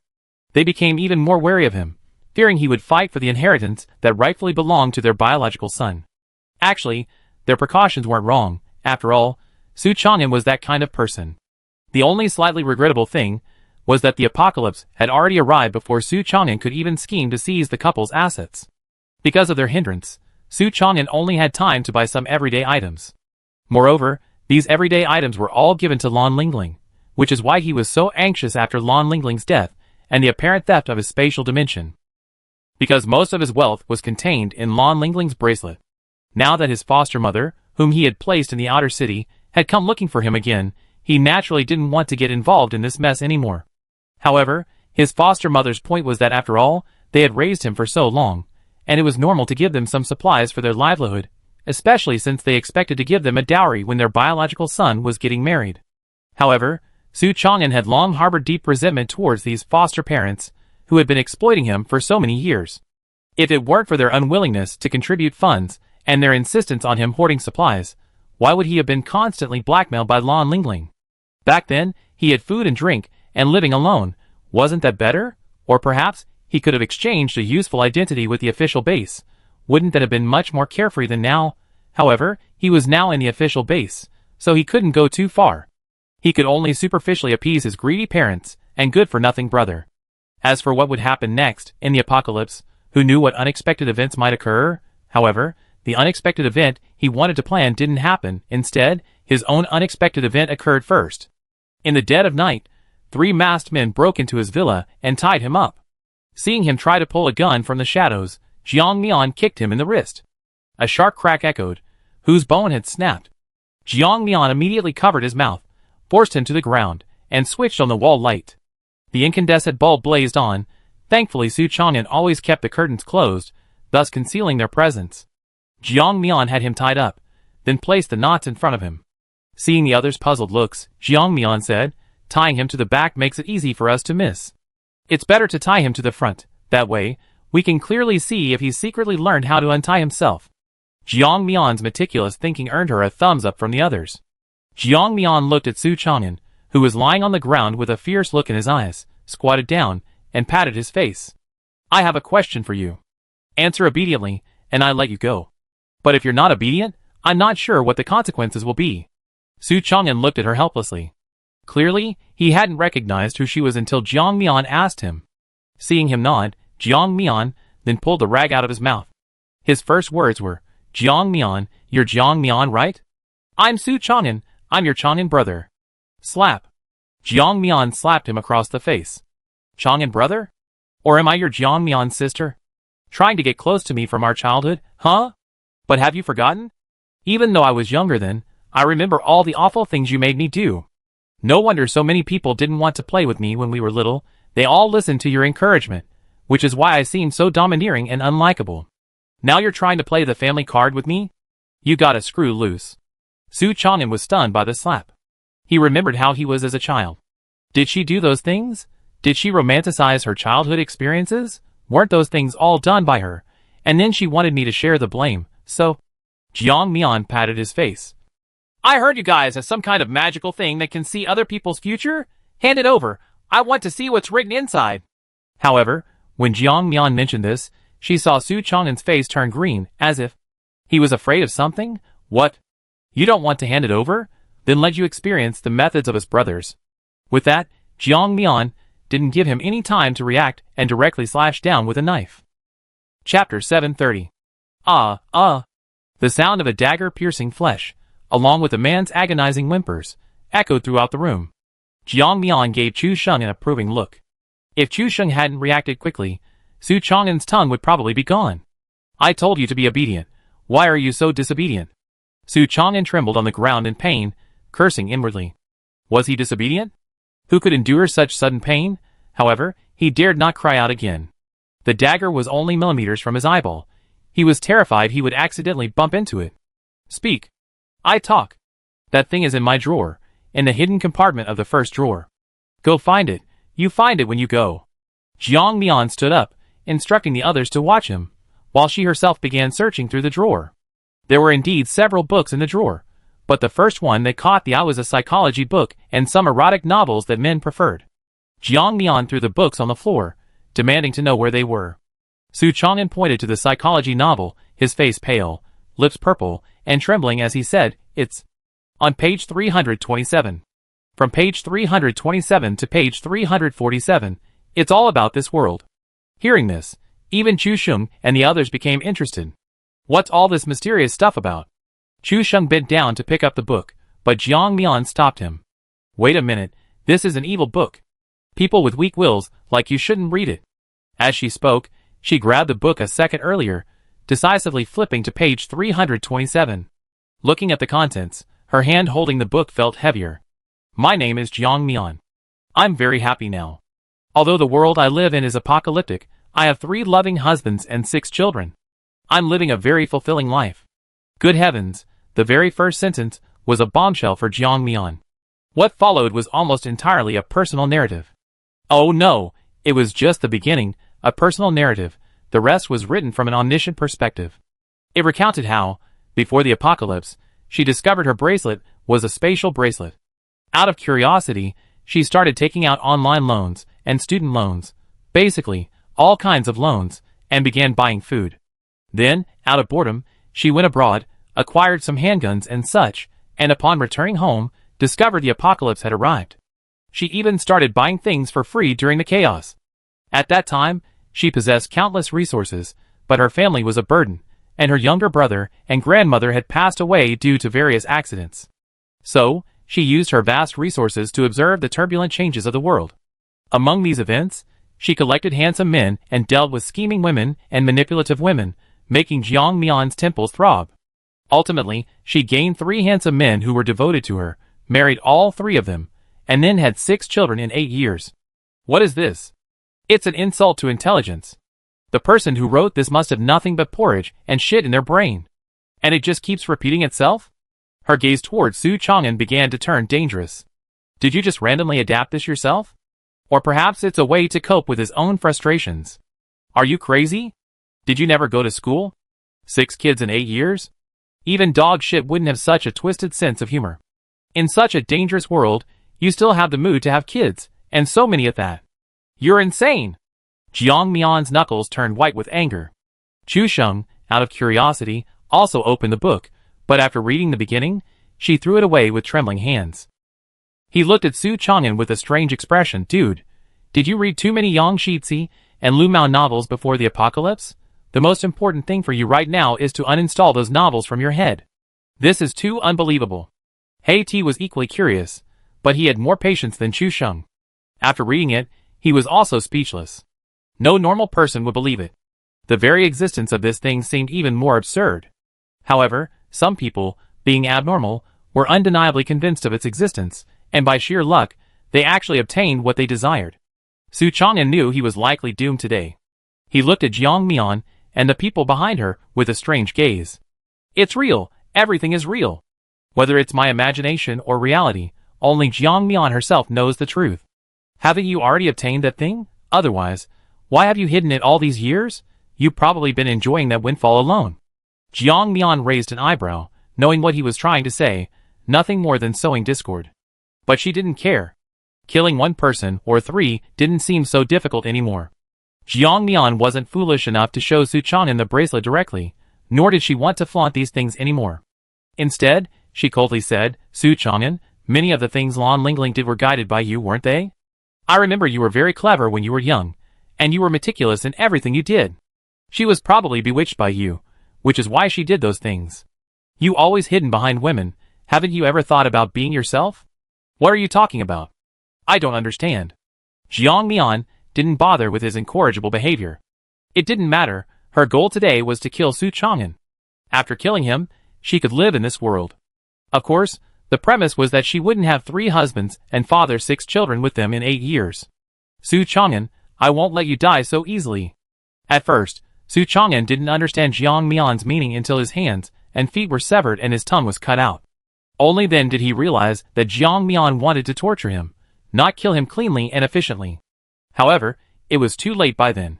In his current state, even if Jiang Mian abandoned him there, no one would seek justice for him. Strangely, Jiang Mian's intuition told her that dealing with Su Chang'an didn't require the same caution she's shown with Lan Lingling. Torture him was enough. There was no need to kill him outright. After all, in the apocalypse, killing someone was often seen as a blessing. And Chu Sheng and his group didn't harbor such deep hatred for Su Chang'an. Aside from being wanted by him, Su Chang'an hadn't actually done anything to them.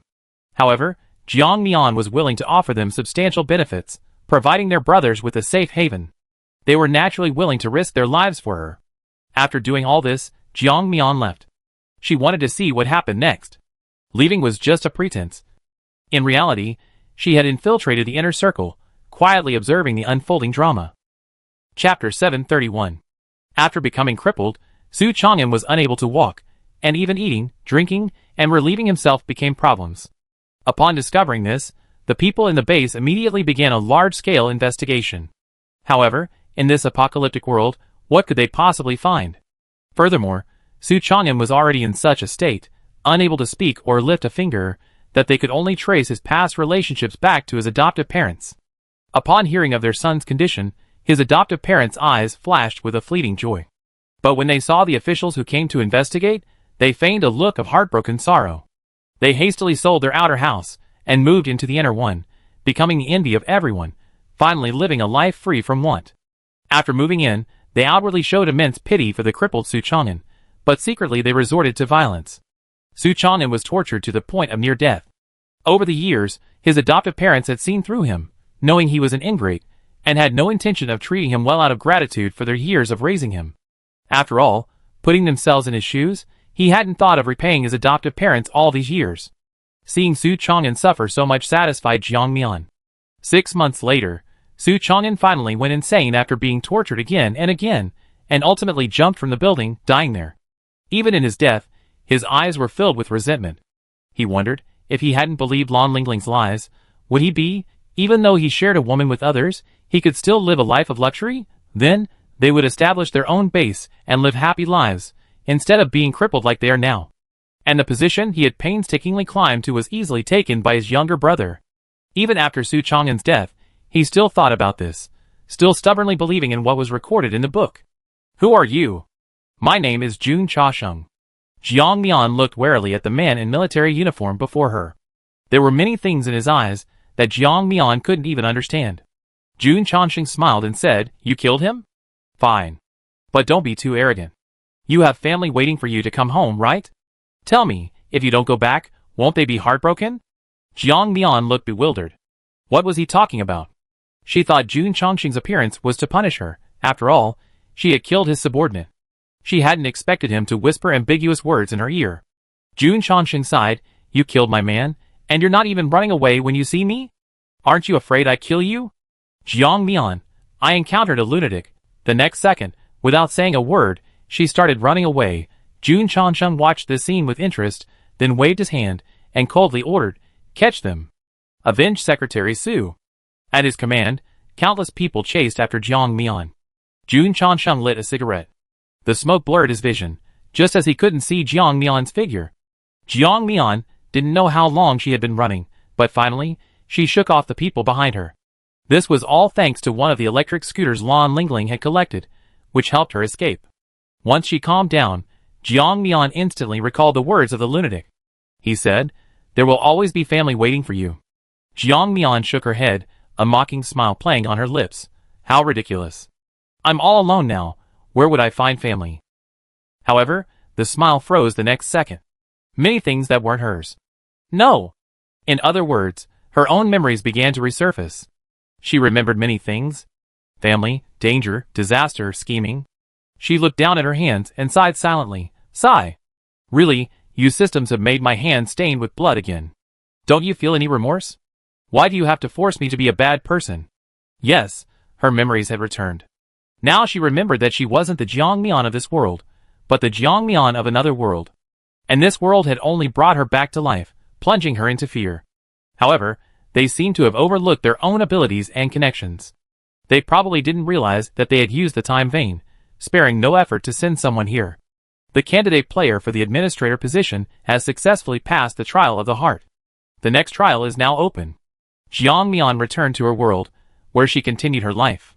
Her memories remained intact, preserving the information she had retained from her previous life. The food in the jade bracelet space was enough for her to live on for the rest of her life, and Chu Sheng and the others were considered her relatively compatible friends. However, she remained wary of them. She never revealed any weaknesses to them, nor would she casually take out food from her spatial storage. She lived a comfortable and fulfilling life, and 10 years later, a massive global migration to another world began. Of course, migration was contingent on all the important figures truly leaving before they, the ordinary people, could board the legendary spaceship. The planet to migrate to was hard to find, and this planet was much smaller than their Earth. Moreover, this world had native inhabitants, some humanoid beings. These hairy apes were rapidly evolving towards human-like forms, providing the researchers on the spaceship with a wealth of new ideas. After returning to her own world, Jiang Mian underwent several more trials and confrontations, finally gaining the qualification to become an administrator, what the players called the system. I can't believe someone actually managed to climb the ranks from the bottom. Sigh. I was even thinking of putting one of my subordinates in as a system. Too bad, it didn't pass this hurdle. Oh well, let's get ready and welcome our new colleague. When Jiang Mian first took office, she didn't plan to implement sweeping reforms. Instead, she feigned ignorance and obedience. In reality, while she outwardly listened to the advice of the veteran system members, she secretly thought they were utterly incompetent. They wanted her, Jiang Mian, to obey without even knowing her background. How laughable. Over the next countless years, she encountered her former senior, Luo Nan. By this time, Luo Nan had also taken up a position as a system member. The two exchanged a knowing glance in the system's assembly hall. And after this assembly hall began, Jiang Mian started sweeping reforms. In reality, she had already begun secretly. She had previously acquired a prison system from another world. However, under Jiang Mian's reforms, many things were added, turning it into a self-contained microcosm. He then began collecting the native inhabitants of the worlds he had previously traversed during his missions. Desperate, these inhabitants naturally sought a way to survive, and Jiang Mian offered them the perfect opportunity. With mutual consent, the world appeared to be destroyed and reset. However, in reality, Jiang Mian had secretly replaced everyone inside.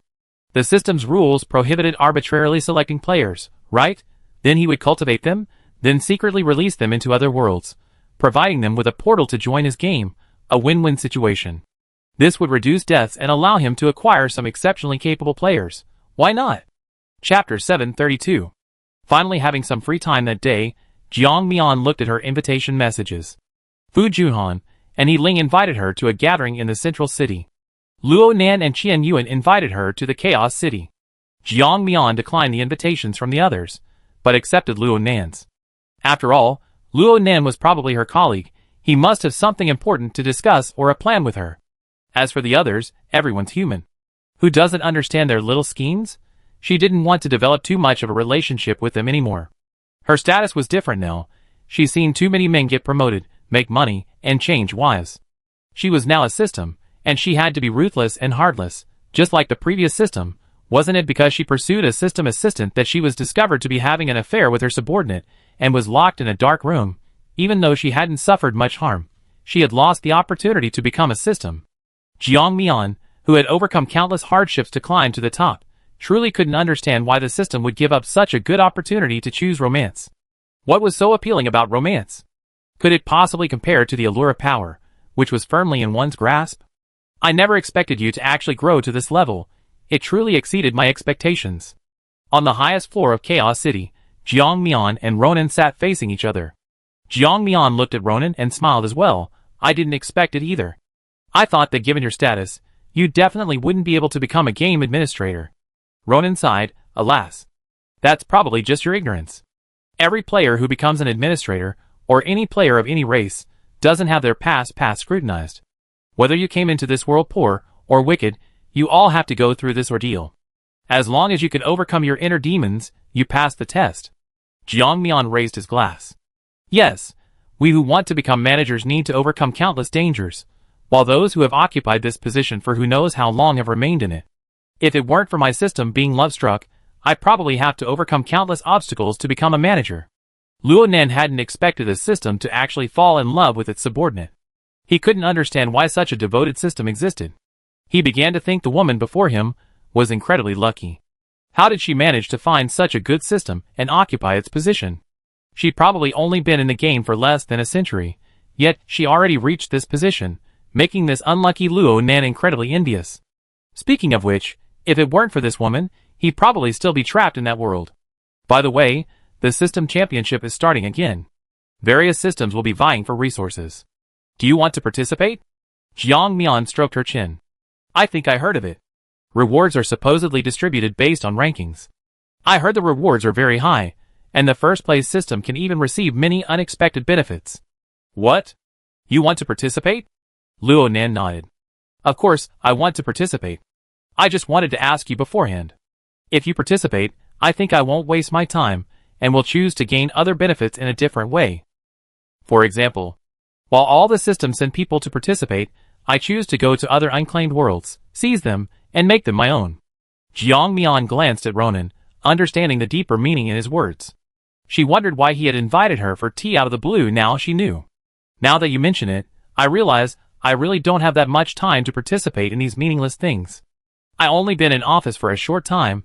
I need to understand the true nature of our system. As for this kind of competition, forget it. The two were perfectly in sync, their words revealing their opinions on the game. Jiang Mian naturally didn't want to participate.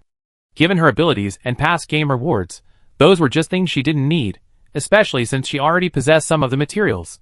Moreover, Jiang Mian valued her foundation more. Only with a solid foundation could she secure a place in the game. So, in the following days, all the systems began participating in the competition, while Jiang Mian, the sixth one, secretly. Something unexpected happened later. After the system and players finished participating in the championship, they discovered that 1/10 of those previously unclaimed, near-destruction planets had been occupied. What did this 1/10 mean? It meant they lost so many resources. Who could have imagined that a system would be so ruthless, seizing this opportunity to gain control of so many worlds? This was something they had never anticipated. Jiang Mian, satisfied, left with the more than 30 planets he had allowed the players to occupy, along with the unusual resources he had obtained from those near-destruction planets. Even if they discovered it, so what? Even if they wanted to reclaim control of the planet, Jiang Mian could only say they were delusional. The item was already in her hands. She didn't believe these systems would unite to be so shameless. After all, even as systems, they had their own rules to follow, and they couldn't be allowed to do whatever they wanted with such impunity. It's one thing for someone to discipline or beat their child behind closed doors at home, but if they went too far in the street, they might be judged by someone at a higher level. Jiang Mian held this belief, which was why she was so arrogant. Even if these systems target me in the future, so what? Do they really think they can beat me? Luo Nan returned looking rather grim. Jiang Mian raised an eyebrow at him. What's wrong? Did you suffer a loss? Luo Nan was even angrier now.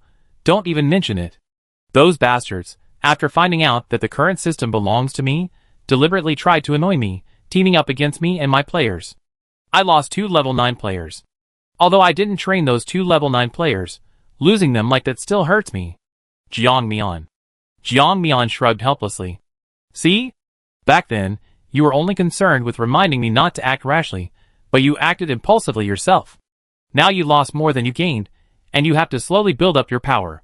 Luo Nan shook his head. It's alright. I know which system is targeting me.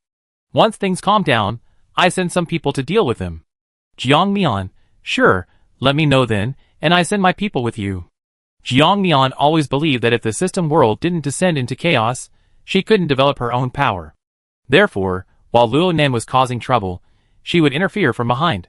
Only in this way could she cultivate her own influence. Chapter 733. The city of Fire Seeds is now thriving, with Jiang Mian opening numerous food stalls. Besides the land specifically sold by the system, she has also created another street for players to rent. Players only have usage rights, not permanent residency.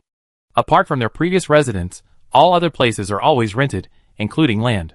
Now, they are living a stable life, there are no natural disasters, and the land produces food. Some players with existing skills have begun taking out loans to purchase necessary items. Jiang Mian has adjusted the currency system in this world. In addition to gold coins, there are now silver coins, with an exchange rate of 100 to 1. This eliminates the need for calculating in increments of 0.1 or 0.01 gold coins, which is too cumbersome. With the addition of silver coins, these players no longer need to worry about this. For these players, the change in points was irrelevant, it simply made things clearer for them. However, for the original inhabitants, it was more convenient. They could borrow less and repay less when taking out loans. Jiang Mian wasn't worried about them defaulting. After all, where else could they go? This place protected them, and it was also a safe cage. After finishing her work outside, Jiang Mian went home and spent some time with her family. That day, in her private office, the system was responsible for distributing player rewards. She only then realized that these rewards could be secretly distributed privately. No wonder she had so much stuff before, it was all the system's doing. She knew it. Her weapon had just broken in the last world, and then the system gave her a new weapon card. This cunning system had somehow gotten its eye on her subordinates. After finishing her business here, she prepared to go home. As soon as she opened the door, she saw several pairs of shoes outside. Jiang Mian paused for a moment, then Jiang Wuzai, who had just heard the door open, rushed out first and whispered to Jiang Mian, "Sister, several men came to the house. They said they were your friends, but they all seemed to have ill intentions. Every word they spoke was sarcastic and pointed. They didn't seem to be here to cause trouble. But Grandma seemed quite happy with them, constantly asking me to buy this and that. I'm telling you, I suspect they have some ulterior motive. Could they be trying to scam elderly people out of their money, selling them health supplements?" Jiang Mian was skeptical, but the shoes on the floor weren't the leather shoes that insurance agents usually wear. Really? Could it be that scammers from our world are starting to do it again? She didn't think she received any reports from anyone else, let alone know that anyone was doing this kind of thing. Then, as Jiang Mian angrily went back to investigate, she suddenly met 3 pairs of bright, piercing eyes. Jiang Mian's pupils dilated for a moment. What are you doing here? Actually, what Jiang Mian was more curious about was how they knew her home address. She didn't think she had told anyone her home address, right? So how did they know where she lived? Driven by curiosity, she went to question the group. He Ling, who had been sitting alone in the living room, stood up. You're finally back. We've been waiting for you for so long. Under her grandmother's gaze, Jiang Mian forced a smile. Ah, yes. I'm back. Let's go upstairs. She wanted to get them upstairs before discussing what had happened, then turned to her grandmother. Grandma, why don't you and my brother go to the market and buy some food? We eat lunch at home. Jiang Suiyu nodded, smiling, and left, leaving only Jiang Mian and Fu Junhan. Upstairs, Jiang Mian immediately revealed her true colors, crossing her legs and gesturing for them to sit wherever they liked. The second floor was also a small living room, more than enough for all of them. Tell me, how did you find my house? Fu Junhan's expression was indifferent. I asked a friend. He Ling, I forced a player you know to bring me here. Qian Yuan, you know, I have some shady dealings with the system, so I joined this game through back channels, and that's why I came here directly. Jiang Mian pointed at Fu Junhan, and He Ling, are you looking for Jun Chansheng? A guy with precognitive abilities? He's probably called the God of Destiny in the game now. Fu Junhan nodded without hesitation. Yes, I cooperated with him several times before, you should know that. He Ling looked blank. Oh, is he that powerful? But in the last world, he was being chased and beaten by a monster. I thought he was weak. Hearing this, Jiang Mian couldn't help but roll her eyes. Fine, you're amazing, okay? She turned her gaze to Qin Yuan, already roughly guessing who the system she was talking about was. She hadn't expected Luo Nan to be so generous, actually giving her such a powerful player, but... So how did you know about my family? Did you use connections? Qin Yuan shook his head, quickly proving his innocence. No, I was just strolling around the street when Grandma stopped me. She thought I looked very similar to you and suspected I was a bad person, deliberately harassing you near your shop. It caused quite a misunderstanding. Later, Grandma invited me here myself. I'm not that shameless, I always follow my sister's rules. Jiang Mian looked at his face, stroking her chin. What she said was indeed possible. After all, he looked very much like her. And recently, something seemed to have happened to the Hua family, so their desire to have her come home and work for them for free had become even stronger. Jiang Mian returned this time to resolve the Hua family's affairs. However, it seems there's no need to rush now. She looked at Qian Yuan with interest. Brother, considering our good relationship, can you do me a favor? Qian Yuan was very unaccustomed to Jiang Mian's enthusiastic demeanor. Compared to his overly enthusiastic expression, she preferred his aloofness. You just say what you want. No, don't put your hand on my shoulder. I'm a little uncomfortable. Jiang Mian hadn't expected that her attempt to be friendly would cause him to stutter. She silently lowered her hand, wondering if she had some kind of virus. Why was this guy so afraid of her? Feeling awkward, she sat down to the side, temporarily ignoring the other two, and began to tell Qian Yuan about her plan. What do you think of my plan? Chapter 734. However, Qian Yuan hesitated. This isn't a good idea, is it? My blood type is different from yours. If they investigate, won't we be exposed?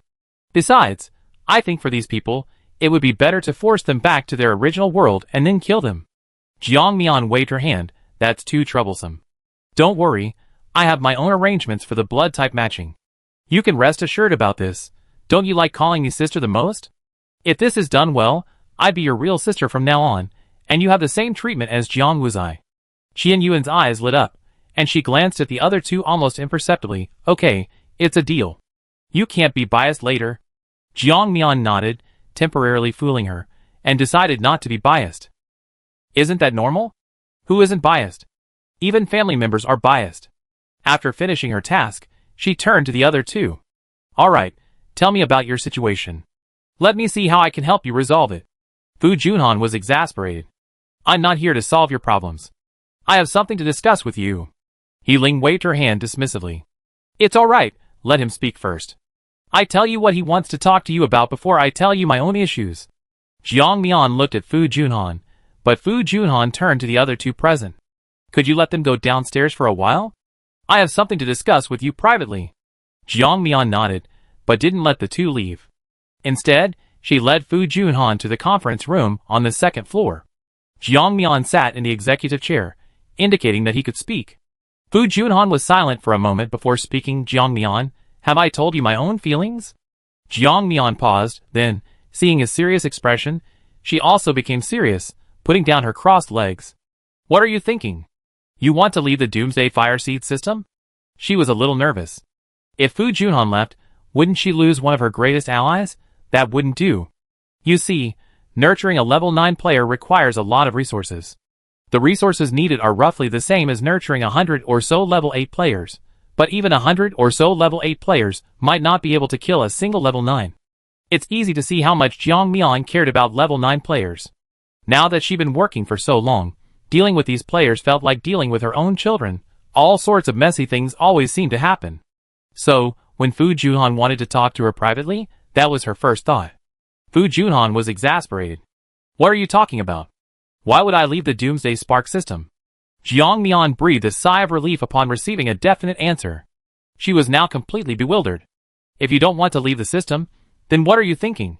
Looking at Jiang Mian's blank expression, Fu Junhan suddenly felt that what he wanted to say sounded like a joke. Yes, she didn't understand anything, didn't comprehend his thoughts, so what was the point of saying anything? Would he just add to her troubles? But so much time had passed, and he hadn't cooperated with Jiang Mian on any of the recent missions. He was finding it difficult to control his own feelings. Especially in the previous world, mind-reading monsters were everywhere. They would transform into your obsessions, appearing beside you. If you didn't dodge them even once, they would successfully breach your heart, transforming you into the person closest to you, leaving you forever in that world. He wanted to make the most of his limited life, leaving no regrets. So he should try again. Jiang Mian, you know, I like you. I liked you for a long time. What? Jiang Mian was so shocked by his sudden confession that she sat up abruptly, even bumping the chair behind her against the wall. Jiang Mian silently took several steps back. Seeing her shocked expression and disbelief, Fu Junhan suddenly felt powerless. He wondered if he had been too greedy and impulsive, which was why Jiang Mian was so surprised. How could Jiang Mian not be surprised? She had only been in the system's position for a short time. She had only been in it for such a short time, and suddenly someone wanted to confess to her.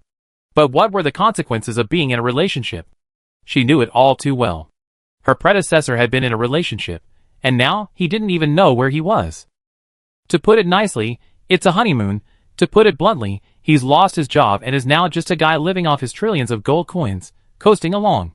While it sounds pretty cool, power, this is immense power. Does becoming a system mean being at the top? Once you're in the system, can't you continue integrating all those different systems, becoming the boss and managing the others? Wouldn't that sound even better? Jiang Mian, a workaholic, absolutely doesn't want to get involved in this kind of melancholic romance. I'm sorry, I don't quite understand what you're saying. Besides, I don't currently have any intention of dating anyone, nor do I want to marry anyone, so... Fu Junhan, it's okay, I wait. No. I didn't say I absolutely had to marry you or date you. I just wanted to express my feelings and my desire for you. Whether you agree or not is irrelevant. I think even if you agree, we still see each other less and less. After all, we can't be paired together in every world in the game. So I'm just expressing my feelings for you, don't feel pressured. Jiang Mian appeared calm on the surface, but inside, she was almost sneering. That sounds so high-sounding, I wonder where she learned that, telling her not to feel. What pressure? He's confessed his feelings directly to me. Does that mean my feelings for him are still the same as before? Just simple comradeship? It's ridiculous. What kind of genius invented this kind of absurd literature? Jiang Mian said with a half-smile. Fine, I got it. I bet He Ling will say something similar to me after you. Oh wait, He Ling never beats around the bush. He'd probably just say it outright. After Jiang Mian said this, Fu Junhan's expression immediately changed. Jiang Mian could clearly see the change in his face. Yes, she did it on purpose, deliberately saying it to provoke Fu Junhan. She was practically stating that a relationship between them was impossible. If she hadn't become a manager, she might have considered finding someone to accompany her throughout her life. But, as the saying goes, she already had the right, so why look back at that insignificant, barely perceptible love? Did she really have to have 6 children in 8 years, like in that book? Was a woman only truly complete when she got married and had children? But who could guarantee that they would still be happy after having children? Like herself, after being born, wasn't she thrown into an orphanage? Even left to fend for herself? Everyone has their own destiny. She didn't want to live an ordinary life, she wanted to try, to see where her limits were. When He Ling came up, he unusually didn't speak. Jiang Mian thought he was going to do something, but then she saw He Ling asleep on the sofa. Jiang Mian's lips twitched violently. Was this guy a little too oblivious? She was even thinking about what decision she would make, what heartless words she would say if He Ling confessed to her in the same way. But he just slept. Chapter 735. Forget it, let him sleep. I'm too lazy to care about anything else anyway. As long as he doesn't mention it, I won't say such heartless words. Before entering, seeing Fu Junhan's almost undisguised dejection, He Ling knew he had definitely failed. He Ling didn't think he was much better than Fu Junhan. After all, their first meeting was essentially mutual exploitation. In terms of feelings, he probably didn't even reach half of Fu Junhan's infatuation with Jiang Mian, let alone successfully confessing. He always had a knot in his heart. He didn't want to get married, didn't want children, just wanted a peaceful life together. However, he was afraid Jiang Mian wouldn't accept it, and even more afraid that his knot in his heart would hold her back. So he remained silent, wanting their current ambiguous relationship to be just as good. The usually outgoing He Ling, who liked to speak his mind clearly, was speechless at this moment. He didn't express his thoughts to Jiang Mian, nor did he presume to be clever. Unbeknownst to him, both of them were staunch non-marriage advocates sharing the same idea. Soon, Grandma and Jiang Wuzai returned carrying groceries. Actually, the two hadn't even gone grocery shopping. They had plenty of food in their spatial storage. Why buy groceries? Could store-bought vegetables compare to the freshness of what they grew and harvested themselves? Seeing that they seemed to have reached a conclusion, Jiang Suiyu smiled and went to cook. Qian Yuan quickly stepped forward, rolled up his sleeves, and offered to help her cook. Seeing his eagerness, Jiang Wuzai rolled his eyes. For some reason, he felt a sense of aversion towards Qian Yuan. Perhaps because his face looked so much like his sister's, one of the key reasons they had crossed paths. Qian, I'm so sorry about today. I didn't expect to accidentally beat you up. It's just that something happened in our family recently, so... Qian Yuan said with a smile, Grandma, I know. Jiang Mian already told me that I'm actually Jiang Mian's biological brother. One sentence, and a thunderbolt struck from a clear sky. What? What? Impossible. I'm my sister's biological brother. You imposter? Fu Junhan looked bewildered. He thought this guy was a world boss before. When did he become Jiang Mian's family? Jiang Suiyu also. Looking bewildered, she saw the Hua family's unwavering assurances, and didn't suspect a thing. The Hua family was currently facing financial difficulties, even resorting to selling their children, so they had clearly set their sights on Jiang Mian. These past few days, they'd been causing trouble in front of their shop, accusing her of neglecting her child's upbringing, raising Jiang Mian to have an extreme personality, and making him unwilling to acknowledge them as family. Therefore, she was even more convinced of their accusations. Who knew that a younger brother would appear now, making things even more complicated? Qian Yuan is incredibly sweet-talking. When he wants to please someone, no one can escape his sugar-coated bullets. Grandma, don't worry, my sister and I only recently recognized each other. You can tell from our appearance that we're family. But, Jiang Suiyu hesitated, because the Hua family also had someone who looked like her granddaughter. Before she could finish speaking, Qian Yuan started chattering, I heard about this too. It'd be completely resolved soon, so don't worry. If they dare harass you again after that, we report it directly to the patrol personnel at the base. Those patrol personnel are very strict. If they find out they've done anything bad to the world, they definitely arrest them. You won't have to be afraid anymore. Next, Qian Yuan kept calling her grandma, doing this and that, making Jiang Suiyu incredibly happy. He called her Little Qian so affectionately that he completely ignored Jiang Wuzai, forgetting his earlier doubts. Jiang Wuzai, looking displeased, went to complain to his sister. Seeing their overly friendly behavior, as if they were treating their grandson-in-law, Fu Junhan and his companion immediately felt threatened and began to fawn over them. Others might not know, but they knew this guy's true nature. He was a plastic surgery monster, his face was fake, and besides, the two of them were from completely different worlds. Grandma Jiang was delighted by the three young men, her smile never fading. Even during the meal, she was still grinning from ear to ear. Jiang Mian patted her forehead helplessly, really wanting to say, Grandma, stop with that enthusiastic smile. You have no idea, of the four men here, besides Qian Yuan, not a single one is genuinely happy. She was almost driven crazy by Jiang Wuzai's incessant nagging. She didn't know why this guy disliked Qian Yuan so much. Was this the animosity between brothers? The 6 people at the table ate in a lively atmosphere, but Jiang Mian felt like she was sitting on pins and needles. She felt like she was sitting on spikes, not a chair.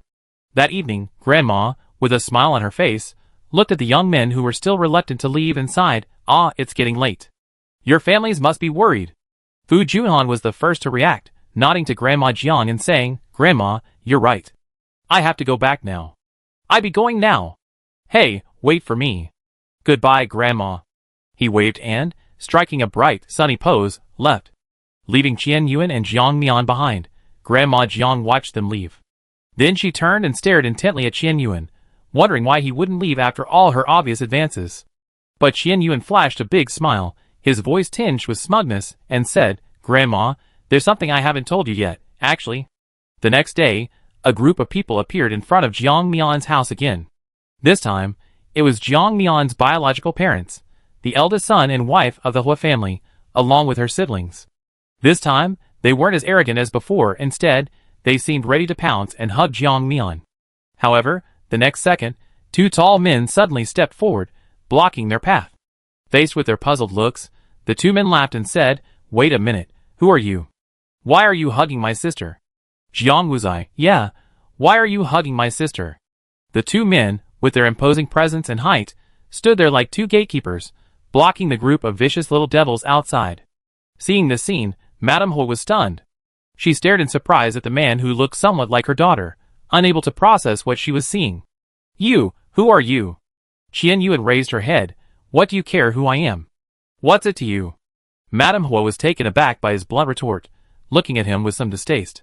Coming from a prestigious family, she had never liked people so rude and ill-mannered. However, Mrs. was seemed to have forgotten that forcing a girl to acknowledge her as their relative was even more impolite. Just then, Jiang Mian stepped forward, looked at them, and asked, "I heard you repeatedly caused trouble for my grandmother, and even spread rumors on the street that you're my mother. May I ask, do you have a paternity test? If not, I can sue you for disrupting marketing. I even suspect you might be sent by someone else to sabotage our business." Seeing that Jiang Mian was finally willing to see her, Mrs. Hua quickly tried to establish a connection. No, Jiang Mian, you know I showed you the photos. You and your grandmother look very similar." Chapter 736.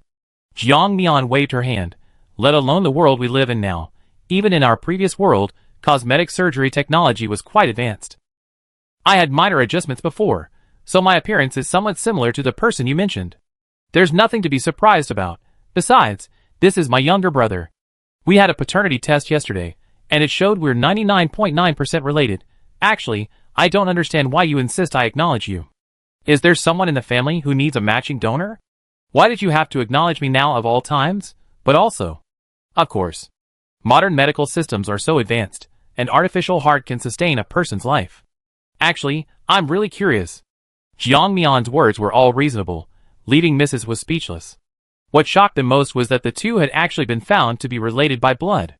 How could this be? Clearly her appearance was exactly the same as her mother-in-law's. How could she be related to someone else? Was she lying to them, or had they really mistaken her? However, at this moment, her wrist suddenly tightened. She instantly realized that Mr. Hua, who had grabbed his wife's wrist, had finally stepped out from behind the scenes. "Miss Jiang, could I trouble you with something?" This is also what the old man wanted to know before he died. Mrs. Hua also realized this at this moment. Regardless of whether Jiang Mian was their child or not, as long as they set her blood type and hair to the paternity test, even if she wasn't their child, they could switch them to the same type. After all, their family had fallen on hard times, and their previous research focused on electronic networks and real estate. Now, in this unfamiliar world, the electronic networks were highly advanced, with perfect facilities and even a star network. They could see whatever they wanted. No one needed to start from scratch again, unless they were willing to swallow their pride and make lowbrow videos or lowbrow jokes. As for housing, upon entering, people would be provided with rental contracts. With a little diligence, they could find a way to survive. Moreover, living here for 50 years granted permanent residency. They had always been high and mighty. Why would they be willing to do such a thing? Even if a younger member of the family was truly struggling and made lowbrow videos, they would still be punished if discovered, maintaining the Hua family's image of superiority. Now, old Master Hua was passing away and could no longer protect their family much. The elders who were originally on good terms with old Master Hua were unwilling to offer much help after seeing the state of their younger generation. The most important reason was that they felt the younger generation of the Hua family were utterly hopeless. Their current life was already quite good. There were no natural disasters, no dangers, and as long as you were willing to work hard, you would never go hungry, and might even have some money to spare. Most importantly, the system had exclusive land rentals. Even without any experience, you could go there to mine or farm. The Hua family, as a large extended family, would certainly be wealthier than those who came into this world alone. However, they refused to comply. Aside from exchanging some of their previous possessions for a few gold coins, they were now living off their savings. They had to seize this daughter they had previously looked down upon, this daughter who had been living away from home. They had to capture her and force her to repay their debt of gratitude, so that they could support their entire Hua family. Even if they couldn't support the Hua family, they would at least support their biological parents and siblings.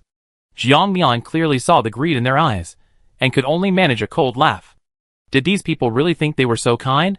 Otherwise, why would they repeatedly pressure her family, forcing her to acknowledge them? She was only trying to avoid giving anyone leverage against her. Being in a high position made her an easy target, so she chose to deal with these people gently. Otherwise, their fate would at best be the same as those who had offended her, to be silently and secretly plotted against and killed. Jiang Mian sneered. It's just a DNA test, right? Fine, I can agree to that. But I want 2 separate hospitals for the DNA test. You keep one, and I take the other to one of our affiliated hospitals. Only there can I truly trust that the system's test results are accurate. Otherwise, I won't do it. If you want to go to other hospitals, I have no objection, but I won't trust their reports. I believe you understand that. After all, I'm so wealthy, plenty of people want to adopt me as their daughter. Am I supposed to cooperate with them every time? Her words were utterly unreasonable and domineering. The Hua family members were stunned. Jiang Mian's tone was too confident, and they were starting to doubt her. However, Mr. and Mrs. Hua, along with their daughter and son, were now cornered and naturally didn't want to let this opportunity slip by.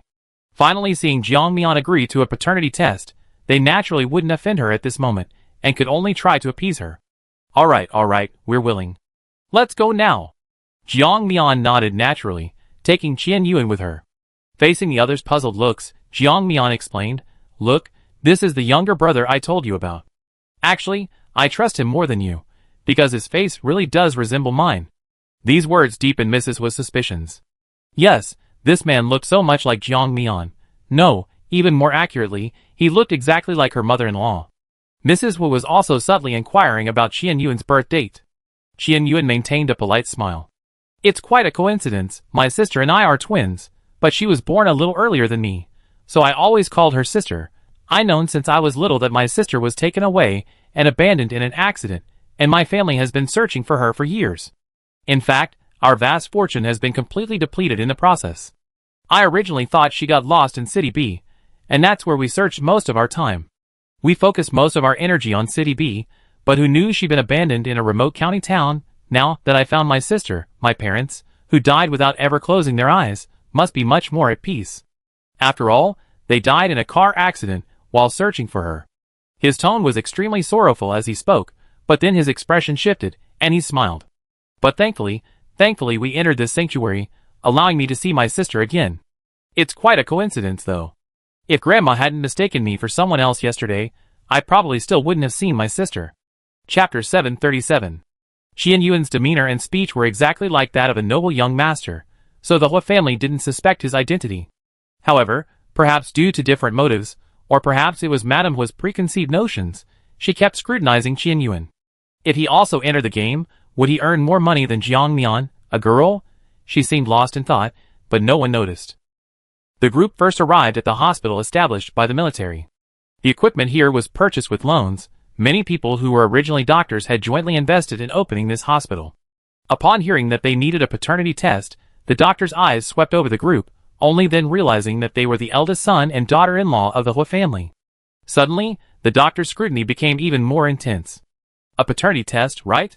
The results will take at least a day. You can come back to pick them up within 1 to 3 days. Jiang Mian followed the officials to have her blood and hair samples taken, and then walked out. Looking at the group of people, their excitement practically overflowing, he said coldly, All right, shouldn't we go to the hospital set up by the system now? Hearing this, Mrs. Hua and Mr. Hua couldn't help but frown. They really didn't have much money on them. At the officially established hospitals, they could buy on credit, but at the system-set hospitals, they couldn't. They could only pay with gold coins. Most importantly, they were afraid that the system's testing agency might. So they hesitated, not wanting to make another trip. However, seeing their expressions, Jiang frowned. What do you mean?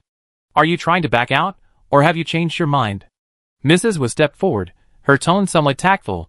It's like this. The reports from the official base are actually quite reliable, and their accuracy rate is almost 100%. So I think we shouldn't waste money on further testing at the system hospital, right? Jiang Mian looked at him with a half smile. Oh, really? Is there no need for further testing, or are you planning to do something? Are you going back on your promise? That's not what I meant. I just wanted to save you some money, after all. Jiang Mian interrupted her directly. Alright, I don't need you to save me money.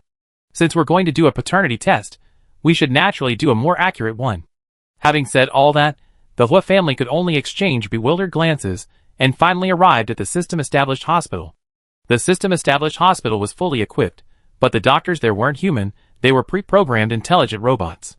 The robots assess each person who comes in, with the most important detection being for lying.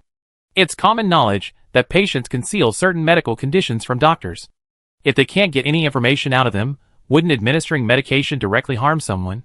After arriving, Jiang Mian and her group first informed the receptionist of their needs. A humanoid robot then led them to the testing center to pay the fees, after which hair and blood samples were collected for testing. Miss, the test results will be available in half an hour. Would you like to pick them up? Jiang Mian nodded. Yes, I wait here for half an hour. You can call my name.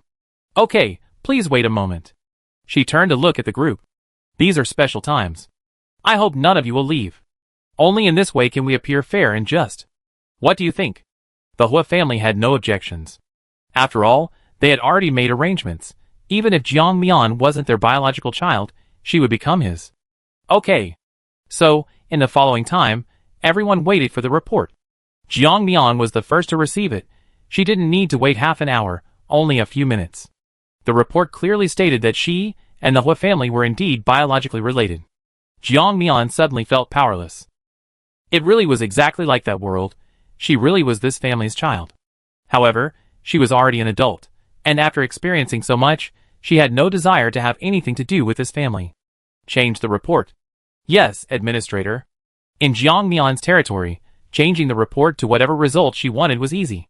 So, half an hour later, the voice announcement came over. Ms. Jiang Mian, please come to the reporting department to collect your report. Jiang Mian took out the report and pretended to be concerned for a moment before angrily throwing it at them. Now what do you have to say?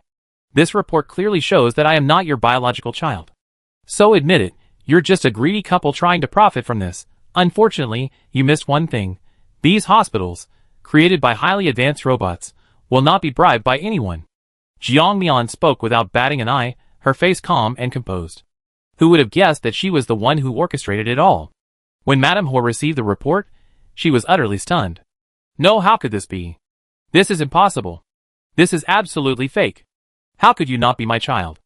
Jiang Mian looked at her tearful face, unable to discern the truth in her words, but she refused to watch their act any longer. Alright, don't bother me anymore. Otherwise, I won't hesitate to use other methods to deal with you. After all, I think you should know that I'm a gamer, and I have plenty of ways to kill you.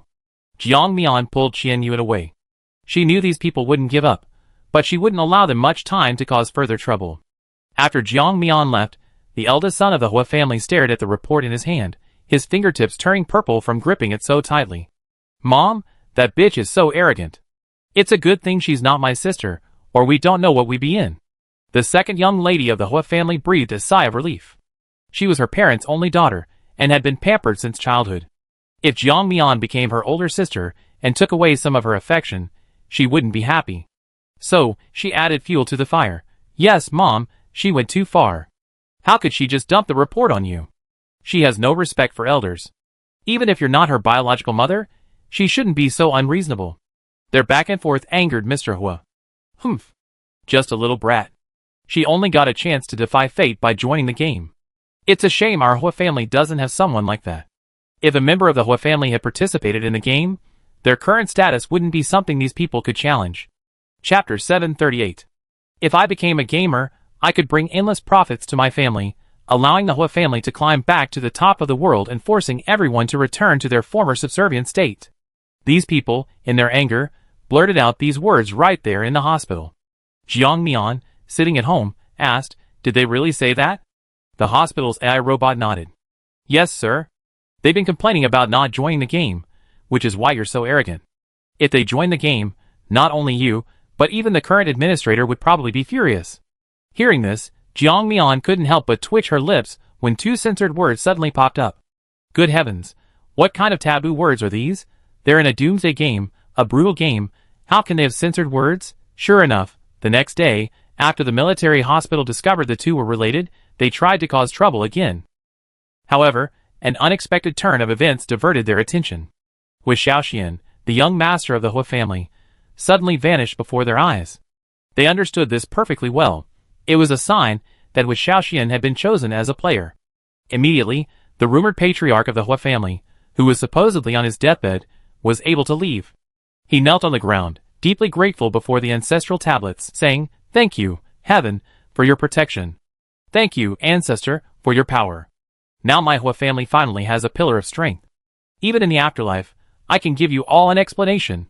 They seem to have forgotten the rampant propaganda in Fireseed City about how dangerous the game was, and how much training was required.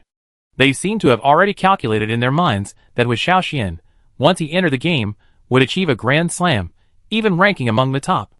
Unfortunately, they were too confident, unaware that there are so many geniuses, and the game involves countless identical worlds running simultaneously. Who can definitively say who is a genius? What they didn't understand was that even among the rarest geniuses, meeting Jiang Mian was purely a matter of luck. A month later, seeing Wu Xiaoxian suddenly appear in such a disheveled state, even missing an arm, they were immediately terrified. However, Wu Xiaoxian revealed a strange smile. "Ha ha! I succeeded. I succeeded. I'm the best in the world. I'm the best in the world. From now on, everyone can only kneel at my feet and look up to me. Ha ha ha." Well, it was clear that Wu Xiaoxian's luck wasn't good. Entering the game meant participating in the task that players least wanted to participate in, a mental trial. All players have a relatively weak mental state, so Jiang Mian intentionally seeks out worlds that can enhance mental strength, encouraging them to improve. Of course, this is tough on players who have only recently joined the game. They haven't undergone much training and are easily driven to madness by extreme joy or sorrow. This is one aspect of her planned, albeit clandestine, reform. Jiang Mian's revenge against the Hua family doesn't stop there. Since they believe joining the game will grant them instant success, Jiang Mian will naturally grant their wish. Everyone, young and old, had to try their luck in the game. Now that they were all in this state, they had no time to cause trouble for Jiang Mian, so naturally they obediently started dealing with family matters. Jiang Mian was very satisfied.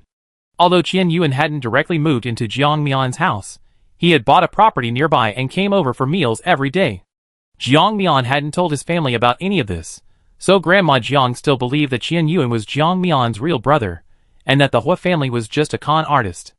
Therefore, after realizing that Qian Yuan didn't intend to steal their son, she treated him very kindly. Furthermore, Qian Yuan wasn't one to take advantage of others. Sometimes he would help Grandma Jiang with chores, bring gifts, or offer some gold coins as payment, though Grandma Jiang never accepted them. Qian Yuan had successfully integrated into the family, and was practically half a member of the Jiang family now. Meanwhile, Jiang Mian was completely absorbed in her work, embarking on sweeping reforms that even the system hall couldn't halt. After all, the system hall only opened periodically, giving Jiang Mian ample time to accomplish her tasks. Jiang Mian's journey was far from over. She had many ambitions yet to fulfill. She wanted to reach even greater heights, and see what lay at the summit. What intrigued her most was the City of Stars, a city hidden by all systems and libraries. Why hadn't she heard of it before? Was it hidden, or were all those who knew of the City of Stars wiped out? Her curiosity drove her to continue exploring. Only Jiang Mian herself knew why she was getting involved with something she'd never seen before. Because her Rubik's Cube clearly superseded the system's personal space. In some worlds where the system space was disabled, the Rubik's Cube was still usable. Except in that ancient world, where her Rubik's Cube was unusable, it remained functional everywhere else. Jiang Mian reset the timeline of that ancient world many times, but he never encountered that mysterious voice again. Chapter 739. Chunqing, do you regret giving up your previous position? No regrets, Wudong. I never regretted what I did. And I never regret that it was my dream to see all the mountains and rivers of this world with you. Why, Chunqing? Because you've forgotten many things, and only I remember. Chunqing, are you using me as a substitute? Sometimes when you look at me, I always feel like you're looking at someone else through my eyes. Fool, you just lost your memory. How could I possibly fall in love with someone else? Chunqing, I'm feeling a bit sad. Tell me about the memories I lost. Okay. But we can't talk about it here. We need to go to a mysterious place. Only there can we be isolated from outsiders. Roar! Crow! Chun-Ching, it's so beautiful here. There are so many little birds flying around, and so many strange-looking little creatures on the ground. Udon, those flying creatures are pterosaurs and microraptors. Those are flying creatures. Those running on the ground are Tyrannosaurus rex and saber-toothed dinosaurs, and some other dinosaur species. They're not birds. Oh! Then why did you bring me here? To show you where we used to live, where Mother was still. The two had already deactivated their systematization, and their bodies were covered by state-of-the-art exoskeletons, like a thin veil. They leaped directly into the depths of the ocean without using any diving equipment. The next second, they found themselves amidst ruins. These ruins were more intact than the ones Jiang Mian had seen before. After venturing deep into the sea, the two began to stroll around. The seawater didn't harm them at all. At each spot, the woman would explain to the man, Udon, "Do you remember this place? It's where we used to love playing. Back then, I never liked learning the rules or practicing what Mother Goddess taught me. You would always take the blame for me and smooth things over. Actually, Mother Goddess knew everything. She just found our mutual affection amusing." Udon shook his head. "I don't know, I can't remember." "It's okay, if you can't remember, don't think about it. So many years have passed anyway. Even Mother Goddess's existence has been forcibly forgotten by all the systems." "Mother Goddess? What kind of being is she? Is she everyone's mother?" "No. Not everyone's mother. To be precise, Mother Goddess doesn't have her own children. She became so powerful through her own efforts. We are beings Mother Goddess created out of boredom, but she treats us very well, almost like her own children. I remember there were so many brothers and sisters back then, tens of thousands of them. We were so ignorant then, and we would often anger our Mother Goddess. Even when we made mistakes, our Mother Goddess never held a grudge against us. She only wished that we would grow stronger and have a smoother life as we grew up." As she narrated, the veil hidden behind the events was lifted. However, is that really the truth? They were only seeing their Mother Goddess from their own perspective, but what is the truth? The reality, however, is quite the opposite. They were raised by the Mother Goddess from childhood, losing their memories upon reaching adulthood. She then nurtured them, teaching them various survival skills. Finally, they were sent to different worlds to survive. The process was cruel and ruthless. Their task was to collect special materials from each world, returning them to the Mother Goddess to forge weapons or beautiful clothes for them. Over time, they became accustomed to this practice. However, with more experiences, their thoughts began to diverge. They developed their own ideas and acted according to their own desires. Some began to cut corners, not handing over all the spoils, but keeping them for themselves. As time went on, dissenting voices began to emerge. They felt they had done so much work while others were weaker and hadn't fulfilled their responsibilities, which they felt was unfair. Thus, discontent began to grow. Finally, they began to resent the Mother Goddess, wondering why she treated everyone equally, given their varying levels of effort yet still receiving favor from her. Gradually, some began to harbor rebellious thoughts. They felt that the Mother Goddess's gaze should fall upon them, and that their ordinary brothers and sisters were utterly unworthy of her attention. However, to their disappointment, after the Mother Goddess learned of their intentions, she did not bestow her loving gaze upon them as they had hoped. So they devised an even bolder plan, to imprison the Mother Goddess and make her their own. Unfortunately, despite their meticulous planning, they overlooked one crucial point. The Mother Goddess was not someone they could imprison. The moment they acted, it was already destined that the Mother Goddess would leave them. Even after being harmed by them, the Mother Goddess harbored no resentment. Instead, she bestowed upon them secret techniques, allowing them to persevere in this world. They could only survive by continuously absorbing the energy of each world on the verge of destruction, seeking opportunities within those worlds. Initially, the weaker individuals, unable to find any resources, starved to death in this world. The useful parts of their bodies were then broken down and collected by their brothers and sisters. Over time, the more astute among them began to have others complete tasks for them, while they remained aloof and powerful behind the scenes. As time went on, their numbers grew, eventually evolving into systems or even godlike entities. They gave those they summoned a new name, players. They treated what they needed them to do as a game, and regarding the Mother Goddess, they completely sealed her away. Furthermore, due to inner remorse, they sealed away that part of their memory as well. No one will remember this person, forever and ever. Udon agreed. His reason for agreeing to seal his memories was that he wanted to protect Chun-Ching, whom he secretly loved. He gave Chun-Ching everything he found. Chun-Ching survived and became a qualified system, while Udon continued to assist her. She remained by her side, as a remnant soul. Thousands of years ago, Chun-Ching was betrayed again. Because she refused to relinquish the memories of her mother goddess within her, the systems conspired to kill her. This time, Wudong paid an even greater price, even becoming an initial system assistant. In this attack, Chun-Ching lost most of her memories, including those of her mother goddess, which were hidden deep within her mind. System assistants were created by resetting the souls of deceased players, filtering them to become emotionless beings who only knew how to obey commands. However, Chun-Ching could never forget Wudong's sacrifices, so she always intentionally or unintentionally favored him. This relationship lasted for thousands of years, until she met Jiang Mian. By then, Chun-Ching had almost forgotten her mother goddess. She didn't recognize the use of Jiang Mian's special Rubik's Cube, simply seeing her as a unique individual. Furthermore, Jiang Mian's intelligence was indeed sharp, and her bandit-like behavior greatly benefited her. Although she had lost most of her memories, she knew that her position should be left to someone she could trust. Jiang Mian, she felt, was a woman with such ambition that she would definitely try to climb the ranks after gaining her position. As long as Jiang Mian consistently became stronger, she would be at ease, and she wouldn't die. Udon, you never know how good you were to me before, that's why I always miss you. Udon took Chun-Ching's hand and placed it on her face. Chun-Ching, you can't always miss the past me. You have to remember the present me. People can't always dwell on what they lost, you know? Why? Why can't we miss the past? I don't know either. I learned it from that player before. She didn't dwell on what she lost or didn't get. She was always positive. Even if she didn't get a great reward this time, she would still try harder next time. Okay, I listen to you. We all have to look forward. We can't stay stuck in nostalgia and resentment about the past. Jiang Mian, diligently working as a high-level servant, had no idea that while she was doing her job, her former boss was already in a sweet relationship, traveling the world. Everyone has different thoughts and pursuits.